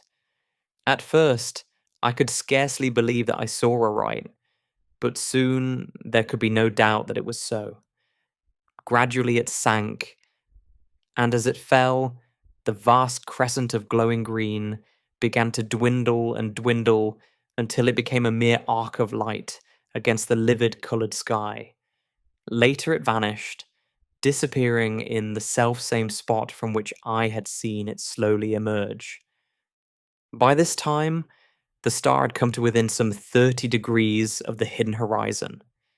In size, it could now have rivaled the moon at its full, though even yet, I could not distinguish its disk. This fact led me to conceive that it was still an extraordinary distance away, and, this being so, I knew that its size must be huge, beyond the conception of man to understand or imagine. Suddenly, as I watched, the lower edge of the star vanished, cut by a straight, dark line. A minute or a century passed, and it dipped lower until the half of it had disappeared from sight. Far away out on the great plain, I saw a monstrous shadow blotting it out and advancing swiftly. Only a third of the star was visible now. Then, like a flash, the solution of this extraordinary phenomenon revealed itself to me. The star was sinking behind the enormous mass of the dead sun. Or rather, the sun, obedient to its attraction, was rising toward it. 12, with the earth following in its trail. As these thoughts expanded in my mind, the star vanished, being completely hidden by the tremendous bulk of the sun. Over the earth, there fell once more the brooding night. With the darkness came an intolerable feeling of loneliness and dread. For the first time, I thought of the pit and its inmates. After that, there rose in my memory the still more terrible thing that had haunted the shores of the Sea of Sleep and lurked in the shadows of this old building. Where were they, I wondered, and shivered with miserable thoughts. For a time, fear held me, and I prayed, wildly and incoherently, for some ray of light with which to dispel the cold blackness that enveloped the world. How long I waited, it is impossible to say. Certainly for a very great period. Then, all at once, I saw a loom of light shine out ahead. Gradually it became more distinct. Suddenly a ray of vivid green flashed across the darkness. At the same moment I saw a thin line of livid flame, far in the night. An instant, it seemed, and it had grown into a great clot of fire, beneath which the world lay bathed in a blaze of emerald green light. Steadily it grew until, presently, the whole of the green star had come into sight again. But now it could be scarcely called a star, for it had increased to vast proportions, being incomparably greater than the sun had been in the olden time. Then, as I stared, I became aware that I could see the edge of the lifeless sun, glowing like a great crescent moon. Slowly, its lighted surface broadened out to me until half of its diameter was visible, and the star began to drop away on my right. Time passed, and the earth moved on, slowly traversing the tremendous face of the dead sun. 13. Gradually, as the earth travelled forward, the star fell still more to the right, until, at last, it shone on the back of the house, sending a flood of broken rays in through the skeleton-like walls. Glancing upward, I saw that much of the ceiling had vanished, enabling me to see that the upper stories were even more decayed. The roof had evidently gone entirely, and I could see the green effulgence of the starlight shining in, slantingly, not in Narith. The end of the solar system. From the abutment, where once had been the windows, through which I had watched that first fatal dawn, I could see that the sun was hugely greater than it had been when first the star lit the world. So great was it that its lower edge seemed almost to touch the far horizon. Even as I watched, I imagined that it drew closer. The radiance of green that lit the frozen earth grew steadily brighter. Thus, for a long space, things were. Then, on a sudden, I saw that the sun was changing shape and growing smaller just as the moon would have done in past time. In a while, only a third of the illuminated part was turned toward the earth. The star bore away on the left. Gradually, as the world moved on, the star shone upon the front of the house once more, while the sun showed only as a great bow of green fire. An instant it seemed, and the sun had vanished. The star was still fully visible. Then the earth moved into the black shadow of the sun, and all was night. Night, black, starless, and intolerable. Filled with tumultuous thoughts, I watched across the night, waiting. Years, it may have been, and then, in the dark house behind me, the clotted stillness of the world was broken. I seemed to hear a soft padding of many feet, and a faint, inarticulate whisper of sound grew on my sense. I looked around into the blackness and saw a multitude of eyes. As I stared, they increased and appeared to come toward me. For an instant, I stood, unable to move. Then a hideous swine, noise 14, rose up into the night, and at that, I leapt from the window, out onto the frozen world. I have a confused notion of having run a while, and after that, I just waited. Waited.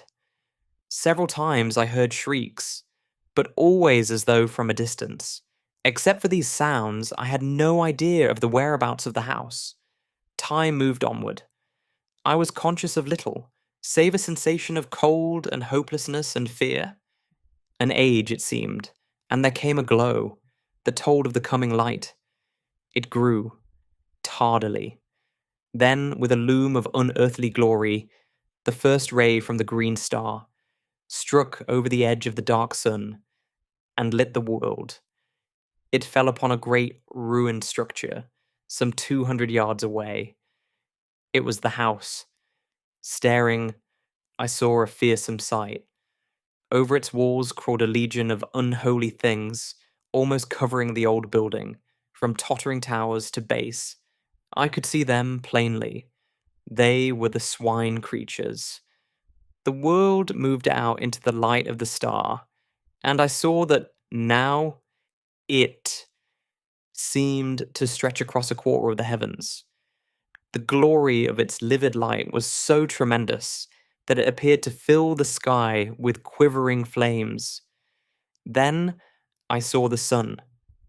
It was so close that half of its diameter lay below the horizon, and as the world circled across its face, it seemed to tower right up into the sky, a stupendous dome of emerald-colored fire. From time to time I glanced toward the house, but the swine things seemed unaware of my proximity. Years appeared to pass, slowly. The earth had almost reached the center of the sun's disk. The light from the green sun, as now it must be called, shone through the interstices that gapped the molded walls of the old house, giving them the appearance of being wrapped in green flames. The swine creatures still crawled about the walls. Suddenly, there rose a loud roar of swine voices, and up from the center of the roofless house shot a vast column of blood-red flame. I saw the little twisted towers and turrets flash into fire, yet still preserving their twisted crookedness. The beams of the green sun beat upon the house and intermingled with its lurid glows. so that it appeared a blazing furnace of red and green fire. Fascinated, I watched until an overwhelming sense of coming danger drew my attention. I glanced up, and at once it was borne upon me that the sun was closer, so close, in fact, that it seemed to overhang the world. Then, I know not how, I was caught up into strange heights, floating like a bubble in the awful effulgence. Far below me, I saw the earth, with the burning house leaping into an ever-growing mountain of flame. Round about it, the ground appeared to be glowing, and in places, heavy wreaths of yellow smoke ascended from the earth. It seemed as though the world were becoming ignited from that one plague spot of fire. Faintly, I could see the swine things. They appeared quite unharmed. Then the ground seemed to cave in suddenly, and the house, with its load of foul creatures, disappeared into the depths of the earth, sending a strange, blood-coloured cloud into the heights. I remembered the hell pit under the house. In a while I looked round. The huge bulk of the sun rose high above me. The distance between it and the earth grew rapidly less. Suddenly the earth appeared to shoot forward. In a moment, it had traversed the space between it and the sun. I heard no sound, but out from the sun's face gushed an ever-growing tongue of dazzling flame. It seemed to leap almost to the distant green sun, shearing through the emerald light, a very cataract of blinding fire. It reached its limit and sank, and on the sun glowed a vast splash of burning white, the grave of the earth. The sun was very close to me now. Presently I found that I was rising higher, until at last I rode above it, in the emptiness. The green sun was now so huge that its breadth seemed to fill up all the sky ahead. I looked down and noted that the sun was passing directly beneath me. A year may have gone by, or a century, and I was left, suspended, alone.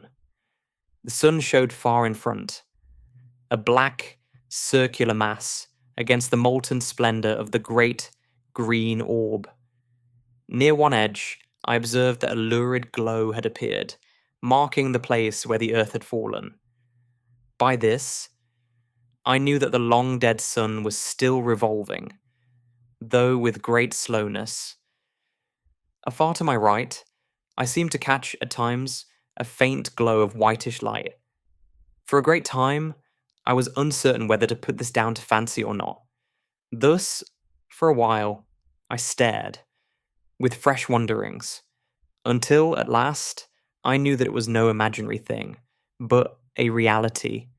It grew brighter, and presently there slid out of the green a pale globe of softest white. It came nearer, and I saw that it was apparently surrounded by a robe of gently glowing clouds. Time passed.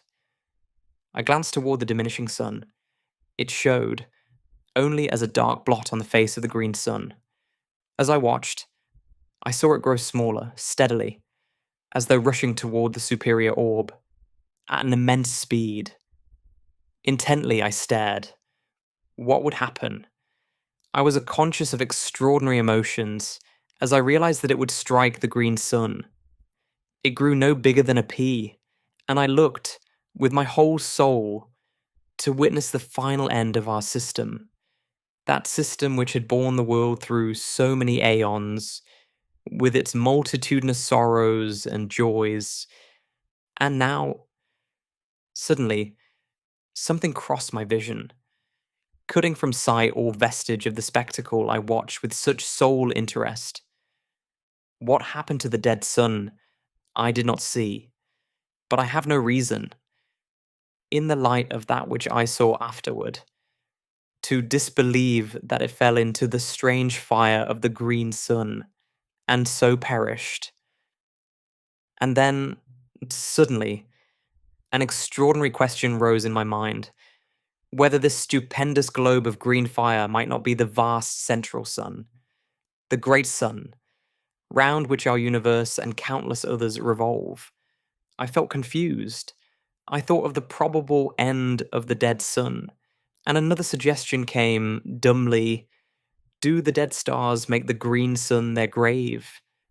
The idea appealed to me with no sense of grotesqueness, but rather as something both possible and probable. XX.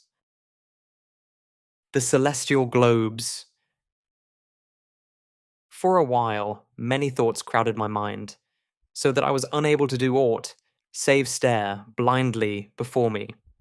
I seemed whelmed in a sea of doubt and wonder, and a sorrowful remembrance. It was later that I came out of my bewilderment.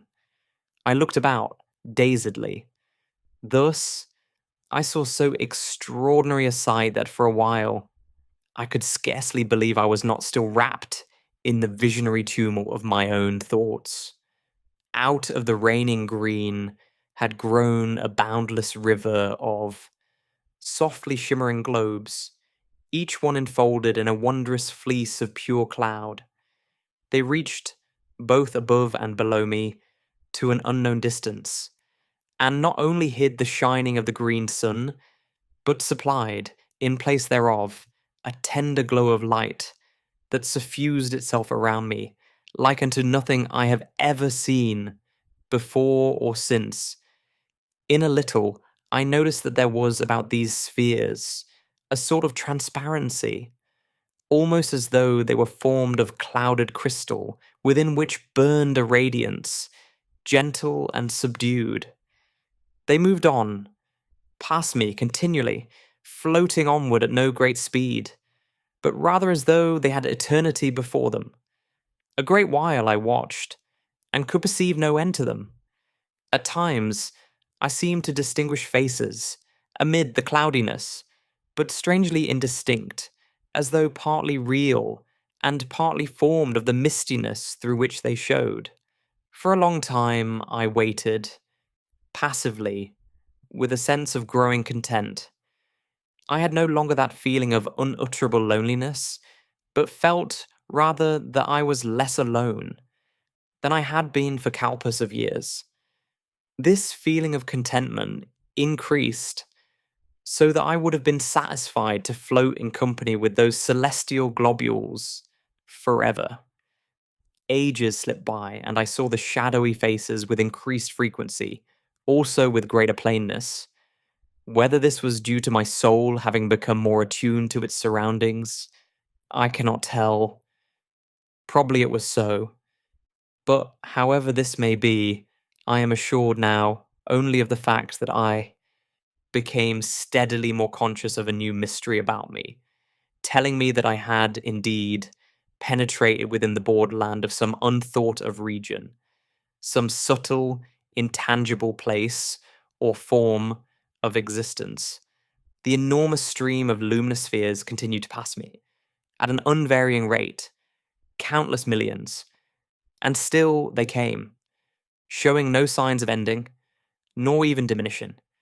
Then, as I was borne silently upon the unbuoying ether, I felt a sudden, irresistible forward movement toward one of the passing globes. An instant, and I was beside it. Then I slid through into the interior without experiencing the least resistance of any description. For a short while, I could see nothing, and waited curiously. All at once, I became aware that a sound broke the inconceivable stillness. It was like the murmur of a great sea at calm, a sea breathing in its sleep. Gradually, the mist that obscured my sight began to thin away, and so in time my vision dwelt once again upon the silent surface of the sea of sleep. For a little I gazed, and could scarcely believe I saw aright. I glanced round. There was the great globe of pale fire, swimming as I had seen it before, a short distance above the dim horizon. To my left, far across the sea, I discovered presently a faint line, as of thin haze, which I guessed to be the shore where my love and I had met. during those wonderful periods of soul wandering that had been granted to me in the old Earth days. Another, a troubled memory came to me of the formless thing that had haunted the shores of the Sea of Sleep, the guardian of that silent, echoless place. These and other details I remembered and knew without doubt that I was looking out upon that same sea. With the assurance, I was filled with an overwhelming feeling of surprise and joy and shaken expectancy, conceiving it possible that I was about to see my love again. Intently I gazed around, but could catch no sight of her. At that, for a little, I felt hopeless. Fervently I prayed, and ever peered, anxiously. How still was the sea! Down, far beneath me, I could see the many trails of changeful fire that had drawn my attention formerly. Vaguely, I wondered what caused them. Also, I remembered that I had intended to ask my dear one about them, as well as many other matters, and I had been forced to leave her before the half that I had wished to say was said. My thoughts came back with a leap. I was conscious that something had touched me. I turned quickly. God, thou wert indeed gracious. It was she. She looked up into my eyes with an eager longing, and I looked down to her with all my soul. I should like to have held her, but the glorious purity of her face kept me afar. Then, out of the winding mist, she put her dear arms. Her whisper came to me, soft as the rustle of a passing cloud. Dearest, she said. That was all, but I had heard, and in a moment I held her to me, as I prayed, forever. In a little she spoke of many things, and I listened. Willingly. Would I have done so through all the ages that are to come? At times I whispered back, and my whispers brought to her spirit face, once more, an indescribably delicate tint, the bloom of love. Later I spoke more freely, and to each word she listened, and made answer delightfully, so that already I was in paradise, she and nothing, save the silent, spacious void to see us, and only the quiet waters of the Sea of Sleep to hear us. Long before, the floating multitude of cloud-enfolded spheres had vanished into nothingness. Thus, we looked upon the face of the slumberous deeps, and were alone. Alone, God, I would be thus alone in the hereafter, and yet be never lonely. I had her, and greater than this, she had me. I, aeon-aged me, and on this thought, and some others, I hope to exist through the few remaining years that may yet lie between us. 21. The dark sun. How long our souls lay in the arms of joy, I cannot say, but all at once I was waked from my happiness by a diminution of the pale and gentle light that lit the Sea of Sleep. I turned toward the huge white orb with a premonition of coming trouble. One side of it was curving inward, as though a convex black shadow was sweeping across it. My memory went back. It was thus that the darkness had come, before our last parting. I turned toward my love, inquiringly. With a sudden knowledge of woe, I noticed how wan and unreal she had grown, even in that brief space. Her voice seemed to come to me from a distance. The touch of her hands was no more than the gentle pressure of a summer wind, and grew less perceptible. Already, quite half of the immense globe was shrouded. A feeling of desperation seized me. Was she about to leave me? Would she have to go as she had gone before?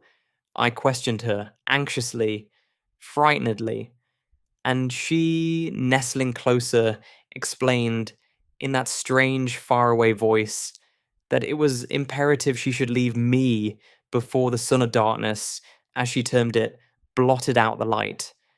At this confirmation of my fears, I was overcome with despair and could only look, voicelessly, across the quiet plains of the silent sea. How swiftly the darkness spread across the face of the white orb. Yet, in reality, the time must have been long, beyond human comprehension. At last, only a crescent of pale fire lit the now dim sea of sleep. All this while she had held me, but with so soft a caress that I had been scarcely conscious of it. We waited there, together, she and I, speechless for very sorrow. In the dimming light, her face showed, shadowy, blending into the dusky mistiness that encircled us. Then, when a thin, curved line of soft light was all that lit the sea, she released me, pushing me from her, tenderly. Her voice sounded in my ears. I may not stay longer, dear one. It ended in a sob. She seemed to float away from me and became invisible. Her voice came to me out of the shadows faintly, apparently from a great distance. A little while, it died away remotely. In a breath, the sea of sleep darkened into night. Far to my left, I seemed to see, for a brief instant, a soft glow. It vanished, and in the same moment, I became aware that I was no longer above the still sea, but once more suspended in infinite space, with the green sun, now eclipsed by a vast dark sphere, before me. Utterly bewildered, I stared almost unseeingly at the ring of green flames, leaping above the dark edge. Even in the chaos of my thoughts, I wondered dully at their extraordinary shapes. A multitude of questions assailed me. I thought more of her I had so lately seen than of the sight before me. My grief and thoughts of the future filled me. Was I doomed to be separated from her always? Even in the old Earth days, she had been mine, only for a little while. Then she had left me, as I thought, forever. Since then, I had seen her but these times, upon the sea of sleep. A feeling of fierce resentment filled me, and miserable questionings. Why could I not have gone with my love? What reason to keep us apart? Why had I to wait alone while she slumbered through the years, on the still bosom of the sea of sleep? The sea of sleep. My thoughts turned inconsequently out of their channel of bitterness to fresh, desperate questionings. Where was it? Where was it?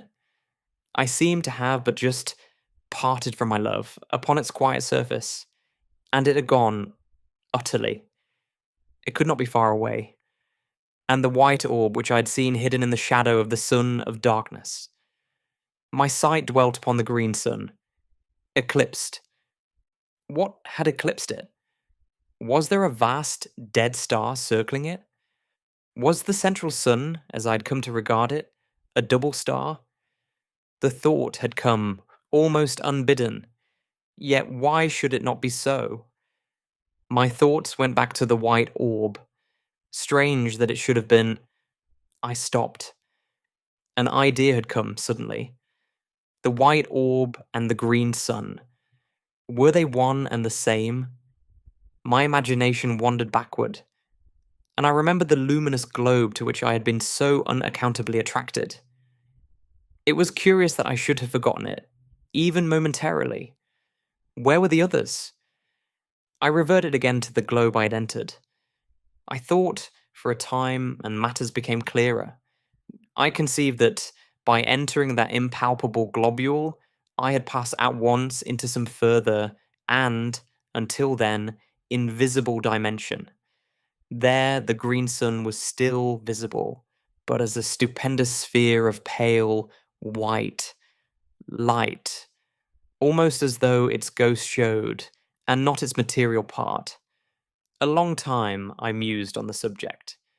I remembered how, on entering the sphere, I had immediately lost all sight of the others. For a still further period, I continued to revolve the different details in my mind. In a while, my thoughts turned to other things. I came more into the present and began to look about me, seeingly. For the first time, I perceived that innumerable rays of a subtle, violet hue pierced the strange semi-darkness in all directions. They radiated from the fiery rim of the green sun. They seemed to grow upon my vision, so that, in a little, I saw that they were countless. The night was filled with them, spreading outward from the green sun, fan-wise. I concluded that I was enabled to see them by reason of the sun's glory being cut off by the eclipse. They reached right out into space and vanished.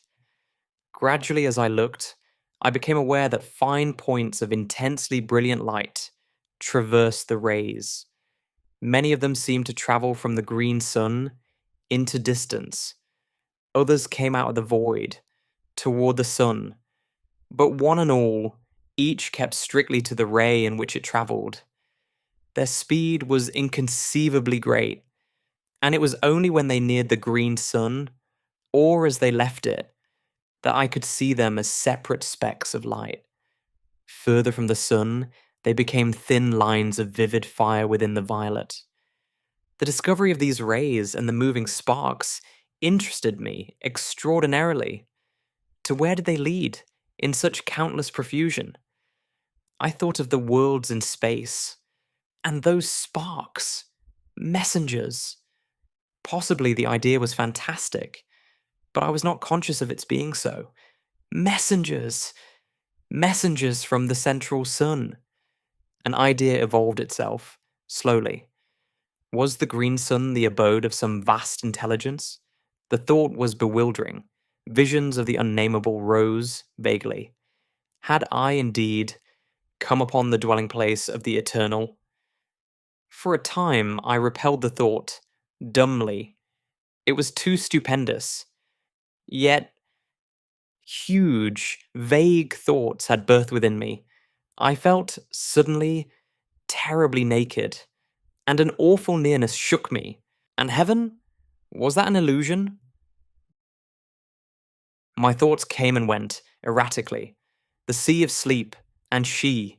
Heaven. I came back, with a bound, to the present. Somewhere, out of the void behind me, there rushed an immense, dark body, huge and silent. It was a dead star, hurling onward to the burying place of the stars. It drove between me and the central suns, blotting them out from my vision, and plunging me into an impenetrable night. An age. And I saw again the violet rays. A great while later, aeons it must have been.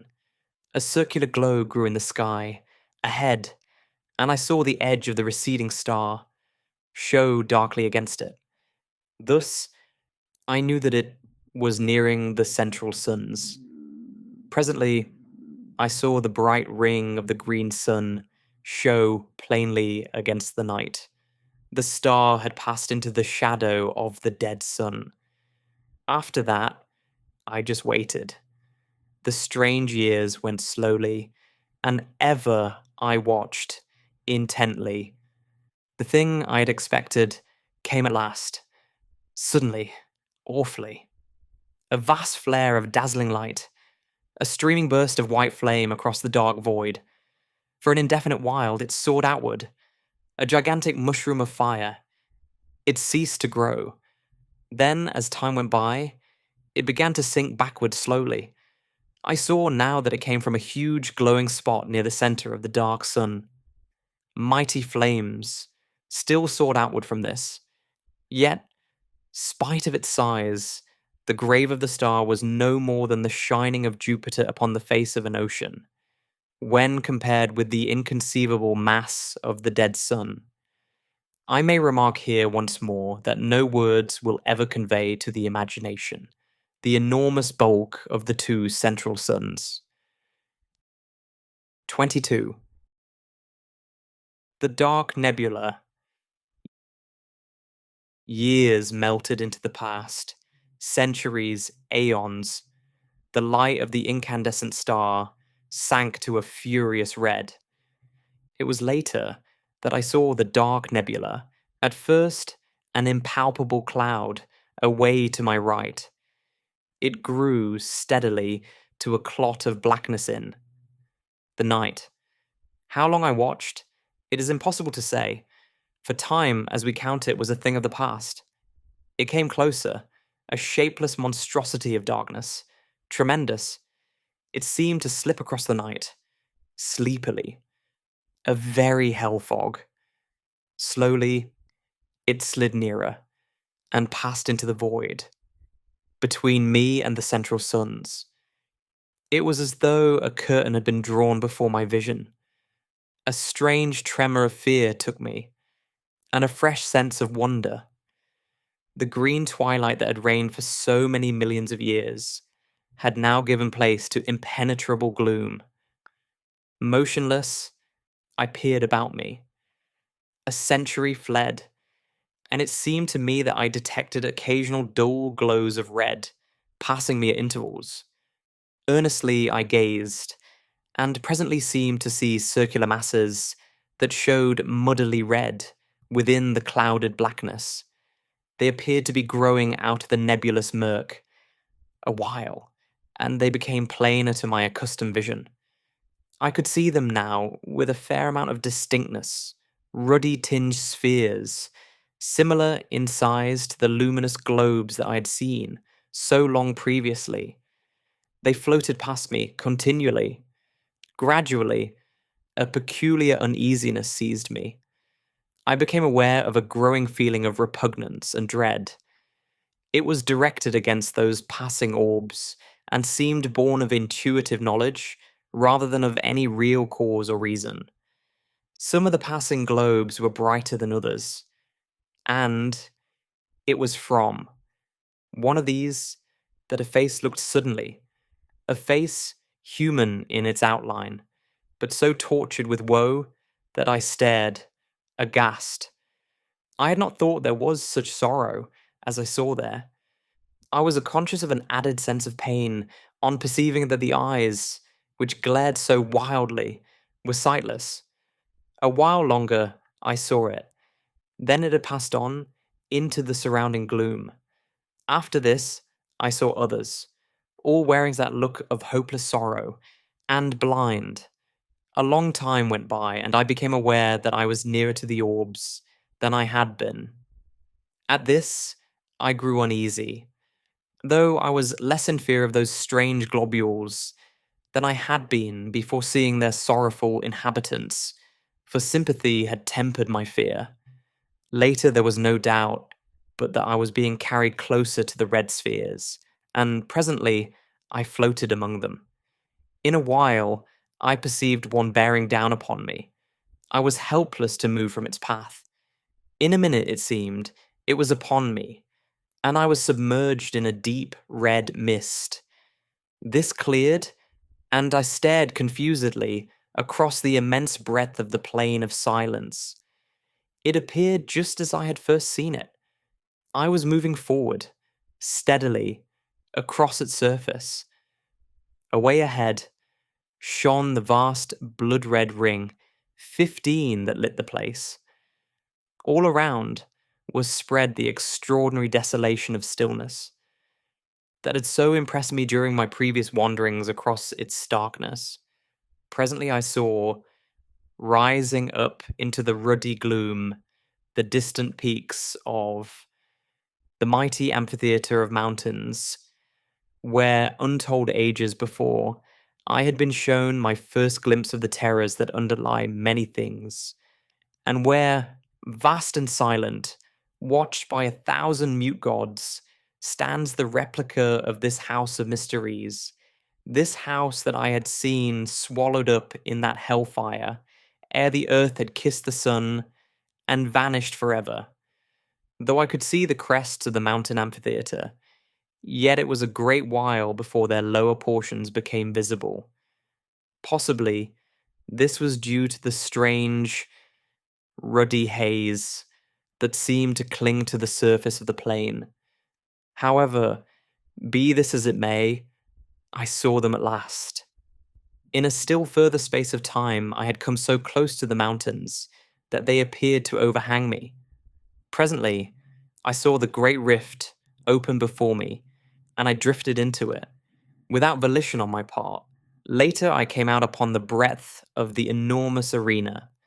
There, at an apparent distance of some 5 miles, stood the house, huge, monstrous, and silent, lying in the very center of that stupendous amphitheater. So far as I could see, it had not altered in any way, but looked as though it were only yesterday that I had seen it. Around, the grim, dark mountains frowned down upon me from their lofty silences. Far to my right, away up among inaccessible peaks, loomed the enormous bulk of the great beast god.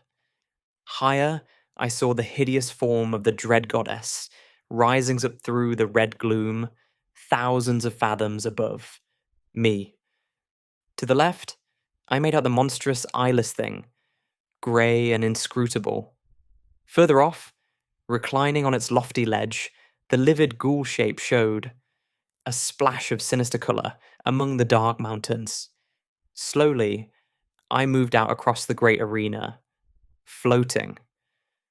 As I went, I made out the dim forms of many of the other lurking horrors that peopled those supreme heights. Gradually, I neared the house, and my thoughts flashed back across the abyss of years. I remember the dread spectre of the place. A short while passed, and I saw that I was being wafted directly toward the enormous mass of that silent building. About this time, I became aware, in an indifferent sort of way, of a growing sense of numbness that robbed me of the fear, which I should otherwise have felt on approaching that awesome pile. As it was, I viewed it calmly, much as a man views calamity through the haze of his tobacco smoke. In a little while, I had come so close to the house as to be able to distinguish many of the details about it. The longer I looked, the more was I confirmed in my long ago impressions of its entire similitude to this strange house. Save in its enormous size, I could find nothing unlike.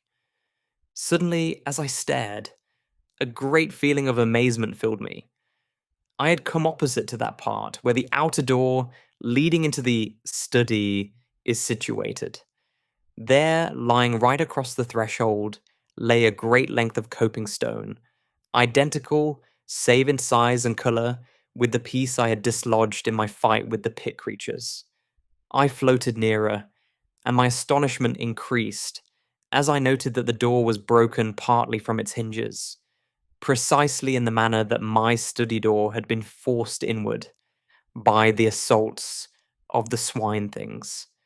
The sight started a train of thoughts, and I began to trace dimly that the attack on this house might have a far deeper significance than I had hitherto imagined.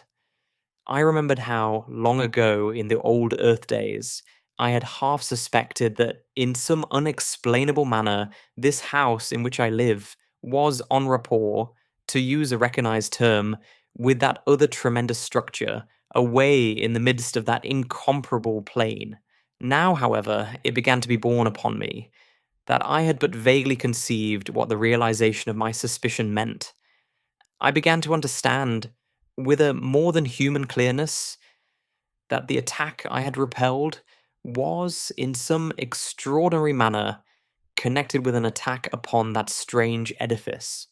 With a curious inconsequence, my thoughts abruptly left the matter, to dwell wonderingly upon the peculiar material out of which the house was constructed. It was, as I have mentioned earlier, of a deep green colour.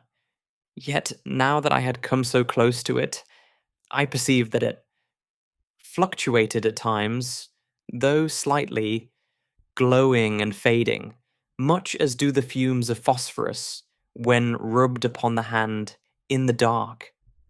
Presently, my attention was distracted from this by coming to the great entrance.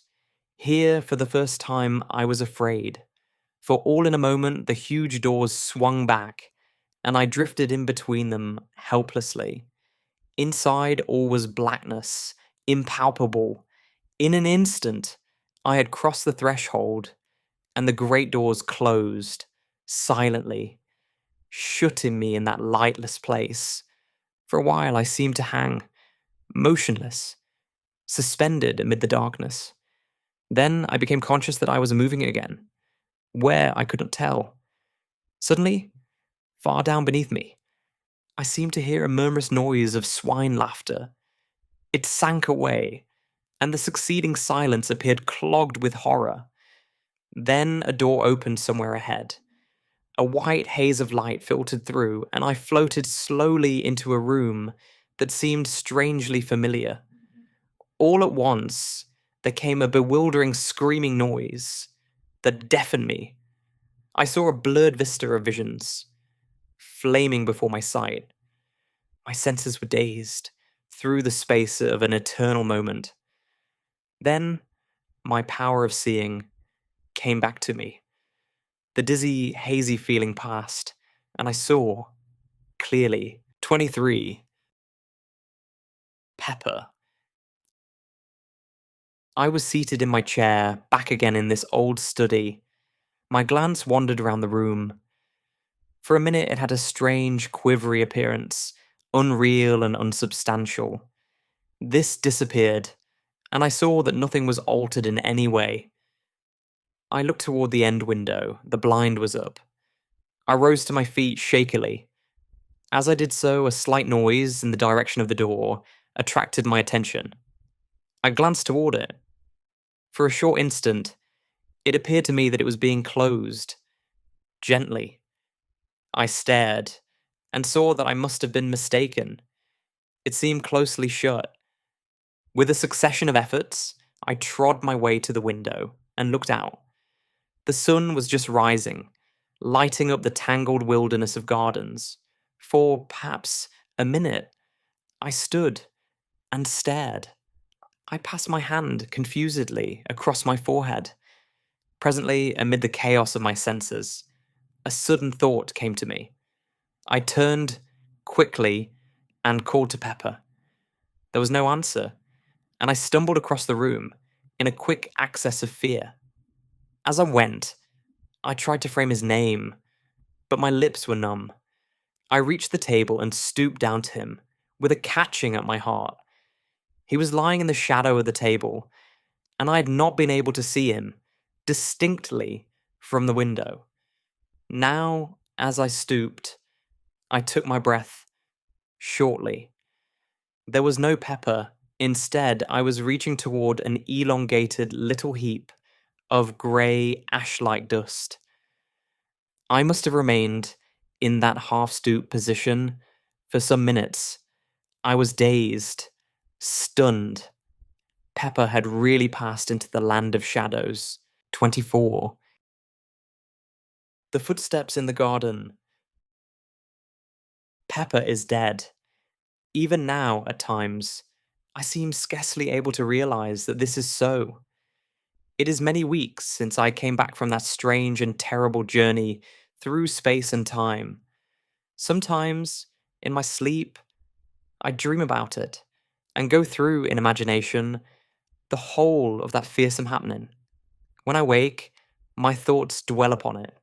That sun, those suns. Were they indeed the great central suns, round which the whole universe of the unknown heavens revolves?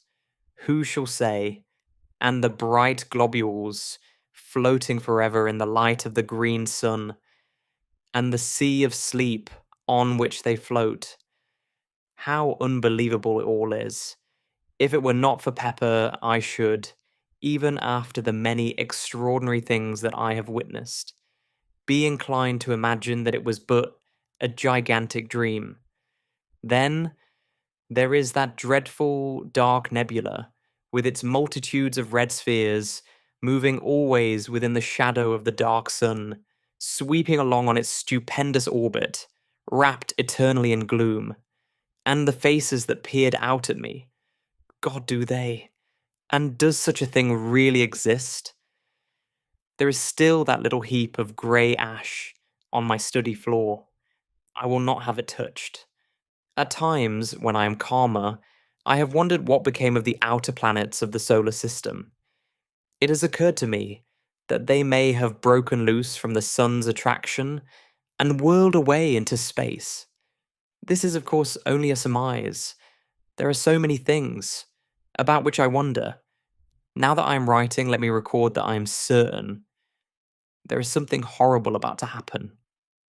Last night, a thing occurred which has filled me with an even greater terror than did the pit fear. I will write it down now, and if anything more happens, endeavour to make a note of it, at once. I have a feeling that there is more in this last affair than in all those others. I am shaky and nervous, even now, as I write. Somehow, I think death is not very far away. Not that I fear death, as death is understood. Yet, there is that in the air, which bids me fear. An intangible, cold horror. I felt it last night. It was thus. Last night, I was sitting here in my study, writing. The door leading into the garden was half open. At times, the metallic rattle of a dog's chain sounded faintly. It belongs to the dog I have bought, since Pepper's death. I will not have him in the house, not after Pepper. Still, I have felt it better to have a dog about the place. They are wonderful creatures. I was much engrossed in my work, and the time passed quickly. Suddenly, I heard a soft noise on the path, outside in the garden. Pad, pad, pad it went, with a stealthy, curious sound. I sat upright with a quick movement and looked out through the open door. Again the noise came. Pad, pad, pad. It appeared to be approaching. With a slight feeling of nervousness, I stared into the gardens, but the night hid everything. Then the dog gave a long howl, and I started. For a minute, perhaps, I peered intently, but could hear nothing.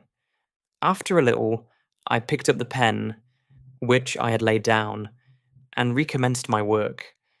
The nervous feeling had gone, for I imagined that the sound I had heard was nothing more than the dog walking round his kennel at the length of his chain. A quarter of an hour may have passed. Then, all at once, the dog howled again, and with such a plaintively sorrowful note that I jumped to my feet, dropping my pen and inking the page on which I was at work. Curse that dog, I muttered, noting what I had done. Then, even as I said the words, there sounded again that queer pad, pad, pad. It was horribly close. Almost by the door, I thought. I knew now that it could not be the dog. His chain would not allow him to come so near. The dog's growl came again, and I noted subconsciously the taint of fear in it. Outside, on the windowsill, I could see Tip, my sister's pet cat. As I looked, it sprang to its feet, its tail swelling, visibly. For an instant it stood thus, seeming to stare fixedly at something, in the direction of the door. Then, quickly, it began to back along the sill, until, reaching the wall at the end, it could go no further. There it stood, rigid, as though frozen in an attitude of extraordinary terror. Frightened and puzzled, I seized a stick from the corner and went toward the door, silently, taking one of the candles with me. I had come to within a few paces of it when, suddenly, a peculiar sense of fear thrilled through me. A fear palpitant and real, whence I knew not, nor why. So great was the feeling of terror that I wasted no time, but retreated straightway, walking backward and keeping my gaze fearfully on the door. I would have given much to rush at it, fling it to, and shoot the bolts, for I have had it repaired and strengthened so that now it is far stronger than ever it has been. Like Tip, I continued my almost unconscious progress backward until the wall brought me up. At that, I started nervously and glanced round apprehensively. As I did so, my eyes dwelt momentarily on the rack of firearms, and I took a step toward them, but stopped, with a curious feeling that they would be needless. Outside in the gardens, the dog moaned strangely. Suddenly, from the cat, there came a fierce, long screech. I glanced jerkily in its direction. Something, luminous and ghostly, encircled it and grew upon my vision. It resolved into a glowing hand, transparent with a lambent greenish flame flickering over it. The cat gave a last, awful caterwaul, and I saw it smoke and blaze. My breath came with a gasp, and I leaned against the wall. Over that part of the window, there spread a smudge, green and fantastic. It hid the thing from me, though the glare of fire shone through, dully. A stench of burning stole into the room. Pad, pad, pad. Something passed down the garden path, and a faint, mouldy odour seemed to come in through the open door and mingle with the burnt smell. The dog had been silent for a few moments. Now I heard him yowl, sharply, as though in pain. Then he was quiet, save for an occasional, subdued whimper of fear. A minute went by. Then the gate on the west side of the gardens slammed, distantly. After that, nothing. Not even the dog's whine. I must have stood there some minutes. Then a fragment of courage stole into my heart, and I made a frightened rush at the door, dashed it to, and bolted it. After that, for a full half hour, I sat, helpless, staring before me rigidly. Slowly, my life came back into me, and I made my way, shakily, upstairs to bed. That is all. 25. The thing from the arena.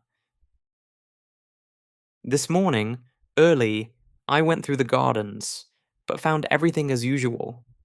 Near the door, I examined the path for footprints, yet here again, there was nothing to tell me whether or not I dreamed last night. It was only when I came to speak to the dog that I discovered tangible proof that something did happen. When I went to his kennel, he kept inside, crouching up in one corner, and I had to coax him to get him out. When finally he consented to come, it was in a strangely cowed and subdued manner. As I patted him, my attention was attracted to a greenish patch on his left flank. On examining it, I found that the fur and skin had been apparently burnt off, for the flesh showed raw and scorched. The shape of the mark was curious, reminding me of the imprint of a large talon or hand. I stood up, thoughtful. My gaze wandered toward the study window. The rays of the rising sun shimmered on the smoky patch in the lower corner, causing it to fluctuate from green to red, oddly. Ah, that was undoubtedly another proof. And suddenly, the horrible thing I saw last night rose in my mind. I looked at the dog, again. I knew the cause now of that hateful-looking wound on his side. I knew also that what I had seen last night had been a real happening, and a great discomfort filled me. Pepper, Tip, and now this poor animal. I glanced at the dog again, and noticed that he was licking at his wound. Poor brute, I muttered, and bent to pat his head. At that, he got upon his feet, nosing and licking my hand, wistfully. Presently, I left him, having other matters to which to attend. After dinner, I went to see him, again. He seemed quiet and disinclined to leave his kennel. From my sister, I have learnt that he has refused all food today. She appeared a little puzzled when she told me, though quite unsuspicious of anything of which to be afraid. The day has passed, uneventfully enough. After tea, I went again to have a look at the dog. He seemed moody and somewhat restless, yet persisted in remaining in his kennel. Before locking up for the night, I moved his kennel out away from the wall so that I should be able to watch it from the small window tonight. The thought came to me to bring him into the house for the night, but consideration has decided me to let him remain out. I cannot say that the house is, in any degree, less to be feared than the gardens. Pepper was in the house, and yet it is now 2 o'clock. Since 8, I have watched the kennel from the small side window in my study. Yet nothing has occurred, and I am too tired to watch longer. I will go to bed. During the night, I was restless. This is unusual for me. But toward morning, I obtained a few hours' sleep. I rose early, and after breakfast, visited the dog. He was quiet, but morose, and refused to leave his kennel. I wish there was some horse doctor near here. I would have the poor brute looked to. All day he has taken no food, but has shown an evident desire for water, lapping it up greedily. I was relieved to observe this. The evening has come, and I am in my study. I intend to follow my plan of last night and watch the kennel. The door leading into the garden is bolted securely. I am consciously glad there are bars to the windows. Night. Midnight has gone. The dog has been silent up to the present. Through the side window on my left, I can make out dimly the outlines of the kennel. For the first time, the dog moves, and I hear the rattle of his chain. I look out quickly. As I stare, the dog moves again, restlessly, and I see a small patch of luminous light shine from the interior of the kennel. It vanishes. Then the dog stirs again, and once more the gleam comes. I am puzzled. The dog is quiet, and I can see the luminous thing plainly. It shows distinctly. There is something familiar about the shape of it. For a moment I wonder. Then it comes to me that it is not unlike the forefingers and thumb of a hand. Like a hand. And I remember the contour of that fearsome wound on the dog's side. It must be the wound I see. It is luminous at night. Why? The minutes pass. My mind is filled with this fresh thing. Suddenly I hear a sound, out in the gardens. How it thrills through me. It is approaching. Pad, pad, pad. A prickly sensation traverses my spine and seems to creep across my scalp. The dog moves in his kennel and whimpers, frightenedly. He must have turned around, for now I can no longer see the outline of his shining wound. Outside, the gardens are silent once more, and I listen fearfully. A minute passes, and another. Then I hear the padding sound again. It is quite close and appears to be coming down the gravelled path. The noise is curiously measured and deliberate. It ceases outside the door, and I rise to my feet and stand motionless. From the door comes a slight sound. The latch is being slowly raised. A singing noise is in my ears, and I have a sense of pressure about the head. The latch drops with a sharp click into the catch. The noise startles me afresh, jarring horribly on my tense nerves. After that, I stand for a long while amid an ever-growing quietness. All at once, my knees begin to tremble, and I have to sit quickly. An uncertain period of time passes, and gradually I begin to shake off the feeling of terror that has possessed me. Yet, still I sit. I seem to have lost the power of movement. I am strangely tired and inclined to doze. My eyes open and close, and presently I find myself falling asleep and waking in fits and starts. It is some time later that I am sleepily aware that one of the candles is guttering. When I wake again, it has gone out, and the room is very dim, under the light of the one remaining flame. The semi-darkness troubles me little. I have lost that awful sense of dread, and my only desire seems to be to sleep. Sleep.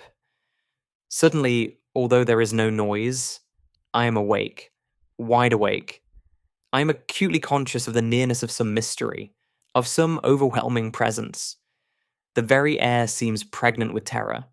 I sit huddled and just listen, intently. Still, there is no sound. Nature herself seems dead.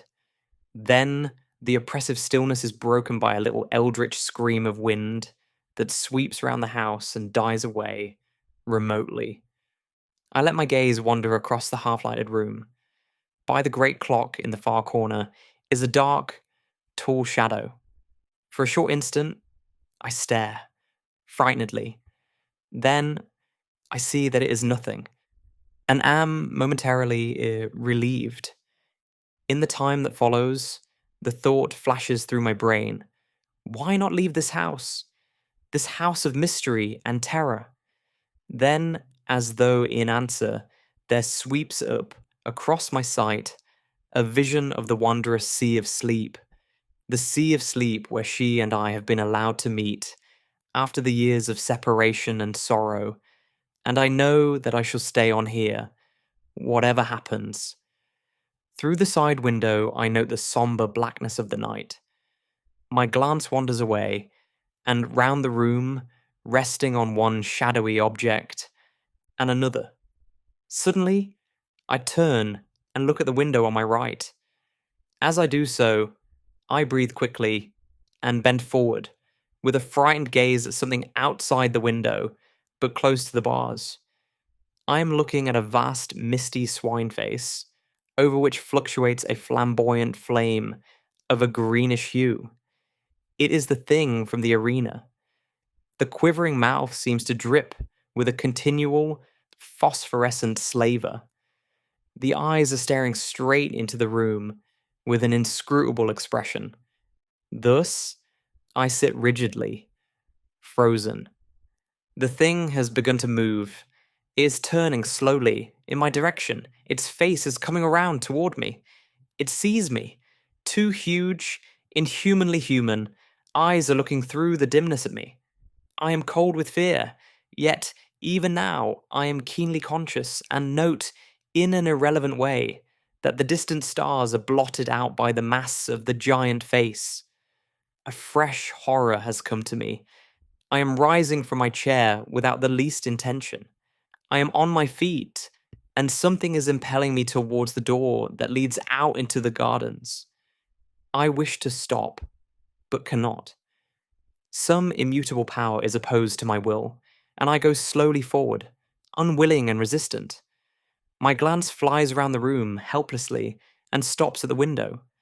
The great swine face has disappeared, and I hear again that stealthy pad, pad, pad. It stops outside the door toward which I am being compelled. There succeeds a short, intense silence.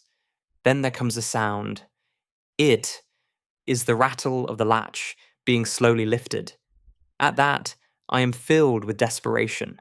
I will not go forward another step. I make a vast effort to return, but it is as though I press back upon an invisible wall.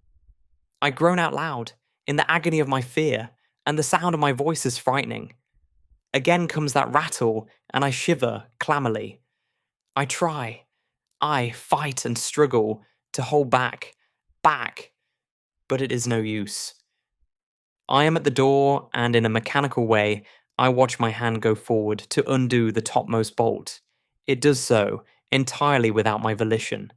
Even as I reach up toward the bolt, the door is violently shaken, and I get a sickly whiff of mouldy air, which seems to drive in through the interstices of the doorway.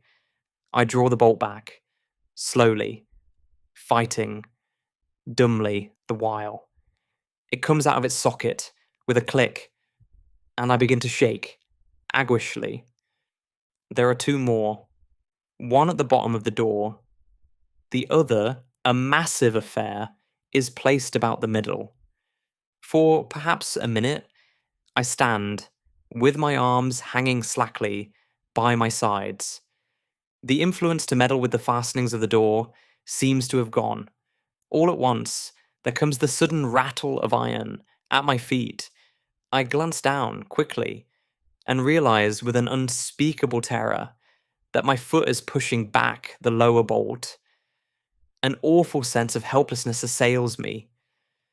The bolt comes out of its hold with a slight ringing sound, and I stagger on my feet, grasping at the great central bolt for support. A minute passes, an eternity, then another. My God, help me. I am being forced to work upon the last fastening. I will not. Better to die than open to the terror that is on the other side of the door.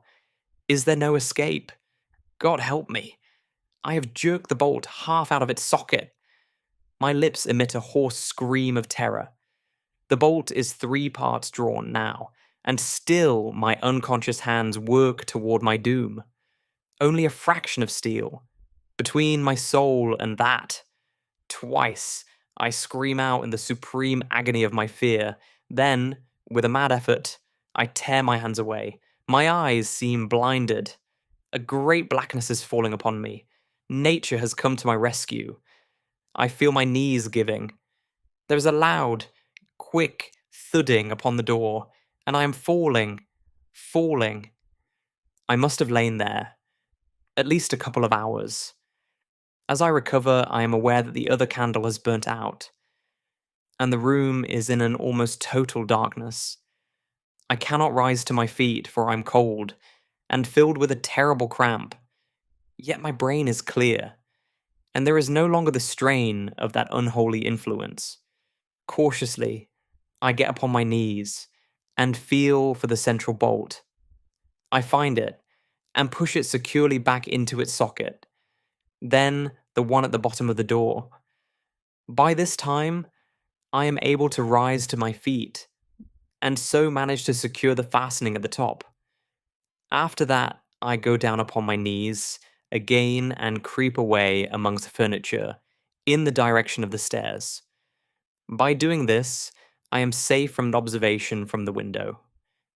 I reach the opposite door, and as I leave the study, cast one nervous glance over my shoulder toward the window. Out in the night, I seem to catch a glimpse of something impalpable, but it may be only a fancy. Then I am in the passage and on the stairs. Reaching my bedroom, I clamber into bed, all clothed as I am, and pull the bedclothes over me. There, after a while, I begin to regain a little confidence. It is impossible to sleep, but I'm grateful for the added warmth of the bedclothes. Presently, I try to think over the happenings of the past night. But though I cannot sleep, I find that it is useless to attempt consecutive thought. My brain seems curiously blank. Toward morning, I begin to toss uneasily. I cannot rest, and after a while I get out of bed and pace the floor. The wintry dawn is beginning to creep through the windows and shows the bare discomfort of the old room. Strange that through all these years, it has never occurred to me how dismal the place really is. And so a time passes. From somewhere downstairs, a sound comes up to me. I go to the bedroom door and listen. It is Mary, bustling about the great old kitchen, getting the breakfast ready. I feel little interest. I am not hungry. My thoughts, however, continue to dwell upon her. How little the weird happenings in this house seem to trouble her. Except in the incident of the pit creatures, she has seemed unconscious of anything unusual occurring. She's old, like myself, yet how little we have to do with one another. Is it because we have nothing in common, or only that being old, we care less for society than quietness? These and other matters pass through my mind as I meditate, and help to distract my attention for a while from the oppressive thoughts of the night. After a time, I go to the window and, opening it, look out. The sun is now above the horizon, and the air, though cold, is sweet and crisp. Gradually, my brain clears, and a sense of security for the time being comes to me. Somewhat happier, I go downstairs and out into the garden to have a look at the dog. As I approach the kennel, I am greeted by the same mouldy stench that assailed me at the door last night. Shaking off a momentary sense of fear, I call to the dog, but he takes no heed, and after calling once more, I throw a small stone into the kennel. At this, he moves uneasily, and I shout his name again, but do not go closer. Presently, my sister comes out and joins me in trying to coax him from the kennel.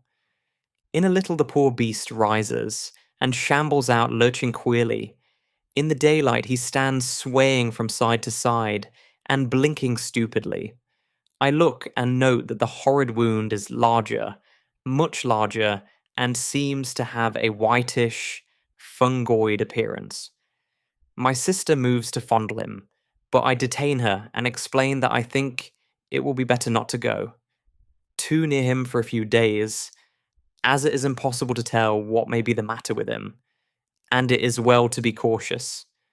A minute later, she leaves me, coming back with a basin of odd scraps of food. This she places on the ground, near the dog, and I push it into his reach with the aid of a branch broken from one of the shrubs. Yet, though the meat should be tempting, he takes no notice of it, but retires to his kennel. There is still water in his drinking vessel, so after a few moments' talk, we go back to the house. I can see that my sister is much puzzled as to what is the matter with the animal. Yet it would be madness, even to hint the truth to her. The day slips away uneventfully, and night comes on. I have determined to repeat my experiment of last night. I cannot say that it is wisdom, yet my mind is made up. Still, however, I have taken precautions, for I have driven stout nails in at the back of each of the 3 bolts that secure the door, opening from the study into the gardens. This will at least prevent a recurrence of the danger I ran last night. From 10 to about 2:30, I watch, but nothing occurs, and finally I stumble off to bed, where I am soon asleep.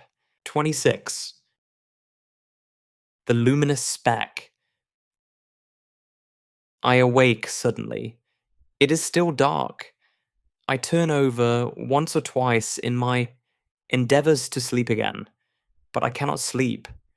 My head is aching slightly, and by turns I am hot and cold.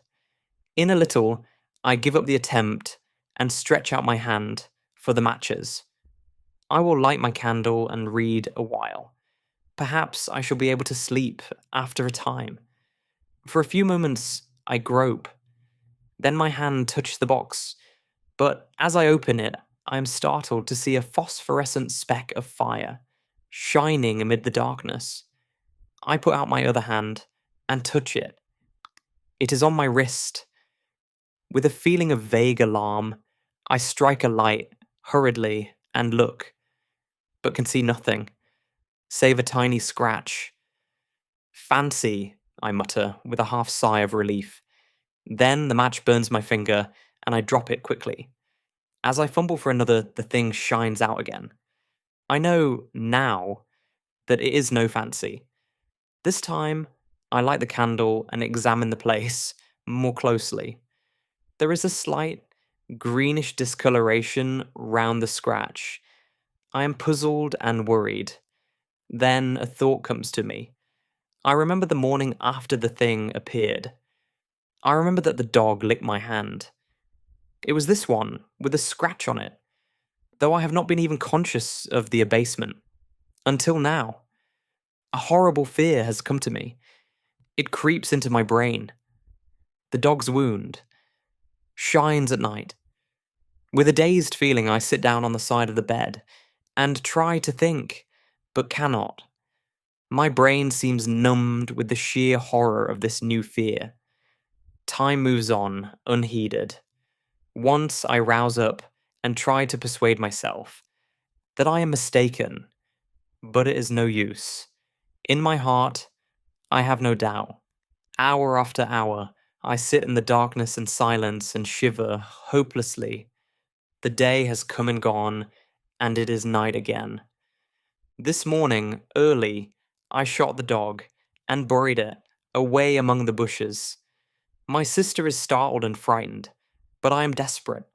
Besides, it is better so.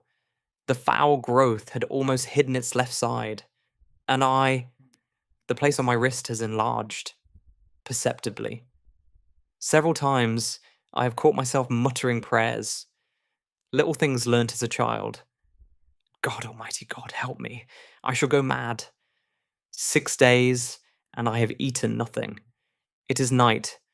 I am sitting in my chair. Ah, God. I wonder have any ever felt the horror of life that I have come to know. I am swathed in terror. I feel ever the burning of this dread growth. It has covered all my right arm and side, and is beginning to creep up my neck. Tomorrow, it will eat into my face. I shall become a terrible mass of living corruption. There is no escape. Yet, a thought has come to me, born of a sight of the gun rack on the other side of the room. I have looked again, with the strangest of feelings. The thought grows upon me. God, thou knowest. Thou must know. The death is better, better 1,000 times than this.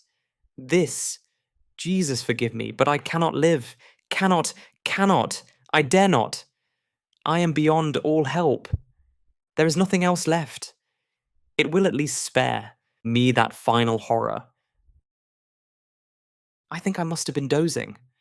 I am very weak, and oh, so miserable and tired. Tired. The rustle of the paper tries my brain. My hearing seems preternaturally sharp. I will sit a while and think, hush, I hear something. Down in the cellars. It is a creaking sound. My God, it is the opening of the great oak trap. What can be doing that? The scratching of my pen deafens me. I must listen. There are steps on the stairs, strange padding steps that come up and nearer. Jesus, be merciful to me, an old man. There is something fumbling at the door handle. Oh God, help me now. Jesus, the door is opening. Slowly. Something. That is 16. 27. Conclusion. I put down the manuscript and glanced across at Tonneson. He was sitting, staring out into the dark. I waited a minute. Then I spoke. Well? I said. He turned slowly and looked at me. His thoughts seemed to have gone out of him into a great distance. Was he mad? I asked, and indicated the MS, with a half nod. Tonneson stared at me unseeingly a moment.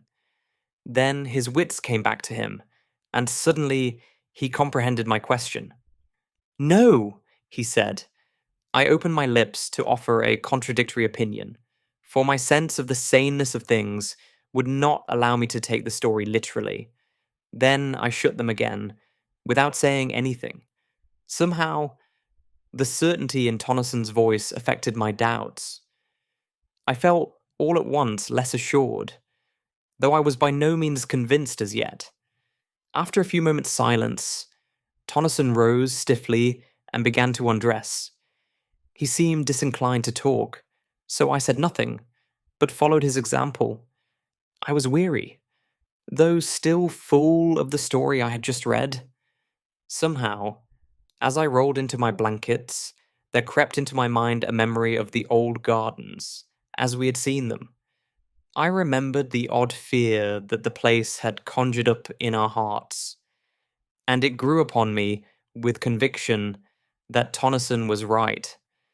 It was very late when we rose, nearly midday, for the greater part of the night had been spent in reading the manuscript. Tonneson was grumpy, and I felt out of sorts. It was a somewhat dismal day, and there was a touch of chilliness in the air. There was no mention of going out fishing on either of our parts. We got dinner, and after that, just sat and smoked in silence. Presently, Tonneson asked for the manuscript. I handed it to him, and he spent most of the afternoon in reading it through by himself. It was while he was thus employed that a thought came to me. What do you say to having another look at? I nodded my head downstream. Tonneson looked up. Nothing, he said abruptly, and somehow I was less annoyed than relieved at his answer. After that, I left him alone. A little before tea time, he looked up at me curiously. Sorry, old chap, if I was a bit short with you just now. Just now, indeed. He had not spoken for the last 3 hours. But I would not go there again, and he indicated with his head, for anything that you could offer me. Ugh. And he put down that history of a man's terror and hope and despair. The next morning, we rose early and went for our accustomed swim. We had partly shaken off the depression of the previous day, and so took our rods when we had finished breakfast and spent the day at our favourite sport. After that day, we enjoyed our holiday to the utmost, though both of us looked forward to the time when our driver should come, for we were tremendously anxious to inquire of him, and through him, among the people of the tiny hamlet, whether any of them could give us information about that strange garden lying away by itself in the heart of an almost unknown tract of country. At last, the day came on which we expected the driver to come across for us. He arrived early while we were still abed, and the first thing we knew, he was at the opening of the tent, inquiring whether we had had good sport. We replied in the affirmative, and then, both together, almost in the same breath, we asked the question that was uppermost in our minds. Did he know anything about an old garden, and a great pit, and a lake, situated some miles away, down the river? Also, had he ever heard of a great house thereabouts? No, he did not, and had not. Yet, stay. He had heard a rumour, once upon a time, of a great old house standing alone out in the wilderness. But, if he remembered rightly, it was a place given over to the fairies. Or if that had not been so, he was certain that there had been something queer about it. And anyway, he had heard nothing of it for a very long while, not since he was quite a gossoon. No, he could not remember anything particular about it. Indeed, he did not know he remembered anything at all, until we questioned him. Look here, said Tonneson, finding that this was about all that he could tell us. Just take a walk around the village while we dress and find out something, if you can. With a nondescript salute, the man departed on his errand, while we made haste to get into our clothes, after which we began to prepare breakfast. We were just sitting down to it when he returned. It's all in bed the lazy divils is, sore, he said, with a repetition of the salute, and an appreciative eye to the good things spread out on our provision chest, which we utilized as a table. Oh, well, sit down, replied my friend, and have something to eat with us, which the man did without delay. After breakfast, Tonneson sent him off again on the same errand, while we sat and smoked. He was away some 3/4 of an hour, and when he returned, it was evident that he had found out something. It appeared that he had got into conversation with an ancient man of the village, who probably knew more, though it was little enough, of the strange house than any other person living. The substance of this knowledge was that in the ancient man's youth, and goodness knows how long back that was, there had stood a great house in the centre of the gardens, where now was left only that fragment of ruin. This house had been empty for a great while, years before the ancient man's birth. It was a place shunned by the people of the village, as it had been shunned by their fathers before them. There were many things said about it, and all were of evil. No one ever went near it, either by day or night. In the village, it was a synonym of all that is unholy and dreadful. And then, one day, a man, a stranger, had ridden through the village and turned off down the river in the direction of the house, as it was always turned by the villagers.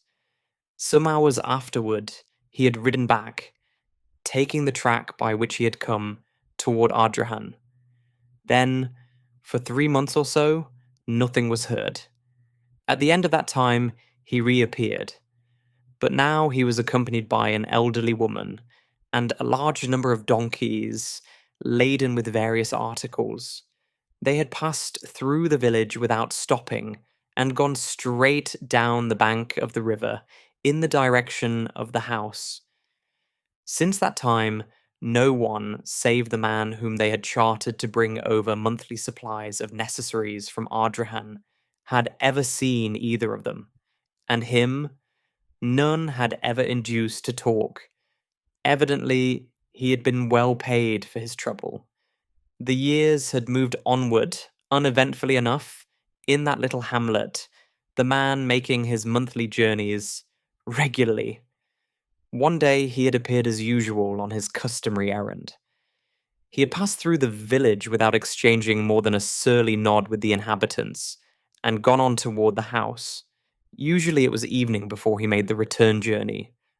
On this occasion, however, he had reappeared in the village a few hours later, in an extraordinary state of excitement, and with the astounding information that the house had disappeared bodily, and that a stupendous pit now yawned in the place where it had stood. This news, it appears, so excited the curiosity of the villagers that they overcame their fears and marched en masse to the place. There, they found everything, just as described by the carrier. This was all that we could learn. Of the author of the manuscript, who he was and whence he came, we shall never know. His identity is, as he seems to have desired, buried forever. That same day, we left the lonely village of Creighton. We have never been there since. Sometimes, in my dreams, I see that enormous pit, surrounded as it is on all sides by wild trees and bushes. And the noise of the water rises upward and blends in my sleep with other and lower noises, while over all hangs the eternal shroud of spray, sleepless rabble. That's where we leave it for now. No explanations, no neat endings, just a story that can fade or stay with you a little longer. If you enjoyed this journey, like the video, subscribe to Napmax, and stay with the Sleepless Rabble for more dark classics and quiet descents. This is Napmax, and you were listening to boring classic horror for sleep, or for a good old screen-free time. Hey there, Sleepless Rabble. Tonight's story is The Yellow Wallpaper, a quiet classic written long before modern psychological horror had a name. This isn't a ghost story. There are no monsters hiding in the dark. Just a mind left alone with too much silence, and a room that slowly starts to answer back. So, before we begin, tell me, do you think the wallpaper is haunted? Or is the real horror being ignored when you ask for help? If you enjoy calm horror, classic audiobooks, and stories meant to be listened to, like the video, subscribe to Napmax, and stay with the Sleepless Rabble. Now get comfortable. There's nothing you need to see. Just listen. Let's begin. It is very seldom that mere ordinary people like John and myself secure ancestral halls for the summer. A colonial mansion, a hereditary estate, I would say a haunted house, and reach the height of romantic felicity. but that would be asking too much of fate. Still, I will proudly declare that there is something queer about it. Else, why should it be let so cheaply? And why have stood so long untenanted? John laughs at me, of course, but one expects that in marriage. John is practical in the extreme. He has no patience with faith, an intense horror of superstition, and he scoffs openly at any talk of things not to be felt and seen and put down in figures. John is a physician, and perhaps I would not say it to a living soul, of course, but this is dead paper and a great relief to my mind. Perhaps that is one reason I do not get well faster. You see, he does not believe I am sick. And what can one do? If a physician of high standing, and one's own husband, assures friends and relatives that there is really nothing the matter with one, but temporary nervous depression, a slight hysterical tendency, what is one to do? My brother is also a physician and also of high standing, and he says the same thing. So I take phosphates or phosphites, whichever it is, and tonics, and journeys, and air, and exercise, and I'm absolutely forbidden to work until I am well again. Personally, I disagree with their ideas. Personally, I believe that congenial work with excitement and change would do me good. But what is one to do? I did write for a while in spite of them, but it does exhaust me a good deal, having to be so sly about it or else meet with heavy opposition. I sometimes fancy that in my condition, if I had less opposition and more society and stimulus, but John says the very worst thing I can do is to think about my condition, and I confess it always makes me feel bad. So I will let it alone and talk about the house. The most beautiful place. It is quite alone, standing well back from the road, quite 3 miles from the village. It makes me think of English places that you read about, for there are hedges and walls and gates that lock, and lots of separate little houses for the gardeners and people. There is a delicious garden. I never saw such a garden, large and shady, full of box-bordered paths, and lined with long grape-covered arbors with seats under them. There were greenhouses, too, but they are all broken now. There was some legal trouble, I believe. Something about the heirs and co-heirs. Anyhow, the place has been empty for years. That spoils my ghostliness, I am afraid. But I don't care. There is something strange about the house.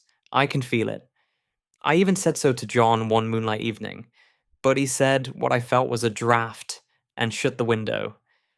I get unreasonably angry with John sometimes. I'm sure I never used to be so sensitive. I think it is due to this nervous condition. But John says if I feel so, I shall neglect proper self-control. So I take pains to control myself, before him at least. And that makes me very tired. I don't like our room a bit. I wanted one downstairs that opened on the piazza and had roses all over the window and such pretty old-fashioned chintz hangings. But John would not hear of it. He said there was only one window and not room for 2 beds, and no near room for him if he took another. He is very careful and loving and hardly lets me stir without special direction. I have a scheduled prescription for each hour in the day. He takes all care from me, and so I feel basely ungrateful not to value it more. He said we came here solely on my account, that I was to have perfect rest and all the air I could get. Your exercise depends on your strength, my dear, said he, and your food somewhat on your appetite, but air you can absorb all the time. So we took the nursery at the top of the house. It is a big, airy room, the whole floor nearly, with windows that look all ways, and air and sunshine galore. It was nursery first, and then playground and gymnasium, I should judge. For the windows are barred for little children, and there are rings and things in the walls. The paint and paper look as if a boys' school had used it.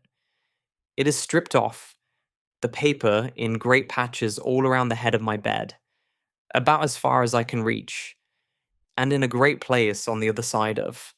The room low down, I never saw a worse paper in my life. One of those sprawling flamboyant patterns committing every artistic sin. It is dull enough to confuse the eye in following, pronounced enough to constantly irritate, and provoke study, and when you follow the lame, uncertain curves for a little distance, they suddenly commit suicide, plunge off at outrageous angles, destroy themselves in unheard of contradictions.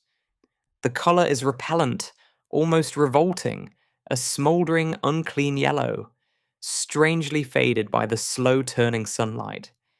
It is a dull yet lurid orange in some places, a sickly sulphur tint in others. No wonder the children hated it. I should hate it myself if I had to live in this room long. There comes John, and I must put this away. He hates to have me write a word. We have been here 2 weeks, and I haven't felt like writing before since that first day. I am sitting by the window now, up in this atrocious nursery, and there is nothing to hinder my writing as much as I please, save lack of strength. John is away all day, and even some nights when his cases are serious. I am glad my case is not serious. But these nervous troubles are dreadfully depressing. John does not know how much I really suffer. He knows there is no reason to suffer, and that satisfies him. Of course, it is only nervousness. It does weigh on me so not to do my duty in any way. I meant to be such a help to John, such a real rest and comfort, and here I am a comparative burden already. Nobody would believe what an effort it is to do what little I am able. To dress and entertain and order things. It is fortunate Mary is so good with the baby. Such a dear baby. And yet I cannot be with him. It makes me so nervous. I suppose John never was nervous in his life. He laughs at me so about this wallpaper. At first he meant to repaper the room, but afterwards he said that I was letting it get the better of me, and that nothing was worse for a nervous patient than to give way to such fancies. He said that after the wallpaper was changed, it would be the heavy bedstead, and then the barred windows, and then that gate at the head of the stairs, and so on. You know the place is doing you good, he said, and really, dear, I don't care to renovate the house just for a 3 months rental. Then do let us go downstairs, I said. There are such pretty rooms there. Then he took me in his arms and called me a blessed little goose, and said he would go down cellar if I wished, and have it whitewashed into the bargain. But he is right enough about the beds and windows and things. It is as airy and comfortable a room as anyone need wish, and of course, I would not be so silly as to make him uncomfortable just for a whim. I'm really getting quite fond of the big room, all but that horrid paper. Out of one window I can see the garden. Those mysterious deep-shaded arbors, the riotous old-fashioned flowers, and bushes, and gnarly trees. Out of another, I get a lovely view of the bay, and a little private wharf belonging to the estate. There's a beautiful shaded lane that runs down there from the house. I always fancy I see people walking in these numerous paths and arbors, but John has cautioned me not to give way to fancy in the least. He says that with my imaginative power and habit of story making, a nervous weakness like mine is sure to lead to all manner of excited fancies, and that I ought to use my will and good sense to check the tendency. So I try. I think sometimes that if I were only well enough to write a little it, would relieve the press of ideas and rest me. But I find I get pretty tired when I try. It is so discouraging not to have any advice and companionship about my work. When I get really well, John says we will ask Cousin Henry and Julia down for a long visit. But he says he would as soon put fireworks in my pillowcase as to let me have those stimulating people about now. I wish I could get well faster, but I must not think about that. This paper looks to me as if it knew what a vicious influence it had. There is a recurrent spot where the pattern lolls like a broken neck, and two bulbous eyes stare at you upside down. I get positively angry with the impertinence of it, and the everlastingness. Up and down and sideways they crawl, and those absurd, unblinking eyes are everywhere. There is one place where two breadths didn't match, and the eyes go all up and down the line, one a little higher than the other. I never saw so much expression in an inanimate thing before, and we all know how much expression they have. I used to lie awake as a child and get more entertainment and terror out of blank walls and plain furniture than most children could find in a toy store. I remember what a kindly wink the knobs of our big old bureau used to have, and there was one chair that always seemed like a strong friend. I used to feel that if any of the other things looked too fierce, I could always hop into that chair and be safe. The furniture in this room is no worse than inharmonious, however, for we had to bring it all from downstairs. I suppose when this was used as a playroom, they had to take the nursery things out, and no wonder. I never saw such ravages as the children have made here. The wallpaper, as I said before, is torn off in spots, and it sticketh closer than a brother. They must have had perseverance as well as hatred. Then the floor is scratched and gouged and splintered. The plaster itself is dug out here and there, and this great heavy bed, which is all we found in the room, looks as if it had been through the wars. But I don't mind it a bit, only the paper.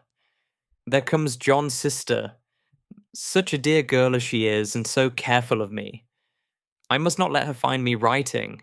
She is a perfect and enthusiastic housekeeper, and hopes for no better profession. I verily believe she thinks it is the writing which made me sick, but I can write when she's out, and see her a long way off from these windows. There is one that commands the road, a lovely, shaded, winding road, and one that just looks off over the country. A lovely country too, full of great elms and velvet meadows. This wallpaper has a kind of sub-pattern in a different shade, a particularly irritating one, for you can only see it in certain lights, and not clearly then. But in the places where it isn't faded, and where the sun is just so, I can see a strange, provoking, formless sort of figure that seems to sulk about behind that silly and conspicuous front design. There's sister on the stairs. Well, the 4th of July is over. The people are gone, and I am tired out. John thought it might do me good to see a little company, so we just had Mother and Nellie and the children down for a week. Of course, I didn't do a thing. Jenny sees to everything now, but it tired me all the same. John says if I don't pick up faster, he shall send me to Weir Mitchell in the fall. But I don't want to go there at all. I had a friend who was in his hands once, and she says he is just like John and my brother, only more so.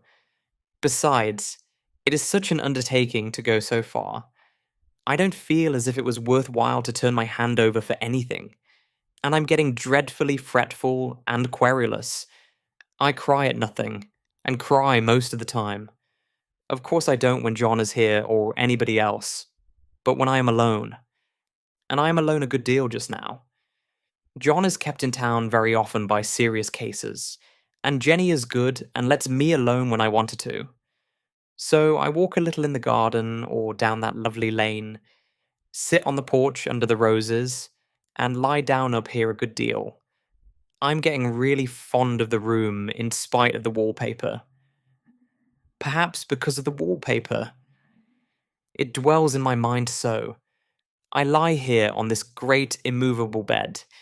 It is nailed down, I believe, and follow that pattern about by the hour. It is as good as gymnastics, I assure you. I start, we'll say, at the bottom, down in the corner over there where it has not been touched. And I determine for the 1000th time that I will follow that pointless pattern to some sort of a conclusion. I know a little of the principle of design, and I know this thing was not arranged on any laws of radiation, or alternation, or repetition, or symmetry, or anything else that I ever heard of.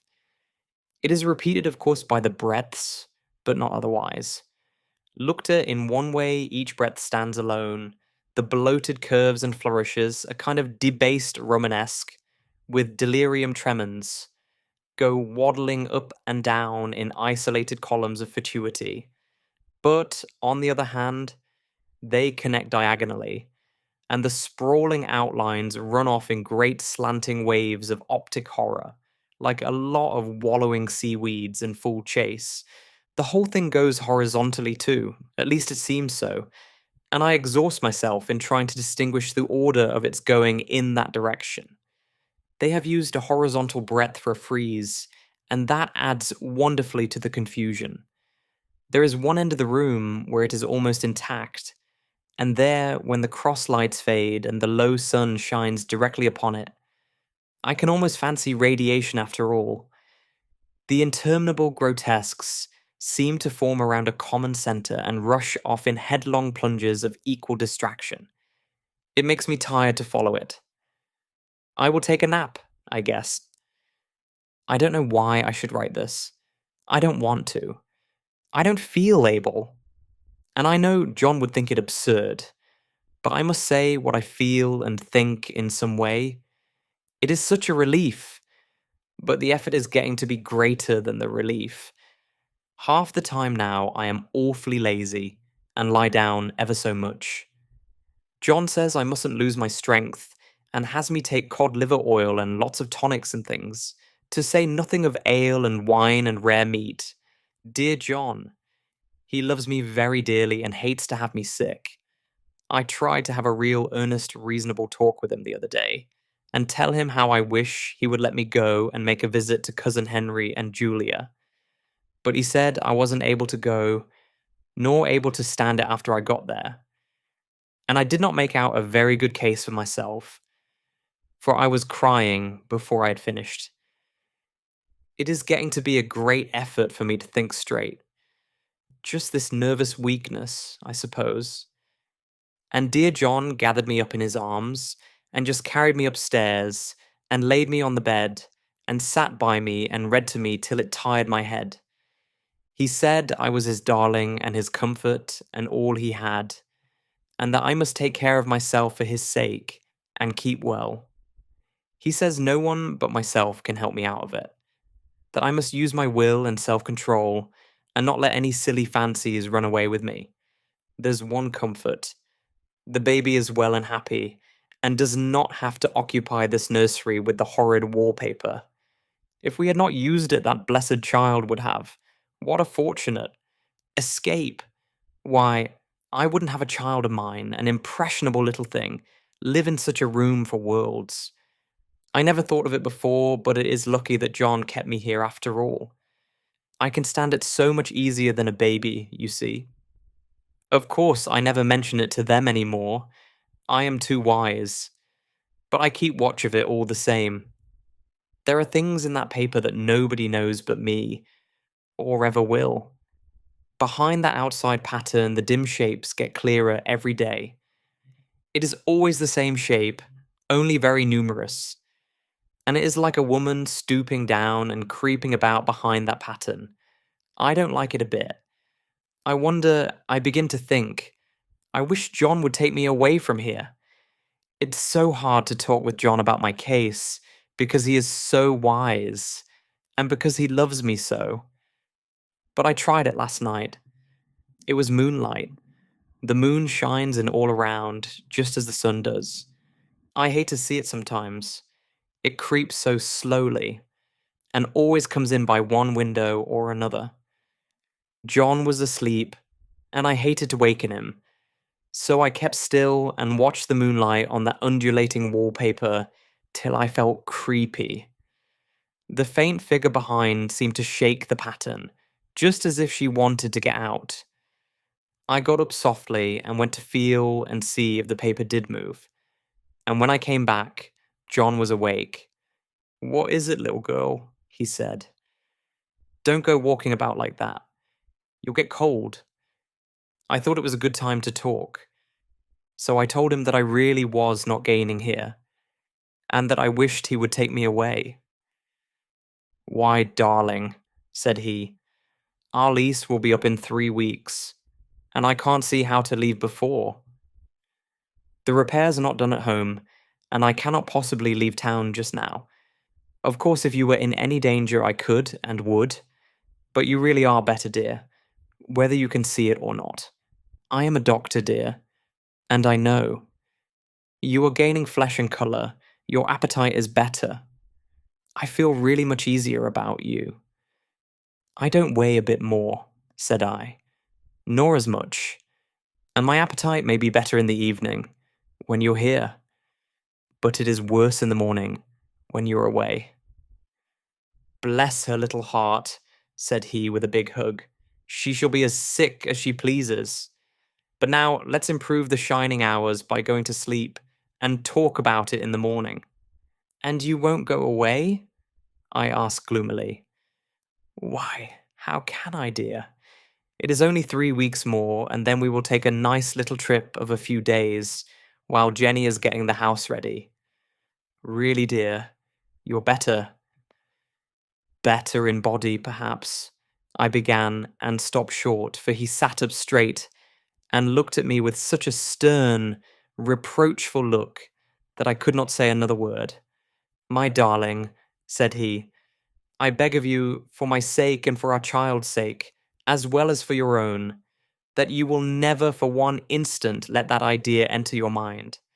There is nothing so dangerous, so fascinating, to a temperament like yours. It is a false and foolish fancy.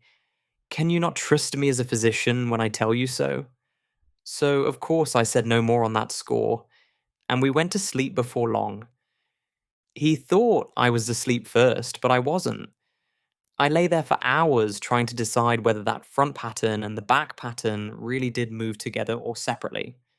On a pattern like this, by daylight, there is a lack of sequence, a defiance of law, that is a constant irritant to a normal mind. The colour is hideous enough and unreliable enough and infuriating enough, but the pattern is torturing. You think you have mastered it, but just as you get well underway in following, it turns a back somersault and there you are. It slaps you in the face, knocks you down, and tramples upon you. It is like a bad dream. The outside pattern is a florid arabesque, reminding one of a fungus. If you can imagine a toadstool in joints, an interminable string of toadstools, budding and sprouting in endless convolutions, why, that is something like it. That is, sometimes. There is one marked peculiarity about this paper, a thing nobody seems to notice but myself, and that is that it changes as the light changes. When the sun shoots in through the east window, I always watch for that first long straight ray. It changes so quickly that I never can quite believe it. That is why I watch it always. By moonlight. The moon shines in all night when there is a moon. I wouldn't know it was the same paper. At night, in any kind of light, in twilight, candlelight, lamplight, and worst of all by moonlight, it becomes bars. The outside pattern, I mean, and the woman behind it is as plain as can be. I didn't realize for a long time what the thing was that showed behind, that dim sub-pattern, but now I am quite sure it is a woman. By daylight she is subdued, quiet. I fancy it is the pattern that keeps her so still. It is so puzzling. It keeps me quiet by the hour. I lie down ever so much now. John says it is good for me, and to sleep all I can. Indeed, he started the habit by making me lie down for an hour after each meal. It is a very bad habit, I am convinced, for, you see, I don't sleep, and that cultivates deceit, for I don't tell them I'm awake. Oh no! The fact is, I'm getting a little afraid of John. He seems very queer sometimes, and even Jenny has an inexplicable look. It strikes me occasionally, just as a scientific hypothesis, that perhaps it is the paper. I have watched John when he did not know I was looking, and come into the room suddenly on the most innocent excuses. And I've caught him several times looking at the paper. And Jenny too. I caught Jenny with her hand on it once. She didn't know I was in the room, and when I asked her in a very quiet voice, with the most restrained manner possible, what she was doing with the paper, she turned around as if she had been caught stealing and looked quite angry, asked me why I should frighten her so. Then she said that the paper stained everything it touched, that she had found yellow smooches on all my clothes, and John's, and she wished we would be more careful. Did not that sound innocent? But I know she was studying that pattern, and I am determined that nobody shall find it out but myself. Life is very much more exciting now than it used to be. You see, I have something more to expect, to look forward to watch. I really do eat better, and am more quiet than I was. John is so pleased to see me improve. He laughed a little the other day, and said I seemed to be flourishing in spite of my wallpaper. I turned it off with a laugh. I had no intention of telling him it was because of the wallpaper. He would make fun of me. He might even want to take me away. I don't want to leave now until I have found it out. There is a week more, and I think that will be enough. I'm feeling ever so much better. I don't sleep much at night, for it is so interesting to watch developments, but I sleep a good deal in the daytime. In the daytime, it is tiresome and perplexing. There are always new shoots on the fungus, and new shades of yellow all over it. I cannot keep count of them, though I have tried conscientiously. It is the strangest yellow, that wallpaper. It makes me think of all the yellow things I ever saw. Not beautiful ones like buttercups, but old foul, bad yellow things. But there is something else about that paper. The smell. I noticed it the moment we came into the room, but with so much air and sun, it was not bad.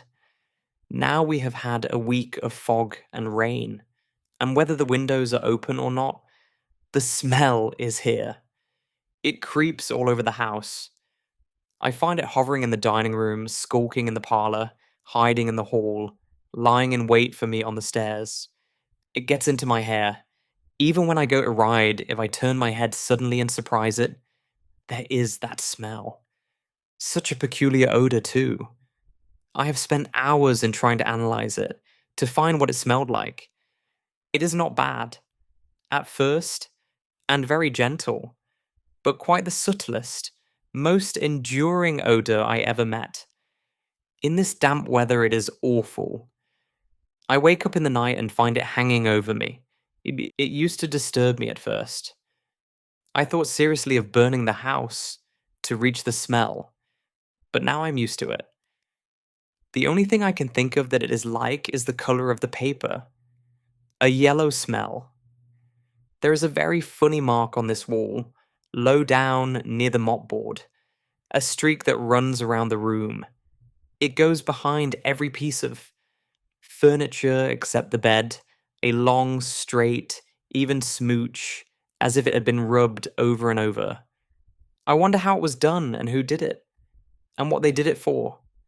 Round and round and round, round and round and round. It makes me dizzy. I really have discovered something at last. Through watching so much at night, when it changes so, I have finally found out. The front pattern does move, and no wonder. The woman behind shakes it. Sometimes I think there are a great many women behind, and sometimes only one, and she crawls around fast, and her crawling shakes it all over. Then, in the very bright spots, she keeps still, and in the very shady spots, she just takes hold of the bars and shakes them hard. And she is all the time trying to climb through. But nobody could climb through that pattern. It strangles so. I think that is why it has so many heads. They get through, and then the pattern strangles them off and turns them upside down and makes their eyes white. If those heads were covered or taken off, it would not be half so bad. I think that woman gets out in the daytime. And I'll tell you why. Privately. I've seen her. I can see her out of every one of my windows. It is the same woman, I know, for she is always creeping, and most women do not creep by daylight. I see her on that long shaded lane, creeping up and down. I see her in those dark grape arbors, creeping all around the garden. I see her on that long road under the trees, creeping along, and when a carriage comes, she hides under the blackberry vines. I don't blame her a bit. It must be very humiliating to be caught creeping by daylight. I always lock the door when I creep by daylight. I can't do it at night, for I know John would suspect something at once. And John is so queer now that I don't want to irritate him. I wish he would take another room. Besides, I don't want anybody to get that woman out at night but myself. I often wonder if I could see her out of all the windows at once, but turn as fast as I can only see out of one at one time. And though I always see her, she may be able to creep faster than I can turn. I have watched her sometimes away off in the open country, creeping as fast as a cloud shadow in a high wind. If only that top pattern could be gotten off from the under one. I mean to try it, little by little. I have found out another funny thing, but I shan't tell it this time. It does not do to trust people too much. There are only 2 more days to get this paper off, and I believe John is beginning to notice. I don't like the look in his eyes, and I heard him ask Jenny a lot of professional questions about me. She had a very good report to give. She said I slept a good deal in the daytime. John knows I don't sleep very well at night, for all I'm so quiet. He asked me all sorts of questions too, and pretended to be very loving and kind, as if I couldn't see through him. Still, I don't wonder he acts so, sleeping under this paper for 3 months. It only interests me, but I feel sure John and Jenny are secretly affected by it. Hurrah! This is the last day, but it is enough. John is to stay in town overnight and won't be out until this evening. Jenny wanted to sleep with me. The sly thing. But I told her I should undoubtedly rest better for a night all alone. That was clever, for really, I wasn't alone a bit. As soon as it was moonlight, and that poor thing began to crawl and shake the pattern, I got up and ran to help her. I pulled and she shook, I shook and she pulled, and before morning we had peeled off a yards of that paper. A strip about as high as my head, and half around the room. And then when the sun came and that awful pattern began to laugh at me, I declared I would finish it today. We go away tomorrow, and they are moving all my furniture down again to leave things as they were before. Jenny looked at the wall in amazement, but I told her merrily that I did it out of pure spite at the vicious thing. She laughed and said she wouldn't mind doing it herself, but I must not get tired. How she betrayed herself that time. But I am here, and no person touches this paper but me. Not alive. She tried to get me out of the room. It was too patent. But I said it was so quiet and empty and clean now that I believed I would lie down again and sleep all I could, and not to wake me even for dinner. I would call when I woke.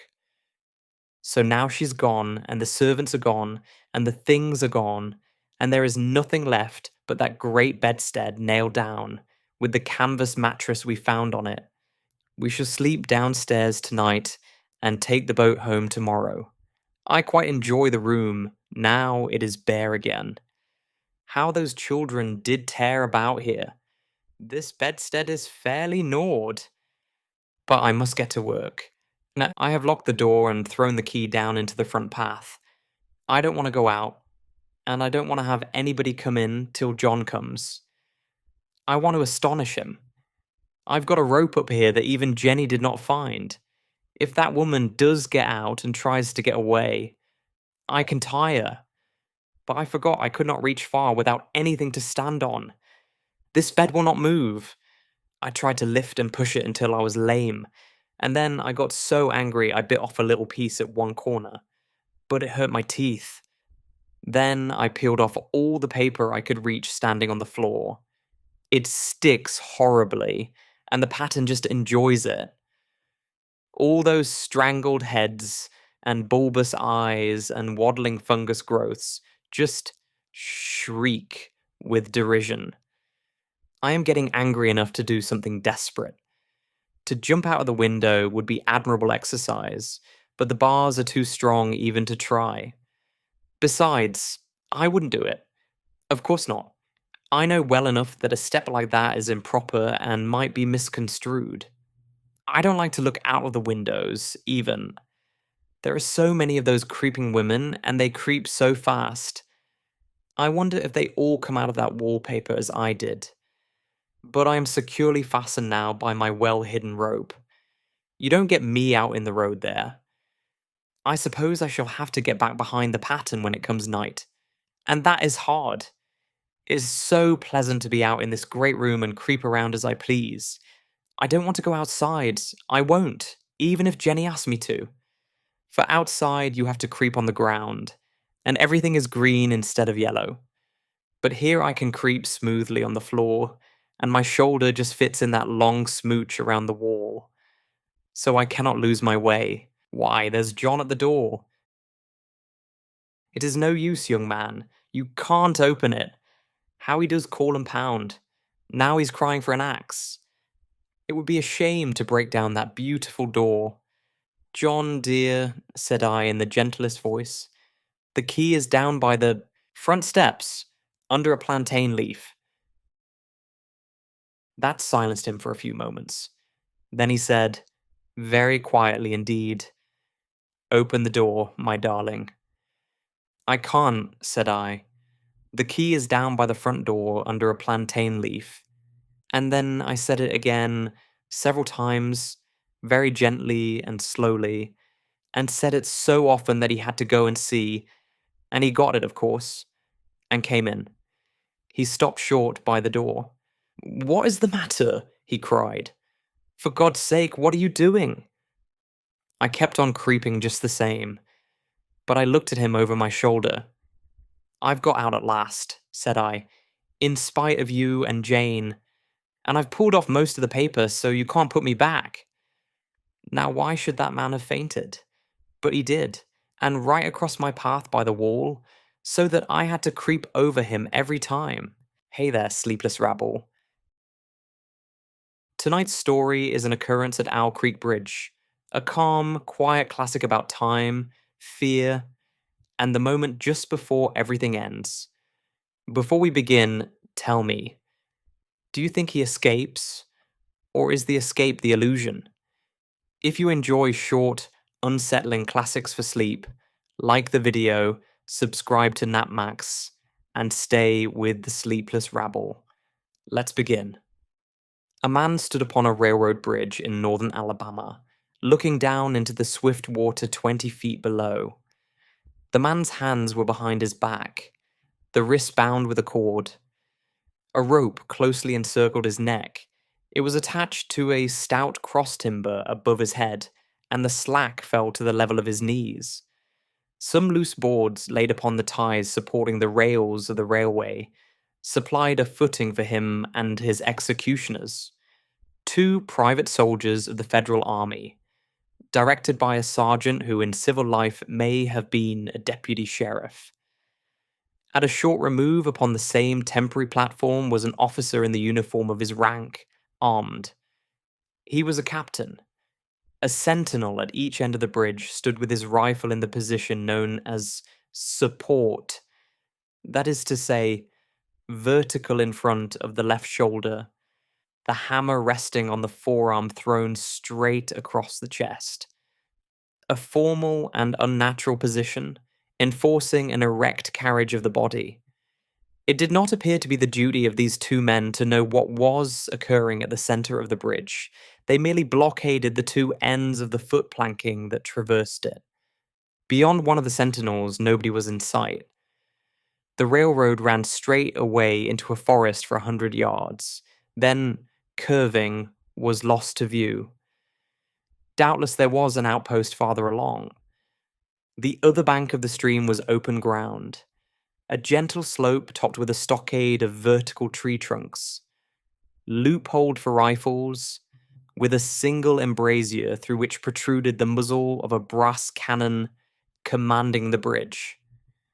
Midway up the slope between the bridge and fort were the spectators, a single company of infantry in line, at parade rest, the butts of their rifles on the ground, the barrels inclining slightly backward against the right shoulder, the hands crossed upon the stock.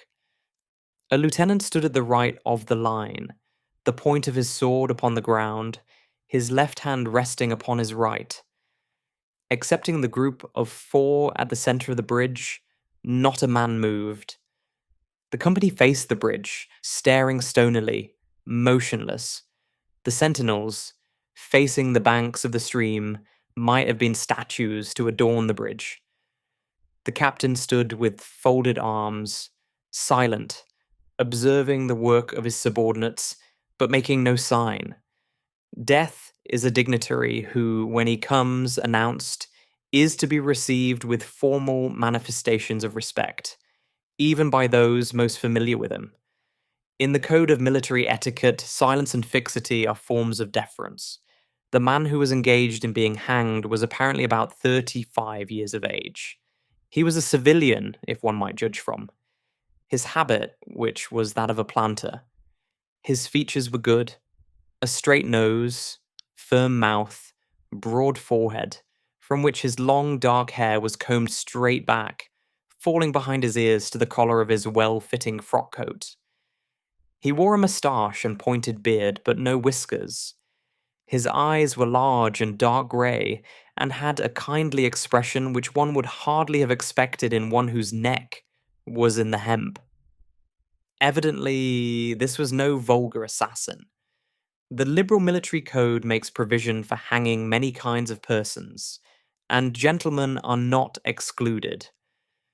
The preparations being complete, the 2 private soldiers stepped aside and each drew away the plank upon which he had been standing. The sergeant turned to the captain, saluted, and placed himself immediately behind that officer, who in turn moved apart 1 pace. These movements left the condemned man and the sergeant standing on the 2 ends of the same plank, which spanned 3 of the cross ties of the bridge. The end upon which the civilian stood almost but not quite reached a 4th. This plank had been held in place by the weight of the captain. It was now held by that of the sergeant. At a signal from the former, the latter would step aside. The plank would tilt, and the condemned man go down between 2 ties. The arrangement commended itself to his judgment as simple and effective. His face had not been covered nor his eyes bandaged. He looked a moment at his unsteadfast footing, then let his gaze wander to the swirling water of the stream, racing madly beneath his feet. A piece of dancing driftwood caught his attention, and his eyes followed it down the current. How slowly it appeared to move. What a sluggish stream. He closed his eyes in order to fix his last thoughts upon his wife and children. The water, touched to gold by the early sun, the brooding mists under the banks at some distance down the stream, the fort, the soldiers, the piece of drift, all had distracted him. And now he became conscious of a new disturbance. Striking through the thought of his dear ones was sound which he could neither ignore nor understand. A sharp, distinct, metallic percussion like the stroke of a blacksmith's hammer upon the anvil. It had the same ringing quality. He wondered what it was, and whether immeasurably distant or nearby. It seemed both. Its recurrence was regular, but as slow as the tolling of a death knell. He awaited each new stroke with impatience, and, he knew not why, apprehension. The intervals of silence grew progressively longer. The delays became maddening. With their greater infrequency, the sounds increased in strength and sharpness. They hurt his ear like the thrust of a knife. He feared he would shriek. What he heard was the ticking of his watch. He unclosed his eyes and saw again the water below him. If I could free my hands, he thought, I might throw off the noose and spring into the stream. By diving, I could evade the bullets and, swimming vigorously, reach the bank, take to the woods, and get away home. My home, thank God, is as yet outside their lines. My wife and little ones are still beyond the invaders' farthest advance. As these thoughts, which have here to be set down in words, were flashed into the doomed man's brain rather than evolved from it, the captain nodded to the sergeant. The sergeant stepped aside. Peyton Farquhar was a well-to-do planter of an old and highly respected Alabama family. Being a slave owner and, like other slave owners, a politician, he was naturally an original secessionist and ardently devoted to the Southern cause. Circumstances of an imperious nature, which it is unnecessary to relate here, had prevented him from taking service with that gallant army which had fought the disastrous campaigns ending with the fall of Corinth, and he chafed under the inglorious restraint, longing for the release of his energies, the larger life of the soldier, the opportunity for distinction. That opportunity, he felt, would come as it comes to all in wartime. Meanwhile, he did what he could. No service was too humble for him to perform in the aid of the South, no adventure too perilous for him to undertake if consistent with the character of a civilian who was at heart a soldier and who in good faith and without too much qualification assented to at least a part of the frankly villainous dictum that all is fair in love and war. One evening, while Farquhar and his wife were sitting on a rustic bench near the entrance to his grounds, a grey-clad soldier rode up to the gate and asked for a drink of water. Mrs. Farquhar was only too happy to serve him with her own white hands. While she was fetching the water, her husband approached the dusty horseman and inquired eagerly for news from the front. "The Yanks are repairing the railroads," said the man, "and are getting ready for another advance. They have reached the Owl Creek Bridge, put it in order, and built a stockade on the north bank. The commandant has issued an order, which is posted everywhere, declaring that any civilian caught interfering with the railroad, its bridges, tunnels, or trains will be summarily hanged. I saw the order." "How far is it to the Owl Creek Bridge?" Farquhar asked. "About 30 miles. Is there no force on this side of the creek?" "Only a picket post half a mile out, on the railroad, and a single sentinel at this end of the bridge. Suppose a man, a civilian and student of hanging, should elude the picket post and perhaps get the better of the sentinel," said Farquhar, smiling. "What could he accomplish?" The soldier reflected. "I was there a month ago," he replied. "I observed that the flood of last winter had lodged a great quantity of driftwood against the wooden pier at this end of the bridge. It is now dry and would burn like tinder." The lady had now brought the water, which the soldier drank. He thanked her ceremoniously, bowed to her husband, and rode away. An hour later, after nightfall, he repassed the plantation, going northward in the direction from which he had come. He was a Federal scout. As Peyton Farquhar fell straight downward through the bridge, he lost consciousness and was as one already dead. From this state he was awakened, ages later, it seemed to him, by the pain of a sharp pressure upon his throat, followed by a sense of suffocation.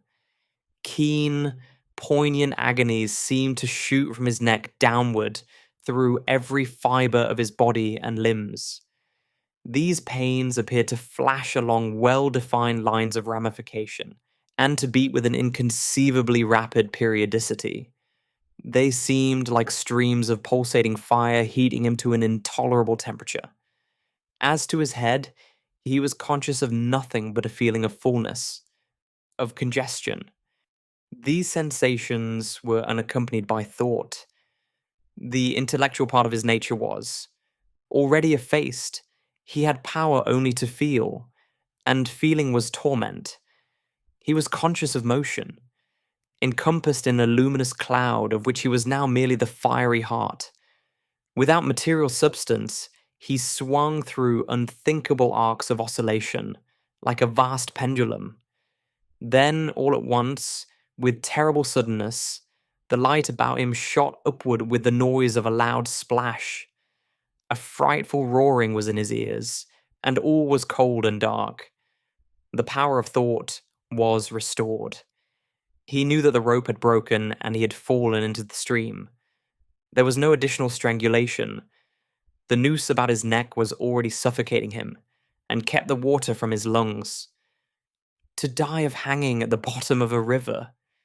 The idea seemed to him ludicrous. He opened his eyes in the darkness and saw above him a gleam of light. But how distant, how inaccessible.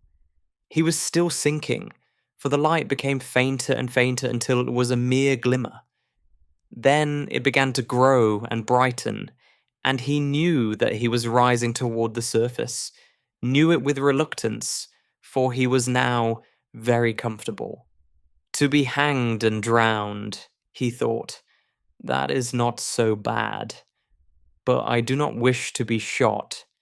No, I will not be shot. That is not fair. He was not conscious of an effort, but a sharp pain in his wrist apprised him that he was trying to free his hands. He gave the struggle his attention, as an idler might observe the feat of a juggler, without interest in the outcome. What splendid effort! What magnificent, what superhuman strength! Ah, that was a fine endeavor. Bravo! The cord fell away. His arms parted and floated upward, the hands dimly seen on each side in the growing light. He watched them with a new interest as first one and then the other pounced upon the noose at his neck. They tore it away and thrust it fiercely aside, its undulations resembling those of a water snake. Put it back! Put it back! He thought he shouted these words to his hands, for the undoing of the noose had been succeeded by the direst pang that he had yet experienced. His neck ached horribly. His brain was on fire. His heart, which had been fluttering faintly, gave a great leap, trying to force itself out at his mouth. His whole body was racked and wrenched with an insupportable anguish. But his disobedient hands gave no heed to the command. They beat the water vigorously with quick, downward strokes, forcing him to the surface. He felt his head emerge. His eyes were blinded by the sunlight. His chest expanded convulsively, and with a supreme and crowning agony, his lungs engulfed a great draught of air, which instantly he expelled in a shriek. He was now in full possession of his physical senses. They were, indeed, preternaturally keen and alert. Something in the awful disturbance of his organic system had so exalted and refined them that they made record of things never before perceived. He felt the ripples upon his face and heard their separate sounds as they struck. He looked. At the forest on the bank of the stream, saw the individual trees, the leaves and the veining of each leaf. He saw the very insects upon them, the locusts, the brilliant-bodied flies, the grey spiders stretching their webs from twig to twig. He noted the prismatic colours in all the dewdrops, upon a million blades of grass, the humming of the gnats that danced above the eddies of the stream, the beating of the dragonfly's wings, the strokes of the water spider's legs, like oars which had lifted their boat. All these made audible music. A fish slid along beneath his eyes, and he heard the rush of its body parting the water. He had come to the surface, facing down the stream. In a moment, the visible world seemed to wheel slowly round, himself the pivotal point, and he saw the bridge, the fort, the soldiers upon the bridge, the captain, the sergeant, the two privates, his executioners. They were in silhouette against the blue sky. They shouted and gesticulated, pointing at him. The captain had drawn his pistol, but did not fire. The others were unarmed. Their movements were grotesque and horrible, their forms gigantic. Suddenly he heard a sharp report, and something struck the water smartly within a few inches of his head, spattering his face with spray. He heard a second report and saw one of the sentinels with his rifle at his shoulder, a light cloud of blue smoke rising from the muzzle. The man in the water saw the eye of the man on the bridge, gazing into his own through the sights of the rifle. He observed that it was a grey eye and remembered having read that grey eyes were keenest, and that all famous marksmen had them. Nevertheless, this one had missed. A counterswirl had caught Farquhar and turned him half round. He was again looking at the forest on the bank opposite the fort. The sound of a clear, high voice in a monotonous sing-song now rang out behind him and came across the water with a distinctness that pierced and subdued all other sounds, even the beating of the ripples in his ears. Although no soldier, he had frequented camps enough to know the dread significance of that deliberate, drawling, aspirated chant. The lieutenant on shore was taking a part in the morning's work. How coldly and pitilessly, with what an even, calm intonation, presaging and enforcing tranquility in the men, with what accurately measured interval fell those cruel words. Company. Attention. Shoulder arms. Ready. Aim. Fire. Farquhar dived as deeply as he could. The water roared in his ears like the voice of Niagara, yet he heard the dull thunder of the volley, and raising again toward the surface, met shining bits of metal, singularly flattened, oscillating slowly downward. Some of them touched him on the face and hands, then fell away, continuing their descent. One lodged between his collar and neck. It was uncomfortably warm, and he snatched it out. As he rose to the surface, gasping for breath, he saw that he had been a long time underwater. He was perceptibly farther downstream, nearer to safety. The soldiers had almost finished reloading. The metal ramrods flashed all at once in the sunshine as they were drawn from the barrels, turned in the air, and thrust into their sockets. The two sentinels fired again, independently and ineffectually. The hunted man saw all this over his shoulder. He was now swimming vigorously with the current. His brain was as energetic as his arms and legs. He thought with the rapidity of lightning. The officer, he reasoned, will not make that martinet's error a second time. It is as easy to dodge a volley as a single shot. He has probably already given the command to fire at will. God help me, I cannot dodge them all. An appalling splash within 2 yards of him was followed by a loud, rushing sound, a diminuendo, which seemed to travel back through the air to the fort and died in an explosion which stirred the very river to its deeps. A rising sheet of water curved over him, fell down upon him, blinded him, strangled him. The cannon had taken a hand in the game. As he shook his head free from the commotion of the smitten water, he heard the deflected shot humming through the air ahead, and in an instant it was cracking and smashing the branches in the forest beyond. They will not do that again, he thought. The next time they will use a charge of grape. I must keep my eye upon the gun. The smoke will apprise me. The report arrives too late. It lags behind the missile. That is a good gun. Suddenly he felt himself whirled round and round, spinning like a top. The water, the banks, the forests, the now distant bridge, fort and men, all were commingled and blurred. Objects were represented by their colours only, circular horizontal streaks of colour. That was all he saw. He had been caught in a vortex and was being whirled on with a velocity of advance and gyration that made him giddy and sick. In few moments, He was flung upon the gravel at the foot of the left bank of the stream, the southern bank, and behind a projecting point which concealed him from his enemies. The sudden arrest of his motion, the abrasion of one of his hands on the gravel, restored him, and he wept with delight. He dug his fingers into the sand, threw it over himself in handfuls, and audibly blessed it. It looked like diamonds, rubies, emeralds. He could think of nothing beautiful which it did not resemble. The trees upon the bank were giant garden plants. He noted a definite order in their arrangement, inhaled the fragrance of their blooms. A strange roseate light shone through the spaces among their trunks, and the wind made in their branches the music of aeolian harps. He had not wished to perfect his escape.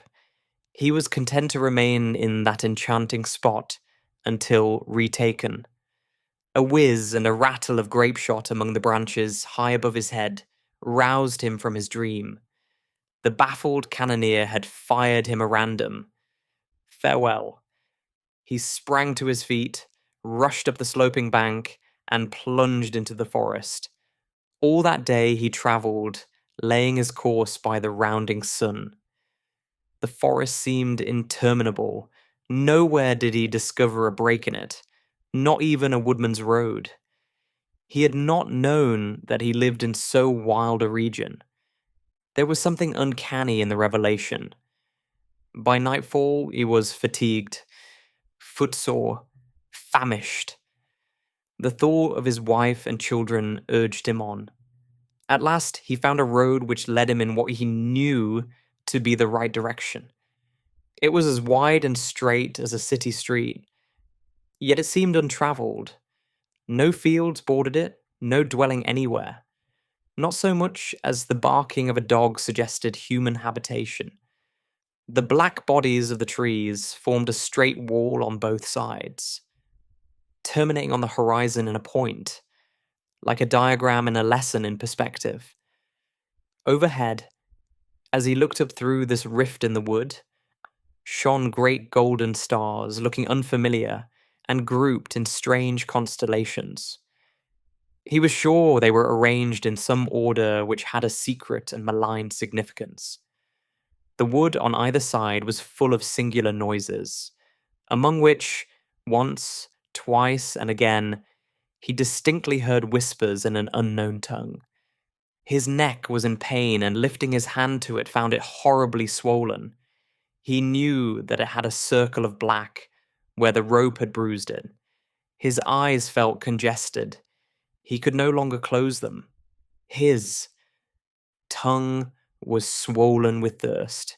He relieved its fever by thrusting it forward from between his teeth into the cold air. How softly the turf had carpeted the untravelled avenue. He could no longer feel the roadway beneath his feet. Doubtless, despite his suffering, he had fallen asleep while walking, for now he sees another scene. Perhaps he has merely recovered from a delirium. He stands at the gate of his own home. All is as he left it, and all bright and beautiful in the morning sunshine. He must have travelled the entire night. As he pushes open the gate and passes up the wide white walk, he sees a flutter of female garments. His wife, looking fresh and cool and sweet, steps down from the veranda to meet him. At the bottom of the steps, she stands waiting, with a smile of ineffable joy, an attitude of matchless grace and dignity. Ah, how beautiful she is! He springs forwards with extended arms. As he is about to clasp her, he feels a stunning blow upon the back of the neck. A blinding white light blazes all about him with a sound like the shock of a cannon. Then all is darkness and silence. Peyton Farquhar was dead. His body, with a broken neck, swung gently from side to side beneath the timbers of the Owl Creek Bridge.